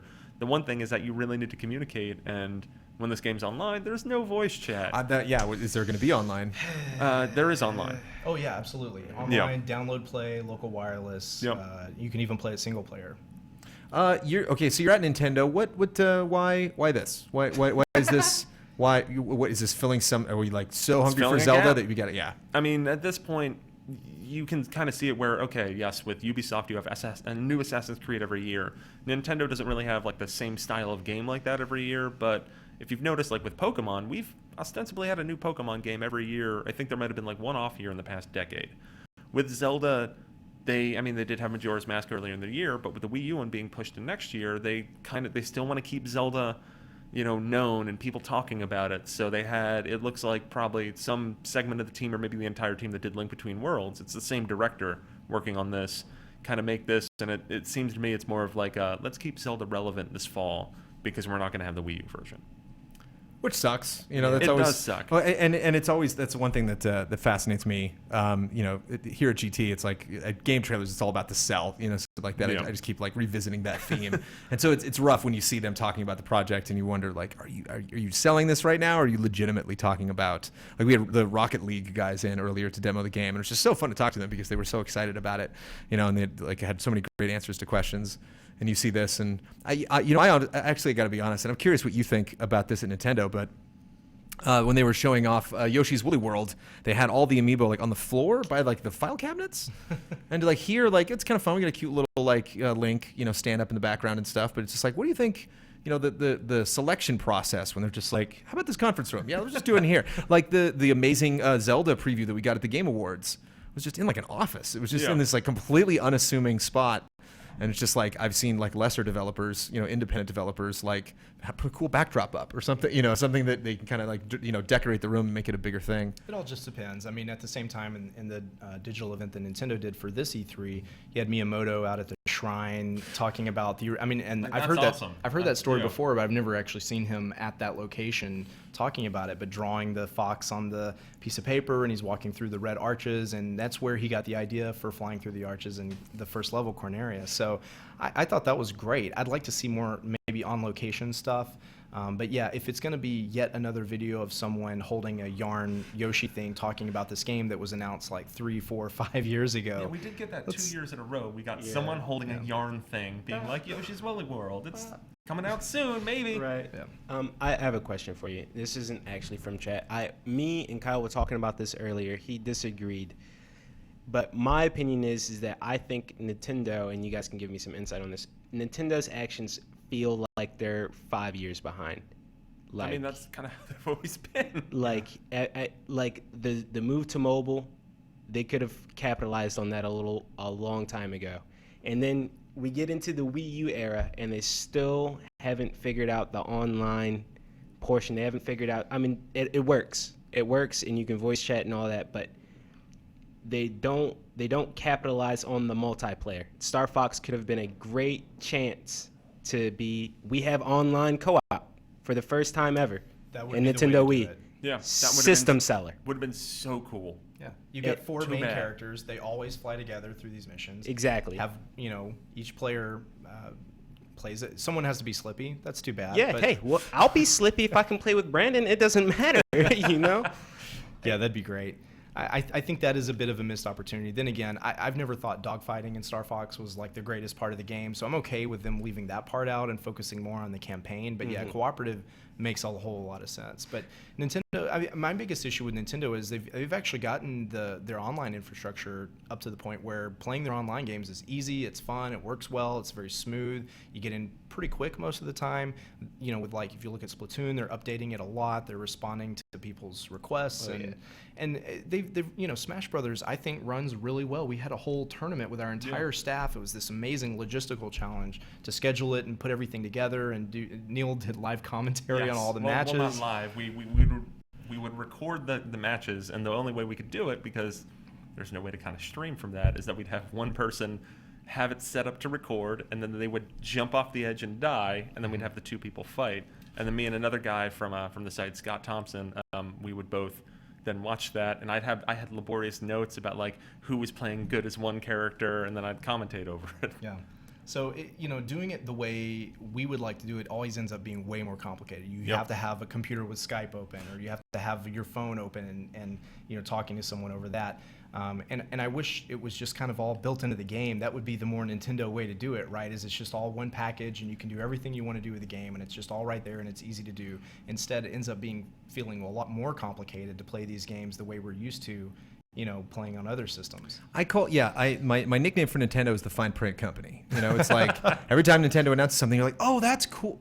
Wait, okay, how does that work? And they're like this, and you're like, oh, yeah, you're waiting for the axe to fall, just kind of like, okay. They've bred a whole generation of extremely skeptical fans like me, and I think every time they announce something, I'm always waiting for the catch. I'm always waiting for how are they going to screw this up? And it's great when they don't. It's great to see them actually pull this stuff off, and they're getting better about it in a lot of cases. I see people asking in chat. We are with Nintendo World Report. That is a fun podcast. Where can people find you guys? They can just Google that, obviously. But is there a more direct way? NintendoWorldReport.com. You can also check us out on YouTube. Our channel is Nintendo World Report TV. And then there's also the podcast that Johnny's the host of, Radio Free Nintendo. That's been around, what are you guys, 400 plus episodes? Oh yeah, over 430 episodes. Which we got to get on. You do that Sunday nights, right? Sunday nights? We usually do Thursdays. Thursday nights? Okay.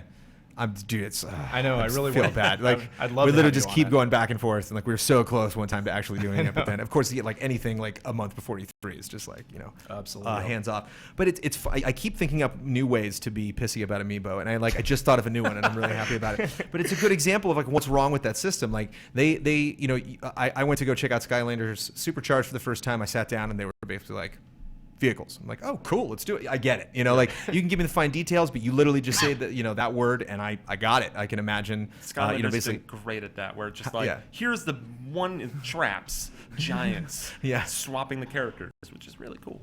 Yeah, I think the swapping was my favorite. That was really amusing. Same with me. The traps was also clever, but and then you have Lego, and they literally were just like, Back to the Future. And you're like, cool, got it. Okay, I know how that's gonna work. Infinity's literally just like Yoda, and you're like, okay, cool. And this one, they're like, Wii Fit Trainer, and you're like, what, huh? And you're like, but what? And so you like have to dig for this information. It's like, yeah, but what do I get? What do I get from this game? What do I get from this game? What do I? It's like, have you seen the compatibility chart? It's ridiculous. No, I bet that's just like it's like the periodic table. Yeah, it is. But they, and it unfortunately like undercuts a lot of these potentially awesome announcements. Which, for example, we're getting every single fighter from Smash Brothers eventually. But then fine print. How the hell are you even going to get them? When? Yeah. How are we going to get them? When are they going to be launched? Yeah. Does that mean you're going to try to support Smash Brothers on Wii U for like the next 2 years? Because I'm assuming that's how long it's going to take to like R&D these figures and actually release them. They might be like close to. They're at least halfway done with all of them. What, like, the Amiibos? Yeah, for the Smash Brothers one, I think they're at 30 plus at least by the end of the year. Ugh. They'll be very close to having all 50 out, and even the DLC ones. I think they kind of they snuck in early 2016 is when we'll get like Ryu, Lucas, and then Mewtwo Amiibo. Doesn't that just feel so disgusting? A little bit. It's just like. Only if you're obsessed with buying all of them. I did the math. You shouldn't be. I did the math back when that fateful April day when the ridiculous GameStop pre-order thing, and that to get all of the Amiibo that they had announced, you had to spend I think close to $900.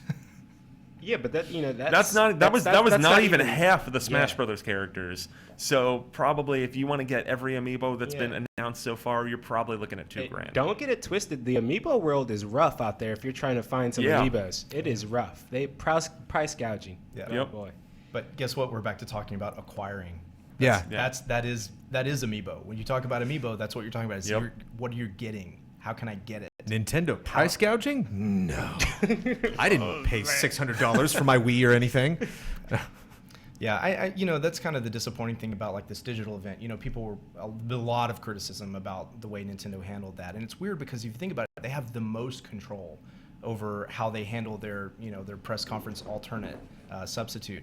And I understand why they want to take it off the stage because they avoid so many problems that the other companies are just, deadly scared of all the time about someone dropping a controller, the game crashing, people booing. There's 1,000 things that could go wrong in an event like that, and they completely get away from that.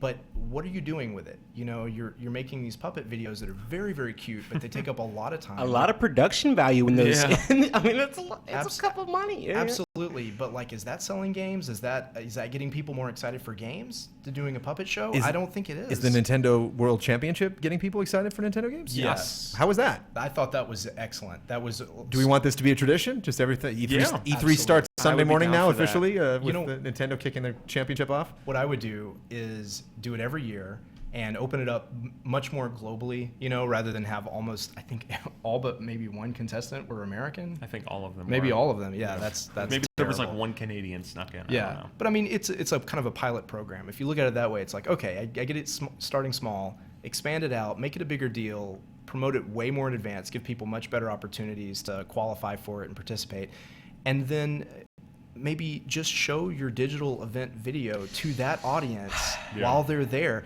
and you're going to get even more people who want to come and be there at that moment. And even if it's all pre-recorded, to be in the room with other people who are just as excited about what you're seeing as you are, that's fun. Sony's already figured it out. They're doing it in movie theaters all over the country.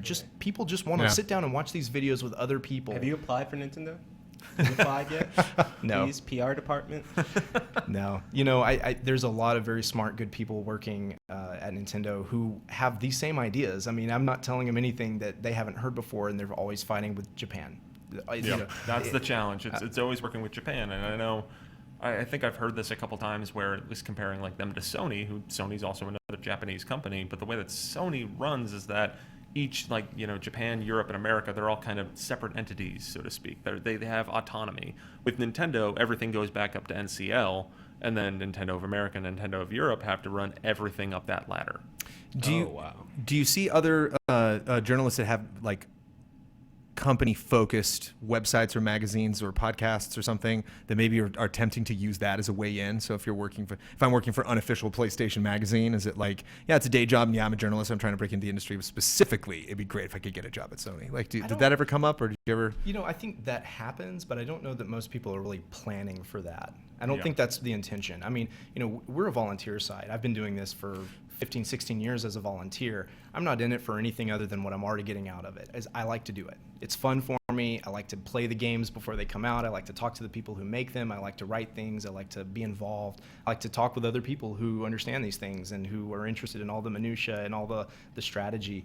That's fun for me, and most of the people on our staff, I think that's what, or they're doing it to build up skills, just life skills, you know, public speaking, writing, editing, you know, PR, video editing, all that stuff. I don't think it's really about breaking into the industry so much. And the more I'm around the game industry, the more I don't ever want to work in it, really. Yeah, it doesn't sound great, does it? No, not really. The last like 5 months before a game comes out, that doesn't sound like a good time at all. That does not sound fun at all. E3 prep? I think the games industry like chews people up and spits them out for the most part. Like to me, the working conditions are not that great, and I think they take advantage of people who are just so enthusiastic and they want to work on something so bad that they're willing to give up a lot of the things that people in other industries take for granted. And I don't know. I don't really want any part of that, so it's not for me. But I have great respect for the people who do it, and they clearly do it because they want to do it. Definitely.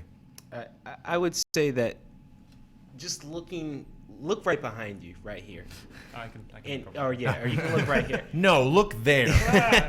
That is just the epitome of Nintendo right there. Let's shoot this in an office in front of Yoshi dolls. This is what we have. Let's get this person talking. This isn't. I think she made all of them herself. She made the original ones. Yeah. Like, I want to know who Nintendo talks to. They don't talk to you guys. No. They don't talk to the fans. I don't really think they listen to us either. You know, I need to know who they talk to because this is just the worst representation of a video game ever. You thought the game is still 5 years away. You think it's still 5 years away. It looks like a Kickstarter. The one thing we were joking about was, you know, they did like the little stop motion thing with the amiibo at the beginning where they're like, now to talk about amiibo. And like the graphic was amiibo, like all moving around. It's funny because like it is cute and it's fun to like see all those and how you can color coordinate them and stuff. At the same time, like what a slap in the face where they're just like, we're swimming in these amiibo. Look at all these You know, like, parts. look, we got all these. Okay, put them back in the closet. People at home are like, you know, shut up and take my money. I'd say Nintendo like this in right general here, like what a bait. You know, it's just like, she should literally at the end of it just kind of like lay on them and be She like, lights them all on fire. like lights one, like Laughing. lights her cigarette, throws it behind her, and it blows up. The cockiness of multiple amiibo. Did you see the yarn Bowser in the background? Yeah. That's probably a that future whole, amiibo. That diorama is pretty cool. What did you think about the Mario yarn Yoshi? I think Don can agree that it looks with the mustache. It's terrifying. It looks disgusting. Yeah. Yeah, I don't. Some things shouldn't be amiibo. That is one of them. But you were speaking of Super Mario Maker. You were talking about the arches with Star Fox and like going to that location, revisiting that story. And everyone's so damn nostalgic about Nintendo. It's like I've heard this story 10 times, but tell it anyway, Miyamoto. I don't care. I'll listen to him talk about anything. How about those early sketches, that grid paper that they brought out? I mean, which I'm curious to get a poll. Like, was that real? Totally. Was that it? Yeah. I mean, one thing that I did like that they said is they're like, we found this. And so it's kind of fun for them to like go through that old stuff to be like, could we learn from this? And would this help it out? Oh, look at that. It's like, I picture it in sepia tone, like, only at 12 frames per second. And he's like going to his office, like, look at this. Yeah, you like that moment. That was impactful. Yeah. It was awesome. I mean, at 30 years of Super Mario Brothers, you think about it, games were made so differently back then that, yeah, they did use graph paper. I mean, I'm sure they did. They didn't have all the, game tools. Unity didn't exist back then. Maya didn't exist back then. Photoshop didn't, I mean, they had to invent the way, and those early games especially were basically coded by hand. So yeah, I mean, Miyamoto is an artist. I mean, he's not a programmer. He's not a, an engineer kind of a guy. He's not a software guy. He's an artist, and he starts with hand-drawn illustrations, and he figures out a way to bring those to life through the magic of computers. So I think that's exactly how they did it back then. It was really cool. It's like Mario's mustache helped define his face structure. Otherwise, his face would have looked weird. His hat, so they didn't have to worry about hair animation. Right. It's fun to like look at all those things that you think just like, it just makes Mario as perfectly iconic as it is, and it's like, nope, actually, he was just like working around performance and code and stuff. And I think some of those sketches are actually with Mario Maker, you'll get like a little booklet with a bunch of stuff, and I think some of those sketches might wind up being in there. And even if you buy it on the eShop, apparently there's going to be like a digital version of that you get with the game, which I want to see some of that stuff. It seems fascinating. Yeah, just cut that out and just have that up on your wall. That'd be fantastic. Yep. There's something about World 1-1 that you just want to build. A Dying Light last year had a World 1-1 Easter egg. You can go in first person and hop around World 1-1. And they even explained the majesty of World 1-1. Was that during the digital event? Or I like that. He talked about how he kind of tricks you into picking up the super mushroom because at first you might think it's an enemy, but he puts the bricks over your head so that when you jump up to avoid it, it knocks you back down and it makes you touch it, and then you realize, oh, actually this is good. I want to get this. I mean, it's so brilliant, and a lot of it just comes from. I just think he's Muppets, man. This is so good. We wanted more. Did you get to see him at all on the show floor? I didn't. Did you get up there? Yeah. That was upstairs, right? Yeah. I think they brought him out on the show floor for like Wednesday at some point. But yeah, they looked really amazing. Well, it is the perfect time to reminisce about what could and could not have been at E3 2015. You know why? Because it's over. It is right over. now. Right this very minute. 6 o'clock. That's it, everybody. That is not the end of our stream, but that is the end of E3 2015. The doors are closed. I suddenly feel way more awake. Ladies and gentlemen, E3 2015 has ended. Please make your way towards the exit. Have you guys? The monitors are shutting off. Played this Yoki Watch? Or? That was one of the last things I played. Was it's kind of funny because it's hidden on the show floor. It's the whole Nintendo thing that they've been doing for the past couple of years, where they just have random women walking around with 3DSs attached to them, and that's the only way you could have played Yokai Watch on the floor. But anyway, it does. I mean, it's very Pokemon-like. It seems like it's going to be something that at least Nintendo wants to see it be huge. They're probably talking to retail partners and stuff like that for the toys, the anime, everything. But was the game? Did you like the game? Not what's it going to be, but the game itself. It seemed fun. Like it seemed fun. It was kind of basic, at least in the demo was basically you have to go look for these yokai, and the way that you do that is you have to go and like basically seek and find in the environment, and then it goes into this battle screen that's this weird thing where there's like a dial on the bottom screen. Okay. You move it around, you have 3 of the little guys at once up there, and then you attack by like pressing them, and then you have to like trace a shape or spin really quickly. Okay. And that kind of seems like that's all it is. Oh. And it seems like a kid's game, and I don't know if it has the depth that Pokemon has. I heard isn't it huge over? It's gigantic in Japan. It looks a little spooky. It looks like you could capture some of those things that you're just kind of. There's this one guy, I think like a Suda-51 game where you're just like, it's like Manja Pig or something. Now and we're it's talking. this Man, weird, bear, pig. Yeah, it's something similar to that. But it's like I did an attack with him, and then you just see like, because then after you do the attack, then it like has like a dramatic action shot of them, and it's just this like weird looking like pig thing, and he's got this old man face, and it's horrifying. Speaking of horrifying, not to jump ahead of a different game, Kyle Bossman thinks this looks atrocious. He thinks the juxtaposition of the RPG characters with the paper characters is just not having it. Because he said, you know, the RPG characters are a very interesting style and they're very charming, but you put the paper character next to it and it doesn't work. It just kind of falls apart. I think it makes the Mario and Luigi characters look bad because the paper characters are so much more stylized. They're so crisp, and they have such a clear style. Yeah, to me, it's just more of an indictment of the 3DS version of Mario and Luigi. Even the last one, the characters just don't look that good. There's something about the kind of claymation sort of CGI style of them that I don't He's really done. care Max, for. you're gone. You're out. He's Saw Max's song came in. You didn't want to get in front of the camera and just wave, bro? Are you heading off? Is your workday over? You guys seem like you're talking about corporate stuff. We're just chatting about Nintendo. We're not doing anything. Maxwell song, everybody. You just get in for the camera and say hi to everybody. Yeah. Max Song, what's up, buddy? What's going on? Nintendo's lineup is great, by the way. And one thing that's nice to say about Nintendo for people at home, people overseas, people in different states that have never, may never get out to E3. Nintendo puts their stuff out there. It's very clear, like what's playable, what's not. There's lines, of course. There's always going to be huge lines at Nintendo, but they do have lots of kiosks. Everything's lit very well. Like you mentioned before, you have those ladies walking around with the 3DSs. So like they do make their games very accessible, and they do have a lot of them in their booth. There's only like 9 games that were playable. Well, I guess 11 if you count Just Dance and Skylanders. The Treehouse is just there, so they're showing off stuff. Some people mentioned that some of the games we were talking about that weren't necessarily accessible were demoed at the Treehouse. Yeah, it's weird that the Treehouse actually plays a bunch of games, or even plays parts of games up on that stage that they don't put on the floor for the rest of us to try. And so I always hear about games that I played at E3, and people are asking me about aspects of them that I didn't even get to see. So I know nothing about it. There's games like Xenoblade Chronicles and Fatal Frame 5, and there's a lot of stuff coming out. Yeah, Fire Emblem. Both the weird Shin Megami Tensei cross Fire Emblem game, Fire Emblem Fates, Bravely Second was on there. Every now and then I'll be walking through the Bravely Second was there? Yeah. Did you see? I saw a little. I mean, it looked like Bravely Default. I wasn't As long as they don't make you play the game again 5 times in a row. From what I hear, Bravely Second doesn't do that, which is awesome. What a terrible way to. Which you'd think Bravely Second would be the game you'd have to play twice.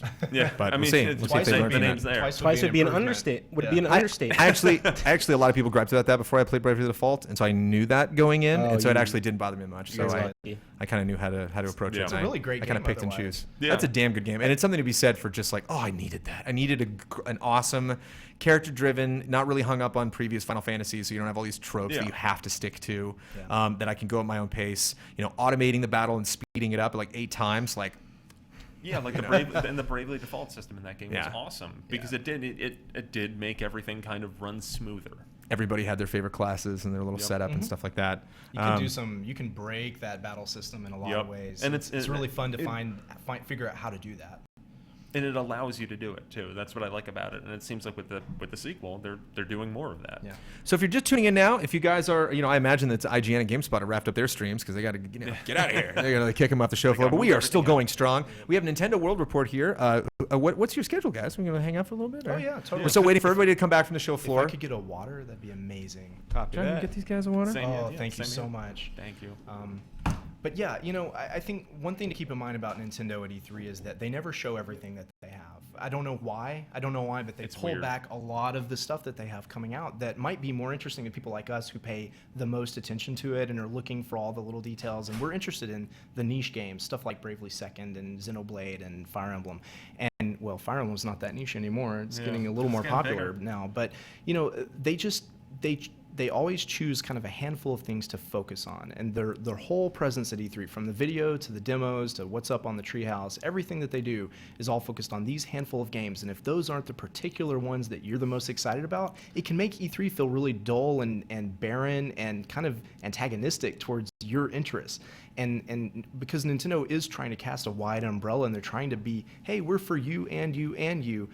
When you go to E3, it doesn't feel like that. It's really weird. They're like, we're very, they've got Mario, they've got Star Fox, and then if you're interested in those other games, then you came to the wrong show. It's like, this is the only show there is. Well, The so only one they you had come Smash to. Brothers. That was playable in their booth. They Oh, were showing yeah. off the new Thank characters. goodness. Which I Yes. got to double take. I was like, oh, right. Yeah. They're those new characters. I need you guys to let me know if I'm a total heartless, cruel bastard or not. Yes. At the end of the Nintendo Direct, there was one Nintendo press conference. I believe it was the fireworks. Was that the last time we saw Nintendo on stage? Other than the World Championship, that was the last one from the Nintendo Direct. They Man, went out that's with a it. bang. Yeah, no kidding. Oh my god. Sorry. So there was that moment. Not to mention, I'm huge on theme parks. So when they were like, imagine a Nintendo theme park, I was like, oh. And then they showed this thing. I'm like, that's not what I was To be picturing. fair, Nintendo Land's a lot of fun, but not necessarily something you should end your press conference with. Exactly. And you have someone like Sony, even Xbox, so like they know how to, if not end a press conference, start a press conference. And they chose to end this Nintendo Direct with a bunch of people on YouTube wearing silly Mario outfits, talking about how they like Super Mario Brothers. And I didn't want. Am I terrible? I kept on this waiting doesn't for warm my heart, to see all these fans and see all these people expressing their love for Mario. I mean, maybe there's a little bit of terribleness there, but I kept on waiting at the end of that. I was like, they're going to do one more surprise. Just to one more. end one the more. press Zelda conference trailer, on maybe? that. I don't know. Like, just something else. And then it was just kind of like, put up your own video. And It's weird. I mean, that would have been a great way to start the video, and then you show Super Sure. Mario Maker, and it's like Yeah. you get everybody nostalgic for Mario, and you Right. get excited about the music and the costumes and all the crazy things you can do, and then you show this game where you combine all that stuff together in the craziest ways that you can possibly imagine. You break all the rules of how Mario levels are supposed to be designed, and you make the most evil or the craziest or whatever. I think that would be a great way to sequence it, but throwing that whole reel at the end Right. of their big, And then video you is end just, with the intro of just one boss from Legend of Zelda Wii U. Just one. Yeah. And then you're done. I Just can't- I like really- one like tiny thing. I'm flabbergasted Yeah. that they didn't show a new trailer for Zelda. Like, I get if it's radically being changed or whatever, they still feel it's too early to let us play it. Yeah. But cut a trailer. Well, here's the thing, and I've actually gotten an argument with people on social media about this because I'm like, when are we getting our Zelda trailer? And they're like, we've gotten Zelda trailers. And I'm like, no, we have not. Yeah. We have gotten 2 videos that Nintendo has released about Zelda, but those are not trailers. And if they are, I weep for the future of Zelda advertising because Zelda trailers are a thing of legend, not only in Nintendo, not only in the Zelda franchise, but just in trailers, period. Just at like E3, they're I mean, that's the name of your damn site. The release of the first time we got to look at Twilight Princess, that is one of the greatest E3 memories ever. Absolutely. I was And- like in the front row of that. And then it was now like, again, conference room in the corner, huge sunlight coming in through the windows, wearing like a sweater and pants, just kind of like, hey, let's do this here. This is like the second take they did, just one continuous thing. Like, opponent doesn't run into trees. See you later. And it's like, okay, I mean, that's exciting to finally see this game. And I admit that like the kind of comfortableness of it is kind of nice. Feels like we're there at the same time. But then again, if it was a supplemental thing you showed after this amazing Conan the Barbarian music-driven, like they don't have to do that because they haven't done that in a while. But I just need that main story hook, that big thing that ends with these crazy boss fights that we're seeing. We've seen so little of that game. We've seen basically like a snippet of a tease. maybe less than 60 seconds total of footage, and even that footage is kind of off screen to an angle. I don't know. It's why are you so cagey about the biggest game, the one that everybody wants? You're trying to sell a system. I mean, if this game really is coming out on Wii U, this would be a good year to show it as, hey, buy your system now, you can play this game in the future. And they're not telling that story right now. Right. It's like, buy the system now and you can play Yoshi on it. Well, I love Yoshi. I'm really excited for that game, but I don't know that that's going to sell a bunch of systems. So, wheeling the conversation back a little bit, I'm curious. I had a theory while we were watching this nonsense. We were watching the fans see this little girl. I don't care about you. Get out of here with your musical talent. But this little montage of these people updating stuff, the clearly people, putting videos up on YouTube or Vimeo or social media and stuff. Do you think this was a reaction to Angry Joe and the like getting pissed about Nintendo coming down on content creators on the web?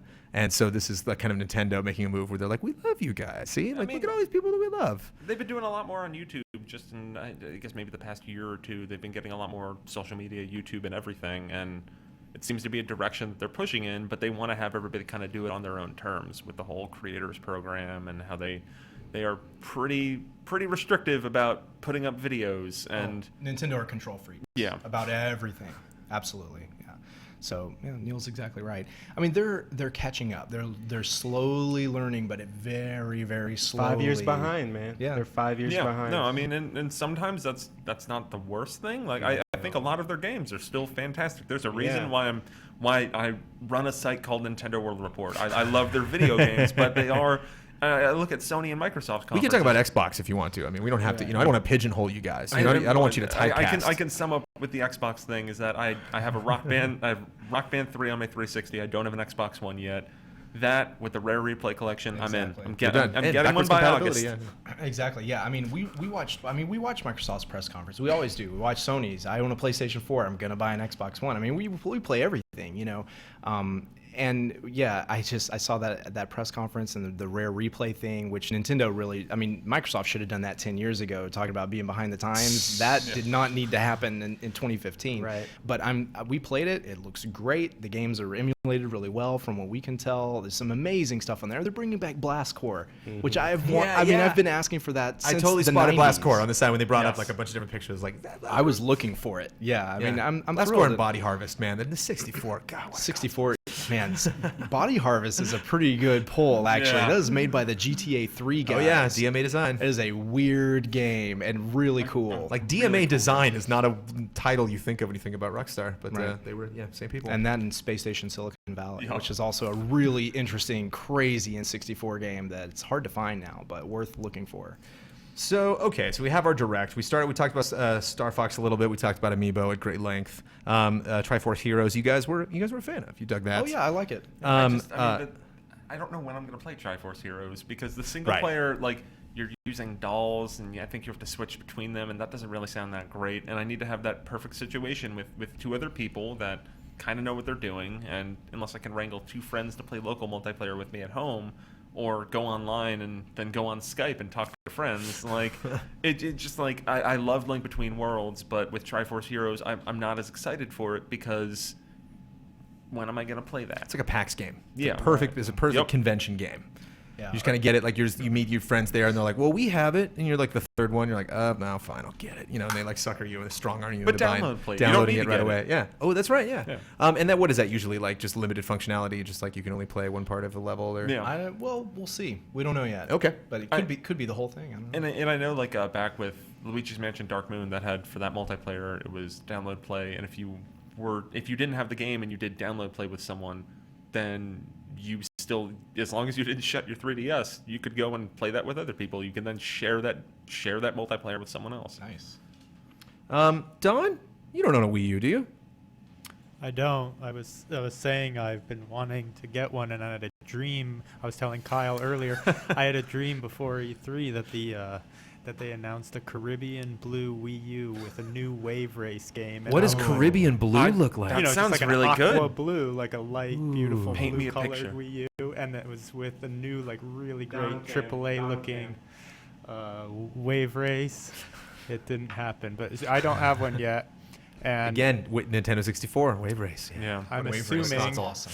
yeah, that they might package Star Fox in the fall with one. I'm thinking. I don't know. What do you think? Is that possible? Bundle with Star Fox? They always do bundles. So Yeah, maybe. Yeah, probably. I could definitely see a Super Mario Maker bundle. I mean, that's really Nintendo's big holiday title this year. Even though it's coming out in September, they're going to continue to market that game way past Christmas. You talked about any, like, downloadable levels, or, like, can you share levels with your friends? All of the above. I tell you, for all the criticisms we might have about the way Nintendo does things and how it seems like Because their they didn't games often- explain that. They didn't explain Yeah, that. No, you have to watch all the Treehouse Live stuff. That's the only way you'll be able to find out about it. No, it's in the demo, actually. You can kind of go through the menus and look through all the user interface and the tools for downloading and sharing levels. You can rate and you can leave comments. You can, like, favorite your favorite creators and then go and play all their levels. Every time you beat a level, it brings up a ticker where it recommends other levels that you might like based on whatever characteristics from there. You can filter by region, how old, like how recently the level was created, how difficult it is, how many stars people have given it. It keeps track of what percentage of people have completed the level, how many people have died on it. It is really robust. It's like everything you could possibly want Super Mario Maker to be.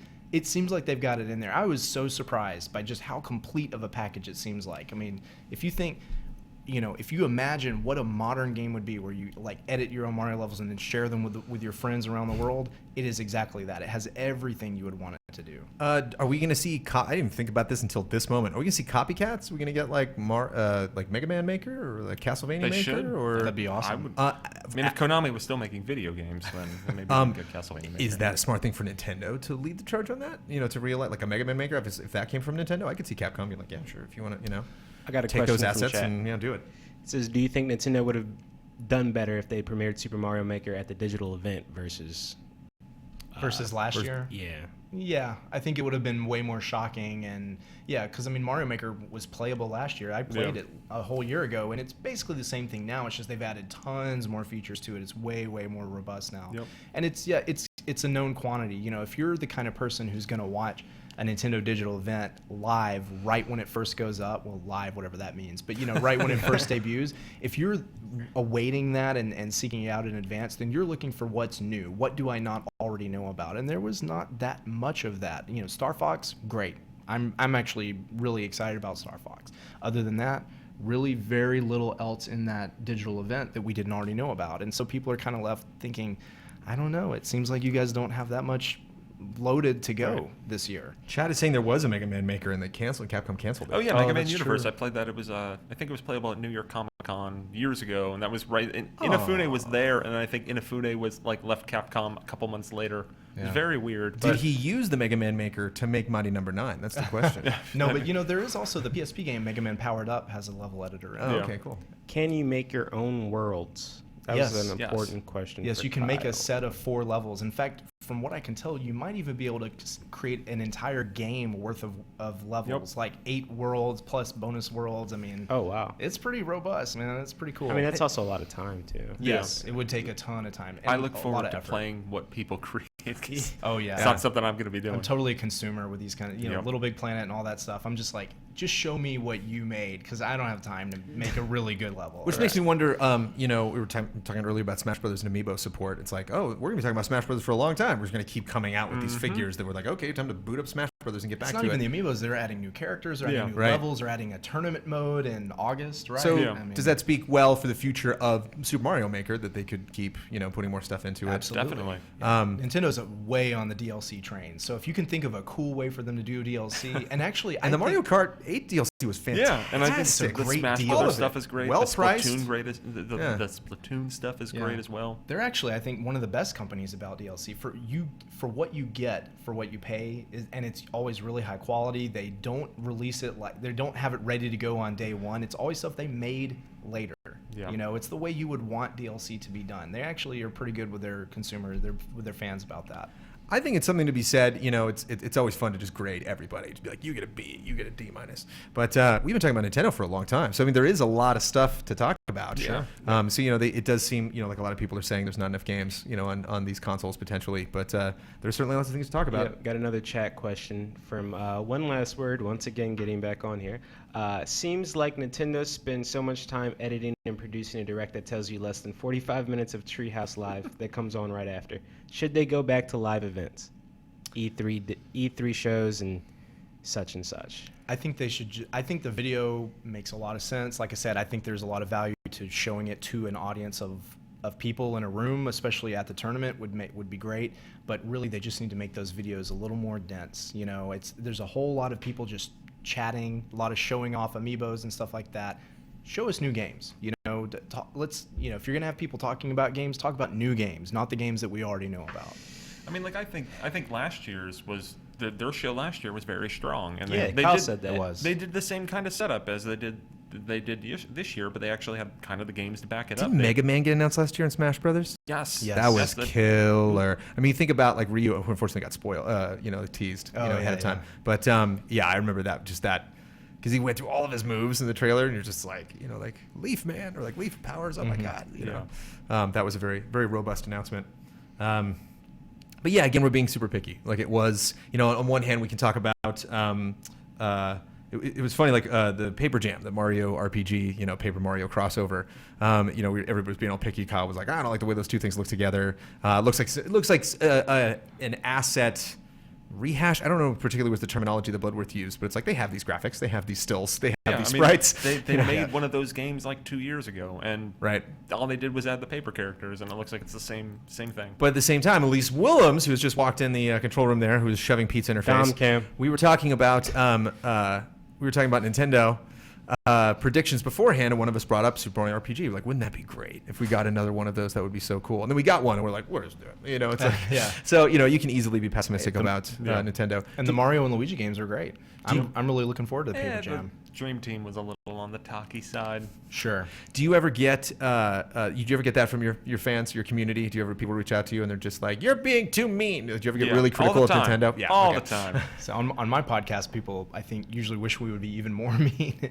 I heard that there's a petition to have Nintendo cancel the new Metroid Federation Forces on 3DS. Yeah, I mean, the silliest thing I've ever heard. Well, especially because you have no idea what went into making that. You have no idea like when that got greenlit, how long they've been working on it, what they still have to show that they haven't showed yet, and what condition that game is in, and what financially that would mean for Nintendo if they were to back out beyond you just being hurt. It's so disrespectful to the people making that game, who, by the way, a lot of them might not have really even wanted it to be a Metroid game. And there's a long history of Nintendo forcing franchises upon games that are already in development. Talking to one of the guys at Rare Replay who worked on Dinosaur Planet. So there's a perfect example of that. Yeah. It's interesting because I've actually had a petition going for a couple years now to try to get the Nintendo World Report canceled, and nobody's really been signing it. I haven't really gotten a lot of feedback on it. Go, Johnny.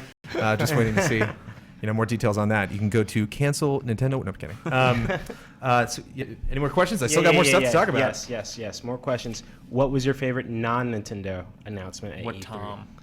Well, that's not an announcement. That's my favorite non-Nintendo game of E3 was what Tom. It wasn't at E3 though, was it? It was in the Indiecade booth. It was in the Indiecade booth. Yeah. And I just had the thought, which I had to kill immediately, which is like, cool, I should check that out tomorrow. No. E3's over. It's over. But I did check it out at Judges Week. Yeah. But I was surprised that didn't show up on stage. What a crazy game. Yeah. Isn't that great? Yeah, no, I love Katamari, I love Nobi Nobi Boy, and Watam just looks like beautiful, beautiful nonsense.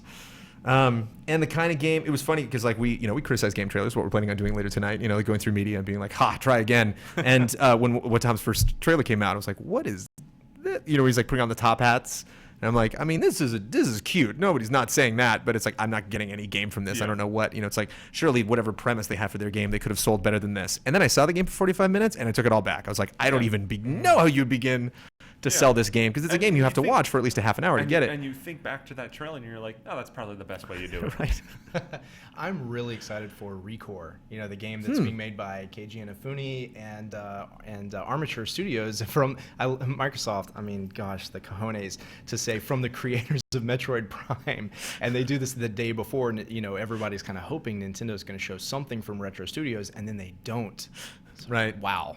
That game looks really cool, though. I like the style of it. I don't know very much about it so far, but I thought it's basically a teaser trailer, CG stuff. But I thought it was really cool. They got the even though it was a CG trailer, you kind of got the mechanic, and you can see how that would work. Yeah. And I think they did a good job selling that. The glowy orb thing, and the dog, and then the enemies, and so the mind goes. You're like, oh, it'd be cool if you could get in a vehicle and power it with one of those orbs. Or she gets the red orb, and we don't really see what that does. So it's kind of like, if you guess like Big Hero 6, there's like good programming and bad programming, and you can like turn these things to be, maybe like do more damage because he helps her in that situation. So like maybe blue is support. Maybe those are like, like types of things that'll, defend you or buff you or help you find things in the environment or travel or something. And then like red is all combat. It's all like, you take those into boss battles. Got another question. Well, I'm getting excited for Recore too. Nice. That's cool.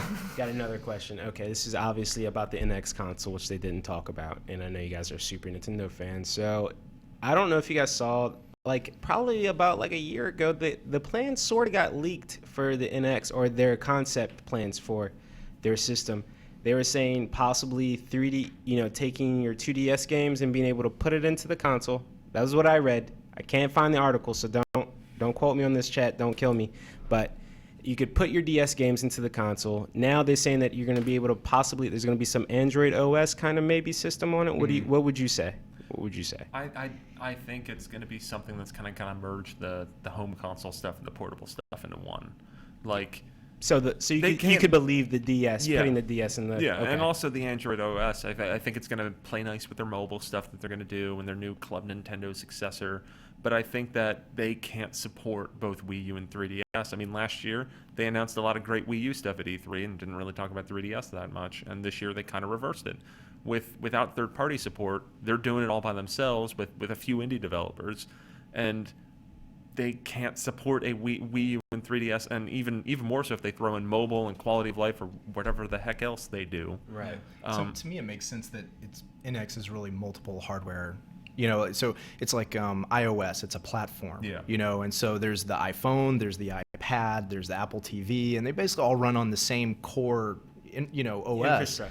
but and a lot of the same apps work on all of them. So it really comes down to how do you want to play? Do you want it on a small screen? Do you want it on a big screen? Do you want it on your TV?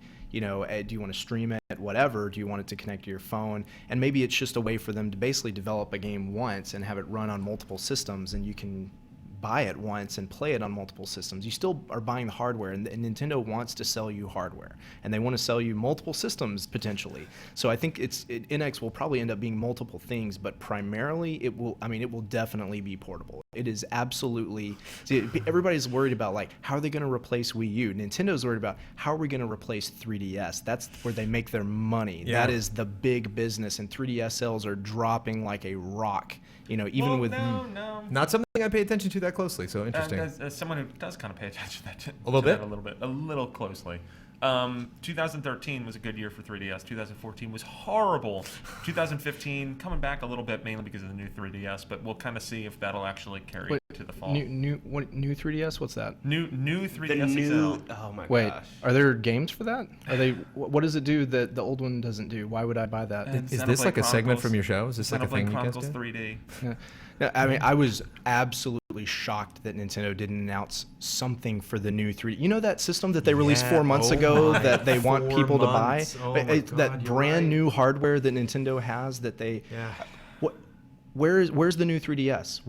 Not even a mention of it. It's clear, Johnny, because they released that because 3DS sales were terrible, and they're like, okay, our dedicated fans will all go out and stupidly buy this thing. Yeah. And then they'll just be like, oh, okay, there's not much to get with it. When they release another one, I'm going to get it. When they release the smaller one out here, I'm going to get it. There's exactly one game that's exclusive to new 3DS. Xenoblade, They right? haven't even announced anything else. There's nothing else. There's a few 3DS indie games, like Binding of Isaac is going to be new 3DS only. Because it's Unity. Yeah. Yeah, but you're not going to sell that thing on indie games. No way. They sold a Pokemon game one time with box art in a trailer. It was a trailer box art. It was literally Pikachu walked out and was like, hey, here's a new game. And the box art came in and they were done. It was really funny because I remember it actually because I remember that day. I was like, I've been searching it for my entire life. This is the worst game trailer I've ever seen. What score would you give? 0. That is 0. Right. That is a Just want to know the baseline. That is a non-trailer. Yeah, actually, 0 would probably be a non-trailer. It's probably like a 0.1, maybe a 1. Speaking of Pokemon, I was amazed that they didn't. Kyle Bossman was a new Pokemon game. Was hurt. Don't you know, holiday 2015, you'll be getting Pokemon Super Mystery Dungeon. Oh yeah. So you go. You're wrong. Yeah, you're wrong, John. But yeah, Neil's right. They release a new Pokemon game every year, whether it's a remake or a new one, and there's gonna be one this year.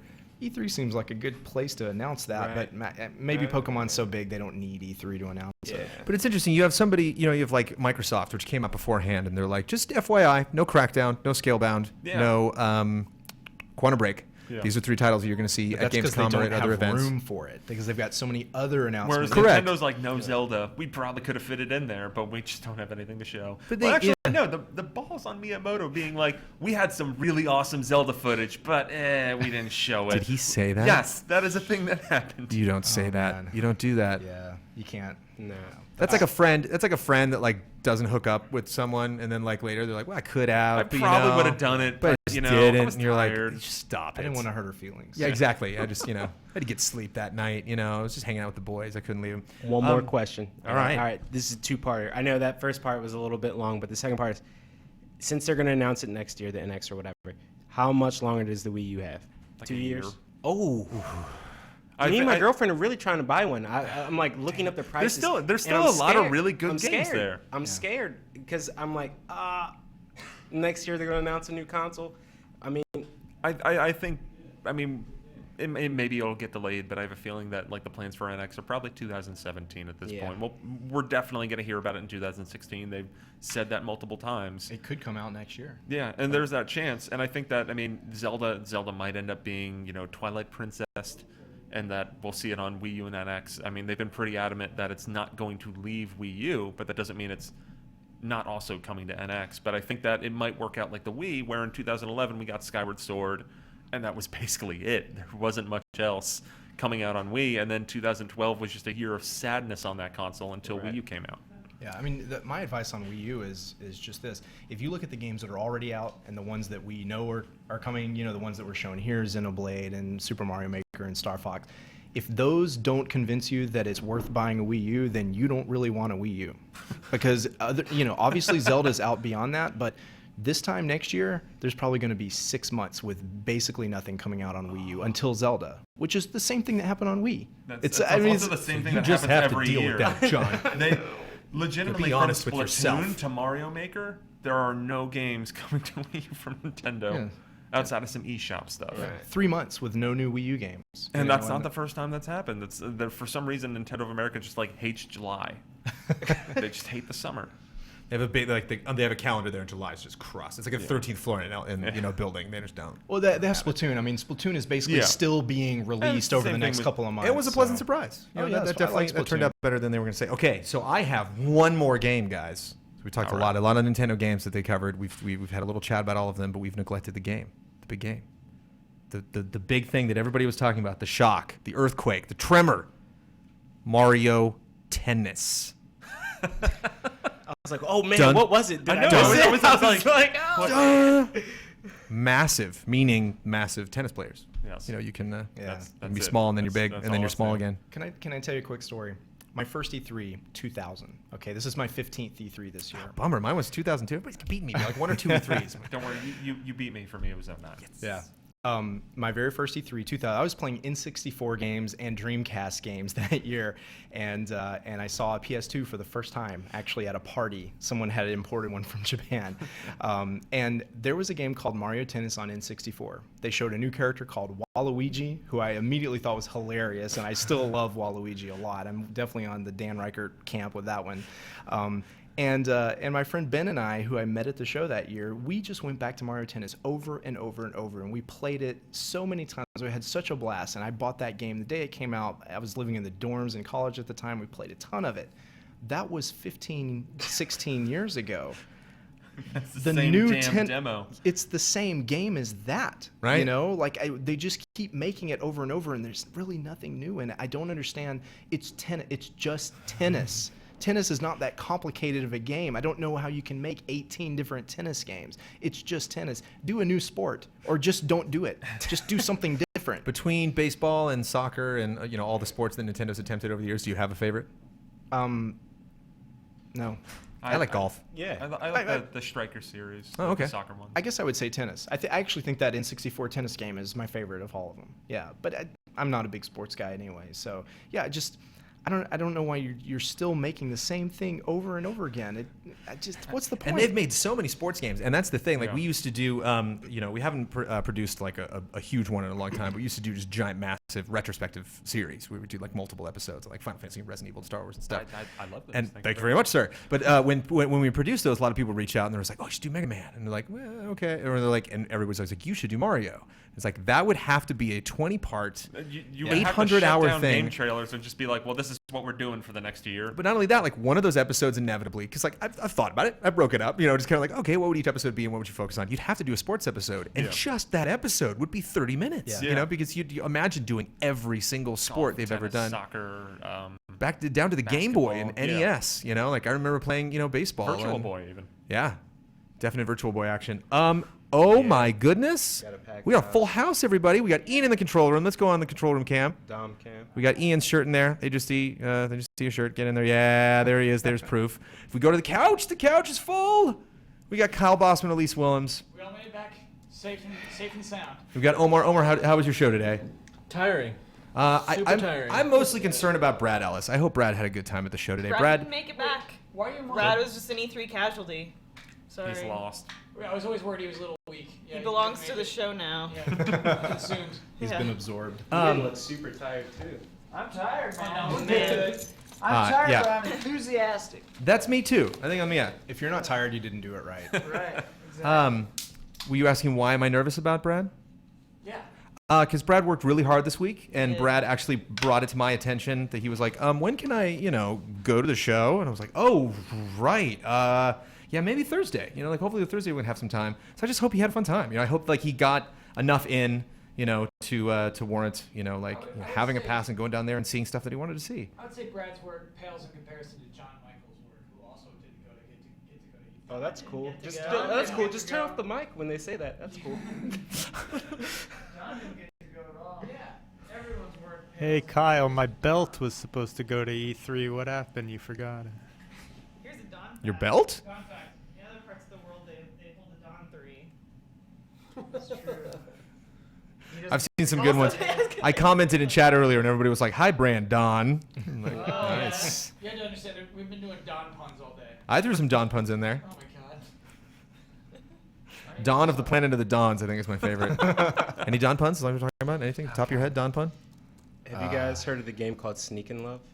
Yeah, Waluigi Sneakin' Love. You ever heard about that? Wait, what? So this is a game. So we were thinking about beforehand. What was the context? How did you think this up? Romantic stealth game. What were you doing though when it came up? Was it a mandatory update? They asked me what my dream game is, and I said, okay, it's a romantic stealth game starring Waluigi. That and sounds somebody, incredible. And somebody, I don't know if we can bring it up, but somebody did box art for it. Explain it. And it's like a giant apartment complex, and there's like a shadow of two people kissing in it, and Waluigi's face is behind it, like. Wah, It's not that preposterous. There are 2 Tingle games in Japan. Yeah. Tingle, way creepier There's than. 2? Way creepier. Yeah. So what's the one that's not freshly picked then? What's the other Tingle game? There was a balloon fight one. Oh, okay, yeah. Balloon something. And wasn't there 2 freshly picked ones? I feel like there might have been. So, Kyle Bossman, you're back. Yeah. Is Blood here? No, Blood back. Blood left late. Blood left? Oh, left the show late. Yeah. Okay. But when Blood gets here, we're going to be doing some GT time, right? Woo, you got the graphics ready and everything? We're all set up? Nope. We're putting them in post. All right. No, we can put them now. I got them ready. We'll talk about that. We can't load things on the track. Sorry, Ian and I will whisper to each other off camera. We can put it on this computer, I guess. Yeah. Hash it out on the stream. Hash it out on the stream. Right now. Oh my gosh, you shouldn't do this stuff live. If you're really gonna be a baby about it, we can put it on this computer and do That's that. not being a baby about it. That's doing like the show that I want. While you guys hash it out, we'll talk more about Sneak and Love. Yeah. So go ahead. Okay, Mark, I like this idea. We already did. We were kind of just talking figured it about out. when we heard about Mario Tennis. We were kind of thinking about like, how about it's just an adventure game where Waluigi has a racket and it's just going around, because that'd be better than the tennis game. Solving people's woes, Yeah. just racket style. If they just called this new one Waluigi's Tennis, that alone would make it way more appealing to me. If they just put a third person on the tennis court, do whatever it is you do. Don't put out the same game. Literally, they don't talk to anybody. No, you don't understand. The characters get bigger. Huge. I You can know. barely even see them on the screen anymore. have a They're so huge. backhand now. Probably the one good thing I can say about that is that when you play doubles in that, like Peach's animations are like weird and like very dainty, and especially when she gets giant, because then I would just spam like the waving high, and then someone would serve it to me and hit me in the face. Or if you're gonna do another Mario Tennis, at least open it up to all the other characters. Bring in Chibi Robo, make it the Smash Brothers of Yeah. tennis. They should do Right? that with That all might the actually sports be. games. Yeah, absolutely. I that's one thing I really like about Mario Kart is how they've kind of opened it up to other franchises, Yeah. bringing that in. A little taste of F-Zero, a little taste of Animal Crossing. You get Link in there, and he has his own course. That stuff is awesome. Everybody loves that. Do that with all your sports games, all your racing games, all your fighting games. Smash everything.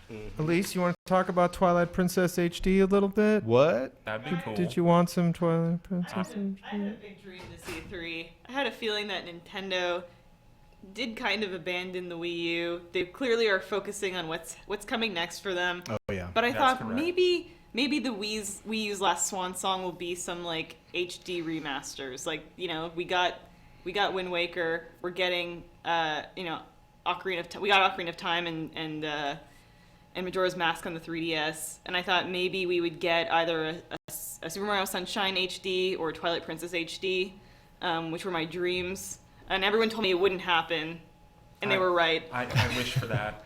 But I think I'm there both of with you. those could still happen, actually. We actually just did a a special on our podcast. We did a live show about a month ago where we talked about Twilight Princess for well over 2 hours. I mean, we all played it 40, 50 hours a piece, and it was great to go back through that game because the first time I did it, I was reviewing the Wii. I got the game, some of you might remember this, I got the game a week before it came out, and I had a week to play through Twilight Princess and all the other stuff on Wii. It was brutal, and so my memory of the game was like kind of a blur, It's just like I was a dog. And also, what did you play and what did you dream? Right. Yeah, exactly. So it was kind of a revelation to go back through it again, and it really is a great game. And it's some of the best Zelda dungeons ever. So it's such a cool style to it. A lot to like about it. And I think there's some few obvious things that you would want to fix if you went back and had another chance to kind of do another swipe on it. But with everything they've done with Wind Waker and Majora's Mask, it's the perfect candidate for it. Sunshine, same way. I think Sunshine would actually be great on the 3DS. That's new 3DS. That's but that's the only way you're going to be able to control the little squirter. Yeah. It's the only way. If you have both little. That would involve Nintendo acknowledging that they released the system a couple months ago. Right. Yeah. Elise Williams, how's Man-Ups? We'll find the show in post sort of thing. Are there any celebrities we can look forward to? Anybody you bumped into? Jeff Keighley. Yeah. Or dropping spoilers. Or Keezus, as we called him, since he was hobnobbing with Kanye West at the show. Nicole Z from Ladies in the Lobby. Nice. Oh yeah, I met her yesterday. We're playing King's Quest. Oh, she's fantastic. And King's Quest, we didn't get to play anything. That was at the IndieCade too, wasn't it? No, it was at Microsoft's booth. Oh damn it. Yeah, it was it didn't have a great situation because it was just sort of tucked behind right by Mad Max. Yeah. Who else did we talk to? Ash. Ashley Birch. Oh, nice. And we did a little bit of E3 trivia. I won't give away much more, but we, Jeff and Ash, and we asked them a few questions about E3's past, and what we saw this year, to see how well they were paying attention to the press conferences. Where's Kyle? Is he prepping for GT time? Yeah, he is. Yeah. So in case you guys are wondering, Nintendo World Report was here for a healthy amount of time. I think you guys were talking about all the stuff great. Nintendo. You're free to hang out as long as you'd like. We have to fill up these chairs when we get GT time going. But who knows with Kyle? We can be, we'll have to cover for another hour before he gets his shit together. But just what we're going to do, we're going to start with a GT time, which is our weekly podcast. Kyle's going to sit here. I get to stay in the same chair. Blood's going to sit here. And then Elise, you are in the fourth chair, correct? And then we're going to talk about... surprise, surprise, E3. Just do a wrap-up of all the stuff that happened in the week. And then after that, we're going to do a bunch of trailer scores. We went through those earlier today, a bunch of trailers we're going to talk about, try to figure out what were the best trailers of the show and score those. And then if we have time for Just Blades after that, we'll get to a couple of those until we pass out, until you literally just you leave the GT stream. You're like, I'm just going to make some dinner. And you come back and we're all just you're like, oh no, what happened? Like chat's screaming. They're like, wake up. Somebody send an ambulance. Have you guys already recounted what you've been doing for your E3 experience? Sure you did that earlier. Playing Nintendo games. Yeah, mostly. Were you basically only at the Nintendo booth, or did you explore elsewhere? I roam. Yeah. I always make a point to play as many indie games as I can. That's why I've been going to Sony's booth for years. I always try to block out 2 or 3 hours to just go play it, because number one, a lot of them are coming to Nintendo systems eventually. So my audience is very interested in a lot of this stuff, and it pays to kind of do my research on it. Also, they're just so much fun, and I always wish, why doesn't Nintendo have this whole indie section? They've got so many great indie games coming to their systems, and now they're getting better. You can download the demos at home this year, which is really cool. Oh, neat. But it's a small sample of what's coming overall. But they're not going to get the media attention. The media's here. They're not at home playing those demos. They're here at E3. Those games are not here at E3. Well, yeah. Adventures of Pip just came out on That's the Wii U. That's a great game. And we had the guys here, Brandon hosts a show every week, GT Live, and they were just here, and it works great on the Wii U. Oh, yeah. And they were getting a lot of support from Nintendo. Did you guys play with Tom? Yes. Almost got to. So great. Was this close to it, but then we had to go do Final Bosman, and I never got a chance. Nice. Mr. Daniel Bloodworth is back. Hey, do you want to... I was just going to go run and check in with Kyle and check in a couple of things, maybe take a little 5-10 minute break. Do you want to come in here and chat with your old buddies? You're not going to catch me up? I'm just going to jump in? Okay. It's a dream come true. You up. They've been in here. John can catch you up. All right, everybody, I'll be right back. I'm just going to take a brief little break. Take my phone with me. With our Planet GameCube powers combined. Right? Hi, I'm Jonathan. Hi. Yeah, I have no idea what you guys have talked about or said about me behind my back or anything. All the bad things. Yeah. Sorry I went late. But What'd you play? What were you playing? Did you play anything? The most amazing freaking thing. What? It must be that good because I could not understand anything you just said. I was doing the Oculus Rift demos and the new crazy controllers. Those like single controllers or whatever. What's the ring do? Yeah. Why is there this ring? Because it can around sense when you point and when you put your thumb up. Okay. Oh jeez. Okay. And it's also like really smooth. Yeah. Wow. All right. How cool or amazing was it? It was. It's like being in like a mad scientist toy box. It's because I'm in this room with this guy, but this guy is not in this room. He's in another room. But it's like we're interacting and we're like picking stuff up off the table and throwing it at each other. And he's like, "Here, and pick like this up." super fast. Like, I mean. Yeah, I mean we're like he's throwing things into the air and I'm shooting them. Jeez. So it just works. Like it. Yeah, I mean, like it's like the thumb thing is like kind of binary right now. It's like really like a test demo thing, but it's like it works. Like we both picked up like a thing of blocks and like lifted it up together, and stuff starts tumbling off. Crazy. Apparently Reggie, president of Nintendo of America, was quoted as saying that VR is not fun. We're not doing VR because it's just not fun. And I thought, man, what are you talking about? What are you talking about? That's funny because some of this stuff it reminded me of the way Star Fox is, like Oh yeah. Because with like Eve Valkyrie and Riggs and some of those other things, it's like where you look is where you're aiming. Mm-hmm. And so like you completely free up your hands to do something else. Yeah, like I mean, if Reggie comes out and says, "Well, VR is too expensive or it's too complicated," I would say, yeah, "Okay, yeah, those are valid criticisms." He's also the same person that said that. Why would you watch streams of games? Right. Yeah, that guy's a little out of touch sometimes, but. I played a VR game actually here at E3. I don't know if you heard about it. I played a game called SMS Racing, which is what? It's a really simple looking game. It's for Gear VR, so it runs on a phone. Okay, yeah. But you're playing a very simple like kind of cartoonish racing game, and also sending text. And so you have to look down in the VR helmet to see your phone and try to send text while you're still driving. And you have to do both because if you don't respond to the text fast enough, you'll lose friends. So you're trying to win the race, and the writing is so great. It's all very tongue in cheek. It's obviously the message of the game is you shouldn't text while you drive, and this game kind of proves it because it's impossible. It's impossible to do this racing while you're trying to send these messages. Yeah, it's awesome. I'm pretty sure that's what happened to my car. Oh no, not the van. Yeah. I got a question for you guys. The famous van. Not that van. I just bought a new van 2 weeks before the accident. Yeah. All right. Oh.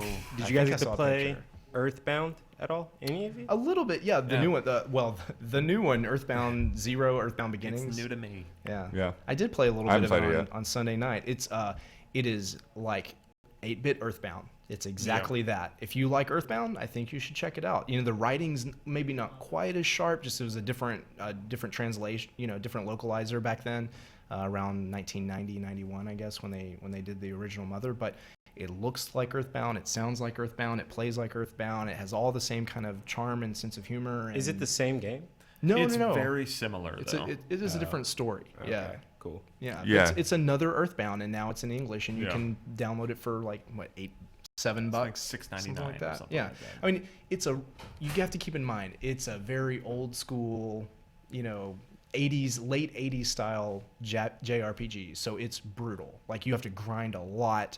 The battles are really tough. You have to be really careful about item management and stuff like that. I mean, it's not friendly to the player necessarily. I mean, it's based on the original Dragon Quest. You know, it's a pretty tough game.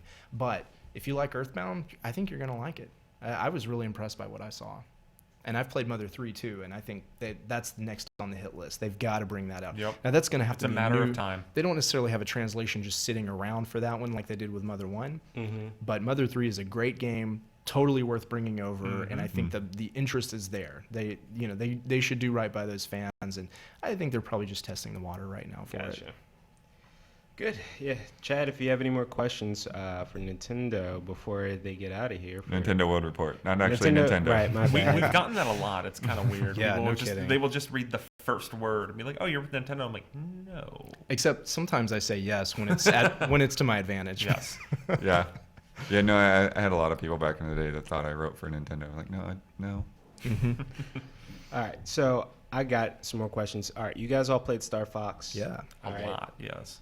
I know this. I'm sorry, chat. I keep bringing it up, but my disappointment still kills me. You guys are all excited about it? Could you? Yeah. All right. You guys are all gamers, so I will take your word. I will buy the game. I will buy it. But you don't have a Wii U yet. Is this Don't a matter of don't, time? Don't remind me. He didn't say he would play it. Oh, He said he would buy it. Like, just put it up on the shelf. I will play the game, but is it worth the time? Do you think it's worth? I mean, saying that off of an E3 demo is not wise. You're not. You're new to E3, aren't you? Is it worth? Let's say, is it worth $300? I mean, what game is worth $300? But Bayonetta 2. Wow. Okay. Well, then why don't you already have it? So here's the thing with Star Fox.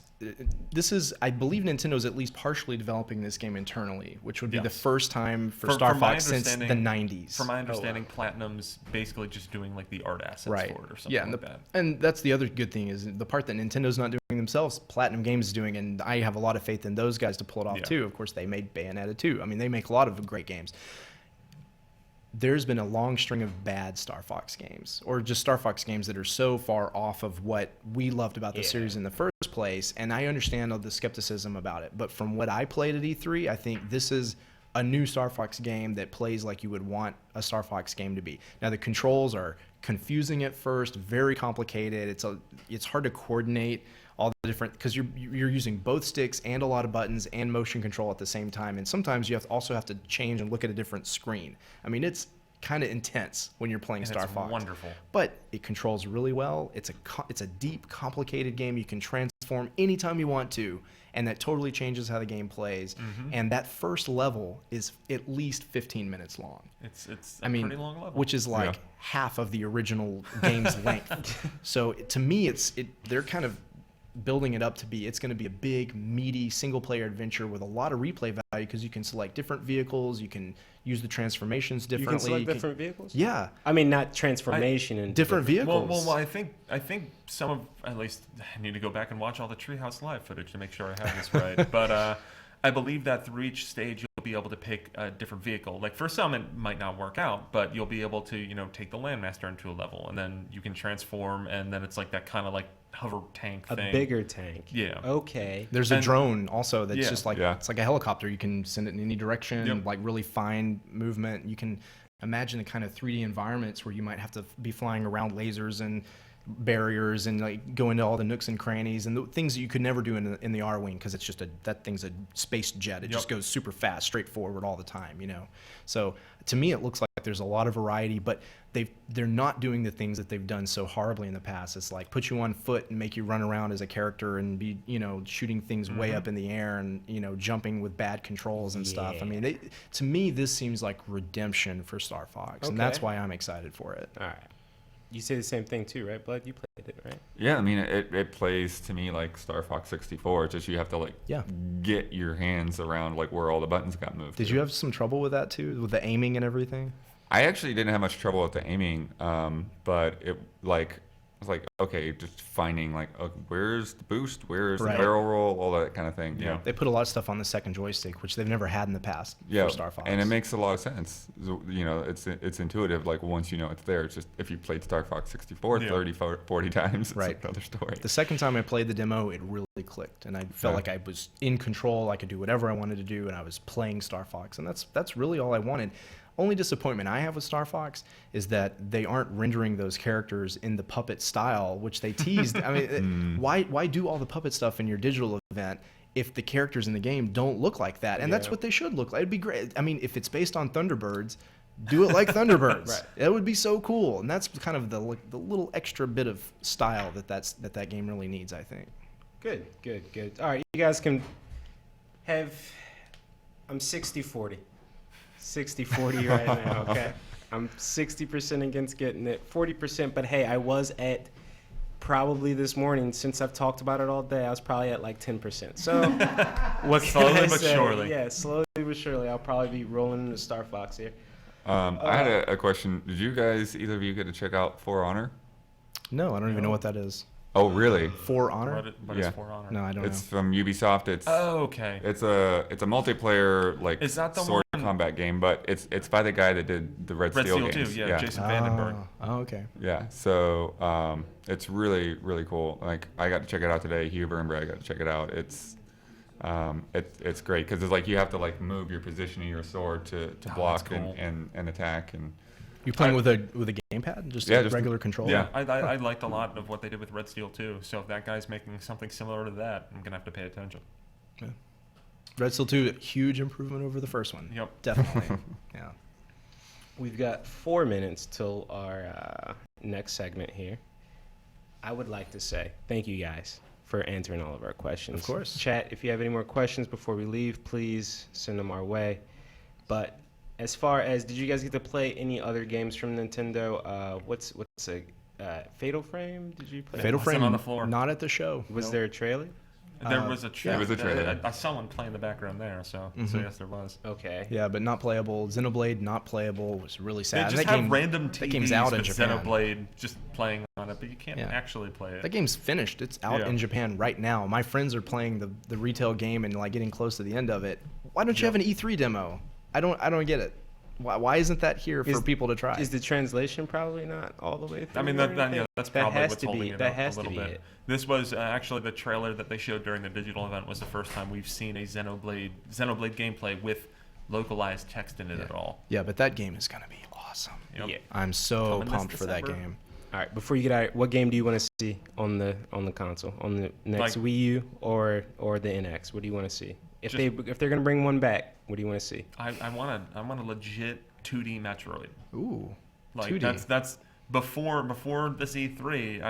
I made several comments about how like they better announce a Metroid or else I'll be very upset. And then they did, but it wasn't the one I wanted. I really want to see a side-scrolling 2D Metroid made by Nintendo. Like, I mean, there are a lot of great indie games out there that are doing wonderful things for that kind of style of game, but I want to see Nintendo make something in lines of, Zero Mission or Super Metroid. That's what I want to see. I mean, my most anticipated game right now is the new Zelda.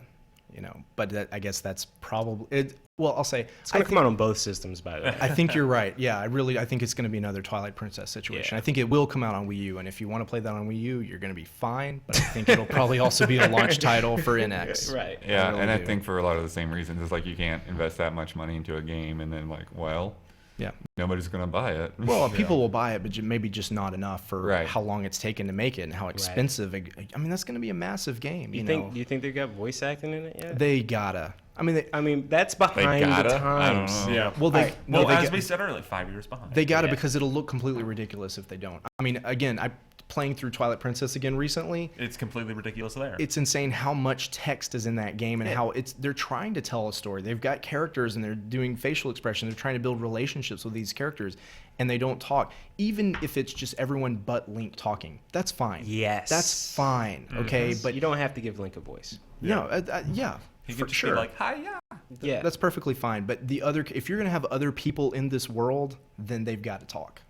And they've got to talk. It's got to be good. Just otherwise it seems so antiquated and simplistic, and it just seems that these modern games are about production value, and you have to put some production value into it, and that means doing voice, doing it well. True that. Blood, what do you want to see from Nintendo if they were to raise one? Well, they already hit the big one, so we'll do Wave Race. Yeah, Wave I'm Race. down. Yeah. Or the HD Wave Race. How about a F-Zero Wave Race crossover? You could do that. Well, there is a game coming to Wii U that's very Wave Race like, Fast Racing Neo, which is very F-Zero. You mean? Yes, very very F-Zero like. Yeah, it is though. Yeah, it looks a whole lot like GX, and it's a little easier, so that's good. I think most games are. Yeah, most games are easier than GX. True. Well, Brandon, how we doing? Why asking me, man? I'm just He's just chilling on the couch. Right. Yeah, I'm just chilling, hanging out. I mean, I could go all night, but you probably You're don't really want good. me to. I asked Cal Bossman if he's ready for GT time, and he said yes. And then but this is, it's GT time live. So now you can experience the most crucial part of GT time, which is waiting for Kyle to get his act together. You come in, we sit down, we're ready, and we're chatting, and then it's just like another 5-10 minutes, and then we finally get GT time. Check the phone. What's going on? Right. What's happening? it'll be worth it because finally on GT Time we're gonna say what we thought of E3. Oh wow! And that'll sounds be fun. something that we haven't really done so far. So We're finally going to talk about E3. Yeah. Did you guys? I'm sure you saw the Final Fantasy VII trailer. You guys Final Fantasy fans? Oh yeah. I've played almost all of them. Six is my favorite.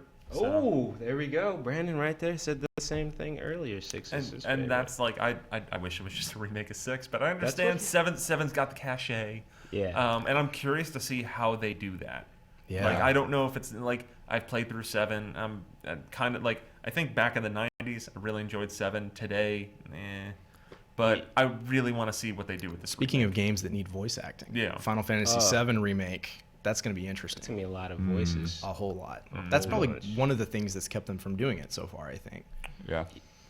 And the world itself is just massive. Yeah. It's massive in itself. Okay, let's chat. If you have any questions, let me know. We're still waiting for Kyle. So until... John, what do I think about Doom? I think that Doom is... unfortunately, my taste for shooters has...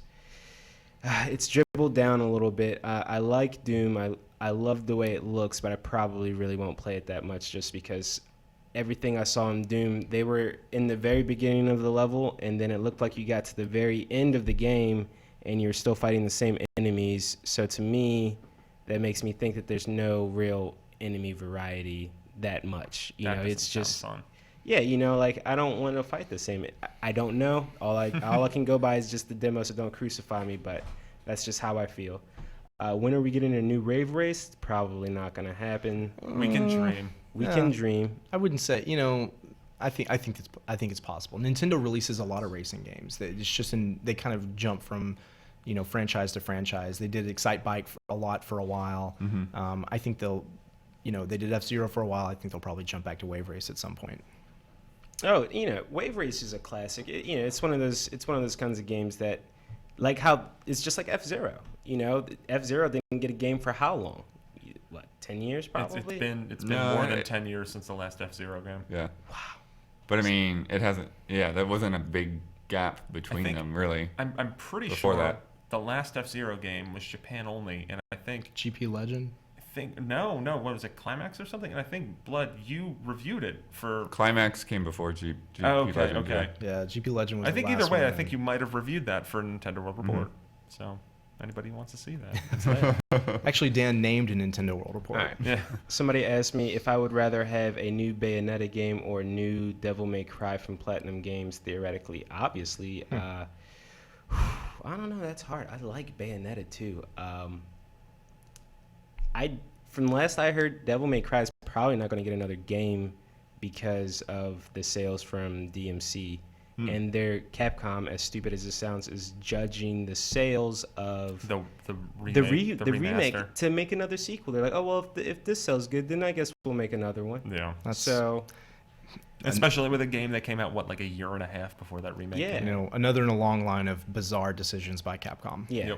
Yep. Capcom is I love Capcom, I do, but they're not talking to anybody. They're not talking to anybody. They're not talking to I love public. the Capcom of 20 years ago. Yeah, I think the people who made the Capcom games that we love are mostly not at Capcom all making anymore. stuff on Kickstarter. I'd love for them to experience kind of a renaissance, though. I'd love for them to kind of go into the desperation corner that people always talk about with Nintendo, which clearly Nintendo's not there yet because they don't seem that desperate this year.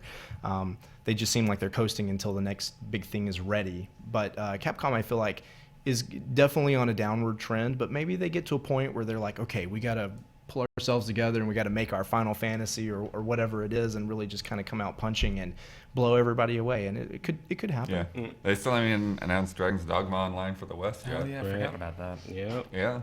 I got another question here. I don't know too much about this, so I won't comment, but what do you guys think about how Nintendo of America handled Devil's Third?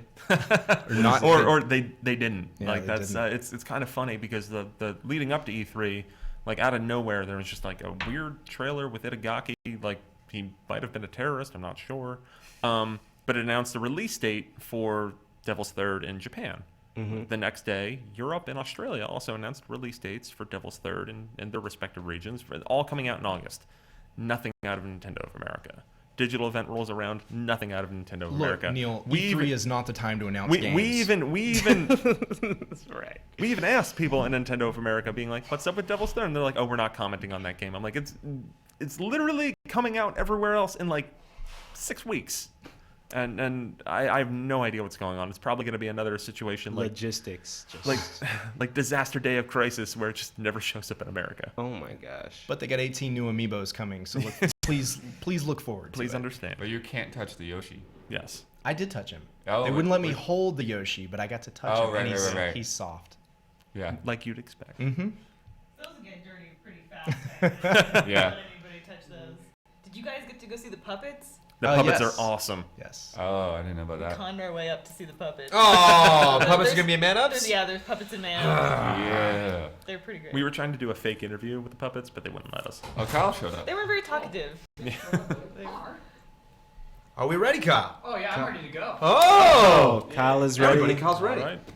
All right. Let's say goodbye and a good thank you to Nintendo Worlds. Bye. Right. Yay. Report. Nintendo World Report.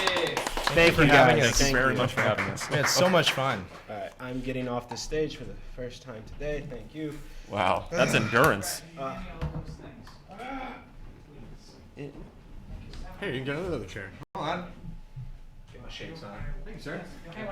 Please stand was by, great. everybody. A lot of fun. We're Good to see doing a you, little Dan. change Always. here. That's at what the happened stage. on your show. It's a little behind the can't wait. scenes. The world.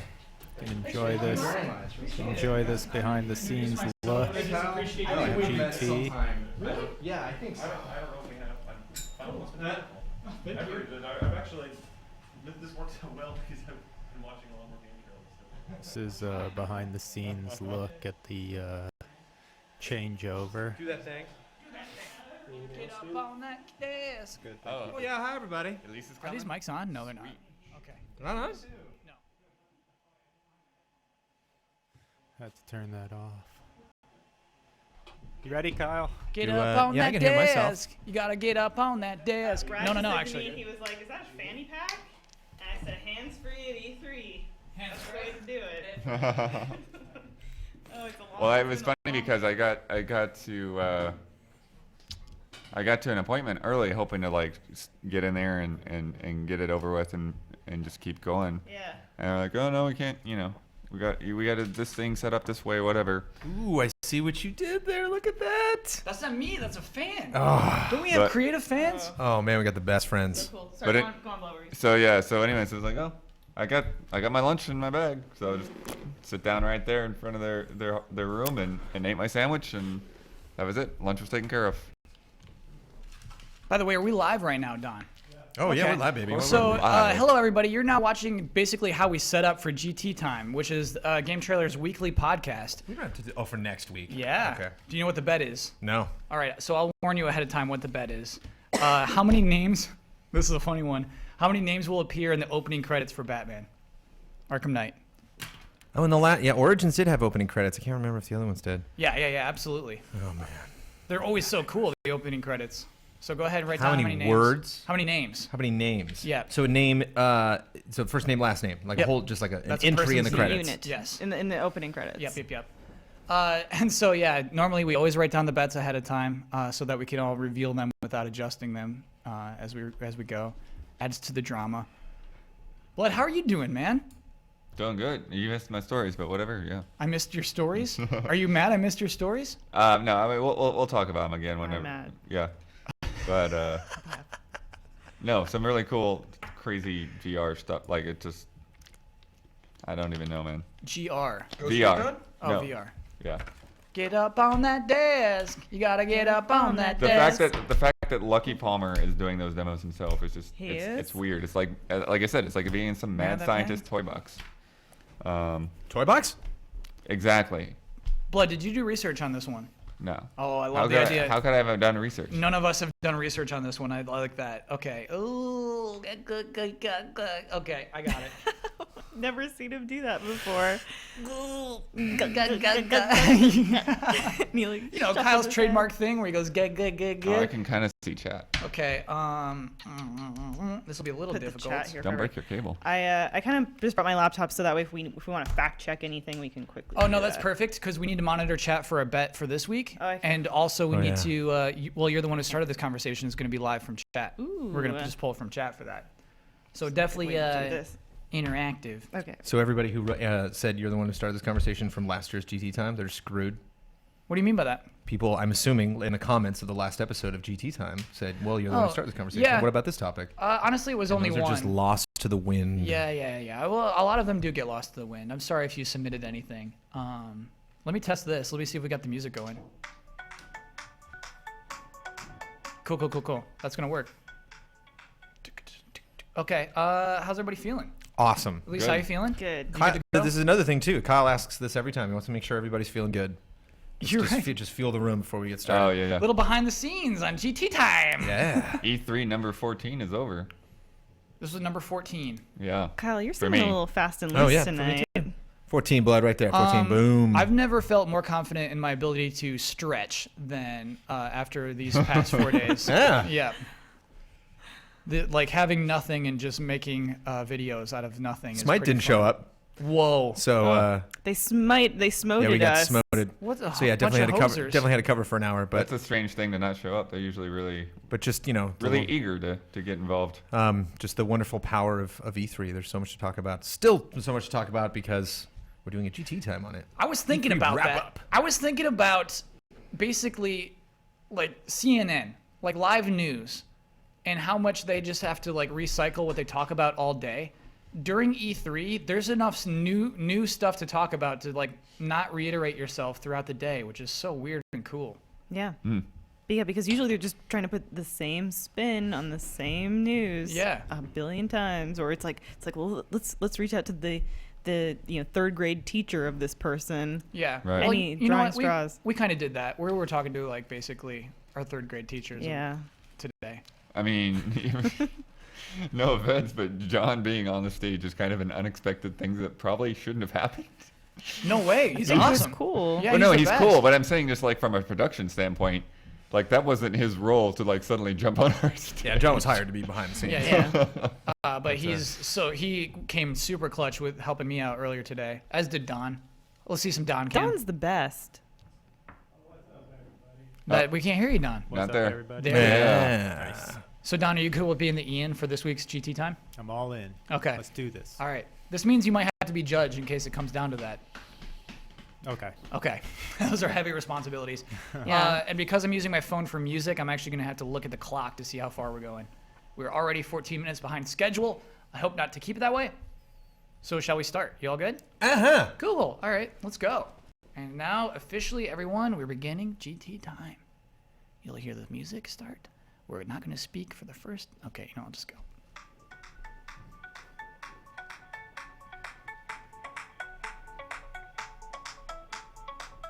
Hello, everyone. This is GT Time, and I'm your moderator, Kyle Bossman. And joining us, as always, is our uniquely talented and knowledgeable panel, including Brandon Jones, Daniel Bloodworth, Elise Willems in the super seat, booyah, making this all happen, Don Casanova. Hello. There it is. Everyone, we're doing this episode live in case you are listening to this post live.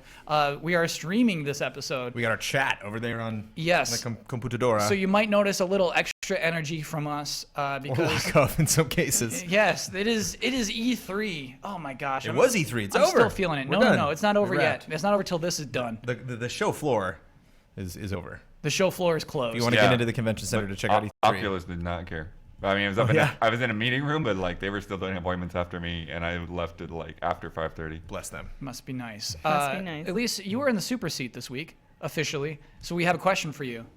What is your favorite E3 memory? And this can be from any year. Ooh. Whoa. I guess we had a great time shooting man-ups on the show floor last year. I mean, we had fun this year, but last year was great because it was the first time we'd ever done it, and the first time we had ever shot on a show floor. And you got to make jokes about whether you'd lose your jobs or not. We got to make jokes about whether we lose our jobs. Very different scenario last year, yeah. But we also we had a running joke on the show that we were going to buy Jonathan Blow, creator of Braid, a taco. And we had a meeting set up with him where we were going to give him... It all started out of love because we were like, why isn't Jonathan Blow getting more awards? He can't even get a coupon for a free taco, but David Cage is getting all these like amazing, awards, and Jonathan Blow gets nothing. And we thought, we're going to try to have this like touching moment with him, which is it was supposed to be jokey, but it came out of a good place. Yeah. And so we had a meeting scheduled with him, and we were so nervous. We were so stressed. And did you have a taco? We had a piece of tinfoil that was molded into the shape of what you would assume would be. We're horrible people, Kyle. All right. We're awful that's human pretty beings. Horrible. Okay, so you have this meeting. You're very nervous. We're really nervous. Yeah. Mostly because we wanted him to appreciate the joke. Like Sam Lake loves that Huber impersonates him on GT Time. Yeah, of course. Or sorry, on Mandatory Update. Yep. He has reached out to us, and he's like, how can I do this with you? How can I be on the show? Mm-hmm. So we were hoping Maybe that come to E3 instead of skipping it for Gamescom. Yeah, Sam. Yeah, Bert. He's working hard on his video he game. apologized to us Yeah. that he, by the way, that he wasn't at E3, but we were hoping that Jonathan Blow would have a good sense of humor, and we were so nervous, and we saw the Giant Bomb guys, and we were like, this is what we're gonna do. And they were like, oh, Jonathan Blow, he loves practical jokes. He'll love this. Weird. And we were like, really? Yeah. And then they were like, no, he will not. Oh, okay. I got it. So we met him, and he said, he'd prefer like not to do it, which we were totally cool with. He very politely turned down your little... he just declined it because I think that's just, he is really serious and passionate about his work. This is your favorite E3 memory? No, because then... Okay. He ended up giving us a demo of The Witness, which was incredible and beautiful, and talked to us sincerely about his game, and it was really fantastic, and he was still like a really good sport about it, and it just made us realize what horrible human garbage we are. So The end. The end. That's a great story. Don, I just wanted to double check at this moment that we have officially recorded. Yeah, I'm watching you. No? Okay, we gotta. I'm afraid of everybody who's live streaming this. We gotta restart. We can't just clip it out. Oh no. No, well we could, just but capture it from the stream archive. We gotta record. Yeah, we gotta record. This is for Ian. Oh no. So at least you're gonna have to retell that story. Everybody's streaming. You're gonna get to watch 2 intros to this. No one wants to hear that story again. I'm glad I remembered that. I was panicking. Maybe I make up a better new memory. Okay, maybe another new memory. That was an exclusive. Booyah that was really good. Just don't change that was Booyah. A behind the scenes. Okay. Damn it. The chat's losing it. This is so funny. It is funny. And sadly, not the first time this has happened. I was just like, oh, yeah, we got to start that. Isn't there there's a paper in there. There's a piece of paper that says don't forget to hit record. It's not your fault, Don. You're incredible, but it's really good on you as a producer that you checked. I just remembered. That's checked. You know what? Where's the paper? to your left. to your left, I think. Oh, there it is. Okay. Record. We're good now. Okay. All right. Let's restart. How's everybody feeling? At least it's flustered now. How do I get you back in here? How do I get you back on the game? I think it's a perfect place to start. Okay. No, it's good. It's good. It's good. All right. And Brandon, you're a little antsy now. Oh yeah. I gotta get you back in I'm a pantsy. All right. Let's do one verse of "Get Up on That Desk." All right. Get up on that desk. You gotta get up on that desk. Get up on that desk. You gotta get up on that desk. Okay, that's all we needed. We just need a little reset. Whew. All right, Don, we good to go? We're recording? Golden. Okay. All go. All right, here's our song again. No, that's a correction music. Don, don't start yet. That's the correction music. Too late. We're already going. It's going. It's going. All right. Oh, I'm having fun. Okay, here we go.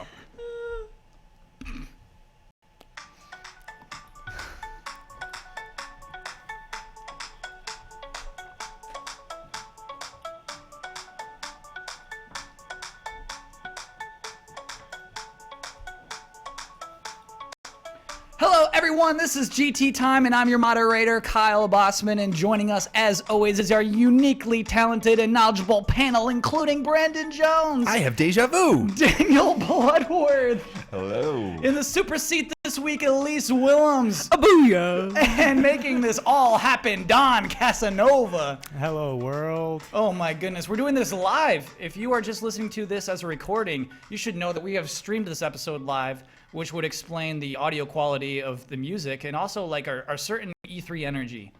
It definitely feels weird that we're doing it live, you know, and that's exciting to me. Two things happen in your body during E3. There's like a fatigue with the lack of sleep, and just kind of like, you know, the general mental fatigue of like trying to say something, you know, for 12 hours every day for 5 days straight. But you're so damn excited at the same time. Yeah. But the thing is, that excitement that really fuels you, you don't really know how. You know, it's not. There's no HUD. You know, there's no. You can see that reserve that starts getting the red, and you're like, uh-oh, I better go have a sandwich. And that excitement also interacts dangerously with the fatigue. Yeah. Yeah. It's like filling. They're like you don't have that limit. You've opened a gate that you're not prepared to jump through, and that is E3. But we got to jump through the gate. Gotta jump through the We're on the other side of the gate. Elise, you were in the Super Seat this week officially, and so we have the question, the official Super Seat question this round is: what is your favorite E3 memory? And not a dumb answer like last year's Man Ups. 'Cause that'd be dumb.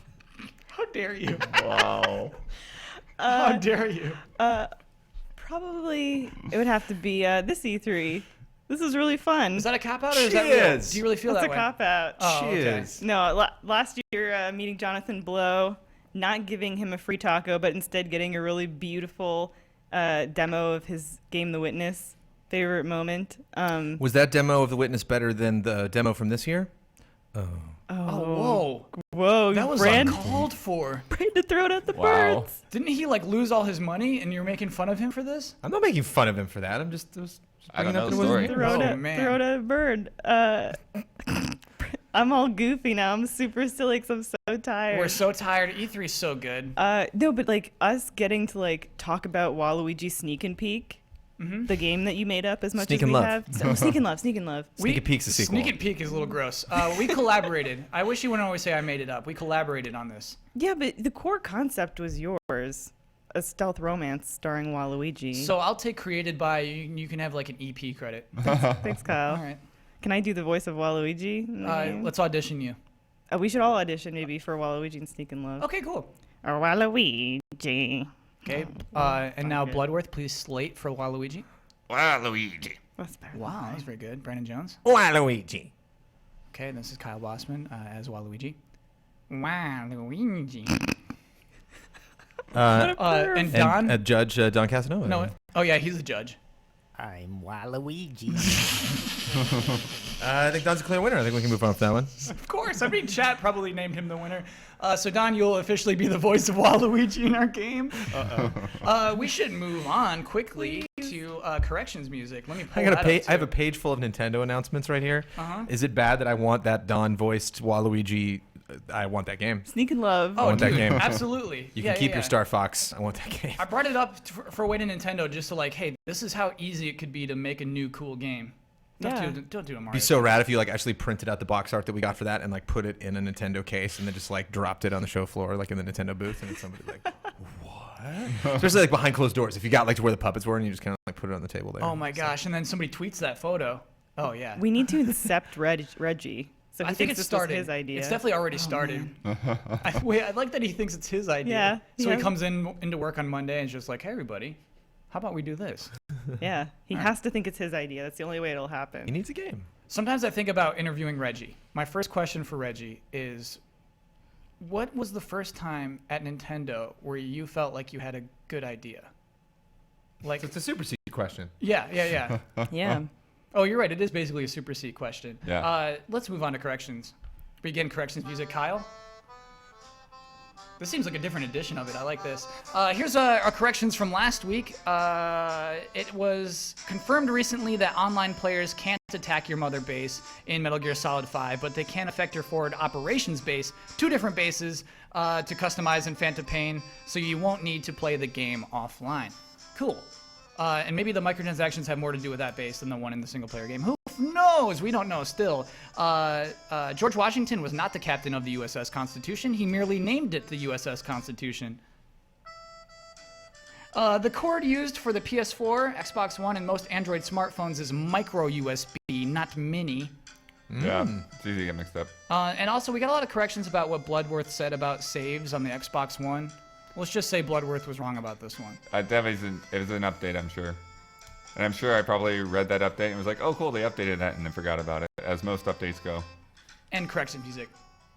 Oh, it faded. And correction was a little fade. That was not bad. Okay, cool. Those are our corrections from last week, and we should move on to... Oh, what's wrong, Elise? Sorry, this is back to Sneak in Love for a minute here. I was telling James about it today, and he suggested the most brilliant thing, that you can see, like, shadows, the couples, that you're trying to set up, you can see shadows of them. Yeah. And then you raise up the Wii U gamepad, and then you can see their secrets.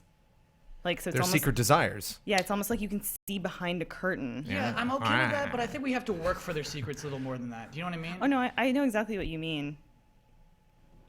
So maybe E3 you see icons for secrets, but you don't know what those mean. You see like a pizza. It's like, what does that mean? Yeah. Well, that means do you want to make pizza. pizza or do you want to eat pizza? What is it? Do you want to be a pizza? Anyway, sorry. We'll get back to this. We'll talk about this more later. Yeah, we'll definitely cover this more later on in the show. But for now, we should talk about E3. This is the week of E3. This is more news than we ever get all year long. This is a crazy E3. This is a crazy E3. And I think, honestly, I was looking at it, news outside of press conferences, and it's not much. Basically, the easiest way to tackle this episode would be to just go through what happened in each E3 press conference. And the way I want to target this episode is towards someone who hasn't seen any news all week long.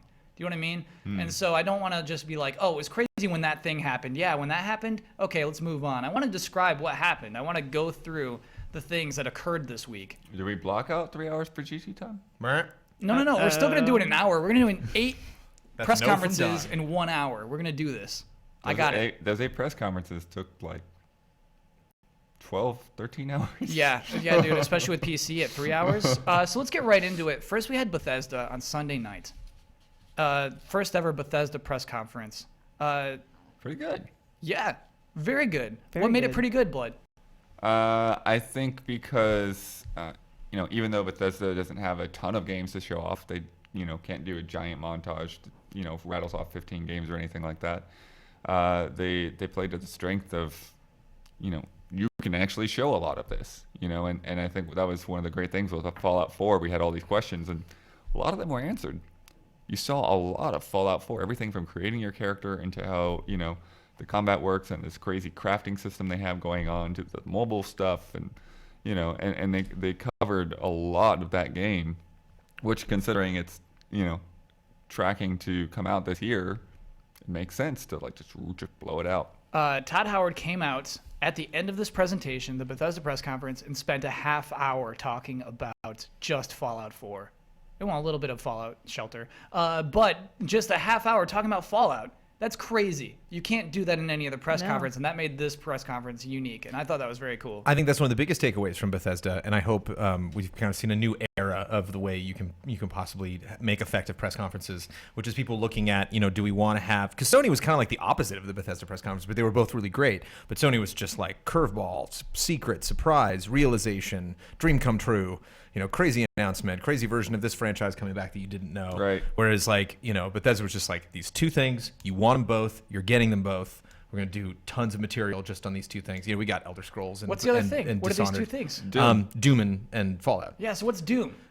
Doom is a first-person shooter. Is one of the first-person shooters, and we knew it was coming. People had seen gameplay, but that gameplay hadn't been leaked, and they just came out and threw us right into the game and showed us a bunch of it. And it fits with what we expect of Doom and what I think people wanted. And like you said, I don't know if it was 30 minutes, but we definitely had more than one piece of media. It's something that Assassin's Creed has done in a lot of years, where they're like, okay, here's the CG cool open. Okay, and I'm going to talk about it a little bit. Now watch this awesome gameplay thing. And Assassin's Creed didn't do that. We got a taste of it here and there, kind of fizzled at the Ubisoft press conference.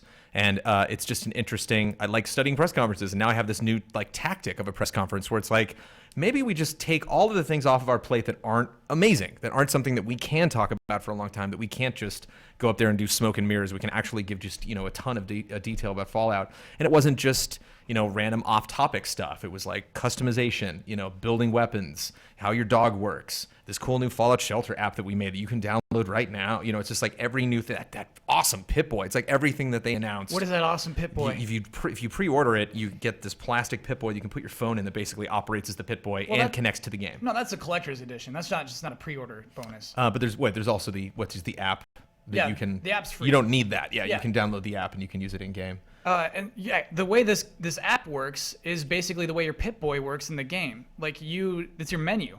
You can level up within this app or within the app attached to a wrist attachment like an actual Pip-Boy. And so you can look down at your wrist and say, pause.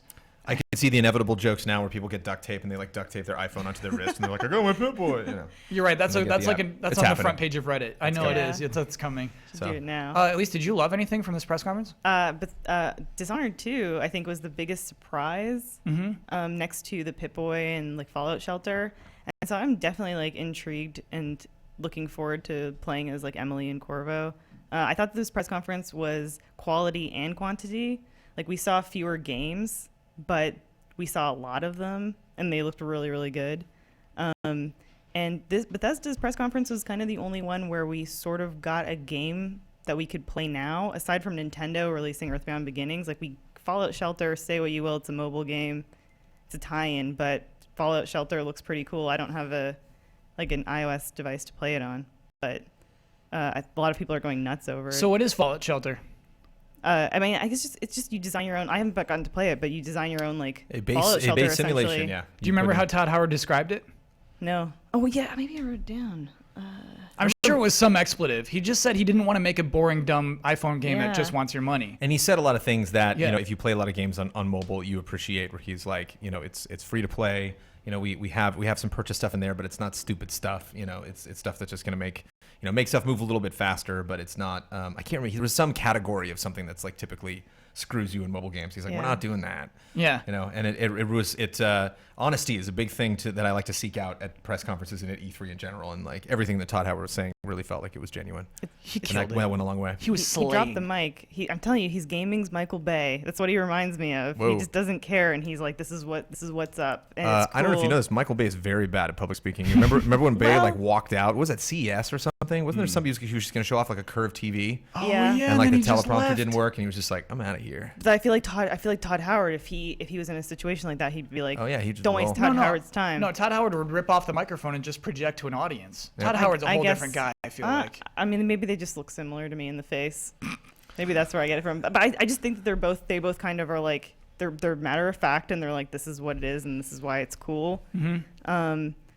And back to like Fallout Shelter for a second. I felt kind of bad because I'm pretty sure that there's an indie game named called Shelter or Sheltered. Yeah, Shelter, yeah. Yeah, that just got announced, which is essentially the same Shelter 2 idea. Yeah, building your own Fallout Shelter that you design and base. There's a couple of bedlams out there too. I saw one of them today. I forget what the beginning part of it was, but it was pretty cool. Yeah, can you imagine that you're announcing your game at E3, your little indie game you're working on, and then it's just in the shadow of Fallout Shelter? I'd be crying. Yeah. Let's talk about Microsoft. The next day, Monday morning, Microsoft had a press conference for the Xbox. This was it was 9:30 a.m. Basically, traditionally kicks off E3, but still feels like, well, traditionally it does. I think we all assumed Bethesda wouldn't be huge, and then Bethesda was huge. Yeah. And so, coming in, we have high expectations for Microsoft. Did they Right. meet them? Daniel Bloodworth, are you texting something right now? No, I'm. Everyone's looking at notes. I'm gonna pull up my notes. Oh, cool. I think they had a pretty typical good press press. What does that mean to have a typical good press conference? Well, Sony always goes later, Uh-huh. and the last couple of years, Microsoft has come out and make a good earnest effort, and then Sony comes along and just one-ups them in regards to not just checking off all the boxes, which means we're going to bring Halo 5, which you guys are expecting. We're going to announce Sea of Thieves, which you're not, and we're going to wrap things up, with a gameplay demo of something that you're hoping is going to be there for Gears, and you just, you get to enjoy a nice press conference, and it's got everything that you want, that you hope for E3, and then you kind of don't realize, what you're missing. I mean, if you're smart, I didn't, and then I went into Sony, and all these bombs started dropping, and you're like, there it is, that's E3, that's the good That's stuff. that feeling. What is Sea of Thieves? That's what the show's about. Sea of Thieves is a open world-ish pirate game where you go and Pirate plunder. MMO-ish. Yeah, it just kind of looks like Secret of Monkey Island if there wasn't a puzzle-based adventure game there, and it was just mostly about running around on islands and hopping in ships. Developed by Rare. Yeah. Yeah. Rare has some freedom finally. So Yeah, this that's is so why I cool. usually use a book. This thing is still loading. I don't know what it's doing. Yeah, I miss your little other book. You haven't been using it for E3? What's your book? No, I've been using it for E3, but I just for the press conference stuff, I just kept a log of all that while I was going on. Okay, because you were typing. Yeah. so that like we knew like what we still needed to post, etc. But anyways, what do you recall? What's from your memory when it comes to mind? well, no, what was great is, they brought the things that we expected, but then having stuff there like Sea of Thieves, which, brand new IP nobody could have predicted, and then Recore from freaking Inafune and Mark Pacini, it was like, okay. I mean, we still don't really know anything about that game, and hopefully it doesn't end up like last year's announced games. Like Phantom Dust? Yeah. But, I would be very interested to see what those guys come up with, and it's got a cool vibe to it. So it was actually, in some ways, it has a slightly similar vibe to Horizon, just because of, there's sort of scavenging in robots, etc. But Horizon Lady's got jokes. Yeah. I don't imagine Recore Ladies does jokes. She might. I don't know if they've expounded more on that game, but it's really interesting that like, okay, you start out with a little dog and then you use the core and make it into something bigger, and like how much bigger does it get? So yeah, it is weird to see. It was a CG trailer for this game that did communicate a lot of gameplay actually in it. She stole a red core from a robot. Cores, by the way, are like bowling ball sized orbs that are glowing. A red one is the bad guys, and then her little dog has a blue bowling ball inside of it. Little dog dies. She takes that bowling ball, shoves it in an orangutan robot, maybe more like a gorilla, and then they go and fight a bunch of red robots together. Is that a fair description of that? Yeah, I was speculating a little bit before. So we see this blue robot, this dog-ish robot that's her companion running around that sacrifices itself to save her, leave behind this little blue orb, which she then takes and puts inside another machine. Yeah. But she does get that red orb. Just hold it in her hand for a second, and then like gets distracted by something else. Yeah. So I got the vibe when she got that, I was like, ooh, I can use this for something. Yeah. And I wonder if blue orb is defense and red orb's offense. So I wonder if you get a red orb and put it in a machine, it'll just get really pissed and go do damage. But like that's a good thing too. Like that you can maybe. That's like akin to like taking over the AI of something, and like taking control of it. That maybe you can like take one of those orbs and put it in one of your friendly machines, and then it, maybe not, it'll take all your commands or won't like take a bullet for you, but maybe we'll just like run in and mess things up. So let's compare it directly to Phantom Dust last year, a CG trailer in which we weren't like making gameplay guesses like you are right now. Yeah, it's like two people in like the Central Park. They get angry and like do spells, and then that's a game. Yeah. That didn't get me that excited. So do you think this is a good example of how to do a CG trailer then? Yeah. So where it's like I don't think the finished product is going to be like way off from that. It's not one of those things where like I'm insulted. It's like there's no way the game's going to look like that. Like it won't, but it looks. I can imagine it looks pretty good. There's clearly like a definitive art aesthetic. I think it was a little. It kind of crossed the line between like being badass and being kind of fun, artsy indie. Like there was a moment where like one of the robots jumped over her and she had her gun and was just kind of like, like shooting it. And I was like, okay, this is a little too action oriented, I think, for this premise. But you guessing is the big thing. Like guessing is so important to trailers, and so like it leaves you with all these questions. Whereas if it's just kind of a little tease and you can't really gather anything from it, then what was the point? You're probably right about how the orbs work. My interpretation was just that like the red orbs have malevolent intent, whereas the blue orbs are good, right? So you could side with the spirit or the feeling of the red orb, or have the blue orb fight alongside you. I don't know. It's weird. It's weird we're thinking so much about a very ambiguous trailer. Yeah. But yeah, I mean, I guess that's mission successful then. That's what they want us to do, right? It left an imprint on this panel, so yeah. Well, I mean, there's a weird thing too. There's like the imprint is also partly because of we know who's working on this game, and we know they've made good games. Good idea to put those names first in the trailer. Yeah. Anything else? Any other announcements that stand out to you? Well, there's a big one that I don't think any of us really thought would have happened. Yeah, exactly. What are you singing? Backwards compatibility. Chat. Yeah, and that's. Yeah, I didn't think they could do that, and I had heard rumors that they were going to announce something like that last year, and and I was like, nah, and it never happened, so I just kind of forgot about it. I was like, oh, you were right about that. So it's a little strange how it works. Basically, you need the disc in your Xbox One, the 360 disc, and then you install the game, the Xbox 360 game, onto your Xbox One. It doesn't work for every game. There's like a short list of games that it currently works with. I think they said hundreds by the fall. Not by the fall, but by the holiday season. Yeah, I thought they said 100 by this year, and then they were continuing to work on them. But yeah, it's very much the same way that the Xbox 360 to Xbox worked, in the sense that they sort of have to make it work for each individual game. Yeah.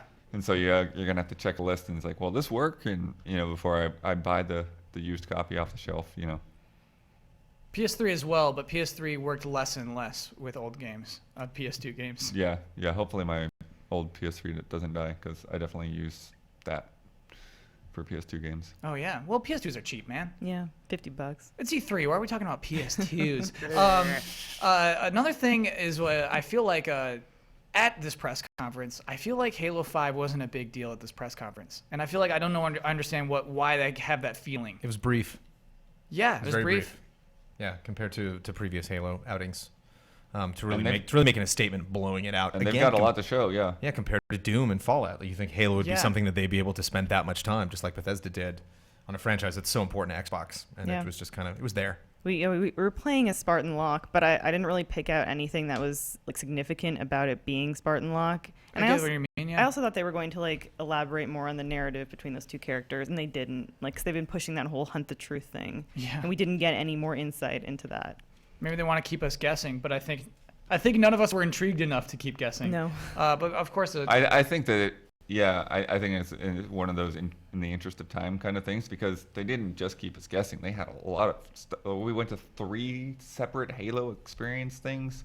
Yeah, there was a lot of Halo at the show. It just wasn't that much on the stage in comparison.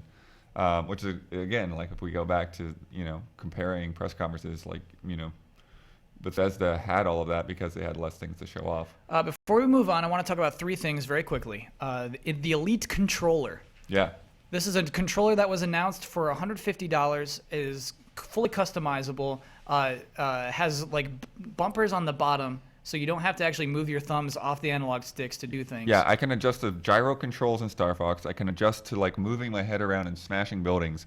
I have a hard time with these 4 little paddles in my fingertips. Wait, did you hold it? You've tried one? Yeah, I tried it. Cool. So, it's interesting, but it feels like it's a very specific type of person that it's targeted to. Or game, very specific type of, or just issue with holding many buttons at the same time. Yeah, so I mean, controllers like this have existed already for people who are pros, who are way into it, and so this is basically marketing straight to them, just like, hey, you don't need any weird mods, don't need any weird controllers, who were selling this to you. Do you think that's a cool idea? Yeah, especially the PC audience, and if Microsoft is pushing their cross-compatibility. When the Divinity Original Sin guys were here, they were talking about how now that they're developing for console, it's weird going to a controller because they're trying to, figure out what to assign, certain like buttons to. On a keyboard. Like a keyboard button to. That they had, an infinite, finite number of keys, but a much larger number of like keyboard inputs. Yeah. And also just like for people with disabilities that can't necessarily reach a controller in the same way that, people that don't have disabilities can. Yeah. It might help them. Oh yeah, just like the way you can lift out any of the buttons and you want to, and just like even the analog sticks and the D-pad. It's cool. It's a cool controller, just extremely expensive. Be careful how many times we say buttons. It's like Beetlejuice or like Candyman. You don't. If I say it 25 times, he might appear. I thought Microsoft probably gave the most focus to indies. I think they gave them first a montage, and we thought that was it. But then I think 4 or 5 after the word that got a lot of attention. 4 indies afterwards. Yeah, That's there was cool. Tacoma, Ashen, Beyond Eyes, and Cuphead. Good picks. All games that look really cool, and I think we're excited for. Yeah, and I thought those were pretty awesome. They're taking Idea to Xbox seriously, which I think is pretty cool. There's a lot on the show too, like on the floor. Oh, They had absolutely. quite a bit. And Both companies did. Sony didn't seem to have a huge indie presence. I'm sure there's more at the floor, but definitely more at the floor. They didn't. They didn't do much. Tomorrow, Children's Playable on the floor. Nowhere in their press conference. No, in their press conference, and also just because we watched through a ton of the Idea at Xbox trailers after the conference, but I'm having a hard time finding any additional trailers that Sony might have uploaded online for their indie games. I think that's the thing is Microsoft kind of bundled all that stuff together and made it easy to find on their channel. Yeah. Whereas Sony had a lot of those games in their booth, and they're legitimately really supporting them. Yeah. But I think you pretty much have to follow the PlayStation blog to find some of that. Yeah. Last thing I want to talk about is something called Gears 4. Not Gears of War 4, Gears 4. But it is Gears of War 4. Yeah. Is that the full title? Yeah. The Yeah, logo I just went said to- Gears 4. Isn't I know. that funny? I saw Gears Hyperdrive Edition or whatever they're calling it. Ultimate Edition. Ultimate Edition. And Yeah. today they said Gears of War 4. They were Oh, talking okay. about that So other it's game. like Fast and Furious, just like where names change depending on which like commercial you're watching. Right. Okay. So they had demoed this game. Yeah. This is the first one from formerly Black Tusk, now the Coalition, and just a studio dedicated to it. And we saw it for the first time, and it was not a big dumb Gears game. To me, it felt like a more tense, more intimate, as Huber would say. It was dark. It was scary. It was all night. What was your impressions of it? It looks more like, we've mentioned this on the stream, but it looks more horror. Yeah. Esque, which like the first Resident game was. Evil. They mentioned that at my appointment today too. I think that's the thing. Like the whole thing with the tornado coming and all of that, it really reminded me of the first game. Do you remember, like, if you like stepped out of the light, there were these swarms that would just like devour you? You had to push the flaming car down the hall. Yeah. Oh yeah. That was like one of the first demos of it too. Yeah. Yeah, it's really funny that like that was a thing, and it feels like such an odd foreign thing. But yeah, I mean, I think. Yeah, well, I think this kind of goes back to what we were saying with them using less time. It's strange in a way because a lot of these games, like, okay, you showed the game, but I don't exactly like know like what your hook on it is or what your twist on, what you're doing differently. You just showed me the demo and it looks, kind of different in some ways and kind of the same in a lot of other ways. And so I like, okay, what's the vision? It's like rather than getting that, it's like here it is. It's like here's this tiny slice and figure out the vision, or we'll wait to show you the vision later. So what value do you think the demo had? I think in a way it was sort of introducing that like you're not with the same people, you might not be on the same world. It seems like it's it is. I think it's setting up that like okay, this is kind of a clean break and another story, whether it's a trilogy or whatever it might be. Yeah, Brandon. Real quick, before we move on, will you be mad if there's not a 5 and a 6? Will this break the Brandon Jones rule? I'll be disappointed. Okay. But at this point, I'm not really expecting it because I don't get the sense that this is like a new chapter. Like they had such a huge cliffhanger cutoff at the end of Halo 3 that you were like, okay, if we, are reunited again with Master Chief, you really got to explain like why and where he is and what's happening and what new people he's going to bump into. Where this seems weird. They introduced 2 new characters and we don't really know if any of the old characters are showing up or what time it is, if this is a prequel or a sequel or, like, is it 100 years later after there's a bunch of questions. So it depends on what they're doing with this. If they're really intentionally trying to set up a trilogy and then they back away from it, that'll be frustrating. But you'll get that Jones rage. Yeah, it's number 4. Before we move on, Yeah. two quick things. Okay. The Forza car coming from the ceiling was so hilarious. Yeah, that took forever. Yeah. They took all this time. Here's the car. And then as soon as it got down, they kind of said something about the car, and then they lifted right back up. Yeah. It's basically like old school dumb E3. You know what I mean? Like, where there's not a lot of dumb E3 left. And so just like little moments like that, I'm okay with cherishing. I think of like the montages we used to have to cut for like making E3 exciting on Spike. That would have been in that montage. Yeah. Yeah, exactly. And then you can't forget that's where they officially debuted, even though we knew about it, Dark Souls 3. Oh, yeah. Good point, Microsoft bud. got that little play. And I mean, we'll score trailers later. I don't know if it's on the list, but that was probably one of my favorite trailers. I know, it is. I'm curious what you think about it. Cool. All right. Well, then also, we'll score that. HoloLens. Stoked. It looked great. Oh my gosh, I forgot about HoloLens. That Minecraft thing got me really excited. But we don't need to... It was neat. They demoed a thing where you can put goggles on and you can see Minority Report, basically. Like yeah, and they basically... menus and game world surrounding you. It's glorious. They were tracking it on a camera for us, the audience, and so the audience was able to basically really see live how HoloLens works, and so that was kind of interesting. And Smosh Games checked it out, and they said it's very cool, so they were excited about that. All right. Okay. Halfway through the show, we're going to cover 2 press conferences. Well, so far. cool. We're going to go by some pretty quickly now because we have EA's press conference. Oh yeah, I missed most of this because I was getting my car into the shop. I stopped taking notes during EA. At what point did you stop taking notes? Because we started with Mass Effect. We started a teaser for a Mass Effect on Andromeda. I think it was NHL. Okay. NHL. I hope Matt Blair might be watching. So. Matt Blair Careful. wasn't even taking notes during NHL. They didn't even like talk about the modes he cares about. It was basically like a graphical showpiece, and so wasn't answering the questions Matt Blair had, at least in that one demonstration. should we talk about Mass Effect Andromeda? I have to abstain. I didn't finish any of the Mass Effect games, so. Okay, so I guess not. I mean, it was another just very ambiguous teaser. You saw environments, you saw a character in armor. I have it on the list for trailer scores later today, and like I think we can skip it. But here's so short. But here's the thing, like the tagline, and you get it from the title as well, is a whole new galaxy. Mm-hmm. Yeah. You know, and that's it's not like fractured but whole, like a whole new galaxy. That was decent, wow. Brandon Jones. That was not bad. So they could throw almost everything out the window except apparently the N7 thing is back. That's weird that the N7 thing is there. Yeah. Yeah. Because and the red blade, you know, like jumping in the air and like I have a hollow blade. It's like that was Mass Effect 3, man. Like all of the trailers had that blade. Shepard with that thing. So it came up during something else. It came up during lunch today that it could be Andromeda because it's kind of like a battle star. We're looking for a new home in a new galaxy, a new place for like civilization. Yeah, we're kind of doing that, flipping through the different scenes at the beginning, you know, Yeah. and tried to do something where it set itself up like, what could this be? Oh, it's Mass Effect, and like when it was revealed as Mass Effect, I wanted a little bit more past that point. I thought it was kind of brief. It's definitely something we'll see more of next year. Let's just skip straight to the obvious best part of this press conference, which was Star Wars Battlefront.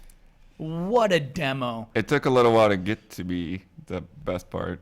Yes. When we were counting down every minute because they kept reminding us. Much of the EA was talking, and then they came out and trolled everybody by bringing out concept art again. Star Wars. Oh, is that how they started the Star Wars talk? Was with concept art? They were just talking over concept art again, yeah. The Star Wars Battlefront demo is one of my favorite kind of E3 demos, where we start off slow, we start off quiet, we see an environment. Well, we see first we're in the tunnels. We're in the tunnels of Hoth. And it looks like how the tunnels of Hoth look like in the movies. I feel like I'm in that environment. And then we open up, we're on Hoth, and then people are shooting at us. And I have a reaction to that. I'm like, oh my gosh, the Imperial troopers are shooting at us. And so there's just feelings, and the way it ramps up. They introduce the jetpack, they introduce ATSTs, and they introduce AT-ATs, and then they introduce X-wings, and then the TIE fighters come in and fight the X-wings, and the tow cable, and then how does this end? You control they just the AT-AT. Fed it to us. Yes. Yeah, and then Vader chokes out a guy, and then confronts you, and then Luke shows up and confronts Vader. Oh my God. And you wrap it up. Even though Luke's little spin move where it looks like it's one of those things where there's good lightsaber combat, bad lightsaber combat. And Luke and Vader attack each other like they're preparing to pose. You know, like they're like, and now we clash, as opposed to like Luke actually trying to hurt Vader and Vader blocking that. It seems like a very like... I appreciate this pro analysis, Brandon. That's it. Kyle. We're talking awesome things about Battlefront all week. I'm done. I'm being negative on it now. Sure. It's been a long week, so I forgive you for skipping Unravel. No, I don't mean to skip Unravel. We'll get to it. I'm not doing like chronologically through it at this point. Okay. What is Unravel, though? It's beautiful. What is it? What is that thing? So basically, it's kind of, I guess, Little Big Planet is probably the game that you'd closest compare to it, but it's a platformer. You're playing as Yarny, the little yarn character that you manipulate his yarn to traverse the environment. But the platforms are so subtle. I think that's what you admire about it. Yeah. That the environment, it's just you're kind of like moving through very, very natural scenarios. You know, you jump on a flower as opposed to a weird floating platform. Yeah, you're 5 inches tall. Yeah. You're going through like grass. You're going through somebody's garden. A car drives by and it almost kills you. Like every obstacle is something that exists within our real world, and I really appreciate that. Discovery. Exploration. You're missing the most important one, Brandon, which is context. Yep. That game is full of context. Or the search for it, you know, I mean, really understanding, like, why is this world the way it is? It's lonely, but it's not, like, post-apocalyptic, and you don't really get a, like, setup. I mean, I played a little bit more than we saw at Judges Week, and, like, I still don't know, like, how Yarny happened. Like, how, if it was, like, some fairy godmother was like, you little Yarny, you know, and, like, then he goes out into the world. And there's some other trippy things that we didn't see at the gameplay demo, but I think, too, you know, the other thing that like makes it more similar to, say, Little Big Planet than Yoshi or Kirby is it's more physics-based platforming. You know, so it's like not like those like finely tuned things. It's like some things can kind of happen unexpectedly and stuff start rolling downhill and all that kind of thing. And so it was cool for EA to announce this game. This game was basically, I think, the only new IP announced during EA's press conference, and so that Minions Paradise. That's not a new IP. They did. They had, I think, 2 mobile games, or was it just Minions? It was just Minions. Didn't they have a Star Wars mobile game? There are Star Wars mobile games. We didn't talk about it. It was like Star Wars Force something. Yeah, there was a Star Wars one Force right Commander? before Minions. Ah, man. It wasn't. Oh, we got some chatter back there. Maybe in chat will let us know the Star Wars mobile game that was announced during that press You know, conference. what I like about Unravel is, we're getting excited about so many things at E3, but it's like you watch Doom, it's just like blood. And we watch like, not this kind of blood, the actual blood. We watch like Fallout, it's just like VATS, get headshots. And we watch like Battlefront, it's like, yeah, killing stormtroopers and blowing people up. And then like, I just love that like in this Unravel commercial, he like ties like yarn around the back of a fish and it's like riding the fish and everyone's like, yes, Ride that fish. Like, good on you, EA. Thanks for publishing this game. Yeah, this is the kind of thing that I was expecting more from Ubisoft. And Martin Salin, the developer, he gave like a really sweet story about how he goes on vacations to like cottages in remote places with his family, and that's where how he got thinking about a game like this. So I think that the game might will maybe be about the actual family that Yarny not came from, but the yarn that was there that sort of gave life to him. The Chronicles of Yarnia. Oh man, you are on fire. How do you do this? I got some Kaiser We're in all me so right now. exhausted. Maybe that's what Kaiser does. He just gets exhausted. At least let's And the talk puns about just what did fly. happen at Ubisoft.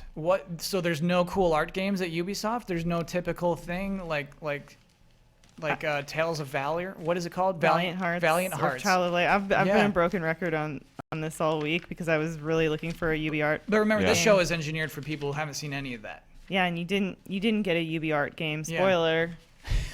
You're absolutely bitter about it. Oddly enough, we did get a new South Park game, which I threw out there as a prediction, like just kind of off the cuff, and like, oh, I was right on that. Yeah, but it's not. I was wrong on my other predictions, but I was right on that. It's not from Obsidian though. Oh, that's interesting. But the Obsidian guys said that they're excited for it. Oh, personally, when you talk to them, that's funny. They probably are using their engine, so. Yeah. A new South Park RPG. What is the name of this game? South Park: The Fractured But Whole. Great Great pun. name. That's a great pun. That's the name. And so this has a more superhero-oriented thing, because like the last one they were kind of dressing up in their Lord of the Rings / Game of Thrones-esque characters, and this one they're using their superhero characters. Yeah. And it's apparently a continuation of the story. Yeah. And then they brought out Matt and Trey on stage with Aisha Tyler and just were telling mad jokes. And there is a strange importance to that, because I remember before Stick of Truth came out and we were talking to some of the South Park games, they're like, wait, no, you've seen Imagination Land or something. There was like some setup, like, you've seen this, right? Like the console wars, like you've seen that, Timmy, because that's like crucial for the lore. And I'm like, that's South such a Park good lore? Are you episode. serious? Yeah. Not that there isn't lore to South Park, but that is Yeah. required to play the game and understand it. So I could totally see it's like you kind of, if this intrigues you, you probably play Stick of Truth. Otherwise, you're probably going to miss a lot of the jokes. And now you need to know like Cartman's like superhero arc on the show too. The Coon, you got to watch that. And Mysterion. I think it's Mysterion. I think it's I think it's only been 2 years. Yeah. Yeah. Yeah. Very cool for Ubisoft to use that license like that. I'm cool with that. I love that they just kind of like seamlessly are transitioning from like sort of like a medieval fantasy to like superhero. I think that's so much fun instead of just doing medieval fantasy again. Absolutely, yeah. It's a sequel that does something different, and we're on board. Let's move on to Sony. There's a huge thing from Ubisoft we got to talk about. No, we're already way over schedule. Okay, For Honor. We just got to say For Honor. And we got a news Ghost Recon. What is For Honor? For Honor is it's kind of like a MOBA, but it's mostly a fighting game where you got the little soldiers on your side, and it's 4v4, and you run into a battlefield, and you mess up the other. I don't see how it's kind of like a MOBA, and I played it today. Here's the thing: everyone's a sword. Every character is a person with a sword. That's all you got. Right. That's so cool. You are a hero class, and you have all these other little dudes that are trying to go into the opponent's base. Yeah, I'd say that's kind of like a MOBA. If you destroy one of the other heroes, then you gain access possibly to more spots on the map, and you have special abilities, and just seems MOBA-esque. Just it has that similarity. Maybe. But what's cool though is it's by the same guy that did Red Steel 2, which I felt like I was the only guy that recognized him when he came on stage. Cool. Absolutely, you are. I would have no idea who made Red Steel 2. And I got to talk to him slightly today. But it's great because the way the combat works is like, you raise your sword to a stance. So it's like either up, left, or down. And so when someone's at you in your face, like you've got to recognize where they're going to attack you from, and you've got to block accordingly. And so it really like has that sense of a really good sense of reading the other person. Like actual sword fighting. Yeah. Yeah, that is what is very cool about And For I had Honor. this great moment today, which they said they haven't seen a lot, which I don't know. People keep telling me that all week, so I don't know who to believe. But usually, like, when somebody's like 2-on-1, like that's it. Like they're just not going to be able to respond to both people. But I was able to like, okay, block you, and like took them both down. With two real people in real life? Well, that's maybe. Oh, okay. Because Sure. they were doing, it's supposed to be 4-on-4, but they had us 2-on-2 and then 2 bots filling in on each team. Got it. So half of us were not real. But Bloodworth is a pretty good sword fighter at least. Yeah, we didn't quite win the whole thing, but we were like neck and neck, and then the timer cut us off. And Ghost Recon Wild Hogs. Wildlands. Right. Wild at heart. I love that we're calling it That's that. the official. Oh, hey, Ian's here. Hi, Ian. Hi. Did you take Don off duty? Yeah, man, he's been in here all day. Yeah. I feel real bad for him. He had no one else here to back him up. He's doing good, though. We had a real smooth start to GT time. Everything's going great. Yeah, he said everything went well. We had such a good smooth start, and we did another one. Even smoother. So we should Oh, quickly. I said up, left, or down instead of up, left, or right. Very That's quickly recap what that game is. Open world Ghost Recon, less military, more like drug cartel, got to take them down. And who's excited? Who was pumped by that being at the end of the Ubisoft press conference? I'm excited about anything open world. Mike Huber checked it out, and he dug it. So Cool. Ben liked it too. I think it's interesting. When I saw the demo, there was a lot of people being really far away from each other and having to get into place. So you have to be patient with your friends, I think. You have to want it. Yeah. It's so funny to have Ghost Recon in the wilderness. Because I remember, like, my first impression of Ghost Recon, it's the Xbox 360 is just about launching. And this is the first Xbox 360 game where I was like, whoa, that is next gen. And it was urban. It was like a building blowing up. What's up, Ian? I was just gonna say, so Huber played it, and he's less down on it. Yep. Well, he didn't play it, though. He probably saw the demo. He's less down on it. He's more down with it. Yeah. Cool. The one cool thing they kind of did was they kind of like played factions against each other. There's like, guys that are, they're sort of friendly, but they're having an argument, and then you snipe them from far enough away to they think that the other guys shot them. Yeah. And then use that as a distraction. I love that. Yeah. I'm into that kind of thing. That's Ubi. That's Ubi. So let's talk about Sony. Sony's press conference was Monday night. Mm-hmm. So you have the trifecta. Of, What's the trifecta? Last Guardian, Final Fantasy VII, Shenmue 3. Brandon, how can you possibly say that so casually? That's why I've just heard people talking about that. They're like, those were the three. Yeah, they were but the three dreams. how can you possibly say those 3 titles in such a casual breath? Because Sony was kind of casual about it. They were not they at just kind of all. like stroll down on stage. So nonchalant. My gosh. I'd say they were coy. Please allow me to reiterate what Brandon just said. In a press conference at E3, we saw The Last Guardian, we saw a Shenmue 3 Kickstarter announcement, and we saw a Final Fantasy remake trailer all in one press conference. And those are arguably like not even the best trailers or demos of the thing. Those were the huge news stories that came out of it. Right. Though. Which of those means the most, Brandon? Or are they all huge? Where do you even, where do you compare them? I think Final Fantasy VII is the without a doubt the crowning announcement out of all of those, as far as because you can see, like, once you hear that Shenmue is a Kickstarter, it's like, oh, okay, I could see that happening. Like, we just got off some major Kickstarters that got funding super fast, so like this is a story that we're seeing repeating a lot.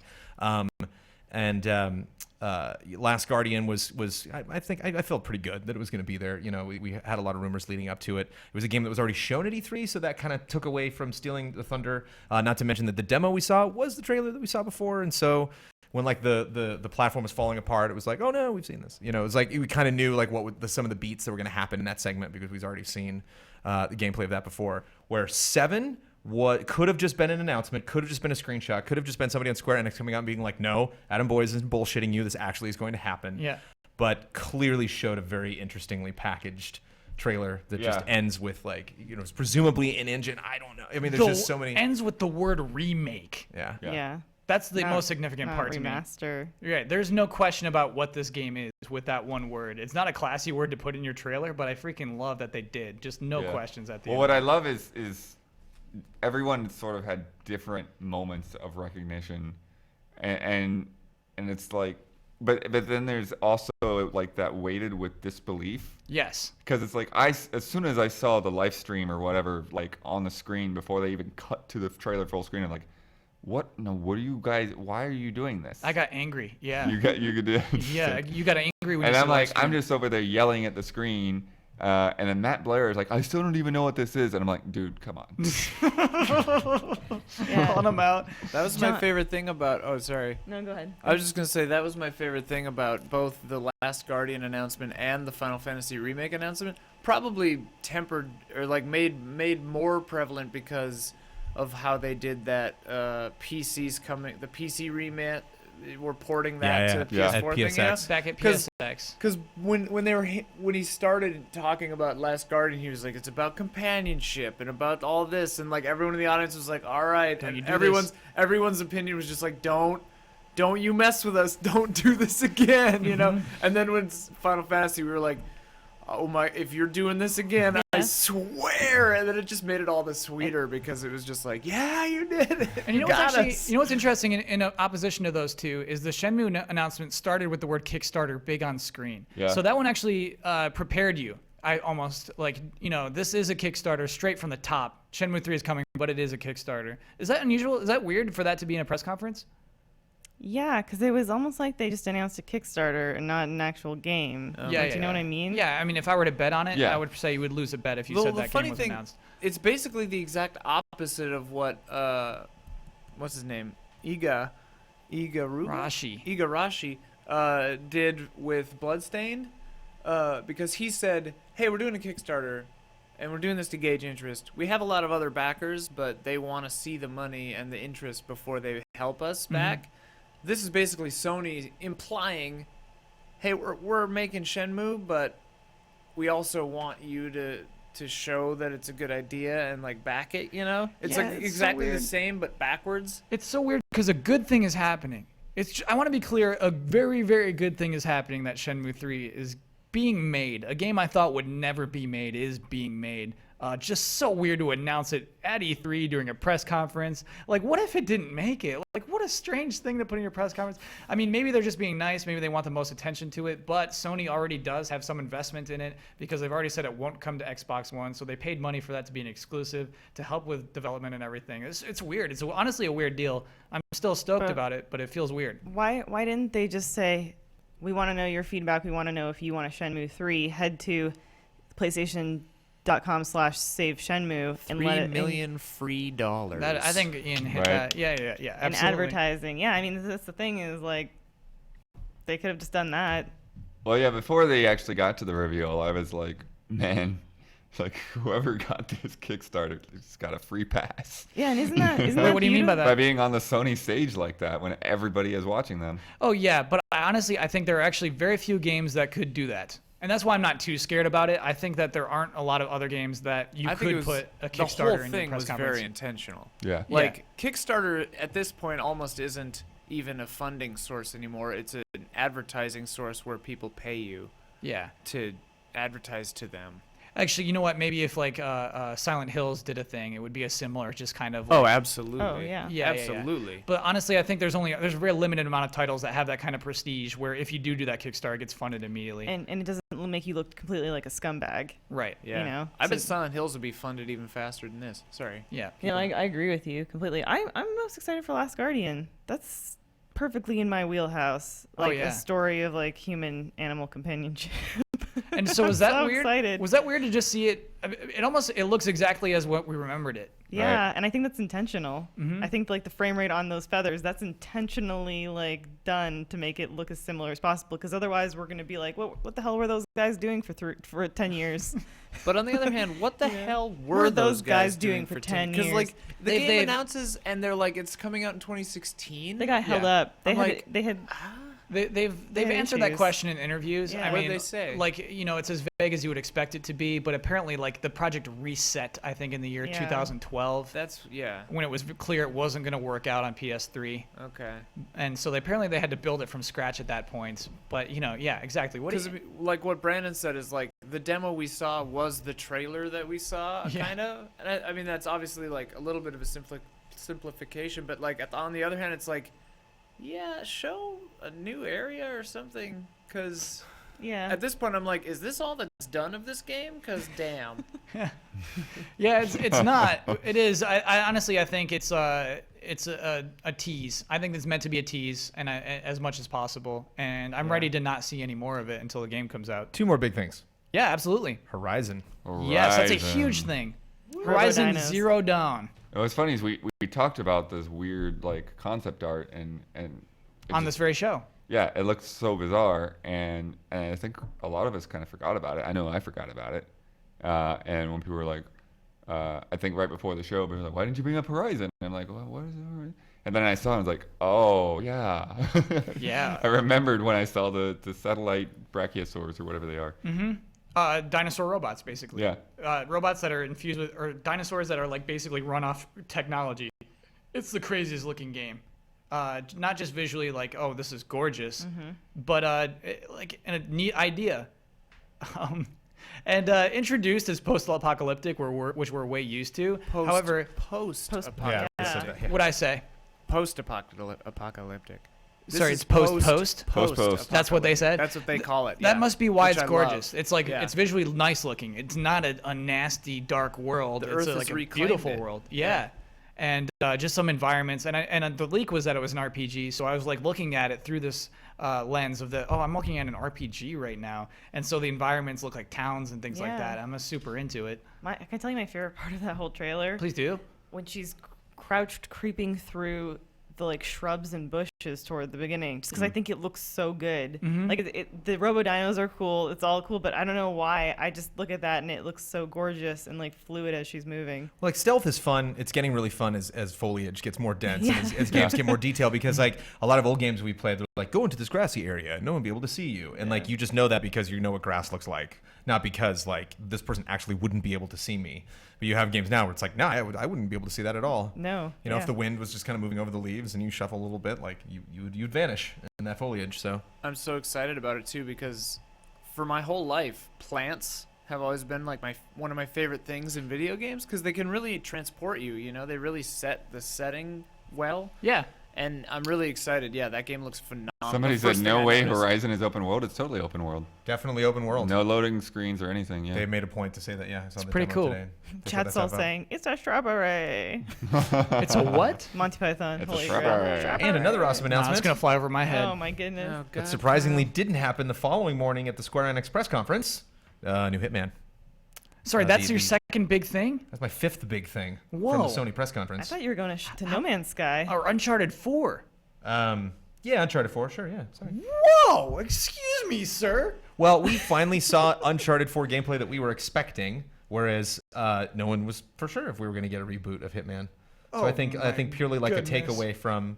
I think if you were leaving the Sony press conference knowing that Hitman is coming back versus knowing that Uncharted looks good is a more surprising announcement. Is like a bigger take. Like, whoa, did you hear about the Hitman? And it's like, yeah, but did you? I mean, my jaw dropped when I found out Uncharted was good. Well, the Hitman trailer, I don't think communicated that much. It communicated style and tone, but it didn't really communicate what kind of game you'd be playing. Sure. As opposed to Uncharted 4, which was played live. This is an interesting E3 moment, is that the first time run through it, it was not working. By the time, Uncharted always does this, you're watching a cutscene and then suddenly it's like, oh, it's time for me to go. And I thought that's what they were playing with. Nathan Drake did not move. And it's just like, oh, okay, they're just having a joke. And then he did not move. And then he did not move. And then he did not move. And then so they did the right thing and they just restarted. They said, okay, you know what? This isn't working. Time to restart. We're just going to get it right the second time. And then so the second time through, that demo totally worked. And it is the demo that I wanted at PSX. When I was being a crybaby at PSX and looked like a big crybaby, it was because it didn't have these moments. This is, again, much like Battlefront, even though they're two totally different games, has that kind of E3 demo pacing that I freaking love. Slow at the beginning, big reveal, twists, progression, huge thing at the end, cut to title. Oh my gosh, everything I always look for. To me, that was probably the best demo at that press conference. Live demo, yeah. Live demo. You compare that to like Gears. Oh, aside from No Man's Sky, I guess. And also Call of Duty Black Ops 3, which because this is a news podcast, we should talk about. Skip it. To me, it's I don't like this part of the business, but Sony was proud to announce that now Call of Duty Black Ops 3 DLC comes first on PlayStation. Right. Xbox has lost that deal. One thing, real quick, one thing that I really admired about the way they restarted the Uncharted demo was that they just restarted it. They didn't cut to what's his name going like, oh, or they didn't have like Adam Boyce come out and be like, oh, technical difficulties. You know, they just redid it. Yeah. They're just like, hey, everybody makes mistakes. We're just gonna reboot. Not a big deal. Sometimes Sometimes you forget to hit record. It's not a big deal. You just go. It's great. Yeah. Let's talk about Call of Duty. Is that a big deal to anyone here that PlayStation paid for whatever that costs? I mean, it's not a big deal to me personally in any way. But I mean, to the industry, is that a big deal? I think it is. I think it kind of cements this sort of like shift in perspective that, you know, it's like, okay, this gen, I guess PS4 is the way to go. You know, it's you know, it's just about following sales numbers though. You know, it really comes down to that. Just kind of how, like, why did Dragon Quest go onto the DS? Because the DS was the best selling console. Okay. That was it, you know, like that was the only reason. And that's what's happening, you know, right now. PS4 is got better sales, and so okay, we're out of the Microsoft deal. Let's do the PlayStation deal now. I guess one reason why it's interesting to me as well is that if you look at this fall, Xbox is committed hard to its first-party games, whereas I feel like Sony is committed hard to these third-party games. It's committed to Star Wars, it's committed to Destiny, and it's committed to Call of Duty. Definitely. That was my biggest takeaway, is that Microsoft actually has games coming out in 2015. Like, Sony has Until Dawn. And Hitman and Hitman. I'm talking in terms of first party. Oh. Yeah, because again, that's Sony focusing on third party. Like they are really just focusing all their advertising on that stuff. It looks like this fall. And I mean, it's smart, and especially like gamers. I mean, they're still getting a ton of games, so why not push third party if you can just license these games and you don't necessarily have to pay for their development. But that's, I guess, what I appreciated from Xbox was at least, and same with Nintendo. I still appreciated that Nintendo, regardless of whether they were games that we want, and maybe we have been disappointed, and maybe that's us being spoiled, or I'm not entirely sure. We'll get to Nintendo. But I still felt like I was trying to give you your transition, Kyle, but well, we got another couple of months to skip through between then. But yeah, there's not a lot of first party stuff on that list that is actually this year. It's very true. There isn't a ton. Let's transition. Let's move on. Let's talk about Square Enix. No, Nintendo was first actually the next morning. Yeah.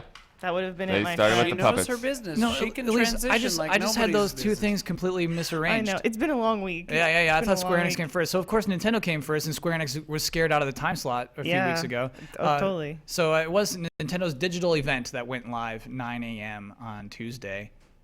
And Elise was happy that they put out first-party games, even though everyone else dislikes them. I think that's the one thing that we can take away from it, is that they still were putting out not first-party games, because I mean all their games are essentially first-party at this point, but they were putting out games that are available within the next 6 to 9 months, which Sony wasn't necessarily doing that, but Nintendo was like, hey, at least you can play some games in the fall and over Christmas, over the holidays. What games exactly did we learn about that we can play over this fall and the Christmas from the Nintendo Direct? Star Fox is coming out later this year. Star Fox Zero, yeah. So that was the opening announcement. Yeah, for the Wii U. Yeah. So it's probably one of the last games we'll be getting for the Wii U. Xenoblade Chronicles?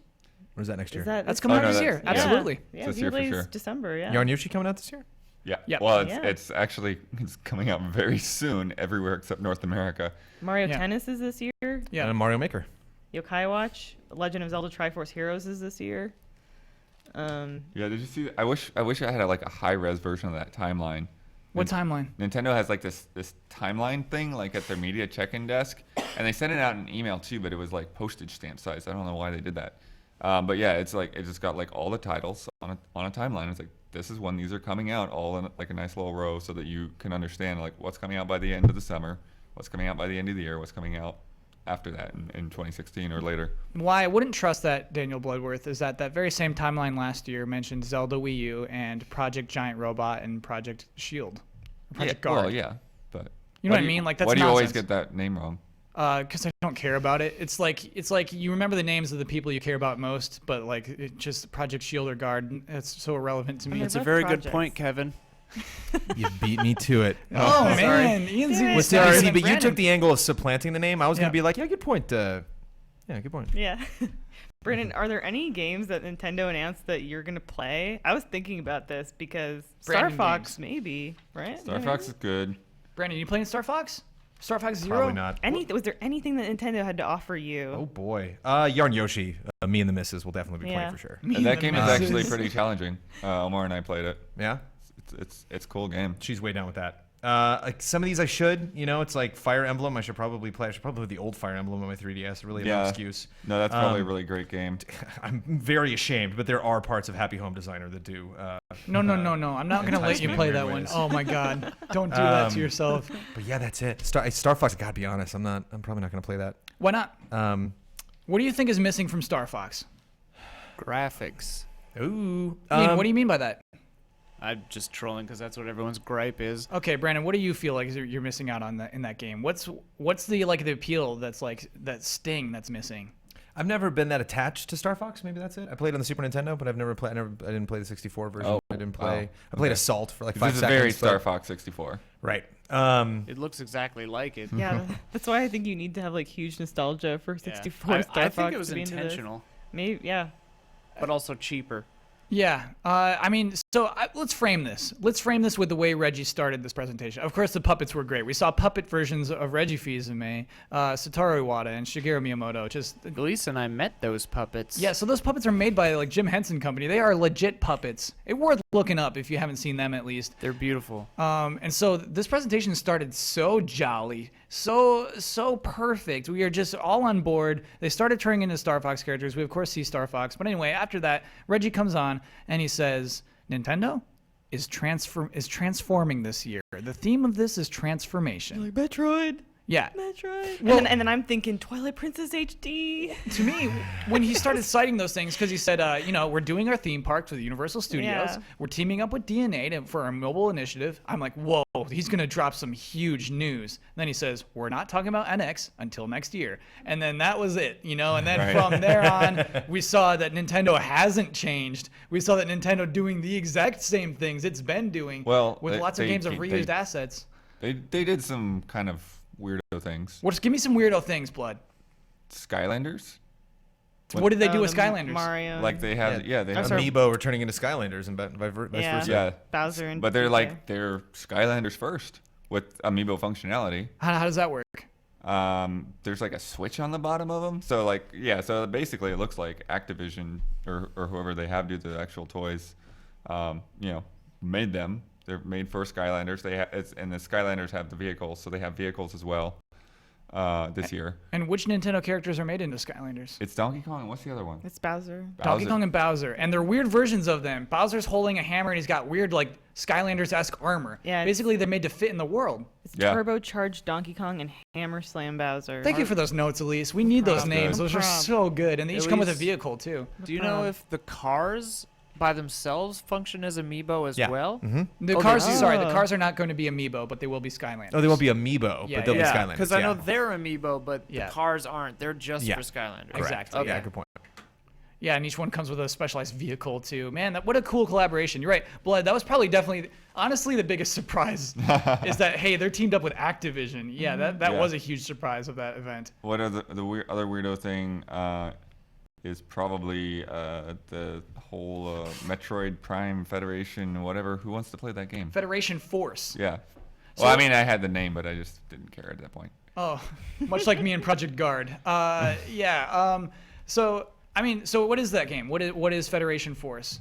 It's like a multiplayer thing with the guys that are not Samus, who don't seem to have any personality, and then they play soccer together. I feel like you're sabotaging that game on purpose, Blood. They're all super uniform. That's the thing too. Yeah. They're like really weird, like cutesy looking versions. I'm like, what? How does this fit into like Metroid in any way? And the weird thing about bringing this up, people are even more extreme than Bloodworth on their opinions of it. There was some survey. What is that? It's not a petition where people were so mad that this game exists that they wanted Nintendo not to release it. So that's of course an extreme, but people feel very negative about this game. I think because the word Metroid Prime is attached to it. Is that what that's about, Blood? Well, I think so because you haven't seen any kind of Metroid game, and then you're gonna have this spin-off that it doesn't seem to fit in any way. It's just it's like an extension of the Nintendo Land thing, more or less. Those could have been like Did you say? I'm so tired. Did you just say Nintendo Land? Yeah. Okay. I like heard it but didn't hear it, and I was gonna say those could have been Nintendo Land games. Get up on that desk. You gotta get up on that desk. What is exciting? Sorry, we only did one that time, Ian. We'll do two next time. We'll do two next time. I'm really tired too. I was sing for ready you to next. just go for it. We're on an hour, right? This Yeah, has been yeah. an hour long you've been GT. going for an hour. I'm accepting 6 minutes. we're going way over. This is for E3. Basically, most podcasts do super podcast versions, and I had to accept that. The moment I went like Sony, and we're like, no, we're still on Ubisoft, bro. I'm like, okay, you're right. This is just gonna be a long podcast. Hey, wait, real quick, since Yeah. we're wasting time anyway. Here's a question. Yeah. Will the Amiibo Skylanders cost more? Because Nintendo needs a cut too. I think honestly, they'll get packaged in. I think like if you buy the Nintendo version of it, you're just getting those in there instead or as a bonus. Oh. That's my guess. Yeah, that's interesting. There's more to it with like the car or whatever, right? Yeah, man, Yeah. they're probably gonna be very expensive. They're probably gonna be harder to The find. car ones are going to be expensive anyway, but Yeah. I wonder if the Nintendo ones are going to be more expensive. So back to Metroid Prime Federation Force. I think what Brandon like along that line is just like how like Rogue One is coming, and that's gonna be a 6 Star Wars movie that doesn't take place in the main Star Wars storyline. I think that Metroid has room for stuff like that, but I think what's happening is, like Blood just said, there's no other Metroid game, and so the way Rogue One is working is it's in between Metroid games, Star Wars movies. So do you think people would be less mad with Federation Force if there was a regular Metroid game? Oh yeah, absolutely. Yeah, if they had just said, we are working on a new Metroid game, Mm-hmm. but we'd like to show you another project that was inspired out of a love of Metroid. Like if they had just framed it like that, I don't think people would have been mad. Yeah, I think framing was a huge issue for most of this digital event. To be honest. Think about it as like if they had talked about the what's the Triforce Heroes. Triforce Heroes. If they had talked about that, but they had never announced the Wii U Zelda. Yeah. Like if they went straight from Link Between Worlds to Triforce Heroes, and you're like, okay, when are we getting another Zelda still? I get what you mean. The question I get is what you still mean, there. yeah. I absolutely get that. Because it's the same thing. It's like the opposite of what Sony did. Like Sony comes out and they're like, there's been this game that people have wanted for a really long time, and there's a Kickstarter that's maybe going to start for it, and we want to support this. You're just like, what are you doing? Like, oh my goodness. And then like you're playing on our emotions, and then they finally deliver because they know what they have, and so they want to like tease you beforehand. And like Nintendo does that and doesn't give us the thing. Nintendo comes out and has think about it. Metroid Prime in the font. You're like, and they're like, in this game, isn't this great? And it's like, you must have known what we were going to be thinking, and like maybe they don't. Yeah, Like, what maybe if they they're not, like, what if they took "It's Metroid, what are Shenmue you and they talking just about?" like took the little figurines that you get out of the machines, Oh, yeah. and they made a game out of that. It's like And made that a would be game the out of chai. Yeah, Yeah. it's just the worst. What were the figures that Craig said, the upvotes to downvotes on YouTube for the Metroid?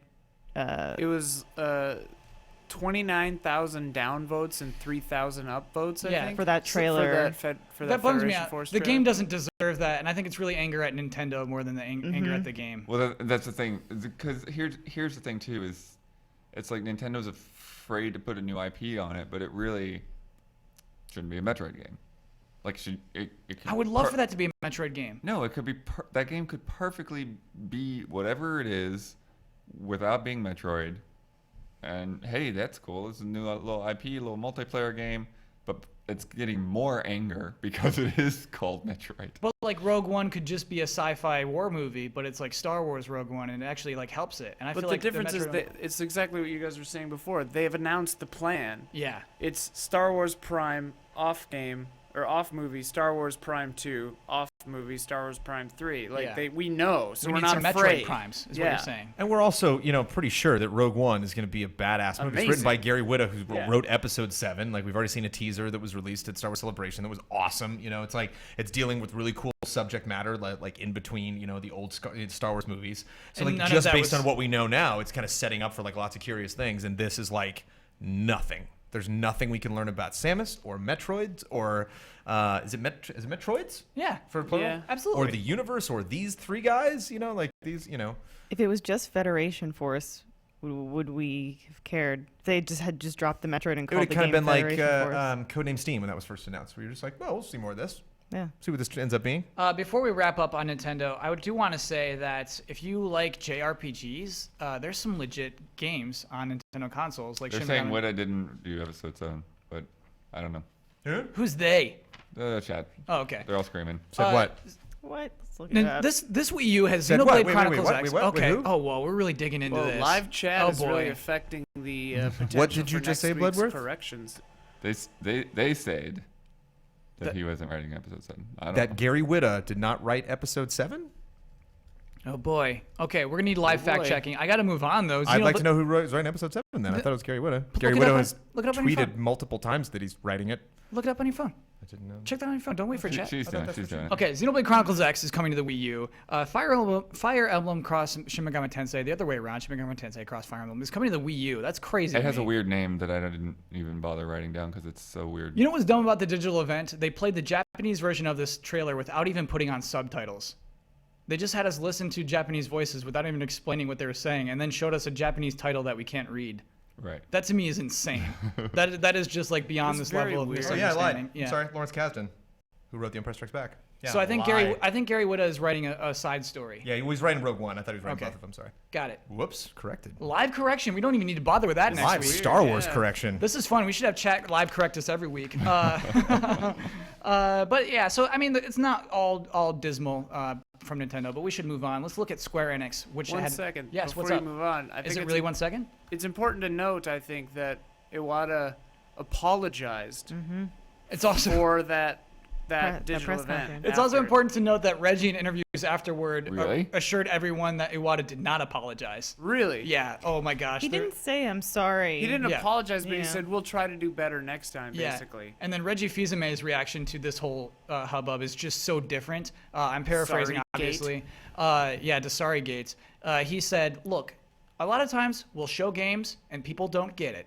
We showed Splatoon last year, and a lot of people thought it looked bad. Now people are enjoying Splatoon. So this is just a problem we face every year. And what makes me so mad about that is like, Reggie, that's a problem you should fix. Just make better trailers, communicate better, and you won't have to deal with that first part of people not getting your games. That's a very good point. Every so single mad one of the about games that. in that Nintendo conference could be amazingly fun. Yeah. But all those trailers made it seem like, oh boy. Yeah, make better trailers. It's so simple to me. It's so weird. That's still though, what people were in love with Splatoon last year. And that's a good point. We came away loving Splatoon. I'm so disappointed they wasted the puppets on that direct. You know what? But the puppets also like made it better than it. Yeah. It was the only good thing in Imagine there. that direct without those They puppets. did, but if they had a ball in direct and it included those puppets, could you imagine? We'd say holy Nintendo's You can on say their that word game. you're gonna say.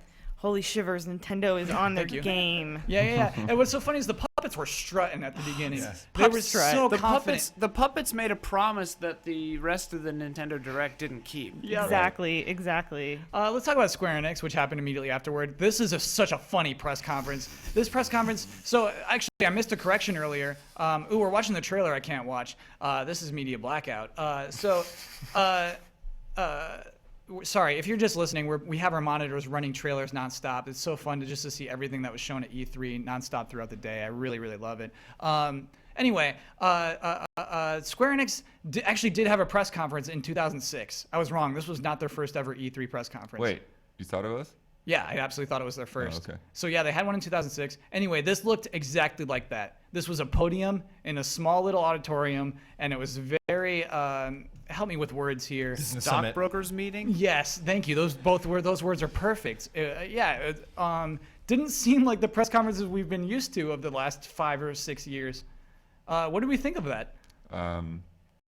It was weird. It was very weird. Like I think Just Cause 3 set the tone for the whole thing, to where like if you muted that trailer, you saw a much better trailer.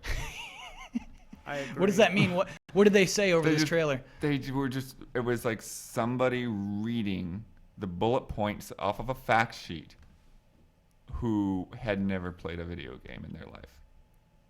That's the only way I can describe it. It was like You can jump off a helicopter and shoot machine guns as you parachute down to the ground. Pretty close approximation of it. Gas stations explode over and over again. Yeah. It's terrible. And what sucks is, so we had Just Cause 3 here on our live stage, and I got to see a gameplay demo of it. And within 10 seconds of watching the person soaring, I was like, wow, this game is different from all other games. The way you can grapple hook onto a mountain, then wingsuit, and then grapple and wingsuit, and just soar, and just fly in this game. And I thought, like, why was this not demonstrated? But it kind of was. It was just, you were so bored by the audio that you couldn't process the awesome things happening in front of your face. So did any game shine in this I very think that was Konami. I think we were so bored, we were unaware of like how many amazing things happened. And then like I look at the sheet of paper and it's like, ooh, this is really exciting. We're talking about Square Enix here. I was talking about Square. Yeah, no, I'm talking about, what'd I say? Konami. Yeah, well, because it reminded me of the Konami press conference. Yeah. That's why. Because Very, it's the same very kind similar, of thing. Like, yeah. Screen on the right, podium. That, and I'm extremely tired. But you like look at the names that were there and like these are huge games that they're showing off. So what did you see there? Just Cause 3, like you mentioned. Tomb Raider, we got a documentary trailer where we saw some of the graphics engine rendering on Lara Croft, which was disappointing in the grand scheme of things, but is also still interesting. The game does look really good. The idea that they're bringing Nier back? I mean, that's a cult favorite, but I can't imagine that thing made any money. We have no idea what the subtitle is. And guess who's helping them develop that? Platinum Games. How crazy is that?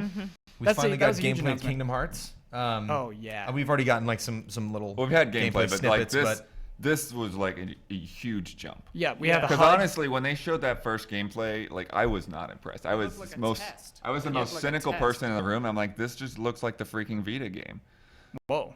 But the stuff they showed this year, that looked really, really good. So what did they show? What does it look like? What did we see of Kingdom Hearts 3? Because I do think this is it just looks no like question fantastical, like it's like very lush, detailed environments. You know, it looks, it looks huge Disney. environments, yeah. really vertical. There was a lot of like. It's always good to like set up expectations for how big a world is and then break them. So there's this moment where like Sora jumps over a cliff and you're like, oh, I thought that was gonna be the barrier. I thought we were gonna hit an invisible wall right there, but like, nope, it's PS4. Brendan, I like what you just said. Set up expectations for the size of the world and then break them. I think that's a huge thing to do at E3. That is an important thing to do at E3. Probably a little unintentional here with the way that was revealed. But yeah, just that moment. You're right. When you see how vast this world is.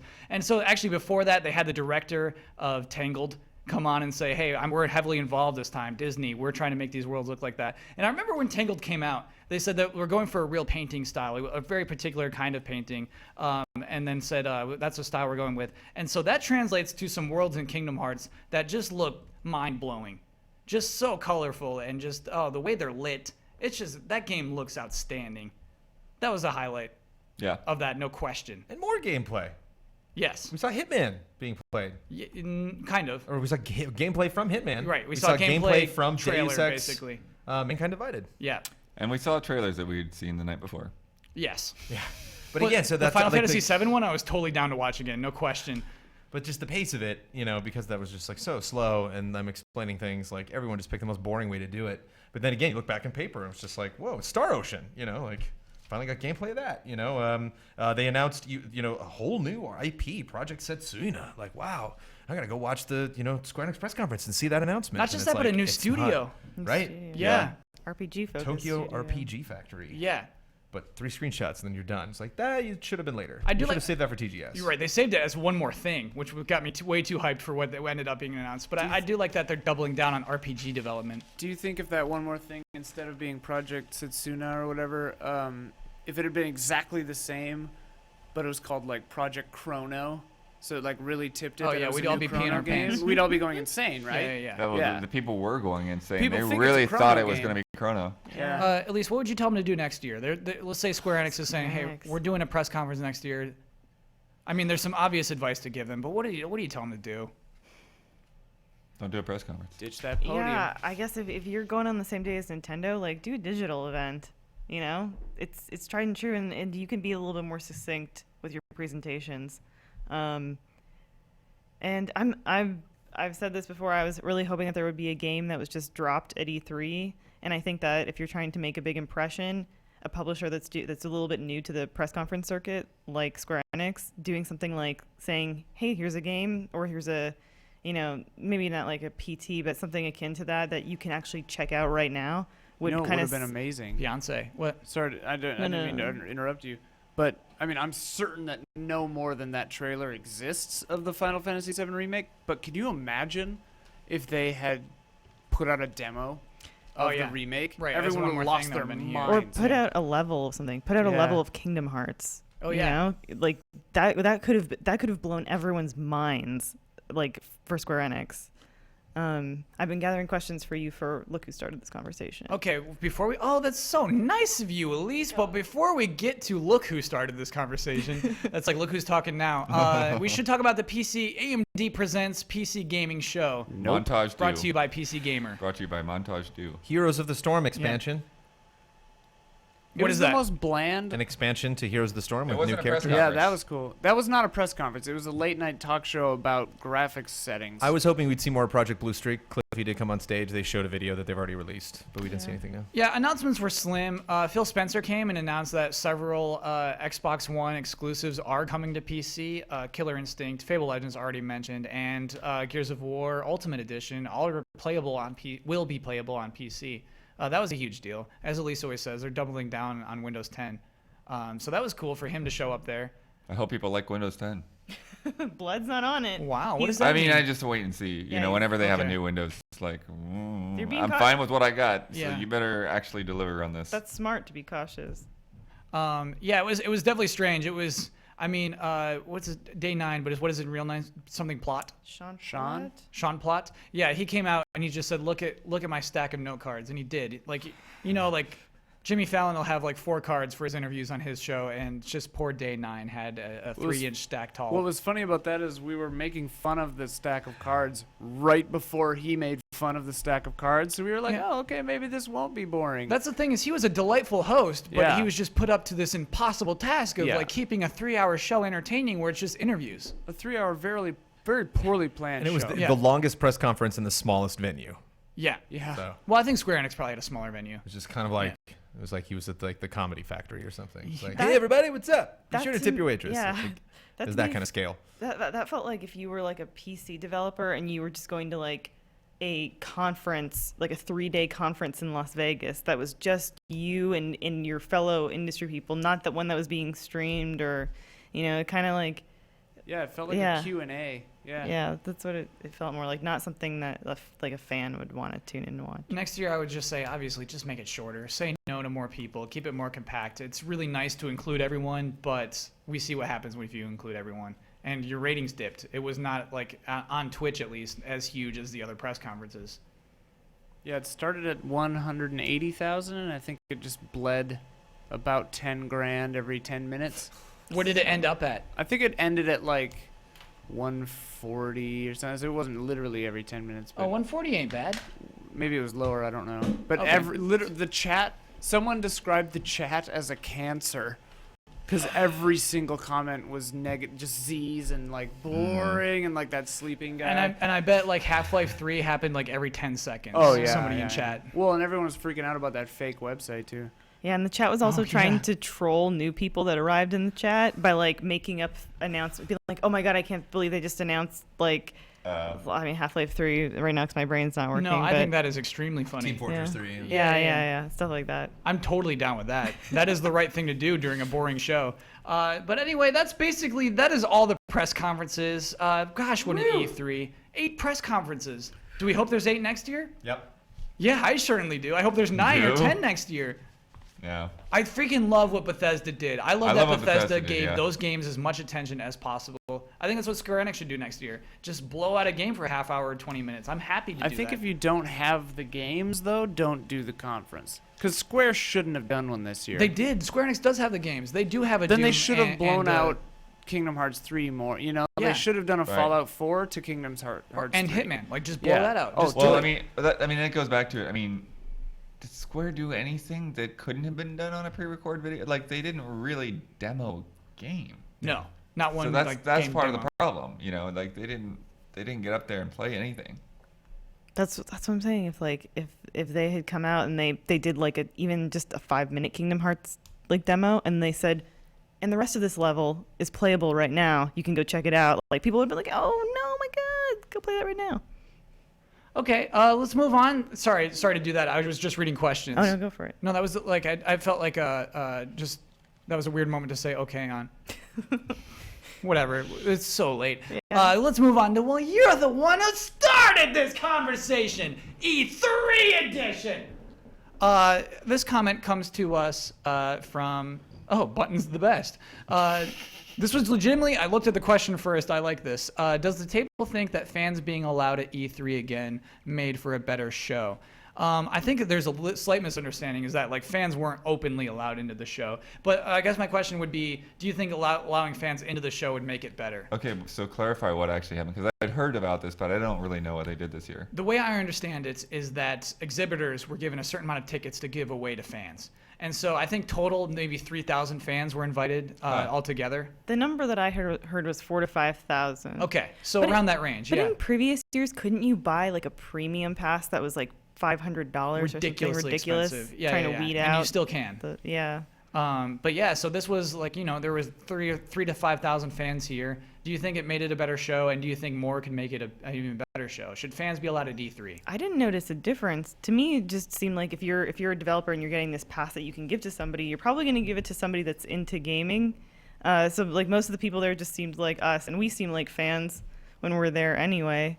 So I said I think yes. I didn't notice that the lines were any longer. I don't know if you guys noticed this. It actually had a weird like sparse feeling to it. Whoa. Like, what does he mean by that? Well, I mean, it is Thursday. Did you go Thursday? We went today. Yeah. But I mean, last year, did you go Thursday as well? No, last year it was maybe Wednesday. Thursday's definitely the sparse day. Yeah. Yeah, maybe that's why it was like Also, that. But who is allowed to go to E3? It's not just press. So if you are if you sell video games, like even if you work at GameStop, you get to go.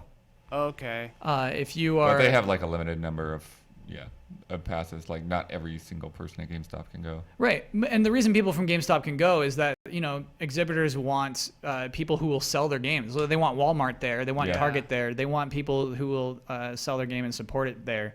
And so it's just industry. Yeah, which and is they why still have those signs all over the outside. It's a trade-only event. No one under 17 allowed. And then, right when it's my turn to play Ratchet and Clank, some 13-year-old kid comes up and jumps in front of me. How'd you feel about that 13-year-old kid? I was like, I was trying to see if he was escorted by somebody. Like, who were you here with? How did you get here? That's Reggie's son, blood. Just punt him. You gotta punt him next time. Because like the weird thing about E3 is like everyone that's there, like Elise said, like seems like a fan. Yeah, and very few have the little media like our badge says media on the bottom with this little red thing that's so funny because it's actually separate.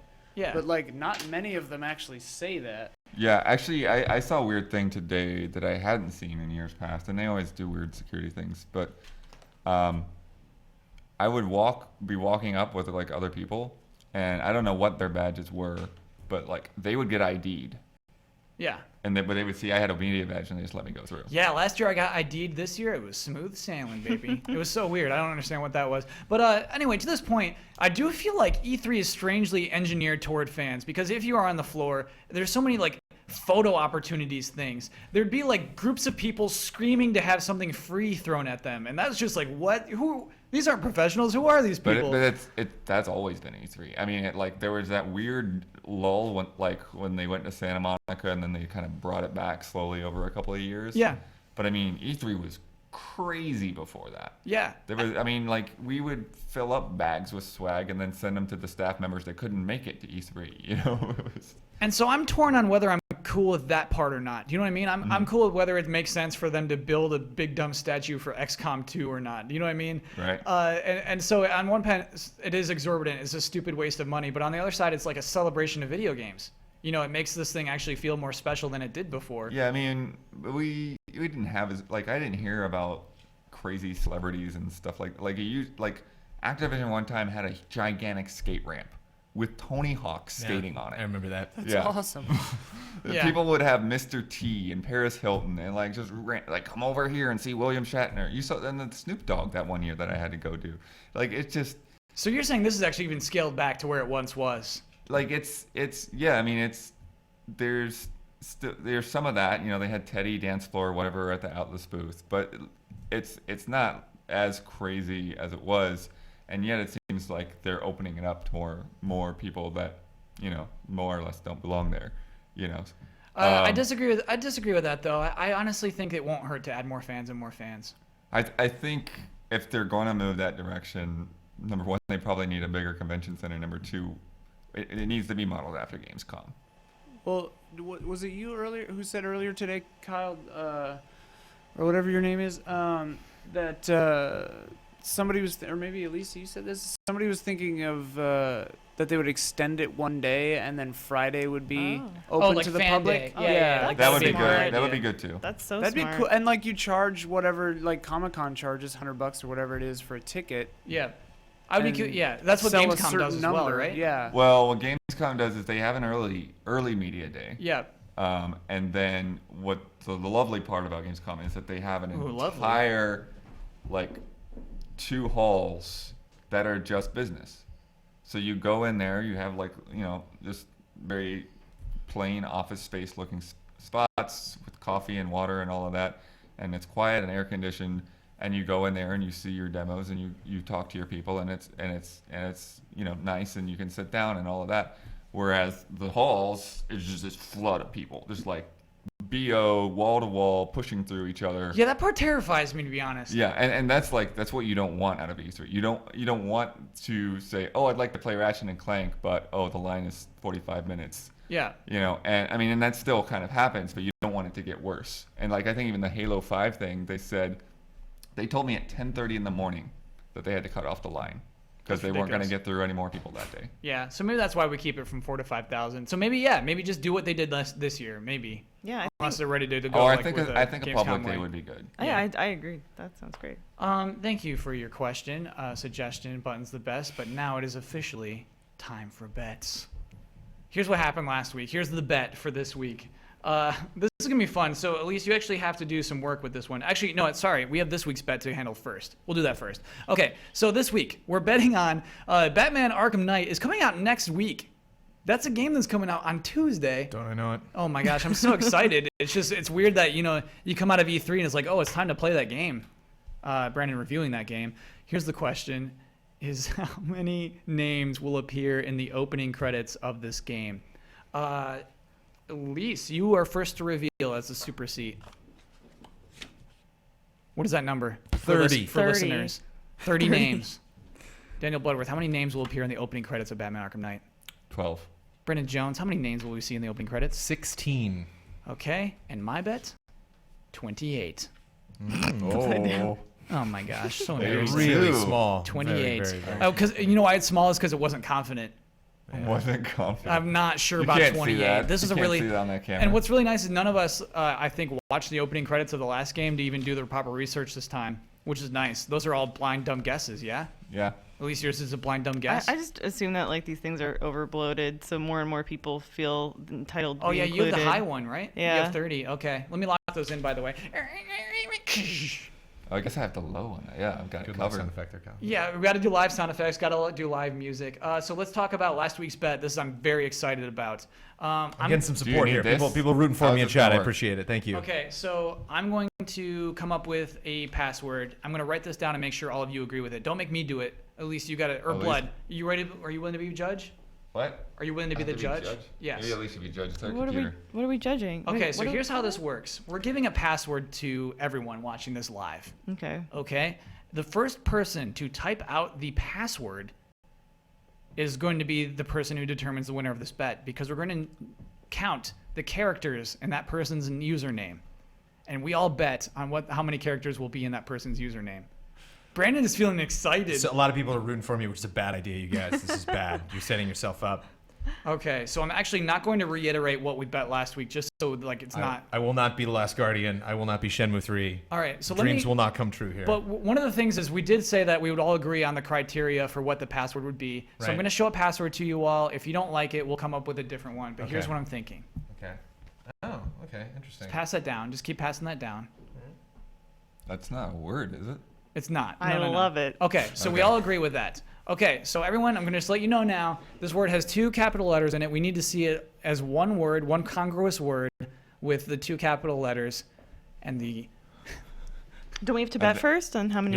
No, we already did. We did that last Oh, you week. guys did this last week? Oh, damn, I wanted to bet. Thank you, Don. Okay. And the password is, get ready, chat, Baby House. Capital B, capital H. And now we just wait to see who the first person is. Baby House. Baby House. Who's it gonna be? Oh my gosh, this is so exciting. We're still waiting. Still waiting. Still waiting. Oh, there they go. I see a baby house. Okay, all right. Go back. Now we gotta roll up. We gotta go back. Roll up, blood. Roll up. Roll up. Roll up. We better do it quick. Yeah, we're losing it. We're losing it. Oh my gosh. Guys. Race against the chat. Okay, stop saying baby house. Stop saying baby house. How are we gonna find it? Scroll. So many. Oh my god, you guys broke Did we it. lose it? We broke it. We just broke chat. We have no Okay, idea who maybe won. you need a new one, and this time we have to be on top of things. Yeah, Blood, you were real slow on that one. I gotta be No, honest. People didn't tell me I was doing it until Yeah, after Blood- it was Blood on. didn't know. The laptop was right in front of you, Blood. You were closest to laptop. So we have to come up with a new password? You can't find who said for baby house first? They're gone. It's gone. Can anyone... There's 2,000 people trying to pass that word. Oh my gosh. All right. We had to come up with a new word. Temper's running high. Oh no. Man, that sucks. No. Does anyone in Sorry. chat know? Can anyone in chat roll You the don't scroll ask up? chat. Oh my gosh. I'm All right. sorry. But do you promise you're on top of this one? Why am I on top of I this? can Okay. All right. I can do it. At least you're willing to accept this responsibility. Yeah, I got it. Okay. Oh my Because the second you just move chat, it'll freeze right there. It'll No, it freeze doesn't. on that first. We've been trying to do that this whole week. I think it's maybe because it's on the Mac or maybe because it's Chrome, but it really does. You can't freeze it. We can't figure out how to freeze it. Well, you can. No, I think Brandon's right. I think it's Like I can freeze chat. Boom! I just froze chat right there. Yeah, Why didn't you find Baby House then? Because it's Because already you gone. didn't tell me It's to do gone. it. Okay. All right. Yeah, Okay. we're on top of it this time. Sorry, guys. Okay, we got it this time. Okay, this is so fun. I love our dumb mistakes. Okay. A ton of people in chat. Like We're saying it's about Stoic? 500 people just said it was Stoic. Okay, let's go with Stoic then. Like literally, like it is Stoic. So how do you spell this person's name? STOIQ. STOIQ. That's 5? Okay, let's go over last week's bets. I bet that the person would have 12 characters in their name. Brad in the super seat bet that the person would have 8 characters. Blood bet 10. Brandon Jones bet 7 characters. Brandon Jones just won a bet. This almost never happens. Brandon Jones, you got a point. Victory lap. You won a Victory bet. lap. You won a bet, Brandon. He's out of here. He's doing a victory lap. boy. Oh my gosh. Oh boy. That's huge. Everyone made this happen. E3 of dreams, Stoic. people. E3 of Stoic. dreams. Brandon knows you big time. Oh my gosh. What are you doing, you maniacs? This is Brandon's Shenmue. That's so funny. Oh And man. I'll win another one next E3 and I'll have 4. Brandon, I've never heard of Stoic before. I feel like that's somebody who came in just to make you win that bet. Is this Amanda? No. That's Hermione. Congratulations, Stoic. You were the first to see the word baby house and type it in. Oh my gosh. It's the E3 of dreams. That feels great. So Brandon, before I hand it over to you, I'm going to go over the score. Super Seed has 8 points. Bloodworth has 9. I have 5 points. Brandon Jones now has 3 points. I do have to also thank a user, a friend, a viewer, a fan, Raise1, who gave us this cool E3 themed logo for GT Time. It is now E3 time, I guess, today. cool. So Brandon Jones, what you've won is not only that point, but also the right to promote any video on our website and also to conclude the show with your own special sign-off. It's not on our website, but it's coming. What is it? But this morning, the final day of E3, I got to E3 early. Was led into the show 30 minutes before the doors open with a special exhibitor badge that said Disney Interactive on it. Oh my goodness. I went to the booth and sat down with Mr. John Blackburn and John Bignacchi for a solid 16 minutes of all of the things that I wanted to know about Disney Infinity 3.0. And that interview will likely be going up Monday, probably. Got a cup man, got a cup maybe Osmond. Tuesday. Maybe Tuesday, But we'll see. sometime next week, when you get like all the rest of the trickle of our E3 coverage, you can find that stuff in there. And of course, all the the Huber's Shenmue reaction, all of our Twitch archives, all of the stuff that we've been cutting out of the show, the entirety of our E3 coverage. Definitely check that stuff out. But start with Disney. Start On with Disney Tuesday, Infinity. when you're done. You've earned that right as the point getter. Sweet. And these are our Twitter handles. You can follow Ian Hink at Ian Hink or Don Casanova at The Nasakova. The Nasakova. You can follow Elise Willems at Elise Willems. You can follow Daniel Bloodworth at DBloodworth2. You can follow me at GameTrailersVO. You can follow Kyle Bossman at Kyle Bossman. May the force be with you. And also with you. You just bogarted his sign-off. Oh, I forgot it was the No, that was sign-off. good. I No, forgot that it was the good. sign-off. No, How dare we'll cut you? it. We'll cut it before then. We certainly will, but the live people saw that happen. That was in lore.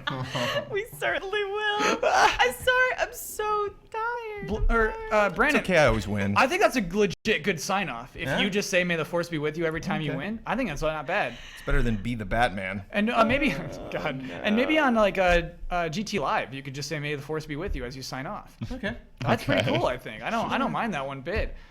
Everybody, that was GT time. Now we're gonna move on with other live stuff. We're going to move on with a couple of live things. It is my 9 gosh. o'clock. So we that are went long. done at 10. Yeah, done. yeah. So we're probably going to do 4, maybe 5 trailer scores.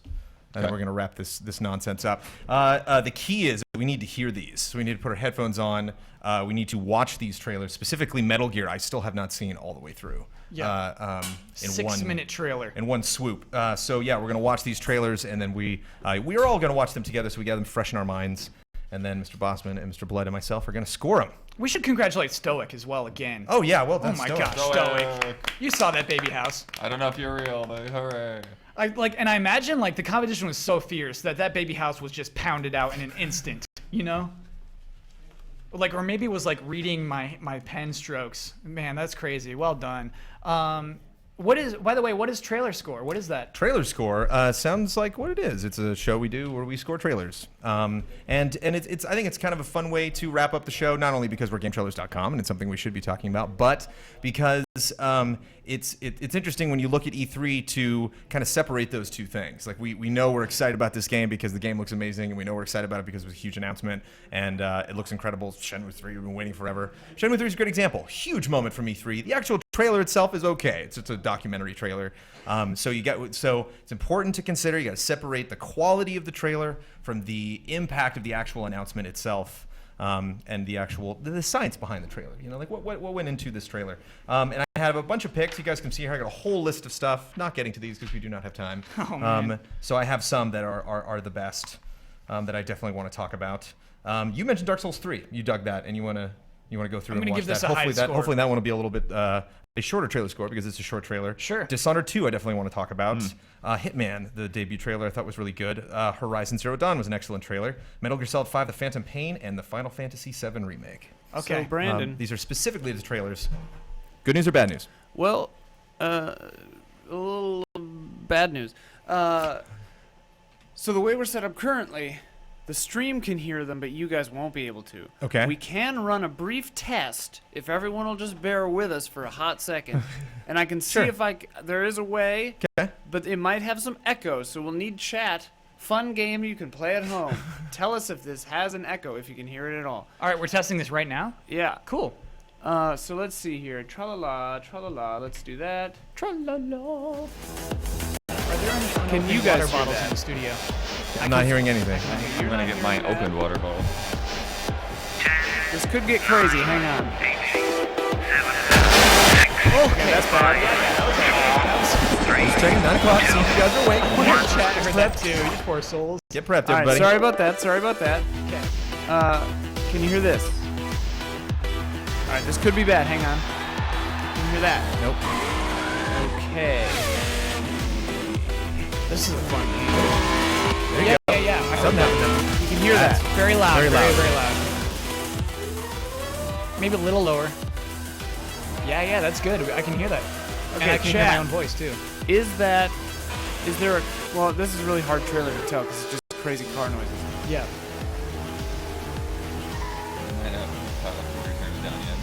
Is there an echo in the trailer? I'm not hearing an echo. Chad, any echoes? This might work. I think we cracked it. So the volumes are just real finicky. Because the trailers are different? Yeah, can I turn down the trailer audio? Just change the trailer. I can turn down the trailer audio. You can just change the trailer to something with talking or something maybe. All right, let's see what this one is. We're all good. Everybody's into it.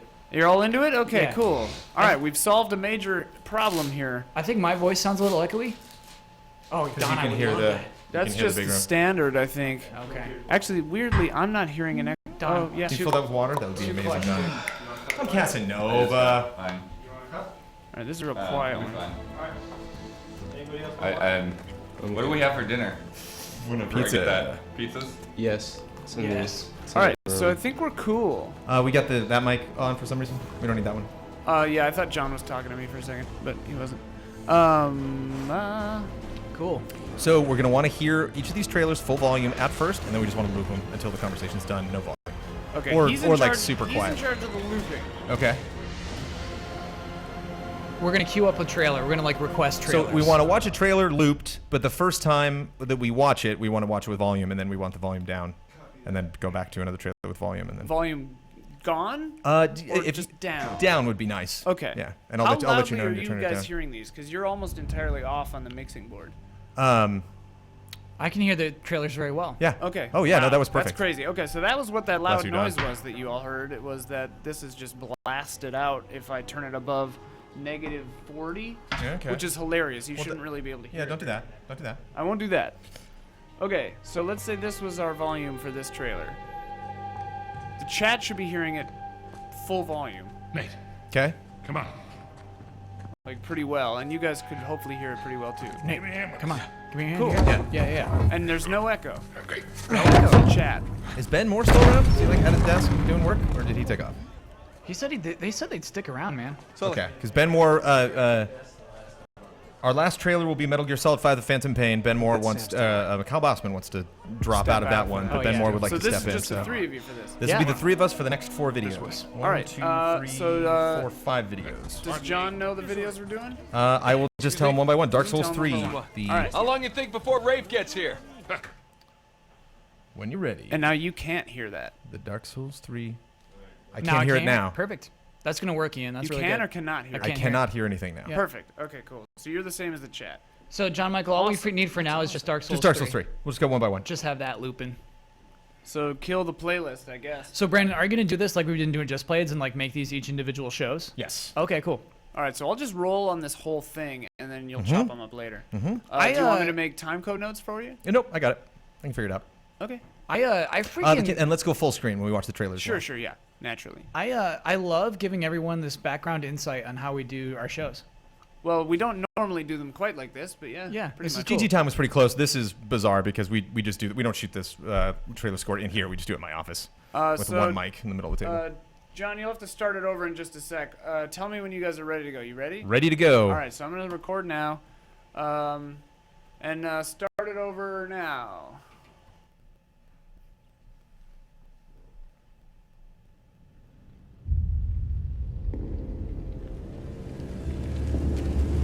Are we supposed to talk at this point?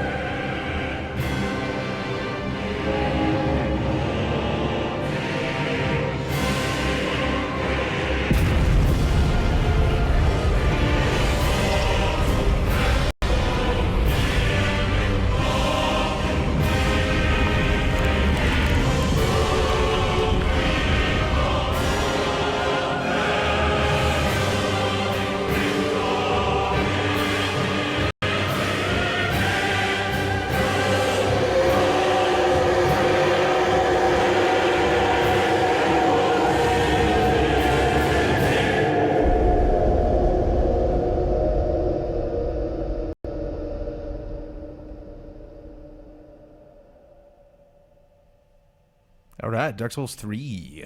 So that was the debut trailer. Unfortunately, not a huge debut because we knew it was coming. So there is that. That is unfortunate. That I think if people had seen that trailer and not know what it was, maybe the music and the publishing company at the beginning kind of like certainly set you up for it.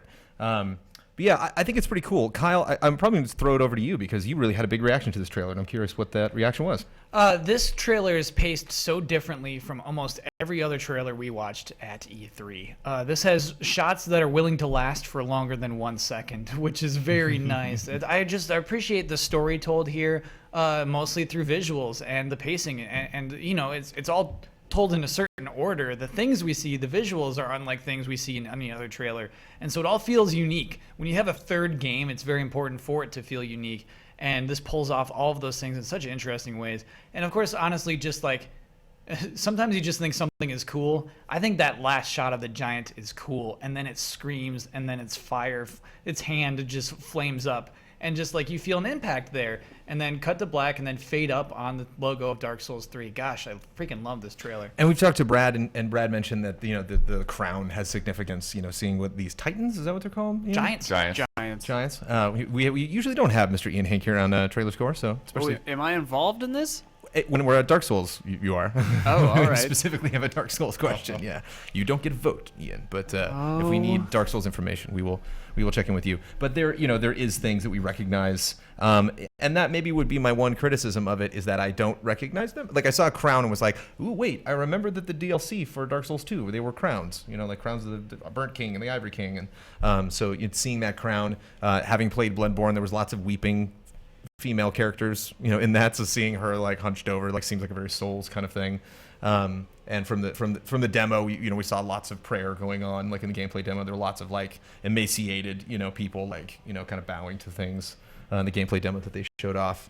I'm kind of mixed on how long that we spend on the giant, because on one hand, it is cool, to spend time on it and to really, show off his scale and really set him up as an antagonist. But he's not really like killing anybody or fighting anybody, so it does raise that question. Yes. Am I playing as this character? Is this the guy that sends me on the mission? Is this the ultimate boss that I have to fight? Is this just a dude? Is this something like the amygdala, which are like, are just going to be there in the environment, like in Bloodborne? Those are lesser amygdalas. Right. Or is this something more significant than that? Or is there something that, is that the mystery that I want to find out? Same time, it is CG. So, it is a rendered image. So, it's to hold on something that isn't actually game footage, is a little rough in that regard, because it's like, what exactly are you trying to punch there? Because I am not looking at the game. So it's not like me really taking in that moment. If I could just quickly interject. Sure. Real quick, just because it is Souls. I think that the crown thing being related to Dark Souls 2 is speculative more than anything. So I think not knowing for sure that I don't think is important. I think it's more just about a feel sort of a thing. And then not knowing is what you like, Kyle. Yeah. I freaking, in this case, yes. It's all about like decay and like loss and stuff like that. Yeah. I mean, I think that's the thing is like you see this place long since dead and burnt up, and then it's like the giant is waking up, and it's like, it's almost in a way it feels as if like you've come here and these things that have been asleep and dormant are reacting to your presence, and they're coming, they're ready for you.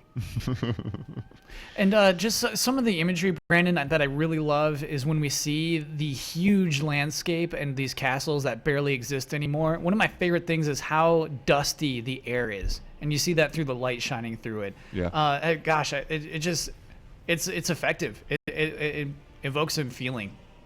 Yeah, it's weird. I'm gonna be a little bit of a pessimist here, because again, it does start to play into the thing that kind of maybe turned me off a little bit from Dark Souls in the past, is that I felt the environment felt really empty. And it's interesting that you have, like they're being the opinion that they're waking up and responding to things potentially that the player does, because I see a world this desolate and I see like the end of a game. Like this game's over. Like we went into this world, we conquered. Well, it's a third game. Done. It's a third game. Like you have Correct. you got to start somewhere. Like unusual to what you started the first two games. Right. Go ahead. Oh, I just have the position of not having a history specifically with the Soul series. Played Bloodborne twice, loved it. Playing the original game and then New Game Plus. But it is a little cryptic, and I am in the position of like it doesn't really, I have to be honest, it doesn't really affect me that emotionally because I don't know what's happening. And, you know, on one hand, you're like, oh, he's waking up from a long sleep. And it's like, well, nothing's really crumbling off of him. It's not like he's like coming out of a mountain or like a tree grew on his arm that he knocks off. Like, maybe he wakes up every day. Maybe this is just, you know, literally him just kind of like, oh, all right, time to get fire food. Yeah. Sort of more to that point, too. The first area that they show, I think, here in a second, it looks kind of like a combination. Yeah, it looks like the kiln of the first flame, which is one of the last areas or the last area in Dark Souls, and it also kind of looks like a crumbled Anor Londo.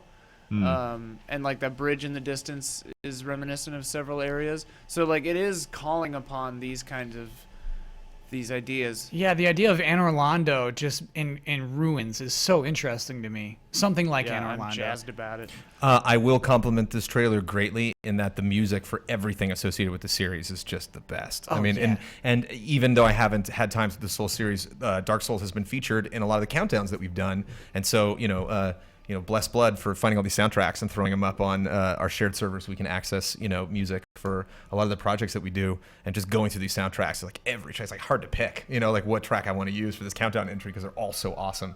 So that will bump it up. 8.4. I'll give this one.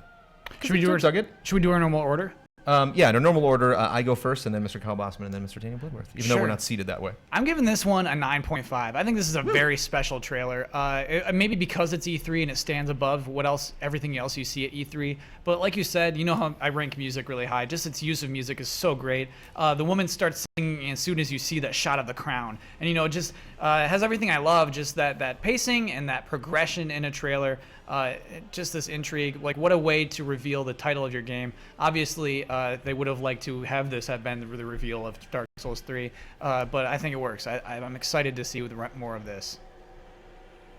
I'm gonna go with the 9, just 9 flat.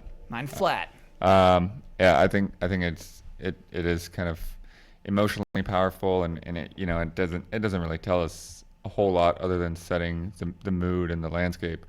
But yeah, I think it just kind of, along with the music, like the pacing of those shots and just kind of seeing that, like, this is a struggle. Everything in this is a struggle, you know, and I think that's kind of what it sets up is that emotion. One real quick thing that I just noticed that's got me very excited.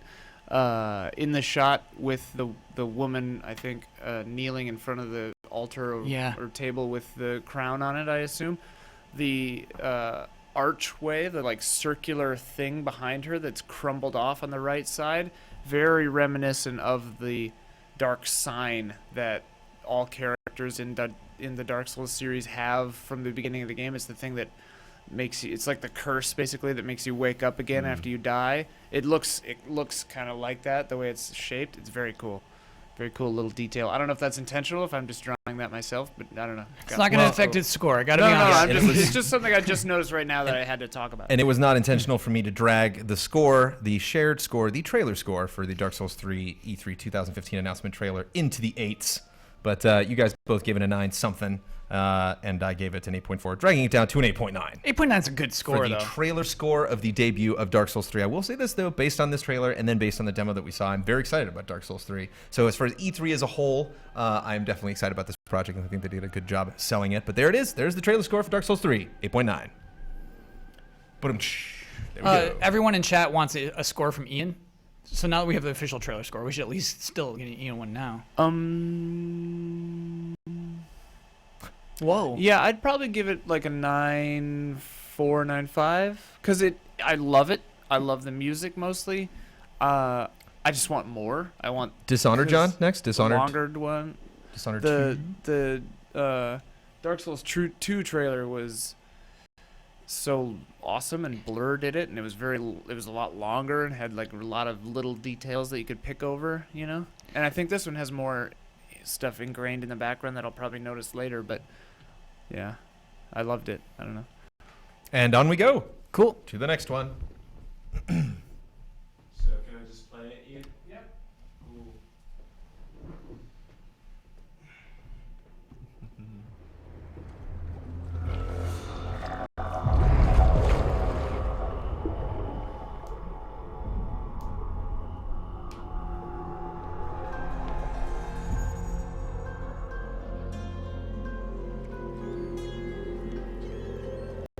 It's happened again. Someone's pulled the rug out from under you. An empire at your feet, and you've lost it all. Be honest, did you really deserve any of it? More important, what would you do to get it back? Careful, there's always a price to pay. What you decide will ripple across the years.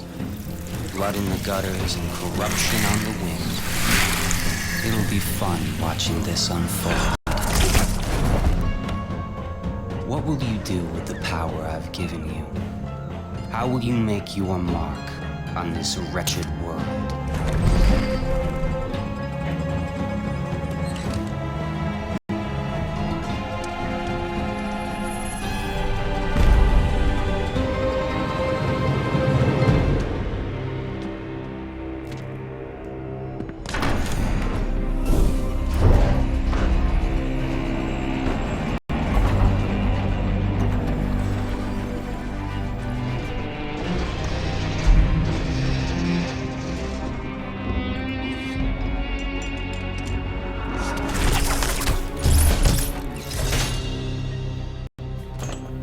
Cover your face, but I know who you are. Emily Caldwin. Nothing is an accident. Everything is in motion. All of it has led you to this exact second in time.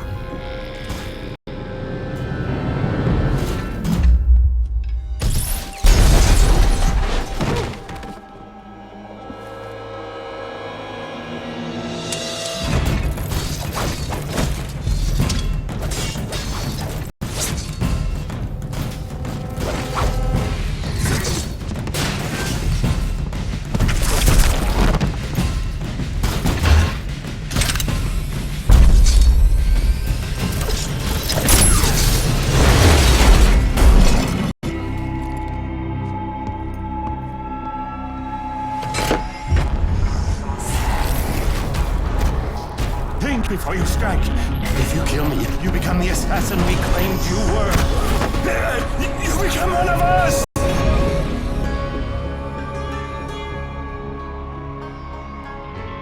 The years are long, but it's always good to see a familiar face.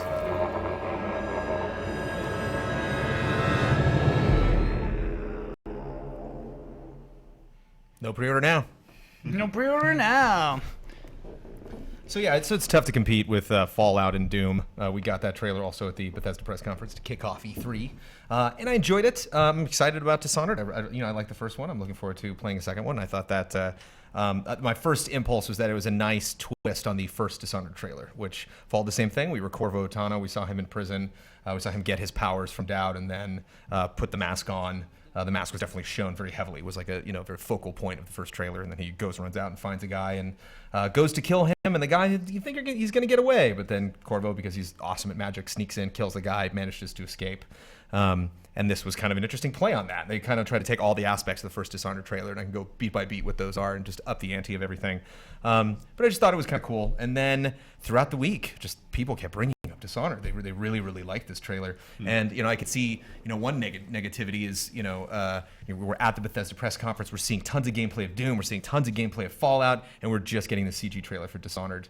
So, I thought one thing that people would be frustrated about is like, okay, I'll get excited about this game when I actually see what it looks like, because it's going to be Dishonored 1 looked good. It wasn't necessarily like bleeding edge graphics, because they definitely picked a style that would work, make the gameplay a little more fluid. And, yeah, I mean, and that's something I kind of like. They have the dimensions of the first Dishonored game, but it makes me their faces. Yeah, but I feel like they've kind of lost that sort of otherworldly kind of painterly little feel to it.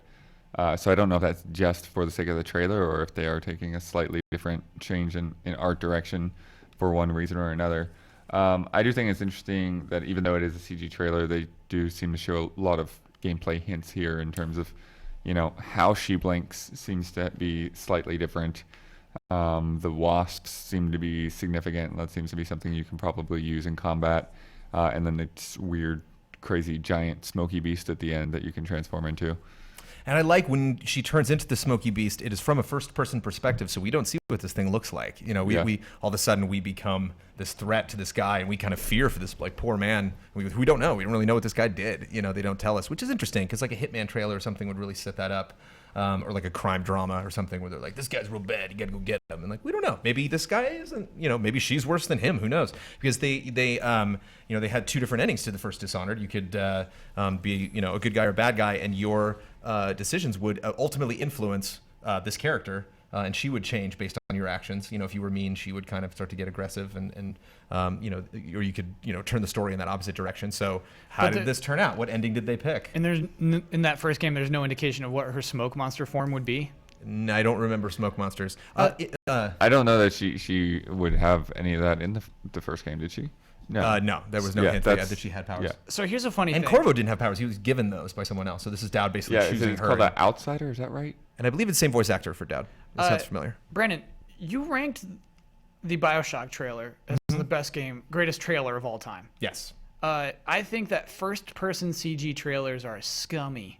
Okay. I think it's scummy to represent gameplay in this first person with CG. You know, I like CG trailers, but to do a CG trailer with first person sort of indicates like, hey, this is the kind of game you're going to be playing. It's like, hey, no way. Yeah, I think it's super scummy if the whole trailer is one shot. You know, if the whole thing is from a first-person perspective, then it's really suggesting gameplay because it's like someone played that. You know, whereas like every now and then you just get a perspective on her. You know, it pays to like actually, you know, be from her perspective, looking down at that staircase, and like you get the vibe of what it actually looks like physically to like move that fast, and like how it, you know, what it would look like when she was targeting, where like zooming into the room and shooting her crossbow. But it won't look like that.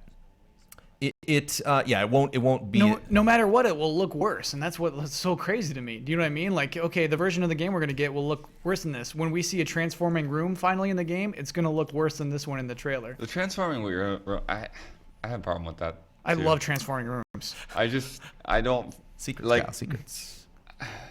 It just didn't feel like it had a real reason. Like it was just like this room transforms because that's cool. Like that's she went in. She opened the door and came in. So it's like she basically triggered. The guy has it set that like when I walk in, I want it to switch to what my real room looks like. You know, and maybe she just triggered that when she came in. So some kind of like security measure. I like the tease at the you know, these little like museum pieces, these little like collection, you know, drawers pop up. In the glass. You can see all these items he has in the glass, and you only get to see them for like half a second, and then you know later see these robots that come in with the blades, and so you think like, oh, it must be a tinker or some kind. So maybe these are inventions that he's built. She obviously has her cool little outfit. Who the hell is this guy? Why is she so pissed? You know, why does she want to take him out? Is this something she wants to do? Is this the revenge that she wants, or is this just the first step to that? Is this somebody that Dowd knows, that Dowd cares about? How does he factor into it? I think he might be the Duke. I noticed just now I didn't play the first one, but it says death to the Duke, and these robots are holding the people that are executed against the wall, so maybe he's the Duke. In the first game, when she confronts the guy that she wants to kill, she does the slow-mo thing. It takes the two guards out in front of her, or Corvo does, which is a couple simple shots. And in this one, it's like almost the same exact shot, but she like throws a grenade out and then shoots those. Obviously, these you get the vibe in the first Dishonored trailer that it's just like, ha ha ha, you stupid guards, I'm Corvo, you know. And so like you kind of feel bad for these guys, just clearly outmanned, you know, clearly not prepared for his powers. Whereas she's kind of met her match, you know. She manages to get the drop on both of these robots, but they do seem like a threat. She does have to do a little more dodging, which again is perhaps evocative of what the gameplay is, you know, and like how those moves work. I like that he says, if you kill me, you'll become what we said you were. You'll become like one of us. So I wonder, is he an assassin too? Is the area that she's in? Is this where the assassins hang out? Does is this Chat kind know of who like this guy some is? other version? I kind of feel like we might know who this guy is. Yeah, possibly. Yeah. And also the teases of the mask. You know, Yeah. Dowd picks it up at the end and looks at it. We don't know what happened to Corvo. Kind of like how the introduction to Gears, we don't know what happened to Marcus Phoenix. You know, or the Halo 5 Guardians, more focusing on Locke than focusing on Chief because we don't know what he's up to. What do we think of the VO in the beginning of this? Little canned. It's a little forceful. Yeah. It's the key thing with VO that always bothers me is it just like if you actually believe that this is a conversation that took place. And so like a lot of times if you hear random lines and you kind of wonder like where that is taken in context, and the way this was written was like very much I want you to understand what he's saying. And so it's like it doesn't seem like a conversation. The worst in-game VO that I've seen in a long time was the first Tomb Raider trailer where she's talking to her like therapist. And then she like walks out into the tomb at the end, and she's like, "We become what we want to be." And it's like, were you just thinking about what your like therapist said when you're in this tomb? Like, what? It was just there was no context set up at all for like how this conversation actually took place. And so when there's no context for it, then it kind of seems silly and forceful and not like a natural piece of dialogue. I feel like this narrator is talking about 3 different things that some writer thought sounded cool. But it is, I believe it is the voice actor of Dowd, and it is, and he is speaking in a way that he did speak to Corvo. You know, like I think in the first game, like it was understood that other people couldn't see him or other people couldn't hear him. Maybe he wasn't even real, and maybe it was a figment of your imagination. They definitely played on that, and so at least it's not completely out of left field in that regard.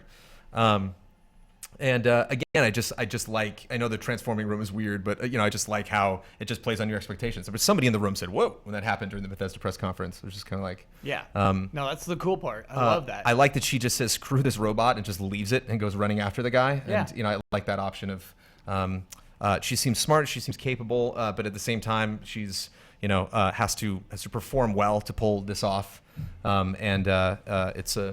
It's a successful play in the first game. I'm not going to get it up in the 9s, but I would score it higher than the Dark Souls 1. I would give this an 8.6. Cool. I'll give it a 7.6. So there's some things I love. You know what the thing I love the most is actually her expression where she stares at him. So they're down in the hallway, and he gives an expression like, "Oh, my robot's gonna kill you." She blows it up, looks up, and then that face of hatred she makes. That's just so good. That's straight up good animation.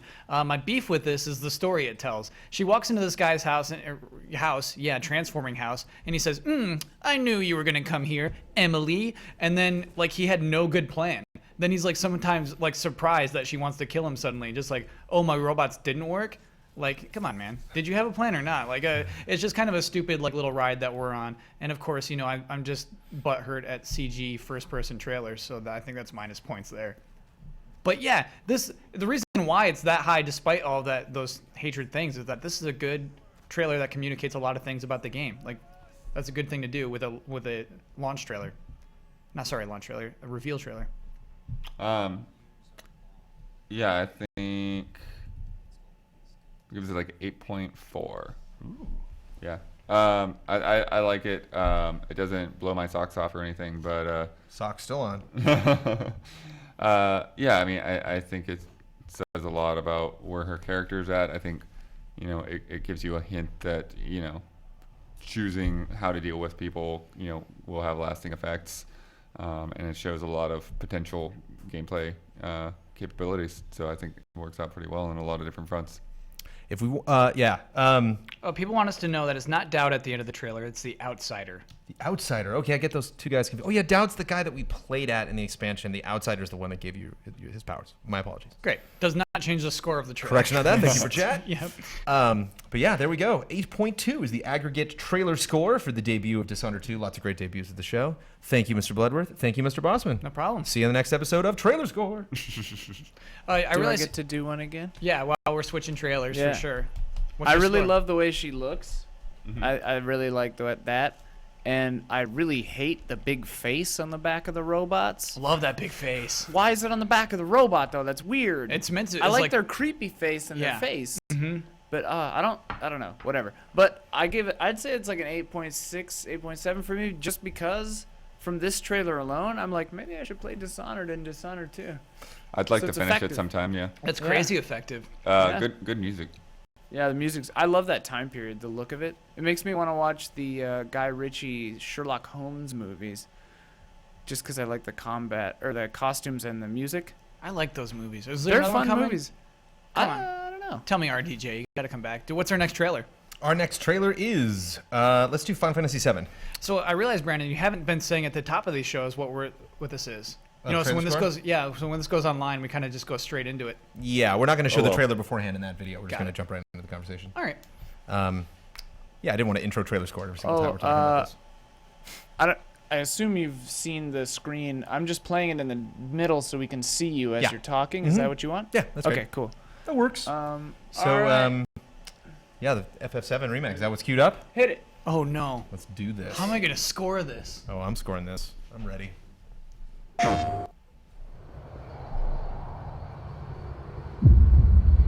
Long ago, we looked upon a foreboding sky. The memory of the star that threatened all burns eternal in our hearts.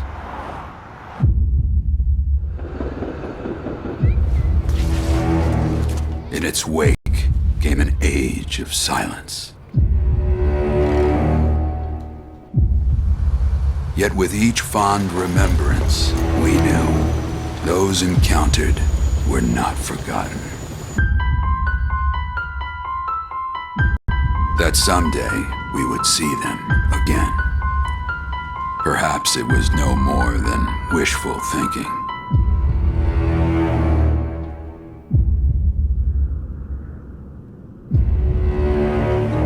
But after the long calm, there are now the beginnings of a stir. The reunion at hand may bring joy, it may bring fear, but let us embrace whatever it brings. For they are coming back. At last, the promise has been made.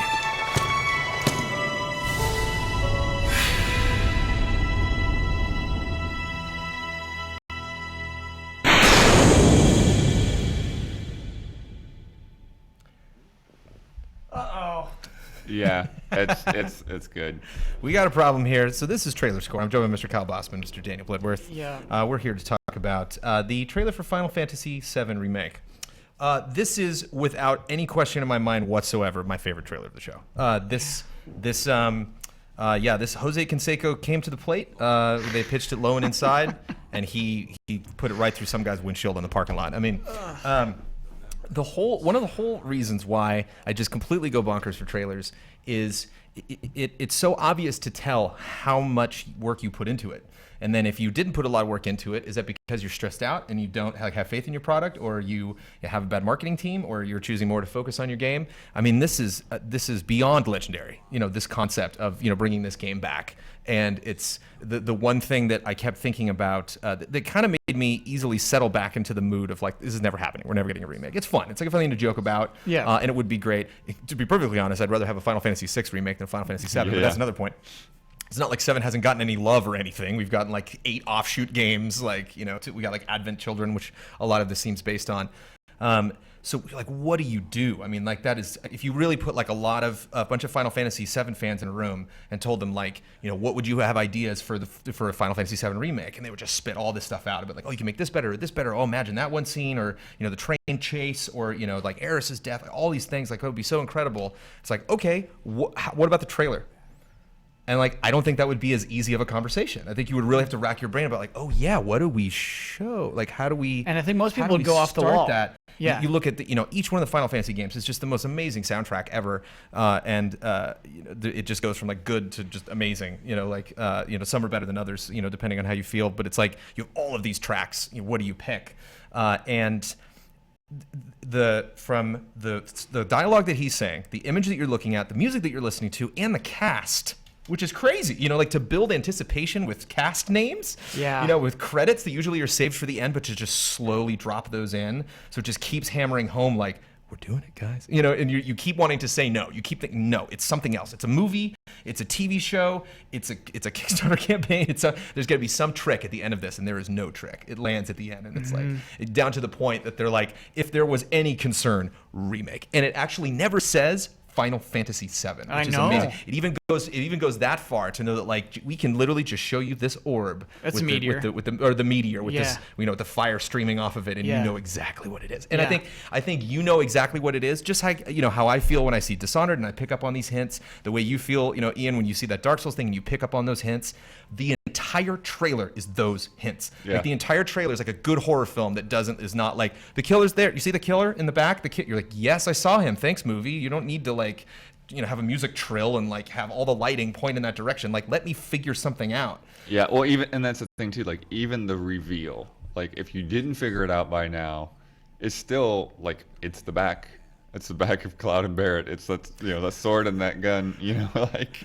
Yeah, and what's crazy about that is the VO, the narration, working two ways. Yes, it makes sense in the context of the game's story, but it's saying the reunion is here. They will be back at that moment when you see Cloud's sword. And even before it's that, what poetry. a line! It's What so a line! genius. Every line in there is directed to the fans. But the best one that's directed at fans. That's so that like I can't like I was driving a motor vehicle when this happened, and literally I was like starting to get chills just because I'm like I can't believe you're doing this. And I love the line that he's like, if this reunion brings joy or fear, yes, let us just celebrate their return. Yeah. You know, it's like Oh let my us just God. like let us just pause in this moment right now. You know, you guys are all watching around the world. We have, you know, the people in, you know, watching on the streams, people in theater, people in other theaters. Like Sony had like, so you can imagine all these little explosions that were happening around the world of all of these people at their local theaters watching the Sony press conference, you know, with all of their friends and just like losing their minds everywhere.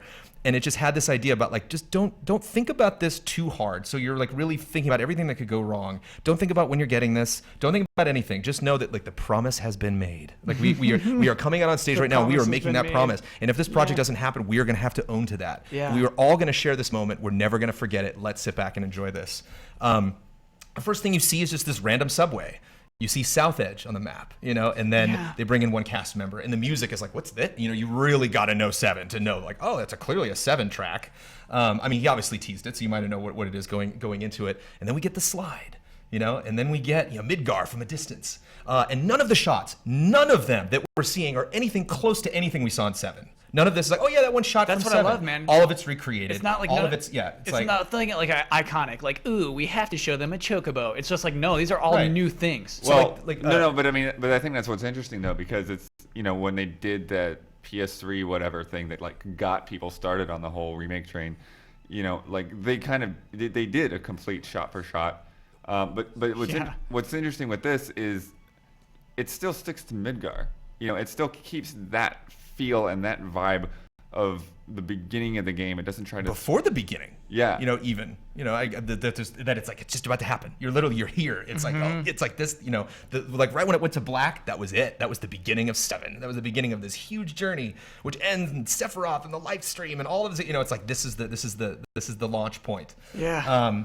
And just how they slowly, I mean, just director Tetsuya Nomura. It's like, what are you guys doing to me? You know, and just slowly baiting those things. And it's just like, you know, you have a dog treat and your dog's just staring at you, just like, please, and you're just holding it out because you know the dog's gonna get it. And you're just like, you know, really cherish this, really enjoy this treat I'm about to give you. The music's definitely worth talking about as well because it's scary. It's like Jaws is coming. And it's the announcement that's coming. Yeah. You know, it's serving that purpose. But it might not. If you're listening to this creepy music, that might mean we're about to break your hearts. Oh my gosh. Yeah. The music could have been very celebratory and like cheesy, and it's not that. It's amazing. And then it finally, like right when that enters our brain and we realize that sword and what we're looking at, and it's like, oh my God, it's all coming together. That's when it's like, I don't know if that's Cloud's theme or if that's the main theme of Final Fantasy VII. When I did the Final Fantasy retrospective, that's the track that I picked when I started the conversation about 7. When I actually like had the thing that said 7. Like now we're going into it. That was like the lead-in thing. Are you ready, Kyle? Oh, I'm ready. Are you sitting down? I'm sitting down. This is a 10. Brandon never gives a game. That's his first 10 on this show. This is a 10. Whoa. This is a 10. They did it. I mean, like, guys, for the record, I'm not a huge 7 fan. Like, I loved Advent Children. I played a little bit Crisis Core. I played like a lot of other offshoots of 7. I have played 7, you know, start to finish. I've seen other people play 7. I did the FF Retro. Like, I'm familiar with these characters and stories. I probably won't play this all the way through. But I cannot possibly think how you could have better done this. I'm at a loss. From who got on stage and announced it, to putting it right next to Shenmue, to just the way you slowly, the way you trusted your audience, the way you trusted people to absorb this announcement, and it's not something that, you know, is like I got that one hit and then it's just not coming back later. It's just every time I watch it now. This is probably the 8th time I see it, and I still just got chills. And this is not my favorite Final Fantasy game. Right. I'm not one of those people that's just been begging for this remake.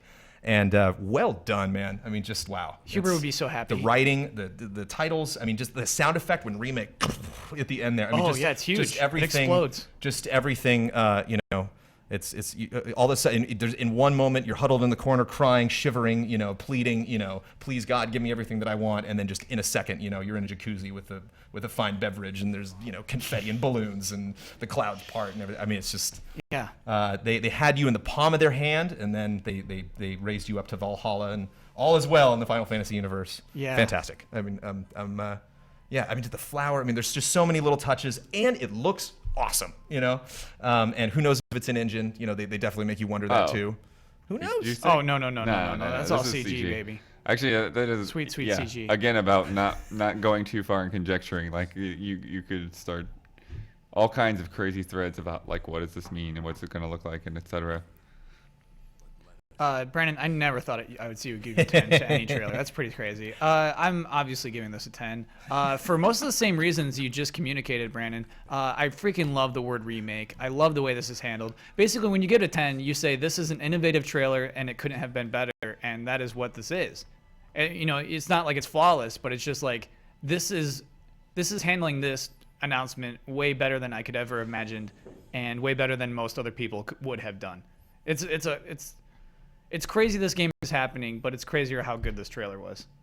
That's really it gives me so much hope for what this is. I used to think I didn't want a Final Fantasy VII trailer or remake, and because I thought it'd be stupid.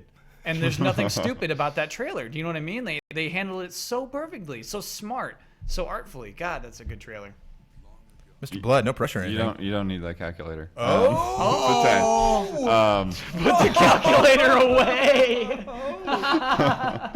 and I decided that before you guys revealed yours. Wow. Yeah.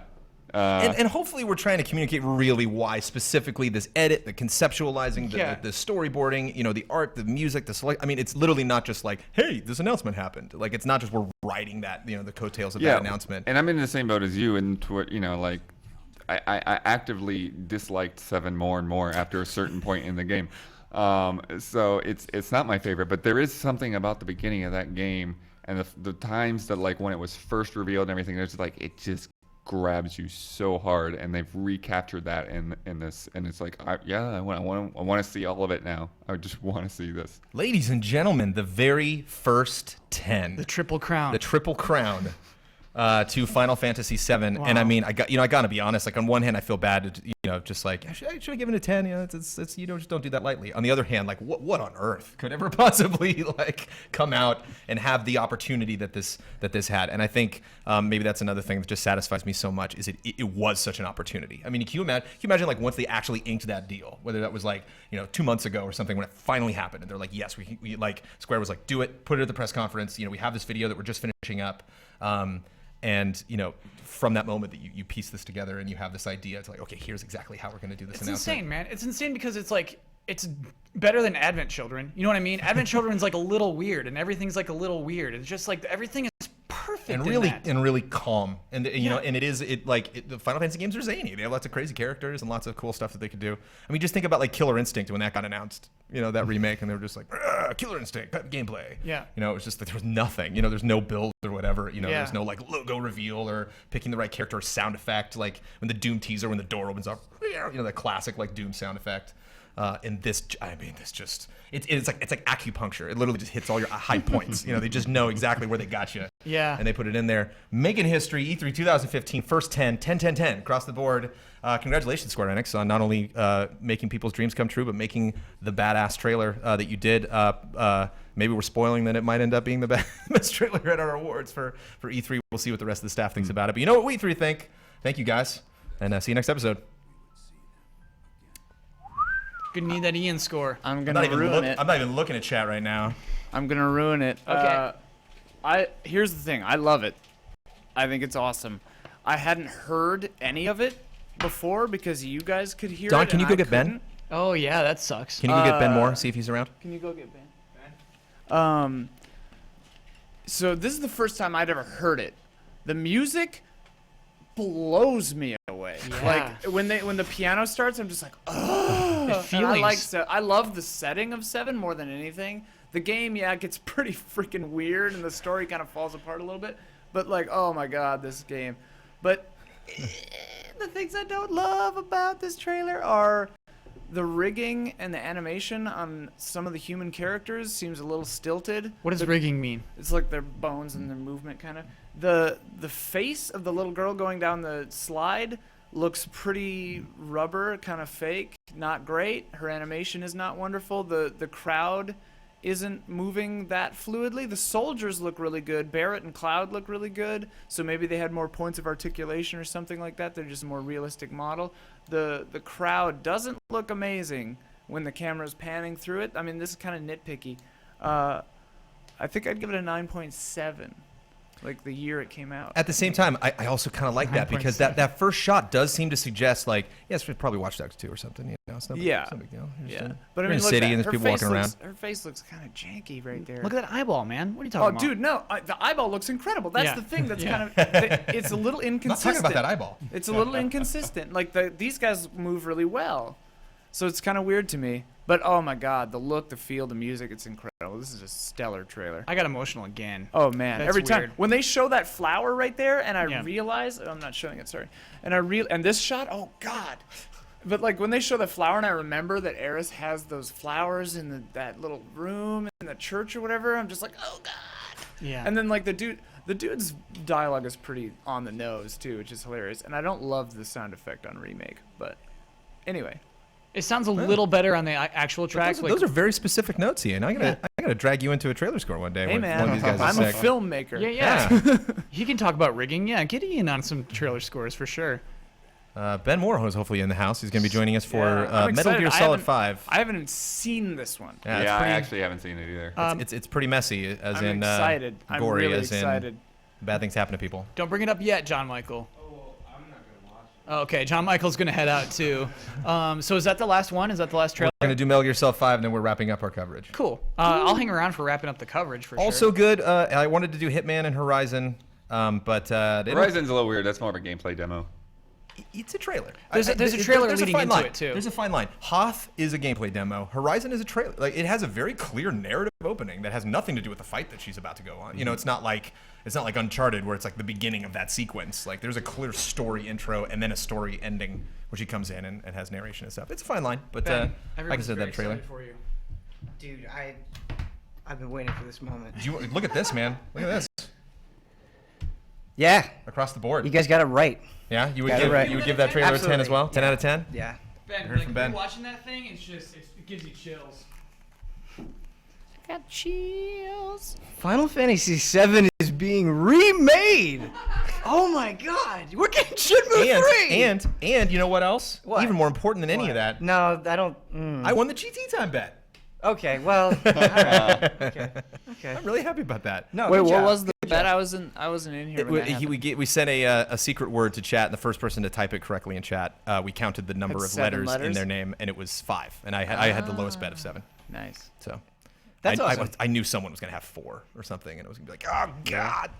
But no, snagged it. Congratulations. Happy about that one. Okay, John, so you're going to double click and then stroll. Okay, he's going to hit the play button, and then we're going to rock. We're going to watch it, not talk, and then we're going to talk after.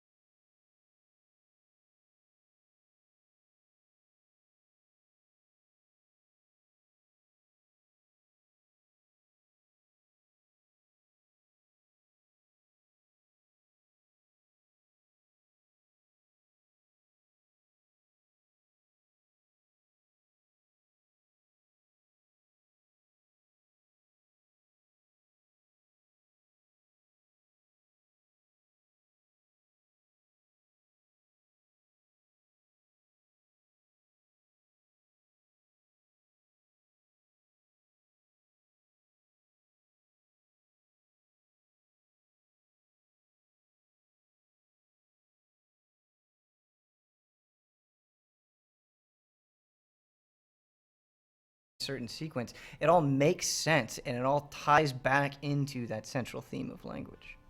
And language is something that we're familiar with in the Metal Gear series, lolly lule lo, Lord knows people talk a lot in Metal Gear games, and you're lied to a lot. People mince words, people say things, and then later you correct them, and they're like, well, I wasn't actually lying technically, because, there's a lot of like people faking, their voices and stuff like that, pretending to be other people. So this is something that we've heard of before, and the game is really in an interesting spot to kind of foreshadow events that are going to eventually happen in Metal Gear and speak to events that have happened in the past, because this follows Peace Walker and Metal Gear Solid 3. Right, and that's what makes this trailer and Phantom Pain such a fascinating game, is because we know the end, right? We know that this story continues on through Solid Snake, through Liquid Snake. What makes this interesting is the in-game isn't the point. While as cool as that last shot is, this is the story of a man who was destroyed by the world around him. And so now, as it said in the trailer, retaliation breeds retaliation. This is him striking back. And you said that Metal Gear Solid is a game that has a lot of talking, and you're right, but outside of the very last shot, who doesn't speak?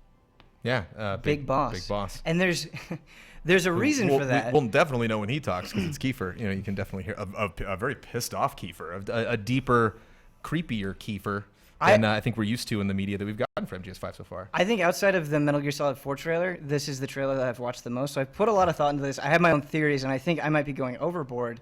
But Big Boss doesn't say a single word throughout the entire trailer. And if you kind of go back to the MGS4 trailers, it was Snake establishing the tone, saying that war has changed and that he is out of place, and he was putting himself in there.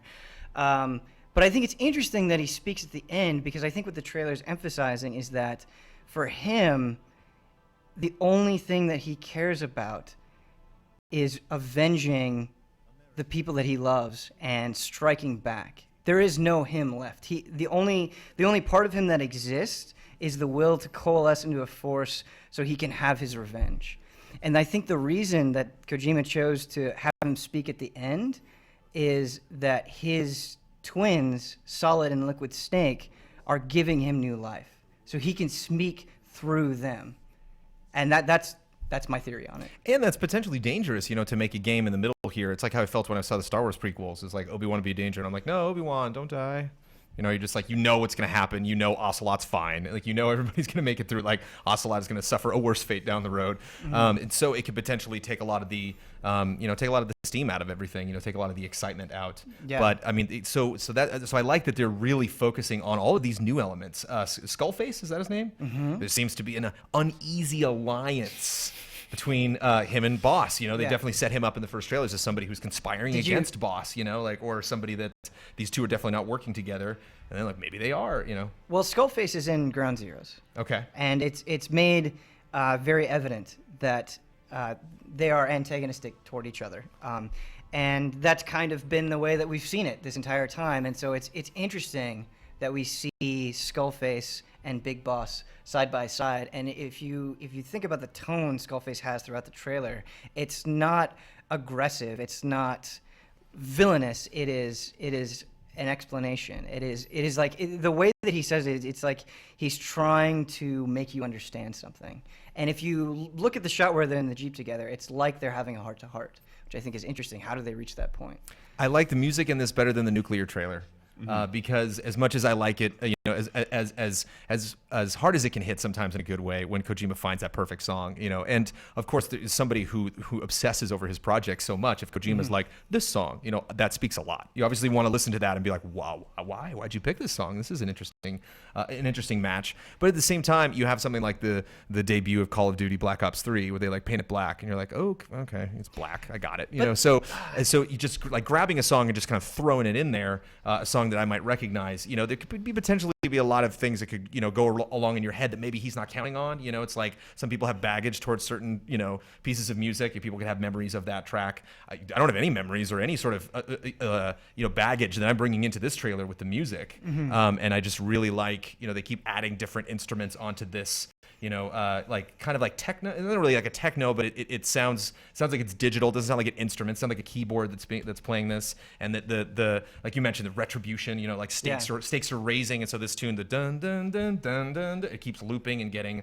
louder and more intense. That's honestly, the music does 60% of the work. Yeah. And what they could have done, I think what a lot of trailers would do, lesser trailers, I'm okay with saying that, is they would have had like text on the screen. They would have said, "Big Boss, a man that is broken, a man that has lost everything." And the trailer is above that because as you're listening to the music and as you're seeing this character, you feel empty. It sort of creates this hollowness inside of you, and it just does it through images and sound. And I think that's infinitely more powerful.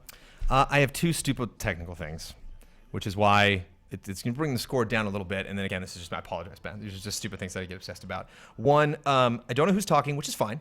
It's clear that there's more than one character talking. Right. I say at least two, maybe more than that we go back and forth. We never see the scenario in which they're talking. And that does lessen it a little bit for me when I hear that, when it's just kind of like some voice comes in and then it ends. And I'm just kind of like, okay, what was that? And I may sound like a hypocrite because we just talked about that with Final Fantasy VII, and I really enjoyed that. But I think the difference is like this doesn't feel like it was written for the trailer or for this theme. No, this is from the game for sure. They cut out a couple of different lines and put them together, and yeah, it did kind of throw me off too because I'm like, we're talking about it's like we're talking about somebody's backstory, and you kind of have to like sort of piece it together. I mean, you kind of know who they're talking about. And you don't have to show me the person talking, but even like maybe show me the scene right when they start talking that I can kind of suggest like, oh, the guy, the person that's talking is maybe the guy that this arm belongs to, so I can just kind of put a context to it as instead of like, like, oh, we haven't actually like attached the dialogue to that one scene. So I'm just going to grab this audio file and, plunk it on the trailer. I get where you're coming from. And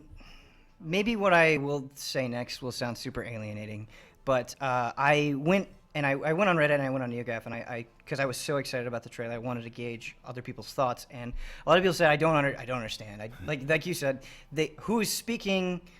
Why are they saying these things? What's the context for all of this? And I think you have to actually think about the context of the trailer, right? This trailer came out after the very public and very sordid departure of Kojima from Konami, right?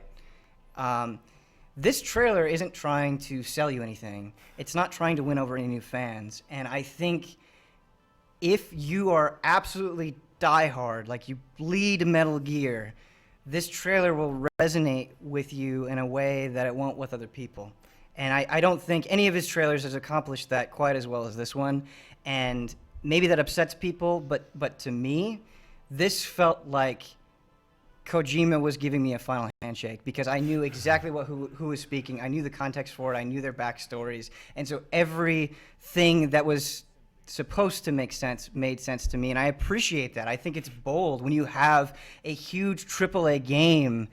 You could show that trailer to a guy on the street and he doesn't probably care about it. But those that do, it means a lot to them. That's why I'm glad you're here, Ben, because I'm almost guaranteed I'm going to give this a lower score than you will. And so I'm happy that your high score is going to bring it back up. One last technical thing, and I've mentioned this before on Trailer Score, people talking when you can't hear them. I hate that. I hate, just cutting to Miller and having to be like, I'm just like, what, Miller? What did you say? It's like, just if you're going to grab a shot and I can't hear what they're saying, don't show me lip movement. That just seems, that's it. Ian, you're in the room for this Trailer Score. This just seems amateur hour. It's just like Kojima. You must have 80,000 shots of Miller. You literally only could pick this shot where he's saying something that I can't hear. It depends, I think. I get what you're saying, that bugs me big time. Every single time they show Miller, they show him like suffering in an extreme way, And I think it was important that they showed that Miller was blind. I think it was important that they showed that he lost his arm. I think it was important that they show him on the gurney. Right. That's... I'm just talking about the moments where you can see that he's saying something, but you can't hear what he's saying. Right. So you have that like mix or a question of like, was that supposed to be that way? Or, Miller was in the part of the demo that I played before E3, and like there were tons of just long shots of Miller injured, like looking out of the inside of the helicopter. It's like, why didn't you use that? Why did you have to pick a shot where showing me some conversation that I can't hear? Again, me being super picky, it's just something that bugs me. Something that I try to strive to like work around whenever I'm doing things or picking shots for like montages and. I feel like I'm gonna think about an answer to this for the next few days. Well, you're gonna bring the score up. Which is fine because I'm still gonna give it a darn good score. This is a 9.4. This is a very excellent Moody, a Ben Moody trailer. Loved the music, love the style, there's so many great questions that this brings up. Not to mention a big question that even someone like me who didn't finish Metal Gear Solid 3, who didn't play Peace Walker, who's maybe this is not the top game that's on my radar. That ending was like. Yeah, like that was a tuning fork of an ending. Like, oh yeah, I'm feeling that. Think about how seriously this trailer takes itself. How dire it makes every single sequence, and it accomplishes that, right? I feel like I watch so many trailers where it's like in a dark and gritty world, you will see these horrible, violent acts, and I just don't care. But this had an element of intrigue, an element of intellectualism. It was talking about how language affects war and how it affects us as a society, and that in and of itself is way more interesting than just showing people suffering. It makes you look at it in a different way, and I don't know. What's it gonna be? Give me a score, dude. Yeah, it's easily a 10. Oh, we're throwing them out. You get a 10. You get a 10. What's it gonna be, Blood?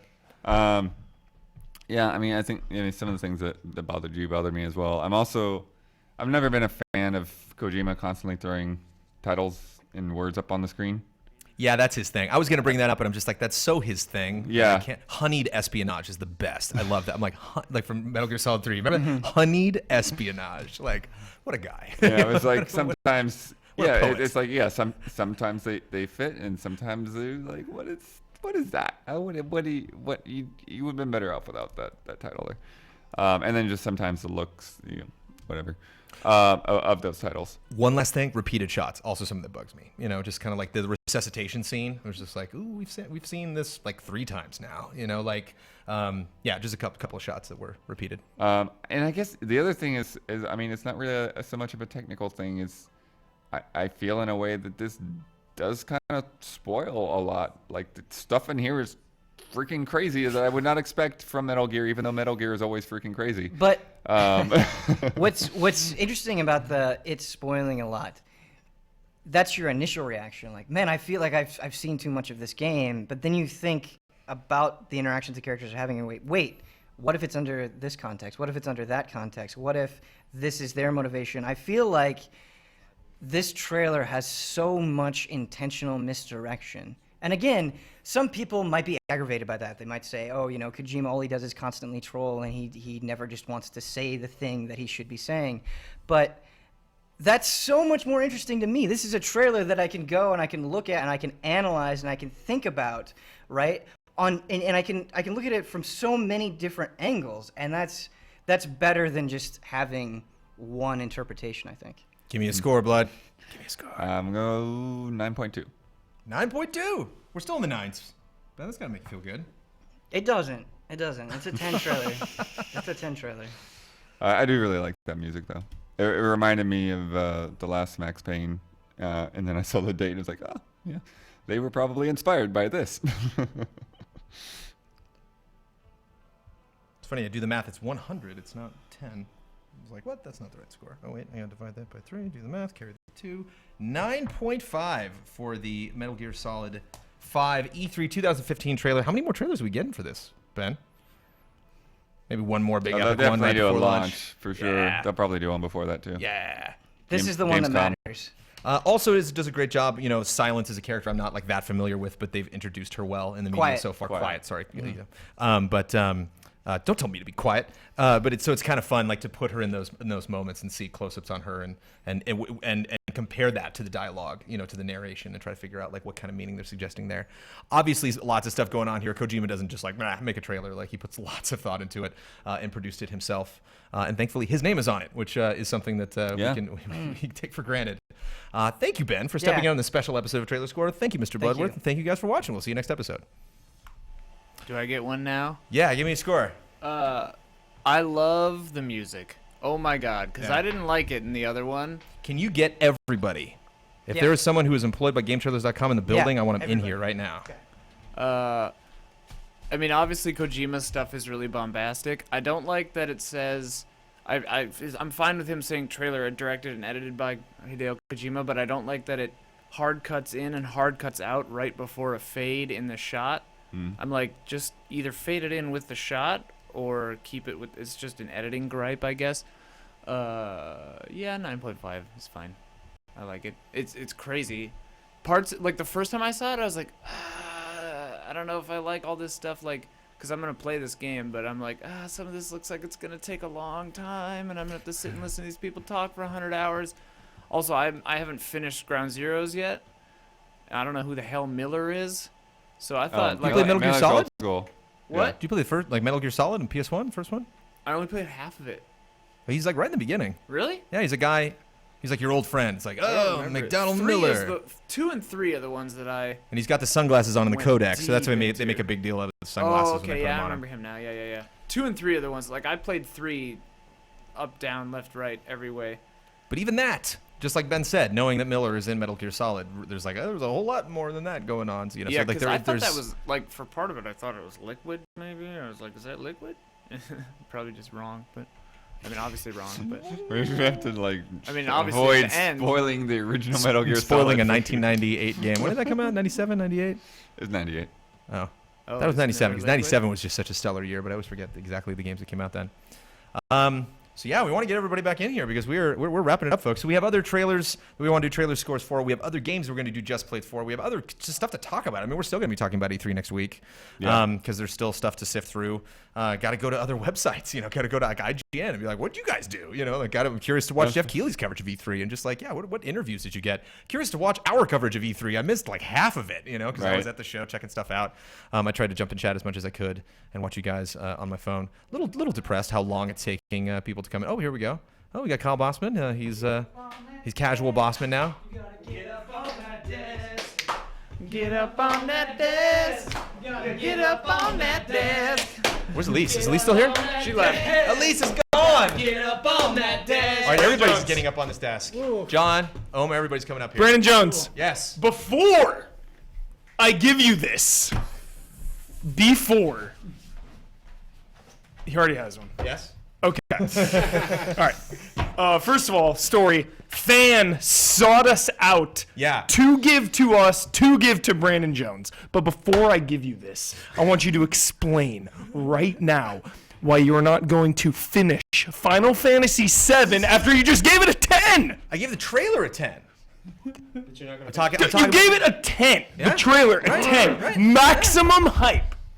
Why are you already declaring that you probably will not finish this game? I mean, you know, this game's not coming out until 2025. You know, I might have a 6-year-old child by then. You know what I mean? I might have gotten hit by a bus before this game came. One step at a time here. You know what I mean? We'll reevaluate it. You know, 20 years from now when the game launches, and we'll figure that out. This is from a fan. Yeah. Okay, somebody, I was at the Disney booth bumping into Seraphim from our chat, who's on Toybox 2. Oh yeah, he said he saw me. And it was great to bump into him. And somebody in the line when I was trying to find Seraphim was like, "Oh, Brandon Jones, I'll get a figure for you." And I'm like, "No, don't do that. It's fine. You know, you're in line. Get a figure for yourself." And just would not take no for an answer. It was like, and I'm like, "I'm leaving. I'm going back to the stage right now." And he was like, "I will find someone from GameTrailers and I will give it to him." Yeah, he came running down the hall. Running down the I hall. come in to He's get like, food. Guys, I have to give you this for Brandon Jones. So but you know what, Hubert? That is a perfect transition. There are no words. There's really nothing you can say to really to communicate to you guys how much it means, you know, for you guys watching this. You know, I promised myself I would cry. But this is amazing. I mean, you know, this is like my 14th E3. We've done E3 so many times, but we've never done it like this. And this whole year since making the move from Viacom has just been like, okay, let's try this event and try doing it in a crazy way. There's some things about the way this turned out that we're really happy about. Some things we wish we could change. But that is life. That is streaming. That is live. And the fact that you guys have supported us, giving us figures, and also, walking up how and many talking to times us do you at the get show. stopped? I can't. I don't have count. People just kept stopping us. On the show floor. Yeah. People kept saying hi. Like I was trying to take a picture of myself in front of like the Dark Souls blood fountain, and some guy was like, oh, I'll take the picture for you. And then it turned out like he knew exactly who I was. You're not hard to miss, Blood. I mean, to be honest, some of us kind of like slowly blend into a crowd. But you're like Big Bird. It's like no one's gonna. If you go to Sesame Street, you're not missing Big Bird. But I mean, it really, this is such a fun show. We really, if it's not evident at all, we are so passionate about all of the stuff that we've seen this week, and we're passionate about streaming. And a lot of this was just up here chatting, and we just really had a consistent audience the whole time. I can't believe you guys watched all of this stuff. Good news, it's not actually completely over. We're going to get a little break. If you guys want to sleep in tomorrow morning, that's fine. You get in here a little bit late. But tomorrow at 6 p.m. Pacific. Can I just say that? Does that work? Yes. We are going to return with Rock Band 4, both Gamers Next Door, Amelia Italian. We're gonna go 2 hours. I think it's going 6 to 8. Oh, okay. We can go 5 to 7. That's fine. 6 to 8. Okay. 5 to 7 is on the schedule. 5 to 7 is on the schedule. Yeah. But we can do 6 to 8, whatever. But what did the people that are coming think it is? We might do 6 to 8 because there's someone in here until 5. People are finally coming back into this room. We have just consumed this room. We're just like, Defy Media, get out of here.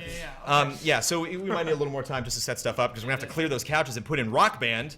And we're going to have to dust off these sweaty chairs we've been sitting in for 5 days straight. And Amelia Italian and Pamela Horton from Playboy are going to come by, and which they went to the pre-Judges Week and played some Rock Band. So I know they are talented Rock Band players. It is confirmed. But I can't think of a better way. We're going to have some Playmates come by. We're going to play some Rock Band. And hopefully you guys appreciate... God damn it. What? I don't know. Are they called that still? Yeah, they're called that. Yeah, they're both Playmates. God damn it is right. I mean, you guys can all give your piece, but I mean, on behalf of the entire Game Trailers crew, thank you so much for watching our E3 coverage. Don't you just want to do it again? Don't you just want to just jump right forward to 2016 and not get sleep and just start the whole thing over again? You gotta earn it. You gotta earn it. In a year.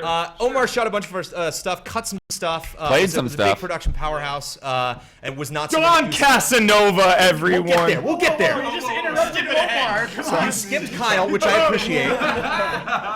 But deserves a shout out. But I mean, at least Don's on the TriCaster, so people saw Donnie and she jumped in the conversation. Omar, maybe you jumped in the conversation earlier when I was not around, but you selflessly did a lot of awesome things. There's still some stuff that you shot at E3 that people haven't seen yet. They're going to see a lot of the stuff that you put together next week. Kyle Bossman was on stage, covering time that I should have scheduled things for.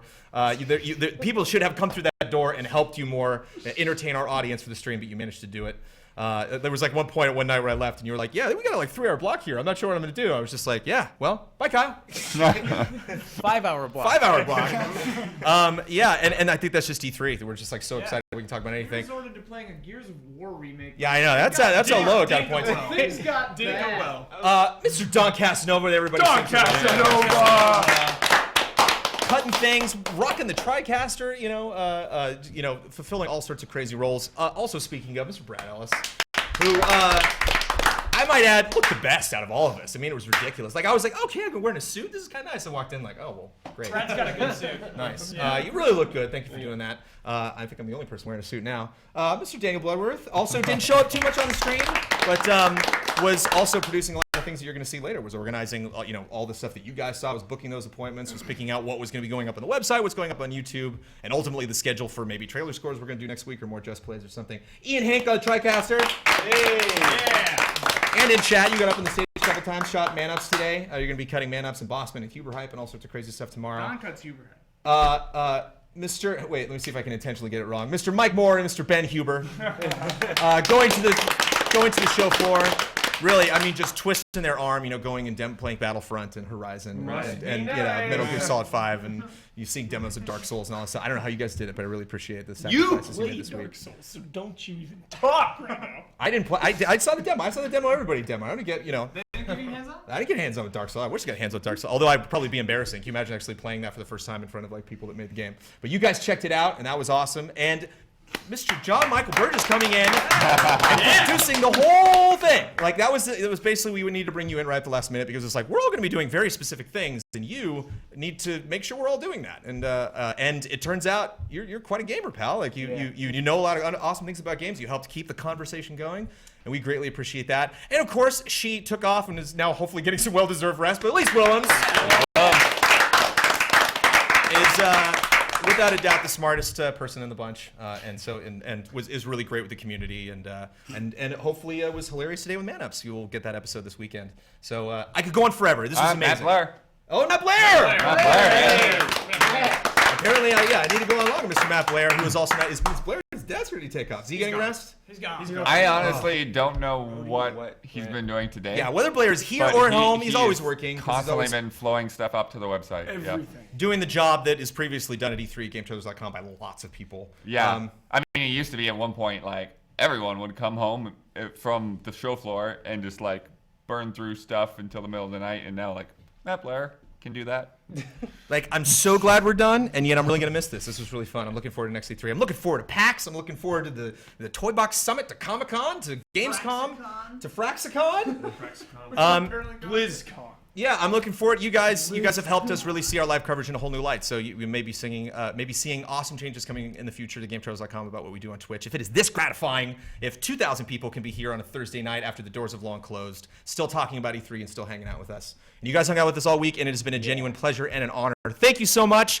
We will see you tomorrow for a special Friday night episode of GT Live, and then have a wonderful weekend. Bless you. Happy E3, everybody. Happy E3. No one's on the trigger because everyone's up on stage. So we'll just wait. Phantom Pain is a 10. Woo! Get up on the stage. Oh, the desk. Get up on that desk. Oh, yeah. Go home and get some sleep. Sleep. Not yet. Go home and get some sleep.